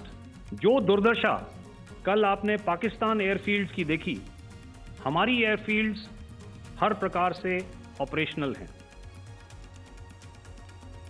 Adani made a drone used in Operation Sindoor. Adani owned Alpha Designs builds these drones, and these drones are made in Bengaluru. United States and China agreed to roll back tariffs by 115%. Investors cheer US-China trade deal. And Virat Kohli announces retirement from Test cricket after legendary 14-year career for India. Says he's walking away with a heart full of gratitude.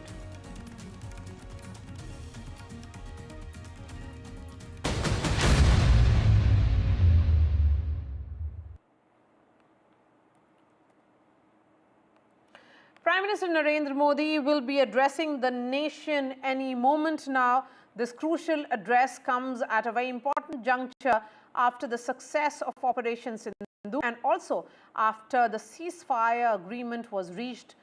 In fact, understanding was reached two countries. Today was also the day that DGMO level talks happened between India and Pakistan. This address particularly is crucial because how does the Prime Minister sees the India-Pakistan equations from here onwards. Remember, the indication that has come in from sources is that this is the new normal which has been established between India and Pakistan, where India carried out, Operation Sindoor, which ensured terror launch pads in Pakistan and Pakistan-occupied Kashmir were completely destroyed and decimated, including one in Muridke and also in Bahawalpur, which were seen as the headquarters of Jaish-e-Mohammed and Lashkar-e-Taiba. Thereafter, we saw Operation Sindoor Point 3, the details of which were shared by the DGMOs, who said that India also managed to carry out airstrikes against the military bases inside Pakistan, very close to Karachi. देश का सामर्थ्य और उसका संयम दोनों देखा है। मैं सबसे पहले भारत की पराक्रमी सेनाओं को, सशस्त्र बलों को, हमारी खुफिया एजेंसियों को, हमारे वैज्ञानिकों को, हर भारतवासी की तरफ से सैल्यूट करता हूं। हमारे वीर सैनिकों ने ऑपरेशन सिंदूर के लक्ष्यों की प्राप्ति के लिए हर भारतवासी की तरफ से सैल्यूट करता हूं। हमारे वीर सैनिकों ने ऑपरेशन सिंदूर के लक्ष्यों की प्राप्ति के लिए असीम शौर्य का प्रदर्शन किया। मैं उनकी वीरता को, उनके साहस को, उनके पराक्रम को आज समर्पित करता हूं। हमारे देश की हर माता को, देश की हर बहन को और देश की हर बेटी को ये पराक्रम समर्पित करता हूं। साथियों, 22 अप्रैल को पहलगाम में आतंकवादियों ने जो बर्बरता दिखाई थी, उसने देश और दुनिया को झकझोर दिया था। छुट्टियां मना रहे निर्दोष मासूम नागरिकों को धर्म पूछकर उनके परिवार के सामने,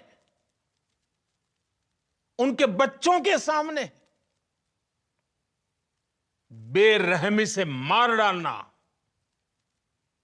यह आतंक का बहुत बीभत्स चेहरा था, क्रूरता थी।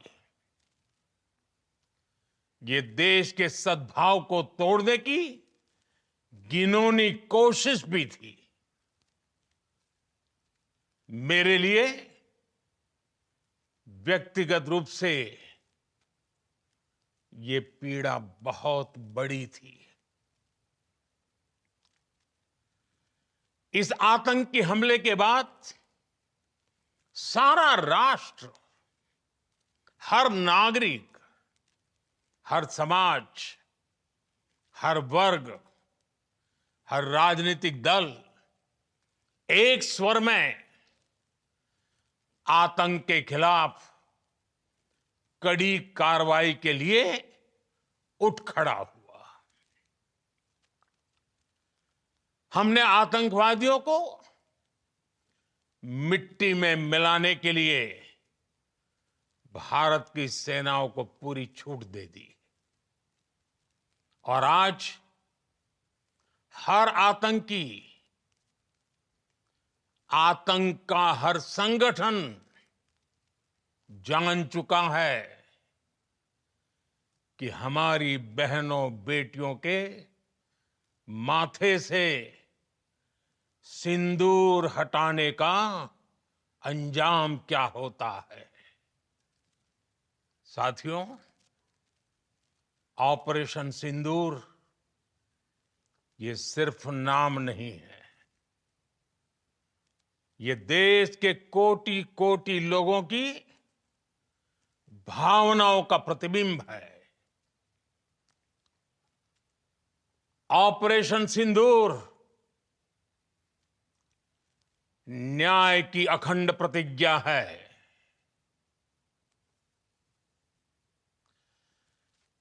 6 मई की देर रात, 7 मई की सुबह पूरी दुनिया ने इस प्रतिज्ञा को परिणाम में बदलते देखा है। भारत की सेनाओं ने पाकिस्तान में आतंक के ठिकानों पर, उनके ट्रेनिंग सेंटर्स पर सटीक प्रहार किया। आतंकियों ने सपने में भी नहीं सोचा था कि भारत इतना बड़ा फैसला ले सकता है। लेकिन जब देश एकजुट होता है, नेशन फर्स्ट की भावना से भरा होता है, राष्ट्र सर्वोपरि होता है, तो फौलादी फैसले लिए जाते हैं, परिणाम लाकर दिखाए जाते हैं। जब पाकिस्तान में आतंक के अड्डों पर भारत की मिसाइलों ने हमला बोला, भारत के ड्रोन्स ने हमला बोला, तो आतंकी संगठनों की इमारतें नहीं, बल्कि उनका हौसला भी थर्रा गया। बहावलपुर और मुरिद के जैसे आतंकी ठिकाने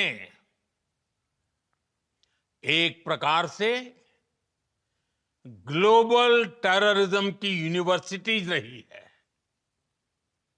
दुनिया में कहीं पर भी जो बड़े आतंकी हमले हुए हैं, चाहे 9/11 हो, चाहे लंदन ट्यूब बॉम्बिंग हो, या भारत में दशकों से जो बड़े बड़े आतंकी हमले हुए हैं, उन सब के तार कहीं ना कहीं आतंक के इन्हीं ठिकानों से जुड़ते रहे हैं। आतंकियों ने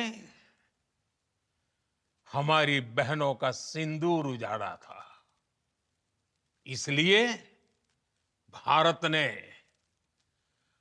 आतंक के ये हेडक्वार्टर्स उजाड़ दिए।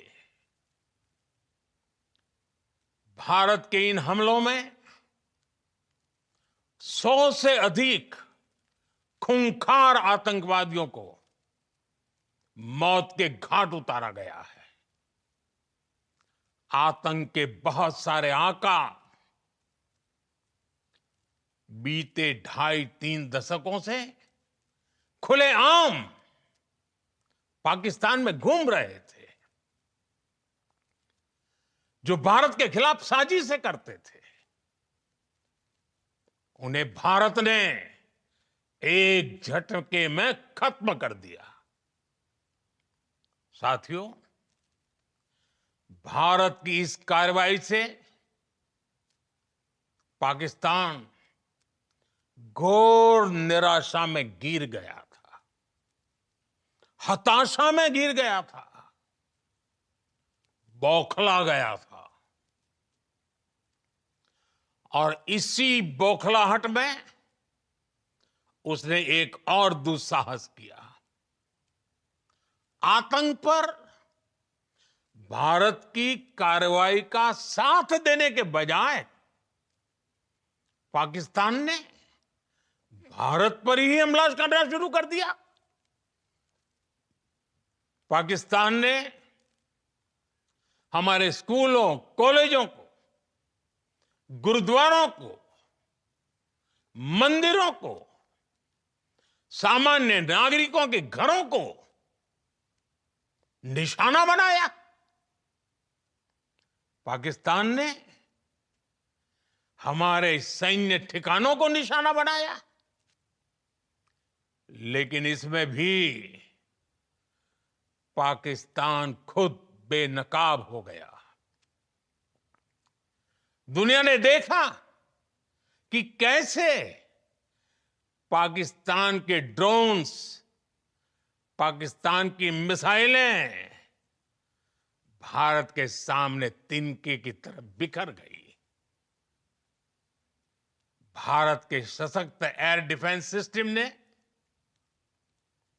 उन्हें आसमान में ही नष्ट कर दिया। पाकिस्तान की तैयारी सीमा पर वार की थी, लेकिन भारत ने पाकिस्तान के सीने पर वार कर दिया। भारत के ड्रोन्स, भारत की मिसाइलों ने सटीकता के साथ हमला किया। पाकिस्तानी वायुसेना के उन एयरबेस को नुकसान पहुंचाया, जिस पर पाकिस्तान को बहुत घमंड था। भारत ने पहले 3 दिनों में ही पाकिस्तान को इतना तबाह कर दिया जिसका उसे अंदाजा भी नहीं था। इसलिए भारत की आक्रामक कार्रवाई के बाद पाकिस्तान बचने के रास्ते खोजने लगा। पाकिस्तान दुनिया भर में तनाव कम करने के लिए गुहार लगा रहा था, और बुरी तरह पीटने के बाद इसी मजबूरी में 10 मई की दोपहर को पाकिस्तानी सेना ने हमारे डीजीएमओ को संपर्क किया। तब तक हम आतंकवाद के इंफ्रास्ट्रक्चर को बड़े पैमाने पर तबाह कर चुके थे। आतंकियों को मौत के घाट उतार दिया गया था। पाकिस्तान के सीने में बसाए गए आतंक के अड्डों को हमने खंडहर बना दिया था। इसलिए जब पाकिस्तान की तरफ से गुहार लगाई गई, पाकिस्तान की तरफ से जब ये कहा गया कि उसकी ओर से आगे कोई आतंकी गतिविधि और सैन्य दुस्साहस नहीं दिखाया जाएगा, तो भारत ने भी उस पर विचार किया। और मैं फिर दोहरा रहा हूं, हमने पाकिस्तान के आतंकी और सैन्य ठिकानों पर अपनी जवाबी कार्रवाई को अभी सिर्फ स्थगित किया है।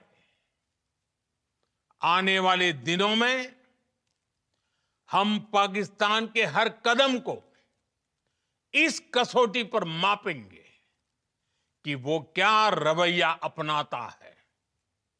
साथियों, भारत की तीनों सेनाएं, हमारी एयरफोर्स, हमारी आर्मी और हमारी नेवी, हमारी border security force BSF, Bharat के अर्धसैनिक बल लगातार अलर्ट पर है। सर्जिकल स्ट्राइक और एयर स्ट्राइक के बाद अब ऑपरेशन सिंदूर आतंक के खिलाफ भारत की नीति है।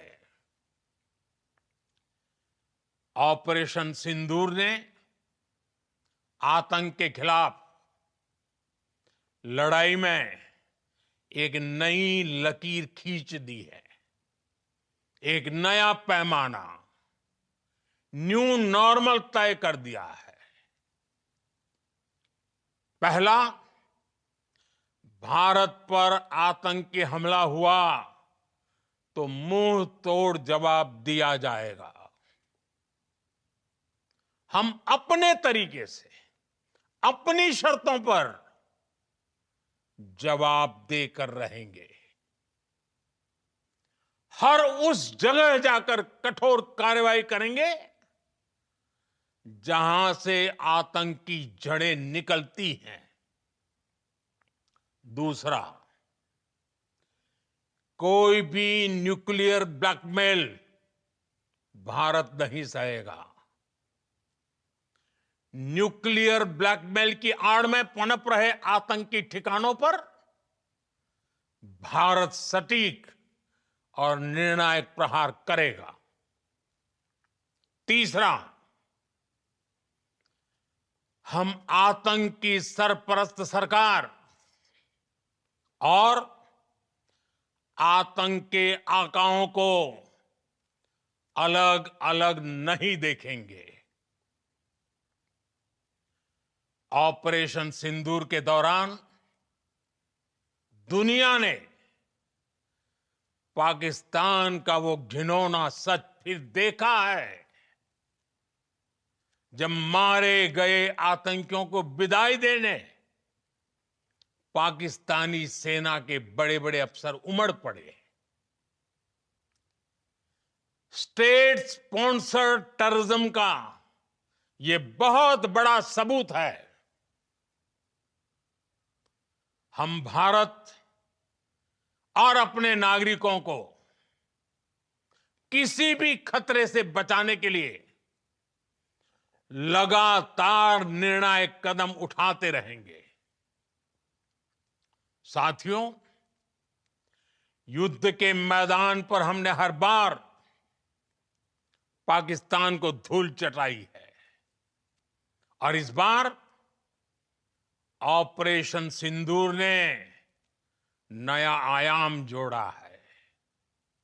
हमने रेगिस्तानों और पहाड़ों में अपनी क्षमता का शानदार प्रदर्शन किया और साथ ही न्यू एज वॉरफेयर में भी अपनी श्रेष्ठता सिद्ध की। इस ऑपरेशन के दौरान हमारे मेड इन इंडिया हथियारों की प्रामाणिकता सिद्ध हुई। आज दुनिया देख रही है 21वीं सदी के वॉरफेयर में made in India defence equipments, इसका समय आ चुका है। साथियों, हर प्रकार के आतंकवाद के खिलाफ हम सभी का एकजुट रहना हमारी एकता, हमारी सबसे बड़ी शक्ति है। निश्चित तौर पर ये युग युद्ध का नहीं है, लेकिन ये युग आतंकवाद का भी नहीं है। टेररिज्म के खिलाफ जीरो टॉलरेंस, ये एक बेहतर दुनिया की गारंटी है। साथियों, पाकिस्तानी फौज, पाकिस्तान की सरकार जिस तरह आतंकवाद को खाद पानी दे रहे हैं, वो एक दिन पाकिस्तान को ही समाप्त कर देगा। पाकिस्तान को अगर बचना है तो उसे अपने टेरर इंफ्रास्ट्रक्चर का सफाया करना ही होगा। इसके अलावा शांति का कोई रास्ता नहीं है। भारत का मत एकदम स्पष्ट है। टेरर और टॉक एक साथ नहीं हो सकते। टेरर और ट्रेड एक साथ नहीं चल सकते, और पानी और खून भी एक साथ नहीं बह सकता। मैं आज विश्व समुदाय को भी कहूंगा, हमारी घोषित नीति रही है, अगर पाकिस्तान से बात होगी तो टेररिज्म पर ही होगी। अगर पाकिस्तान से बात होगी तो पाक ऑक्युपाइड कश्मीर, पीओके, उस पर ही होगी। प्रिय देशवासियों, आज बुद्ध पूर्णिमा है। भगवान बुद्ध ने हमें शांति का रास्ता दिखाया है। शांति का मार्ग भी शक्ति से होकर जाता है। मानवता शांति और समृद्धि की तरफ बढ़े, हर भारतीय शांति से जी सके, विकसित भारत के सपने को पूरा कर सके, इसके लिए भारत का शक्तिशाली होना बहुत जरूरी है। और आवश्यकता पड़ने पर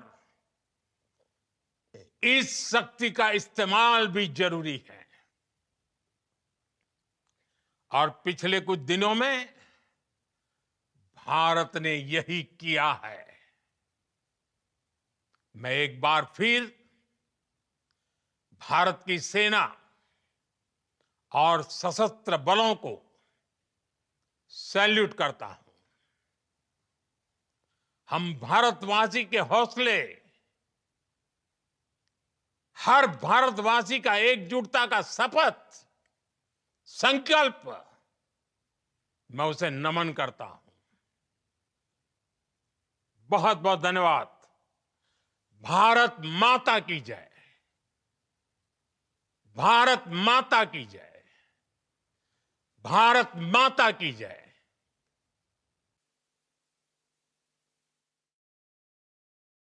Modi's address to the nation has come to an end. There was a lot of anticipation around his speech, a powerful message that has been delivered by the Prime Minister as to why this operation was called Operation Sindoor. And Prime Minister Modi says that Operation Sindoor is the pledge for justice, and world has seen how the pledge India made can be turned into a reality. Forces launched precision strikes on terrorists inside Pakistan, and no one imagined the scale of our action. Prime Minister Modi going on to say that the world's most terror attacks linked to the sites in Muridke and Bahawalpur have been terror universities, and India has managed to successfully destroy the terror headquarters. Many terror bosses ran free in Pakistan, is what the Prime Minister says. Prime Minister went on to say that Pakistan attacked schools, colleges, gurudwaras and mandirs. Pakistan targeted our military installations. One of the big takeaways certainly from the Prime Minister's speech is that we have only postponed our military action. Let me get a quick word from Lieutenant General Vinod Bhatia. Rajiv Dogra, former ambassador, is also joining us. We have Neeja Chaudhary, senior journalist, and Rajat Sethi, political analyst. Lieutenant General Vinod Bhatia, a quick word from you on what Prime Minister Modi said, your big takeaway. I think it's a excellent, very clear-cut directions given by him to the armed forces. He has said zero tolerance to terrorism. He has said that though it's not an era for wars, but terror will not lead us anywhere, and we have to have zero tolerance. That is one message. The message which he has given addresses four constituencies basically. One is addressed to Pakistan to behave. Two, to the Indian public for standing firm. Three, to the armed forces for doing a good job. And four, to the international community that we are responsible, resurgent, risen nation, and we are with you in this global war for terror. So these four constituencies have been addressed by the Prime Minister in a very critical manner, very straightforward manner. And you see, he has also spoken about our operations, that these operations have not been called off, they've just been postponed, and if there is something required, we'll go ahead and do it. There'll be cost and consequences for Pakistan in all domains, especially in the kinetic domain. Zero tolerance for terrorism is something which has always been, and this is now linked to no nuclear blackmail. You know, Pakistan, under the nuclear rattling and nuclear posturing, has always supported terrorism. Within 35 years that we've been seeing Pakistan bleed India with terrorist acts everywhere, not only J&K, but outside J&K. It's only after 2016 surgical strikes that the attacks, terrorist attacks outside of J&K stopped. And then we had 2019 Pulwama, and now this. So Operation Sindoor has sent a very clear message. A very graduated response has been given in 2016, 2019, and now. And what has Trump has said that it will continue. We will not tolerate terrorism at all. And Pakistan, which is the epicenter of terrorism, which has been which has been responding to terrorism in 9/11, in 7th of July, London bombings, anywhere in the world, if you see terror strikes, they go back to a Pakistan connect. That connect is immediate. There's no thinking about it. So that is what he has brought out to the international community to support us. When, Lieutenant General, when the Prime Minister says that we have only postponed our military action, that's a message which is going clearly that this is an ongoing operation, that if a new red line has been defined by India, then if Pakistan does any kind of misadventure in future, then India will ensure another Operation Sindoor if it were to, make any, perhaps carry out any terror operation inside India. Yes, absolutely. Firstly, I think Operation Sindoor is still continuing. In a way, it has been put on a hold. It is not that it's not there. It is there. And if Pakistan reacts now, does something, you see, Pahalgam was the first shot fired of Pakistan. I don't think these are not non-state actors. These are state actors. That's what the Prime Minister said. These are state actors. They're state terrorism. I don't know why some of us call it non-state actors. So what he said is Operation Sindoor, the first shot fired with them, we have fired the last shot, and if Pakistan does something more, the shots will continue. That is what Operation Sindoor is all about. That there will be cost and consequence of Pakistan in the kinetic domain, in the military domain, in all domains, diplomatic domain, and also water.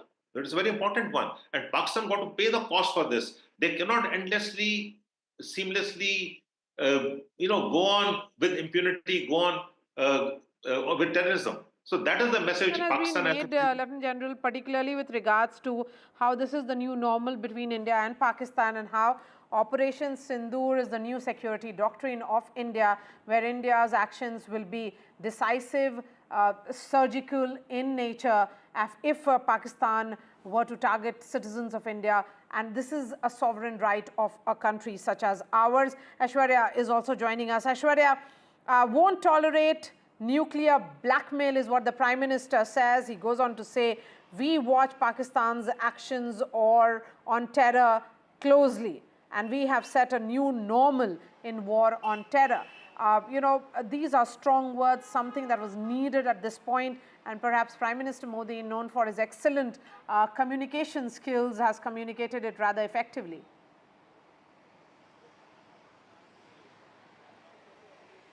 Well, a straight line has been drawn and a very, very strong message from Prime Minister Narendra Modi after a successful Operation Sindoor, but it has not ended. This is going to be our policy against terrorism. Operation Sindoor will continue. Straight message from Prime Minister Narendra Modi that blackmailing or nuclear will not be continuing. Terror and talks can't go hand in hand. Terror and trade can't go hand in hand. It is the blood and water can't flow together are the words of Prime Minister Narendra Modi, also hailing our Indian armed forces and the indigenous missiles and the weapons that had demolished, neutralized the Pakistani terror bases over there. Prime Minister Narendra Modi went on to say that we will watch Pakistan's action on terror very closely, and if any such activity would be again be done, then it will be considered as an act of war. Prime Minister Narendra Modi also emphasizing on the Indus Water Treaty, as he stated that the water and blood can't go hand in hand. It's a reply that has been given, a befitting reply in fact has been given to the Pakistani government. They will not see Pakistani government and the terror organizations separate in the near future if such activities will be happening. So very, very strong words, a straight message. Red line has been drawn by the Indian government on terrorism. Also, Prime Minister sending across a message to all the Indians that the kind of unity that was showcased during these last few days is something that is India's strong and had put India forward in these tough times. All right, Shivarur is also joining us from Srinagar. Shiv, according to you, the big takeaway of Prime Minister's speech? Maria, the Prime Minister making it absolutely clear that no blackmail, nuclear blackmail, will ever be tolerated as a ruse to allow terrorism to flourish. The Prime Minister has basically enunciated a new paradigm in terms of the rules of engagement with Pakistan. He has clearly stated what NDTV had reported. In fact, you had broken that story, Maria, 2 days ago, that the paradigm and the way Pakistan's military will be indistinguishable from terror targets as the new rules of engagement is precisely what has come now literally from the Prime Minister of the country. This is something that completely changes policy as far as Pakistan is concerned. It basically means that a terror attack on India will now invite the kind of targeting that we saw in phase 3 of Operation Sindoor, where the Indian Air Force bombed Pakistan Air Force air bases, facilities of the military in Pakistan, and possibly even strategic sites. So this is easily the biggest headline today. The rest of it was, of course, an enunciation of India's pain, India's agony. But the bulk of it, I think, was a warning that the nuclear overhang, the nuclear umbrella, the nuclear shield that Pakistan wields in order to allow terrorism to flourish on its soil, most of it pointed at India, will no longer be a deterrent against Indian action on its military. It doesn't get bigger than coming from the Prime Minister, and it doesn't come bigger, Maria, especially that it comes from the Prime Minister 2 days after those attacks happened and 2 days after a ceasefire understanding of some kind has taken place. This changes the entire rules of the game that have existed since the 70s and 80s. And I just wonder what the next provocation will lead to. All right, Shiv, thank you so much for joining us from Srinagar there. Let's bring in the guests, and I'm going to bring in Ambassador Rajiv Dogra. Ambassador Dogra, Prime Minister says that Operation Sindoor is not over. India will give back to terror and terrorists and their backers in a language they understand. This address to the nation coming after ceasefire, coming at a time when there is a misinformation campaign going online, a sort of narrative building which is being done by the Western media and also by the Pakistanis. India did not go into this as with the intention of a war. It was not about a prolonged war. It was just about teaching lessons to Pakistan and particularly to the terror outfits operating from Pakistan. Go ahead, sir. Your big takeaway of the Prime Minister's speech. Let me start with the multiple takeaways, and I'll save the biggest takeaway for the latter part of my intervention. One, it was a well-drafted speech. It was comprehensive, covered all aspects, and covered all the addresses that he had in mind. It was meant to assuage those who lost their dearest ones, and to tell them that, look, we've taken retribution, your loss cannot be recovered, but the nation is with you. That was point one. The second one was to the nation as such, that look, we are now in a new normal, in fact, the term you used yourself, where we will not just wait for giving an equal response, but we will give a response which shuts up Pakistan. And that is what Air Force did. The third was to the world. And this is what I was hinting at when I began. You know, people might question that, look, this is a prime minister who had told President Putin that this is not the age of war. Prime Minister chose very carefully to address those people and to give them the message that he wished to convey. And that was a very powerful message. He said, this is not the age of war, but this is not the age of terror also. So the linkage is very clear, and the linkage is very significant, that don't push us. Otherwise, the response would be such that you would regret it. So earlier, we were absorbing the shocks. We were absorbing the violence from terrorists. We were absorbing Pakistan's brazen attitude where they said, okay, give us the proof. Where is the proof? This time, it is a different picture altogether. The proof lies with every bullet that is fired on an Indian, or an Indian establishment, or an Indian soldier. So that is the message which Prime Minister has conveyed very clearly. That, and also the question in many people's mind is that is this the end of the operation? To that also he clarified, sthagit hua hai. That means it's a temporary pause, and it depends on Pakistan's behavior. We have only postponed our military action is the message that is coming in from the Prime Minister, perhaps one of the biggest takeaways. We have only postponed military action is what Prime Minister Modi has said. Neerja Chaudhary, according to you, what are the big takeaways? Look, it was a point-by-point tough speech by the Prime Minister. It wasn't his rhetorical speeches that he has often made. And he countered the points that have arisen after the ceasefire. It was very significant that he made it clear because, you know, America's talked about brokering this peace, the ceasefire, and it is talked about India and Pakistan meeting at a neutral place. It is Donald Trump has talked about, you know, helping India and Pakistan resolve the Kashmir issue. The Prime Minister is very clear, terror and talk cannot go together. Trade and terror cannot go together. Pani or khoon ek saath nahi ja sakta hai. Those 3 points, he made it very clear. When we talk, it will be on India's terms. And if when we talk, POK is going to be part of those talks. So he's made India stand very clear. In the last hours, there has been, reservations and criticism on this count. And I think he also said, if Pakistan has to survive, it should eliminate its terror structure. And you're right, the Operation Sindoor, and he went into it with very evocatively about what it had meant for the women of India.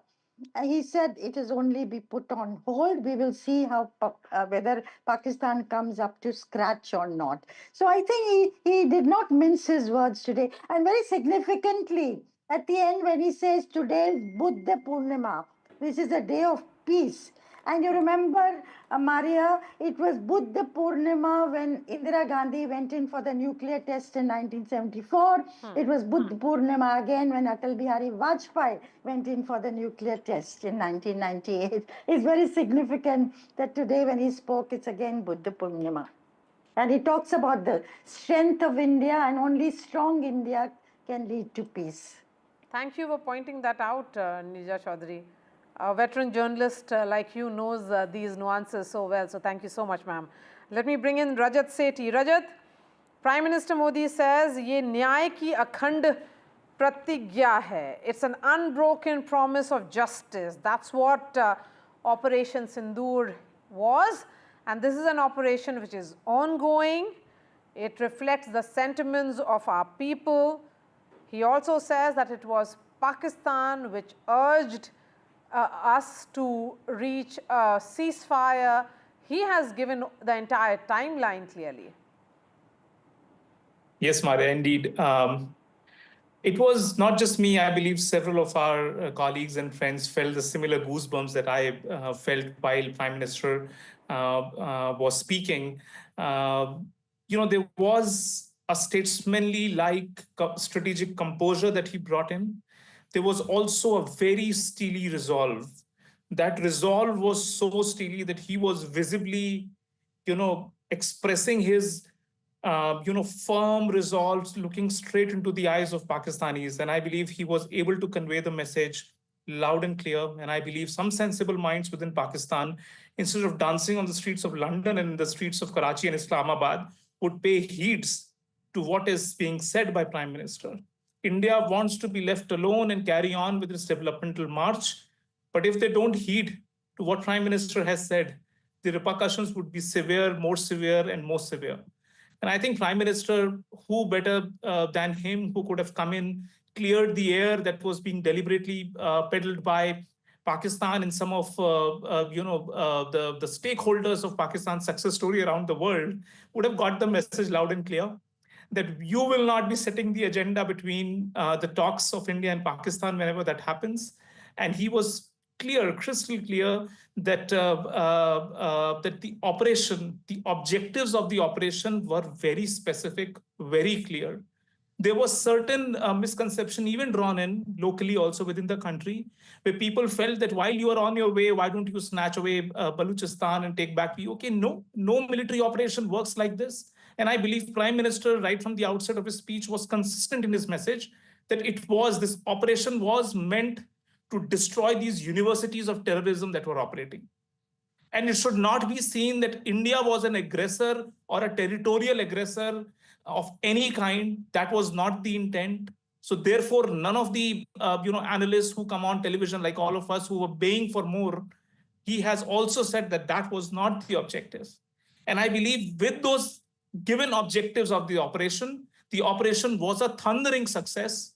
And this message should go out to everybody in the world.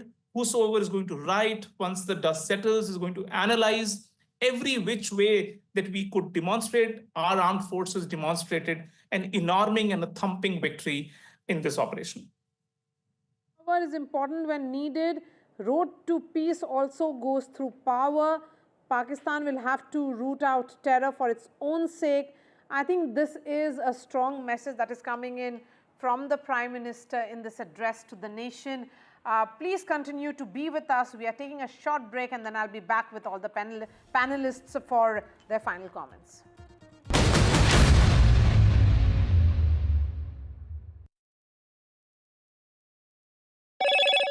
Hello, Moto. Motorola, India's leading AI smartphone brand.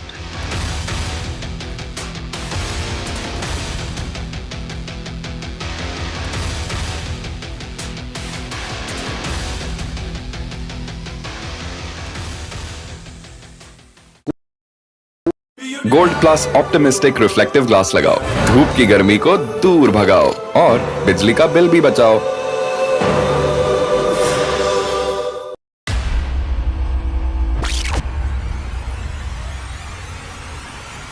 In the last 1 month, if you see, the share prices of Naval Engineering has fallen more than 58%. Why are the rating firms calling the debt payments as default? We have two credible credit rating agencies on March 4th coming and downgrading the stock to D. Statements are consistently being proven wrong, and transactions are being taken place which are different from what they were originally pictured to be. The company claimed it would roll out 6,400 electric vehicles. But what it has rolled out is a shocking scam. Funds meant for the project were funneled allegedly back to the promoters, the Junkie brothers. What did the money buy? Not EVs, of course, but a lavish flat in Gurgaon's luxurious DLF Carmelias.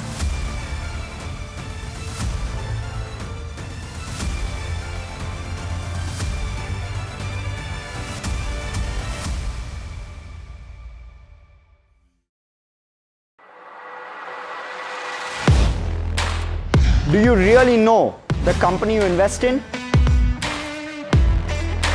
What is the real picture behind presentations and claims? Is the outlook as rosy as the company claims? Know Your Company, powered by NDTV Profit Research, shines a light on the biggest stock market movers.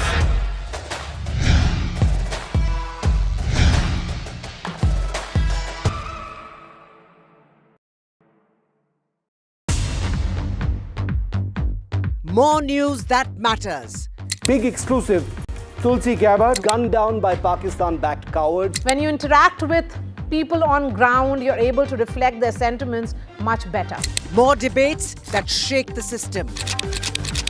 More exclusives you won't find anywhere else. Not just another prime time. It's a prime time that's unmissable.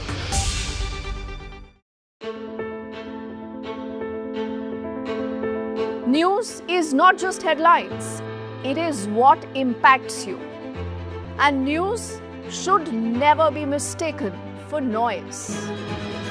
What matters is the reality. Accurate, in-depth, and with the right perspective.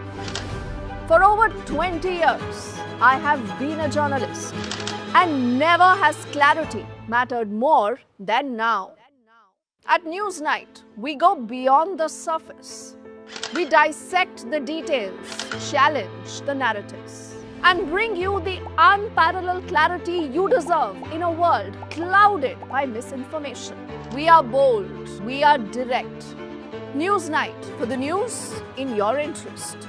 Only on NDTV 24/7. I've been reporting on all issues big and small from Andhra Pradesh, Telangana, rest of South India, bringing you all the action, all that you need to know, all that you want to know. The energy of maximum city is infectious. I'm bringing that energy in our news coverage from financial capital Mumbai. Covering from the southernmost part of India over the last 23 years, I bring in-depth and 360-degree coverage from the Dravidian heartland. The land of Mishti, also known for its bitter politics. I have seen Just a few minutes back, Prime Minister Modi has addressed the nation, giving several important talking points and headlines, certainly, where he says that terror and talk cannot go together, terror and trade cannot go together, and water and blood cannot flow together. Let's listen in to what the Prime Minister said, and then I go to the guests. Pakistani फौज, पाकिस्तान की सरकार जिस तरह आतंकवाद को खाद पानी दे रहे हैं, वो एक दिन पाकिस्तान को ही समाप्त कर देगा। पाकिस्तान को अगर बचना है तो उसे अपने टेरर इंफ्रास्ट्रक्चर का सफाया करना ही होगा। इसके अलावा शांति का कोई रास्ता नहीं है। भारत का मत एकदम स्पष्ट है। टेरर और टॉक एक साथ नहीं हो सकते। टेरर और ट्रेड एक साथ नहीं चल सकते और पानी और खून भी एक साथ नहीं बह सकता। मैं आज विश्व समुदाय को भी कहूंगा, हमारी घोषित नीति रही है, अगर पाकिस्तान से बात होगी तो टेररिज्म पर ही होगी।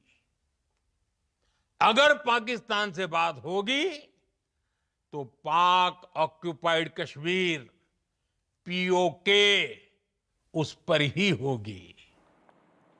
Let me bring in Ambassador Dogra again. Ambassador Dogra, I think besides setting the new normal, the Prime Minister here also pushing the envelope and sending a message that if there will be ever any talks with Pakistan, it can be only on POK and terror. Well, the message couldn't be clearer.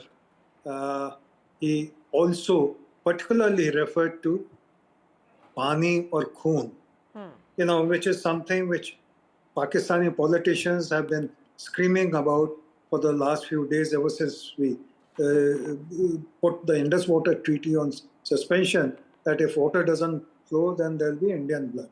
So that is a message loud and clear which Prime Minister has given. Another thing which I want to point out, and in fact you had referred to it before the intermission, before you went into the break, and that is that the information war has started with this particular unfortunate episode. And it is true that initially Pakistan had the upper hand. But I think hats off to the combined briefing led by Foreign Secretary with the participation of young officers from Ministry of Defense. The message started going out to the world that the Indian story is more solid, it has substance, and there's a need now for the world to have a new normal. And then the last 2-3 days, the defense DG, Director Generals of various wings, various Army, Navy, and Air Force, they were just brilliant. And what a contrast they made to the Pakistani spokesperson who was hysterical. So the Indian story is getting told, but there's another interesting connection to the three spokespersons of the Ministry of Defense, especially the Air Forces spokesperson. He read out a couplet from Ramayana about, the ocean not parting when Lord Ram wanted to cross over to Lanka. And then the second part of that couplet is about, if there is force, only then the love can be found. Meaning that the force must be applied to make the other side agree to cooperate. And that is what Prime Minister is also hinting at. That, look, this is a pause, but don't think that we have given up on our resolve. So, all along the coordination between various wings of the government and the messaging at the political level has been brilliant. I hope it continues this way, because for a long time we were reticent in expressing our view, in projecting our view to the world. That's why we lost the Kashmir case in the world opinion. This time we are on the ball and we are ahead of the curve as far as Pakistan's disinformation is concerned. So it's very heartening that Prime Minister has been clear, he's not minced his words, and he's informed Pakistan of the direction that we are taking, and he's given them caution. Okay, Neerja Chaudhary and Rajat Sethi, coming to you as well. Neerja, underlining that India will not tolerate any nuclear blackmail, Prime Minister has said clearly that that Operation Sindoor against Pakistan has only been kept in abeyance, and that future will depend on their behavior. So Pakistan clearly is on notice here. You know, that of course, Pakistan is on notice. You know, there have been two sets of criticism that have come since the declaration of the ceasefire. One is that why go in for a ceasefire suddenly at this time if India had the advantage? Why didn't we just continue till we brought Pakistan to its knees? So he's made it very clear that that ceasefire is not it's put in abeyance. It's just postponed the military action, and we've accepted the ceasefire. And that Pakistan, as you say, is on hold. The second thing was that Kashmir has come center stage instead of terror. And people were criticizing that we'd accepted America's third-party intervention. America talked about India and Pakistan meeting at a neutral place, and that Donald Trump had talked about helping India and Pakistan resolve its whole problem on Kashmir. The Prime Minister has made it very clear. It is terror and terror alone. That is a central issue. He said it again and again in different ways. You know, that terror and trade can't go together, terror and talks can't go together. And as also, you know, if we talk, it'll only be on terror. And of course, POK will also be part of that agenda. So he's brought the focus back to terror, which was the reason why we went in for that precision action against the terrorist outfits and headquarters and centers inside Punjab, inside Pakistan, as well as inside POK. So I think he's attempted to counter the criticism that has come about the ceasefire in the last 24 hours or so.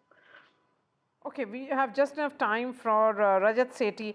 Rajat Sethi, you know, it is a battle of narrative. We have been talking about it. The Prime Minister's speech perhaps sets the record straight. You know, it is coming after the ceasefire, and there has been relative calm along the international border and LOC, no action whatsoever. The DGMO level talks have also come to an end. So this is the right time to address the nation. But there are also political, you know, fallout of this, because there are a lot of questions being asked from the opposition as was expected. So, Maria, I don't think Prime Minister would be too worried about a weakened opposition that much on at least on the nationalistic subjects on muscular foreign policy or muscular military policy. Prime Minister Modi holds his ground pretty well. I don't think that is what is of concern. But the disinformation warfare that was unleashed by Pakistan and some of the supporters who wanted to see Pakistan in a better light around the world, they have spun in a narrative which I believe our officials sitting in embassies and high commissions around the world must ensure that the speech of Prime Minister is translated in the respective languages. And it is the message that he's trying to put out. It is their job to ensure that every key newspaper carries the message of Prime Minister. And I believe this is where the efforts, the amount of efforts that we were expecting, barring a couple of embassies and high commissioners coming out and speaking, we did not see that much. And I believe this is where this confusion that hyphenation of India and Pakistan was brought about, which was wrong. It seemed like the two of us are quarreling over Kashmir. That was wrong. It was an action taken against terrorism as the core point got missed in this whole unraveling of disinformation warfare. And I believe Prime Minister, what he said categorically, he brought in new paradigms. He said there is a new normal. He's made a very important point when he said that army, the defense establishment of Pakistan, the political establishment and the terror establishment are one and same. No Prime Minister and nobody has officially made it a doctrinal truth. Now, this is a new normal which has to be now communicated to everybody around the world. They need to see and understand why we are saying that terror is the same. These are the same set of institutions within Pakistan, and they cannot be delineated. I think this message is now up to us, all our spokespersons, the country's spokespersons, analysts. Everybody should actually go to the town and ensure every word of Prime Minister Modi reverberates across the world. All right. Thank you so much for joining us, Neeja Chaudhary, Rajat Sethi, Rajiv Dogra and Lieutenant General Vinod Bhatia. Of course, there will be a lot of analysis which will be done of the Prime Minister's address to the nation. Vishnu Shom is right here in the studio to take this entire discussion forward. Vishnu? Can I just suggest, Maria, that this is Prime Minister Modi's biggest foreign policy moment, and there have been so many. And I'm saying foreign policy because he's established certain principles. Absolutely. If you strike us, we will strike you. This operation is not over. Nuclear blackmail not going to be tolerated. How is this not perhaps his finest foreign policy moment? Defining moment. I think that's something that needs to be looked at as well. Hello, welcome to Left, Right and Centre. I'm Vishnu Shom. The big story that we are tracking this evening, the Prime Minister's speech, what he's had to say in the last little while. Very, very important remarks. The Prime Minister putting Pakistan on notice. Op Sindoor is been put on hold. It's not over. Op Sindoor is now India's policy on dealing with terror. We took the war to the heart of Pakistan. So many important remarks which have been mentioned by the Prime Minister. Let's quickly track the headlines at this stage. The Prime Minister puts Pakistan on notice. Op Sindoor is now India's policy on terror. We will not tolerate nuclear blackmail. We will watch Pakistan's actions on terror closely. We've set a new normal in the war on terror. A beaten Pakistan begged the world for a ceasefire. We've destroyed Pakistani bases and army infrastructure, says the Prime Minister. The Prime Minister says talks with Pakistan, but only on terror and Pakistan-occupied Kashmir. On Indus river waters, water and blood, Mr. Modi says cannot flow together.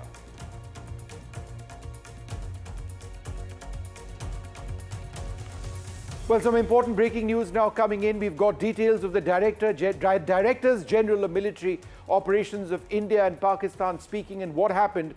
And what we now learn is that both sides have agreed to continue the truce, that's the ceasefire which exists. But the basic point that India has mentioned to Pakistan is that this has to be premised on not a single shot being fired by either side, and that there has to be a consideration of troop reduction. There has to be an effort to draw down soldiers who are in the front lines right now to reduce those tensions. There cannot be any inimical action against each other. The talks were held at about 5 p.m. And the issues, as I mentioned, were related to continuing the commitment that both sides must not fire a single shot. So those were a couple of the important points which have just come up. We've just got those details of those talks between the Directors General of Military Operations. I think I want to talk a little bit about the DGMO. It's headed by a Lieutenant General on our side. There's presumably a Lieutenant General on the Pakistani side. When India struck the terror camps in Pakistan, in Muridke, in Bahawalpur and in other areas, we called up their Director General of Military Operations and said, look, we've done this, we don't want to escalate. We were rebuffed and our DGMO was told, no, expect a Pakistani retaliation. In a little more than 48 hours, that same Pakistani DGMO called up our DGMO and said, no, wait, perhaps we need to be talking about a ceasefire. And now, today, on the 12th, there is talk about how to take that forward. These are important steps, but perhaps steps because India was able to hit Pakistan hard on the ground, not just at terror camps, but also in military bases. Let's bring up a couple of key points in the map before we listen once again to what the Prime Minister had to say in what I feel is a key aspect of his foreign policy. These were the terror targets, first up, that India hit out at Bahawalpur, way west of the Punjab and Rajasthan frontier. It was a very deep strike. The Jaish-e-Mohammed headquarters, Muridke, the headquarters of the Lashkar-e-Toiba, several camps further north. These are shallow, these are just across the line of control, but these were all struck by India, all right? Now, what happened afterwards is what we know about, is the military strike. So let's bring out the military strikes which India conducted on Pakistan when they decided to come in. And I'd just like you to focus for a moment, because we've not really spoken about this enough, on this Malir cantonment, right? Focus, zoom in right over here on Malir cantonment. What is Malir cantonment? In one word, Karachi. That's right. The key point over here is that for the first time since the 1971 war, India has struck Karachi in addition to other places. If you can zoom out and come back to me, I'd like to mention that it's not just Karachi which has been struck. And remember, in 1971, the Indian Navy had a huge role to play when we hit Karachi harbour. We've hit them again in Karachi, but we've also hit targets in the Lahore area and indeed in the Rawalpindi area as well. The Noor Khan Air Base, Murid Air Base, Pasroor, places in Lahore, Chunia, some of these were radar sites, some of these were command and control sites. Sargoda, a very important center of the Pakistani Air Force. Rafiki, this is the heart of the Pakistan Air Force. And therefore, when India struck in the manner that we were able to do, the Pakistani Director General of Military Operations came right back to us and said that, look, perhaps we do need to start talking about a ceasefire. And hopefully, because we don't want a war that goes on, hopefully that results in a drawing down of forces and it results in a lasting ceasefire. But if there's terrorism again, the Prime Minister has made it clear that India will strike. There's one more image that we'd like to bring out over here, and this actually brings together all of it. The markings, the writing in white are all of the terror targets that we have struck, Murid Ke, all of those up there, some in Muzaffarabad, and the marking in yellow are all the military targets that India has been able to strike, including, as I mentioned, Karachi itself. Let's listen in to what the Prime Minister has had to say. Pakistan की तरफ से जब ये कहा गया कि उसकी ओर से आगे कोई आतंकी गतिविधि और सैन्य दुस्साहस नहीं दिखाया जाएगा, तो भारत ने भी उस पर विचार किया। और मैं फिर दोहरा रहा हूं, हमने पाकिस्तान के आतंकी और सैन्य ठिकानों पर अपनी जवाबी कार्रवाई को अभी सिर्फ स्थगित किया है। आने वाले दिनों में हम पाकिस्तान के हर कदम को इस कसौटी पर मापेंगे कि वो क्या रवैया अपनाता है। ऑपरेशन सिंदूर ने आतंक के खिलाफ लड़ाई में एक नई लकीर खींच दी है, एक नया पैमाना, न्यू नॉर्मल तय कर दिया है। पहला, भारत पर आतंकी हमला हुआ तो मुंह तोड़ जवाब दिया जाएगा। हम अपने तरीके से, अपनी शर्तों पर जवाब देकर रहेंगे।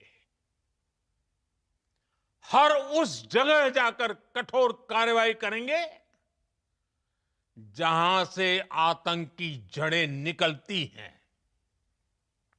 दूसरा, कोई भी न्यूक्लियर ब्लैकमेल भारत नहीं सहेगा। न्यूक्लियर ब्लैकमेल की आड़ में पनप रहे आतंकी ठिकानों पर भारत सटीक और निर्णायक प्रहार करेगा। तीसरा,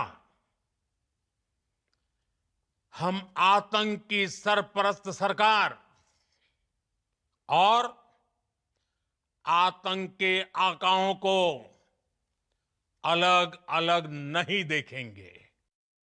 पाकिस्तानी फौज, पाकिस्तान की सरकार जिस तरह आतंकवाद को खाद पानी दे रहे हैं, वो एक दिन पाकिस्तान को ही समाप्त कर देगा। पाकिस्तान को अगर बचना है तो उसे अपने टेरर इंफ्रास्ट्रक्चर का सफाया करना ही होगा। इसके अलावा शांति का कोई रास्ता नहीं है। भारत का मत एकदम स्पष्ट है।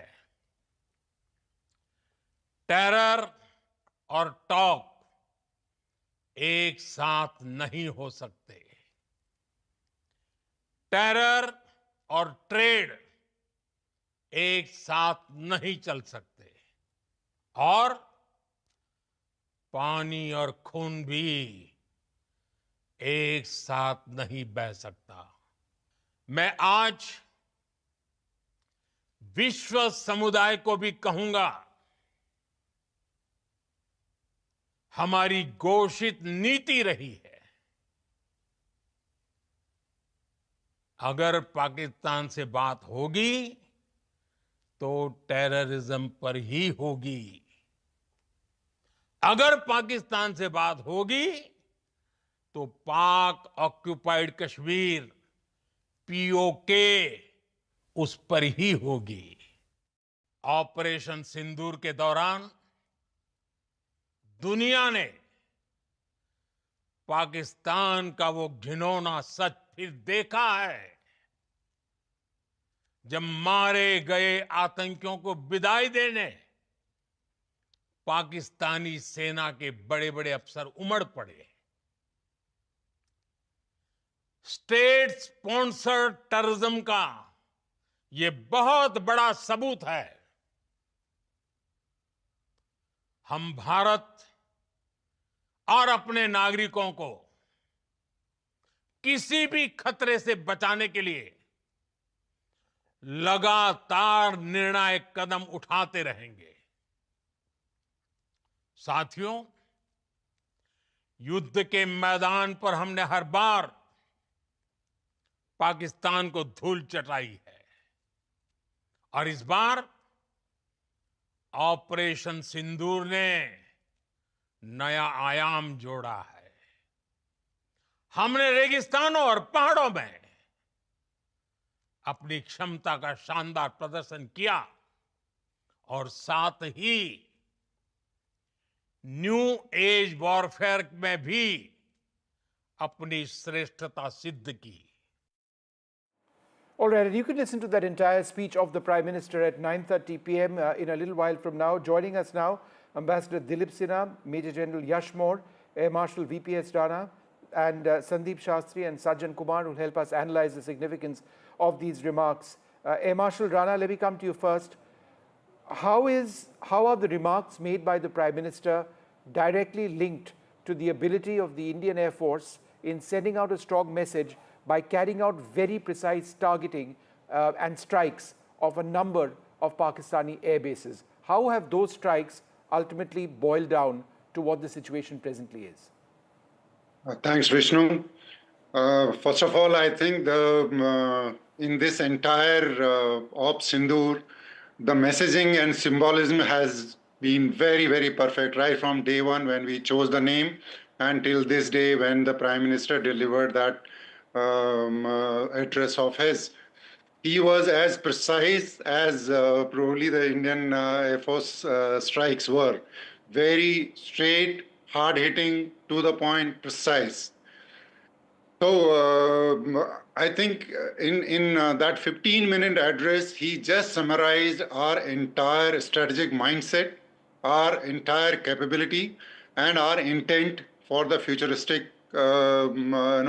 warfare or futuristic response, so to say. As far as the Air Force actions were the objectives that were given to us, we have done from day one.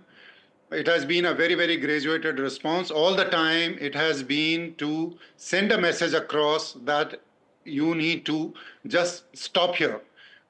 First selection of all you covered that in a great detail, those 9 targets are very, very carefully chosen. Every single target of that had some signature of PASN in it, and Prime Minister linked it with the global terrorism. Those all 9 were very, very carefully chosen, and very precise attack was done on. And thereafter, when Pakistan did not stop, they came next. Then even the next one was also very calibrated, only to the air defense system, only to the radars. Again, not going to the larger military infrastructure.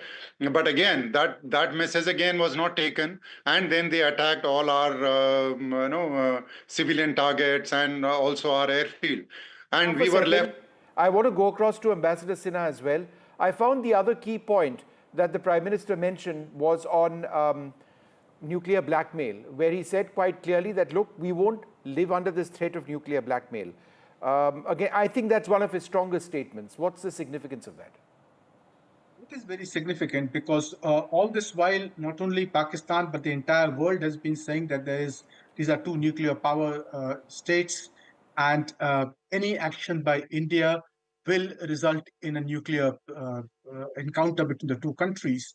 And that was one of the points that was mentioned, for India to hold back on any kind of conventional retaliation against Pakistan.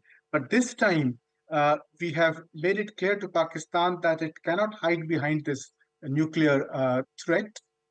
Its nuclear threat bluff has been called, and that India will retaliate against Pakistan for any of its actions, be it in the field of terrorism or attacks by its forces on our defense establishments. And while we will not escalate the matter, but if Pakistan believes that it can hold out the nuclear threat, then that will not hold back India from acting against Pakistan. And Ambassador, I think the Indus Water Treaty, the remarks that water and blood cannot flow together, I mean, we aren't even thinking about conversations on the Indus Water Treaty at this stage. All that India and Pakistan might talk about is Pakistan occupied Kashmir and terrorism, and that's it. I mean, so he's decided that this is it. This is the relationship with Pakistan. Yes, that the Prime Minister has made very clear, because India has been very unhappy with Pakistan's attitude towards the Indus Waters Treaty and cooperation in this field for the last several years now. In fact, last year, India had proposed to Pakistan to discuss modifications in the treaty to bring it up to date with modern developments. But Pakistan has refused to do that. Right. So now that we have kept the treaty in abeyance, the Prime Minister has made it clear that there'll be no talks on the treaty itself now. Any talk will have to be on Pakistan's sponsorship of terrorism. Okay. General Yashmore, it just strikes me that, you know, in terms of the attacks on Pakistani air bases, it just, the satellite imagery is absolutely clear. You know, there's no, unlike Balakot, when there wasn't really satellite imagery from our side, this time there is. And it's just very specific targets which have been struck. We didn't escalate it beyond a certain point. I think the messaging at this level of retaliation was that, look what we could do. Had this escalated further, then we could have really saturated those air bases, because it's quite evident that they were unable to defend against our missiles, whether it's the BrahMos, the Scalp, the Hammer, or whatever else that it is that we used. Would you agree? Yeah, Vishnu, I think in this entire way, the way we launched Operation Sindoor, the initial briefing where we got the 2 officers along with the Foreign Secretary, and then last 2 days, the way our DGMOs, the Army DGMO, Air and Naval rep, along with them, I think it was brilliant. There's no zingoism, there's no rhetoric. The professional and the brilliant manner in which this entire operation has been planned and executed, the tri-service synergy was visible, the synergy at the national level was visible, and it appeared that, yeah, finally the entire system of the CCS and working downwards towards various ministries was absolutely brilliant, very well done. And the way our officers conducted themselves was very good, very professional. Now, coming to the manner in which we chose the airfields, I think again a great messaging. You know, hitting into the desert sector of southern Sindh, hitting Malir cantonment where 5 corps of Pakistan is situated. And I must tell my audience that if a decision in any future war we really have to seek, it has to come in the desert sector. There are open spaces there. And that is where the might of the Indian mechanized forces, along with our Air Force, and the Navy, only theater where the Navy, Air Force and Army can really bring its entire might and make Pakistan, come to its knees will be in the southern sector. So that is why it conveyed many things. It conveyed the messaging was very clear, signaling was very clear, choosing of targets were very clear. So hats off. And seeing at the Jacobabad and Malir being hit, pinpoint hit by our weapon systems, by the Air Force, and showing it to the world, I think that is where in the escalatory ladder, we retained the initiative. Vishnu, is very important when we go proactive. Part of our proactive strategy is to hit hard and then hit harder and continue hitting harder in the escalatory cycle. Don't let the enemy recover from where we've started. But when we caused, there was a pause, which the Prime Minister said it is a pause in Operation Sindoor, I think coming on our own terms, and it largely conveys this message to our Indian audience as well as to Pakistan very, very clearly. Vishnu. All right. Sandeep Shastri, we've spoken about so many aspects of India's foreign policy. But in terms of what the Prime Minister said today, wouldn't you say that over the last so many years, we've seen so many strands of India's foreign policy, this could actually be one of the defining hallmarks of India's foreign policy in terms of where we stand against the fight for terror, how we will walk the talk, and the message to Pakistan. This is a more assertive India militarily and diplomatically than we've seen in our history. Would you agree? Would you agree, Sandeep Shastri? Vishnu, you have made the point extremely succinctly. I would expand on that in three important terms. Number one, if you look at the Prime Minister's speech, it was a clear message at three levels. It was a message back to people at home as to what we have been able to achieve in the last week. Secondly, clearly it was a message to Pakistan in terms of what they can expect us to do based on what they have already seen happening.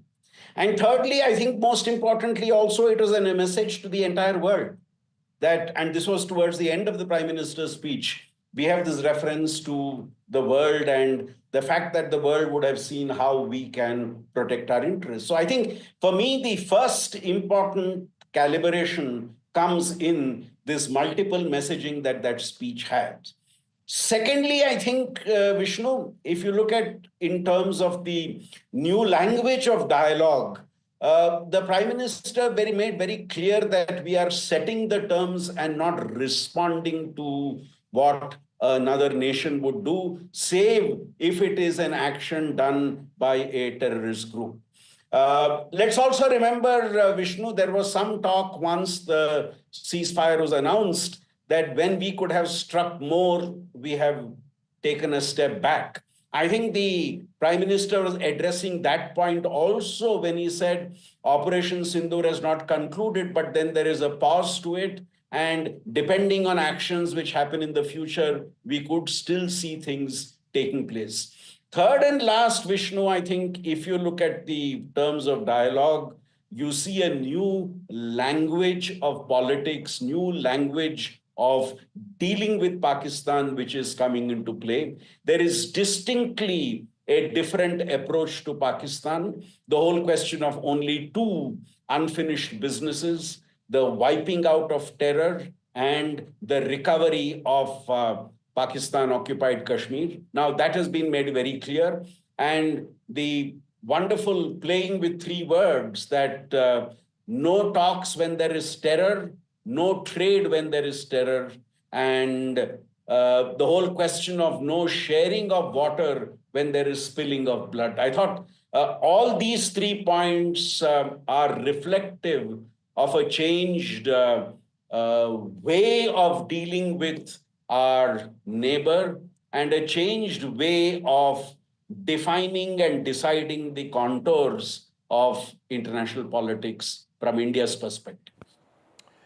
Sajjan Kumar, a debate, it's unfortunate in a sense that there would be a political debate in this country, but it appears to be unfolding now with Jairam Ramesh asking questions on whether what the ceasefire agreement that was signed had to do with Donald Trump and his statements. The US president in the last little while has said, if you stop it, we'll do trade. In other words, if India and Pakistan stop the fighting, we'll do trade. If you don't stop it, we're not going to do any trade.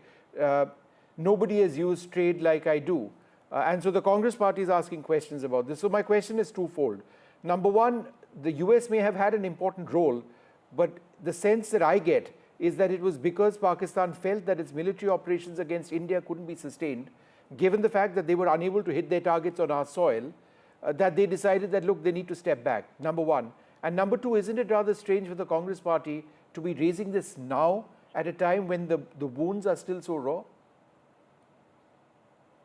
Yes, Vishnu, that's very unfortunate, particularly at a time when India and Pakistan were just in the midst of the war. And like Operation Balakot, this is also the time wherein the opposition, primarily the Congress, is trying to question the credibility of the entire operation, military operation, by questioning the government of the day. And that's why this inability to differentiate between a government and the state and their interest, something which is quite unfortunate. Why? Because remember, there is something which is a Twitter war, and we are not the experts. When ceasefire was announced and Trump's tweet came, certainly because it was a war, conflict going on, and there was a desire among a collective desire among the Indians to see Pakistan being punished more and more. So initially there was a bit disappointment, and that was a generic sentiment. But now that the dust has been settled, Pakistan has not denied that their DCMO has reached out to India, and there are credible evidences, satellite imagery and everything that you have shown, and that's very obvious. The collective, there is a collective satisfaction among the Indian, and from the bottom perspective is, remember, that people are going to like that India has crossed the Rubicon from defensive offense to offensive defense. And for the first time, blood and water cannot flow together. That is a new normal. And that is why this time it's going to, entire nation is going to be satisfied that India has moved into the offensive defense strategy, wherein you will enter and target the enemies and terrorists, even if they are across the border. And we are not going to be blackmailed. At this juncture, when entire opposition, and in fact, what is surprising that many politicians like OSC and others, you see, their conduct has been quite worthy of the applaud. And at this particular time, when Congress leaders are seeing these things in terms of political pettiness, maybe out of the fear that these actions are going to give the ruling party some political advantage. If that is the concern, this is not the time, certainly. And that's a very unfortunate development, because as a generic feeling and looking from the bottom up as a generic citizen, we do feel that the collective psyche is now extremely satisfied, because we do feel that India has entered really into a new normal of offensive defense, wherein you won't take actions only when you are struck, and only when it is compelled upon you, you will take the preemptive measure and go inside the territory of your most dreaded neighbor. Yes, Vishnu. Right, Ambassador Sinha, final word to you. I find the remarks of Donald Trump bizarre. Frankly, at this stage, when there's so much to suggest that India hasn't been blackmailed by Pakistan, and while America, the close strategic partner, all that is great, but I don't necessarily know or believe that it was because of America's pressure that we stopped this. What is your sense? Well, you said it, Vishnu. Trump's behavior is bizarre, and his tweets are even more bizarre. I don't think we should pay too much attention to them. What is important is that it is the Pakistanis who approached the Americans and asked them to intervene. The Americans, when they told us, we said that it has to be the DGMO who must call and offer whatever he has to offer. And it's then that DGMO called our DGMO and then offered a truce. So while, yes, the Americans did play a role in the sense that the Pakistanis approached them for help, but it was eventually our firmness in the matter that ensured that the understanding on a ceasefire came after a proposal was made by Pakistan to our DGMO, who accepted the proposal. And that is how this came about. I don't think the idea that all night American diplomats were talking to various people, I think it's more accurate to say that our forces were blasting various installations in Pakistan that led to Pakistan accepting that it could not continue the war any further, and it had to ask for ceasefire, but it won't approach us directly. And it was then that they were told to come to India directly. Well, we're going to play out the speech of the Prime Minister now. Let's listen in. I'd like to thank you all very much for being with us. We'll take a short break and come back with a very hard-hitting address by the Prime Minister. Stay tuned.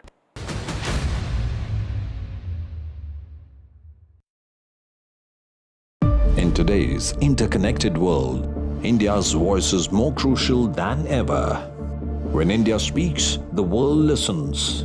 At NDTV World, we are that voice, bringing you intelligent and insightful news from India and beyond.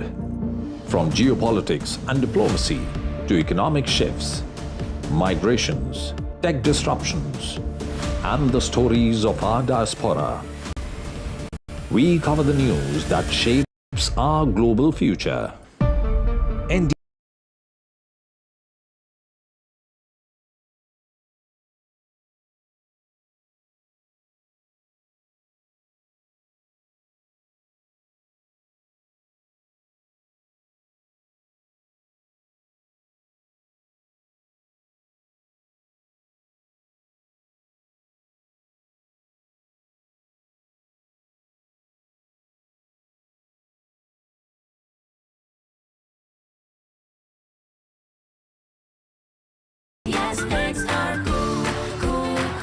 Sunday or Monday, rose khawande. It's missing something. I feel like it needs a frame over. What's a frame over?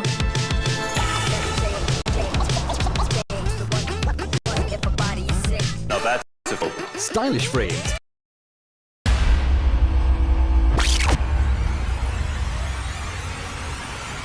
The last 1 month, if you see, the share prices of Denzol Engineering has fallen more than 58%. Why are the rating firms calling the debt payments as default? We have two credible credit rating agencies on March 4th coming and downgrading the stock to D. Statements are consistently being proven wrong, and transactions are being taken place which are different from what they were originally pictured to be. The company claimed it would roll out 6,400 electric vehicles. But what it has rolled out is a shocking scam. Funds meant for the project were funneled allegedly back to the promoters, the Jaggi brothers. What did the money buy? Not EVs, of course, but a lavish flat in Gurgaon's luxurious DLF Carmelias.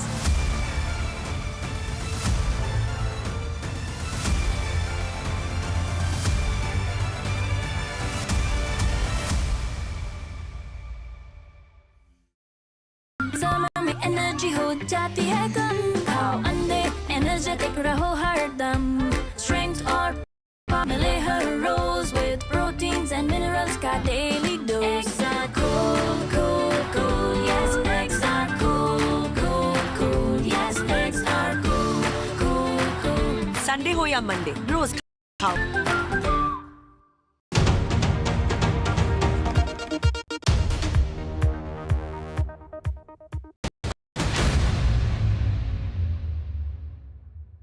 प्रिय देशवासियों, नमस्कार। हम सभी ने बीते दिनों में देश का सामर्थ्य और उसका संयम दोनों देखा है। मैं सबसे पहले भारत की पराक्रमी सेनाओं को, सशस्त्र बलों को, हमारी खुफिया एजेंसियों को,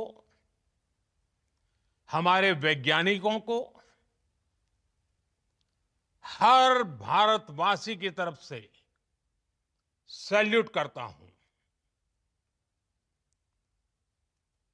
हमारे वीर सैनिकों ने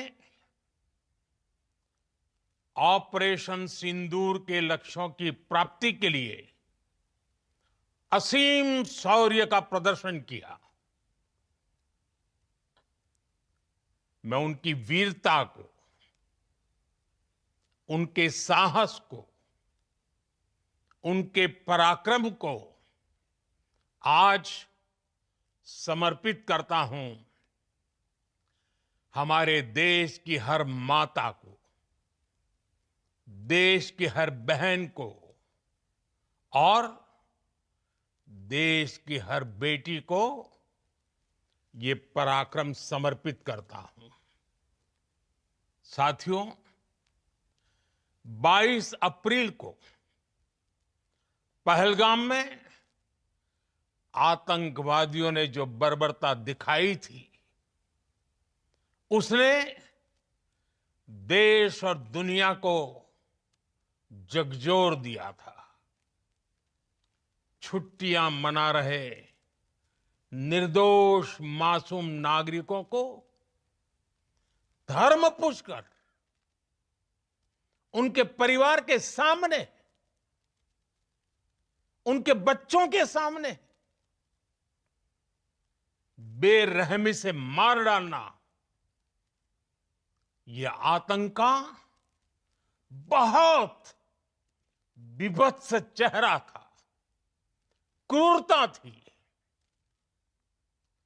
ये देश के सद्भाव को तोड़ने की घिनौनी कोशिश भी थी।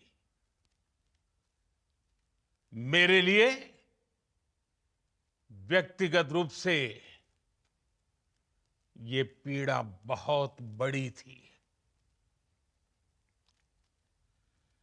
इस आतंकी हमले के बाद सारा राष्ट्र, हर नागरिक, हर समाज, हर वर्ग, हर राजनीतिक दल एक स्वर में आतंक के खिलाफ कड़ी कार्रवाई के लिए उठ खड़ा हुआ।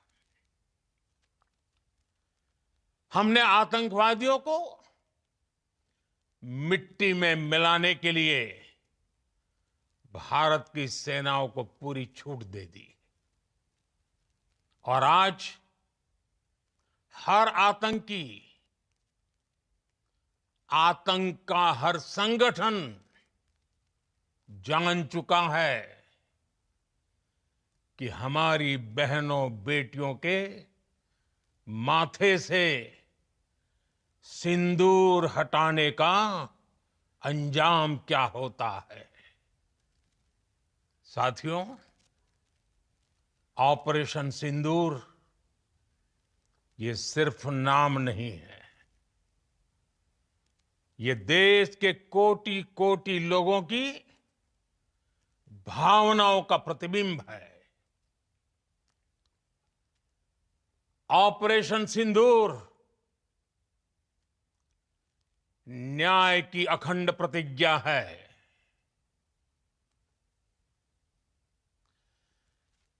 6 मई की देर रात, 7 मई की सुबह पूरी दुनिया ने इस प्रतिज्ञा को परिणाम में बदलते देखा है। भारत की सेनाओं ने पाकिस्तान में आतंक के ठिकानों पर, उनके ट्रेनिंग सेंटर्स पर सटीक प्रहार किया।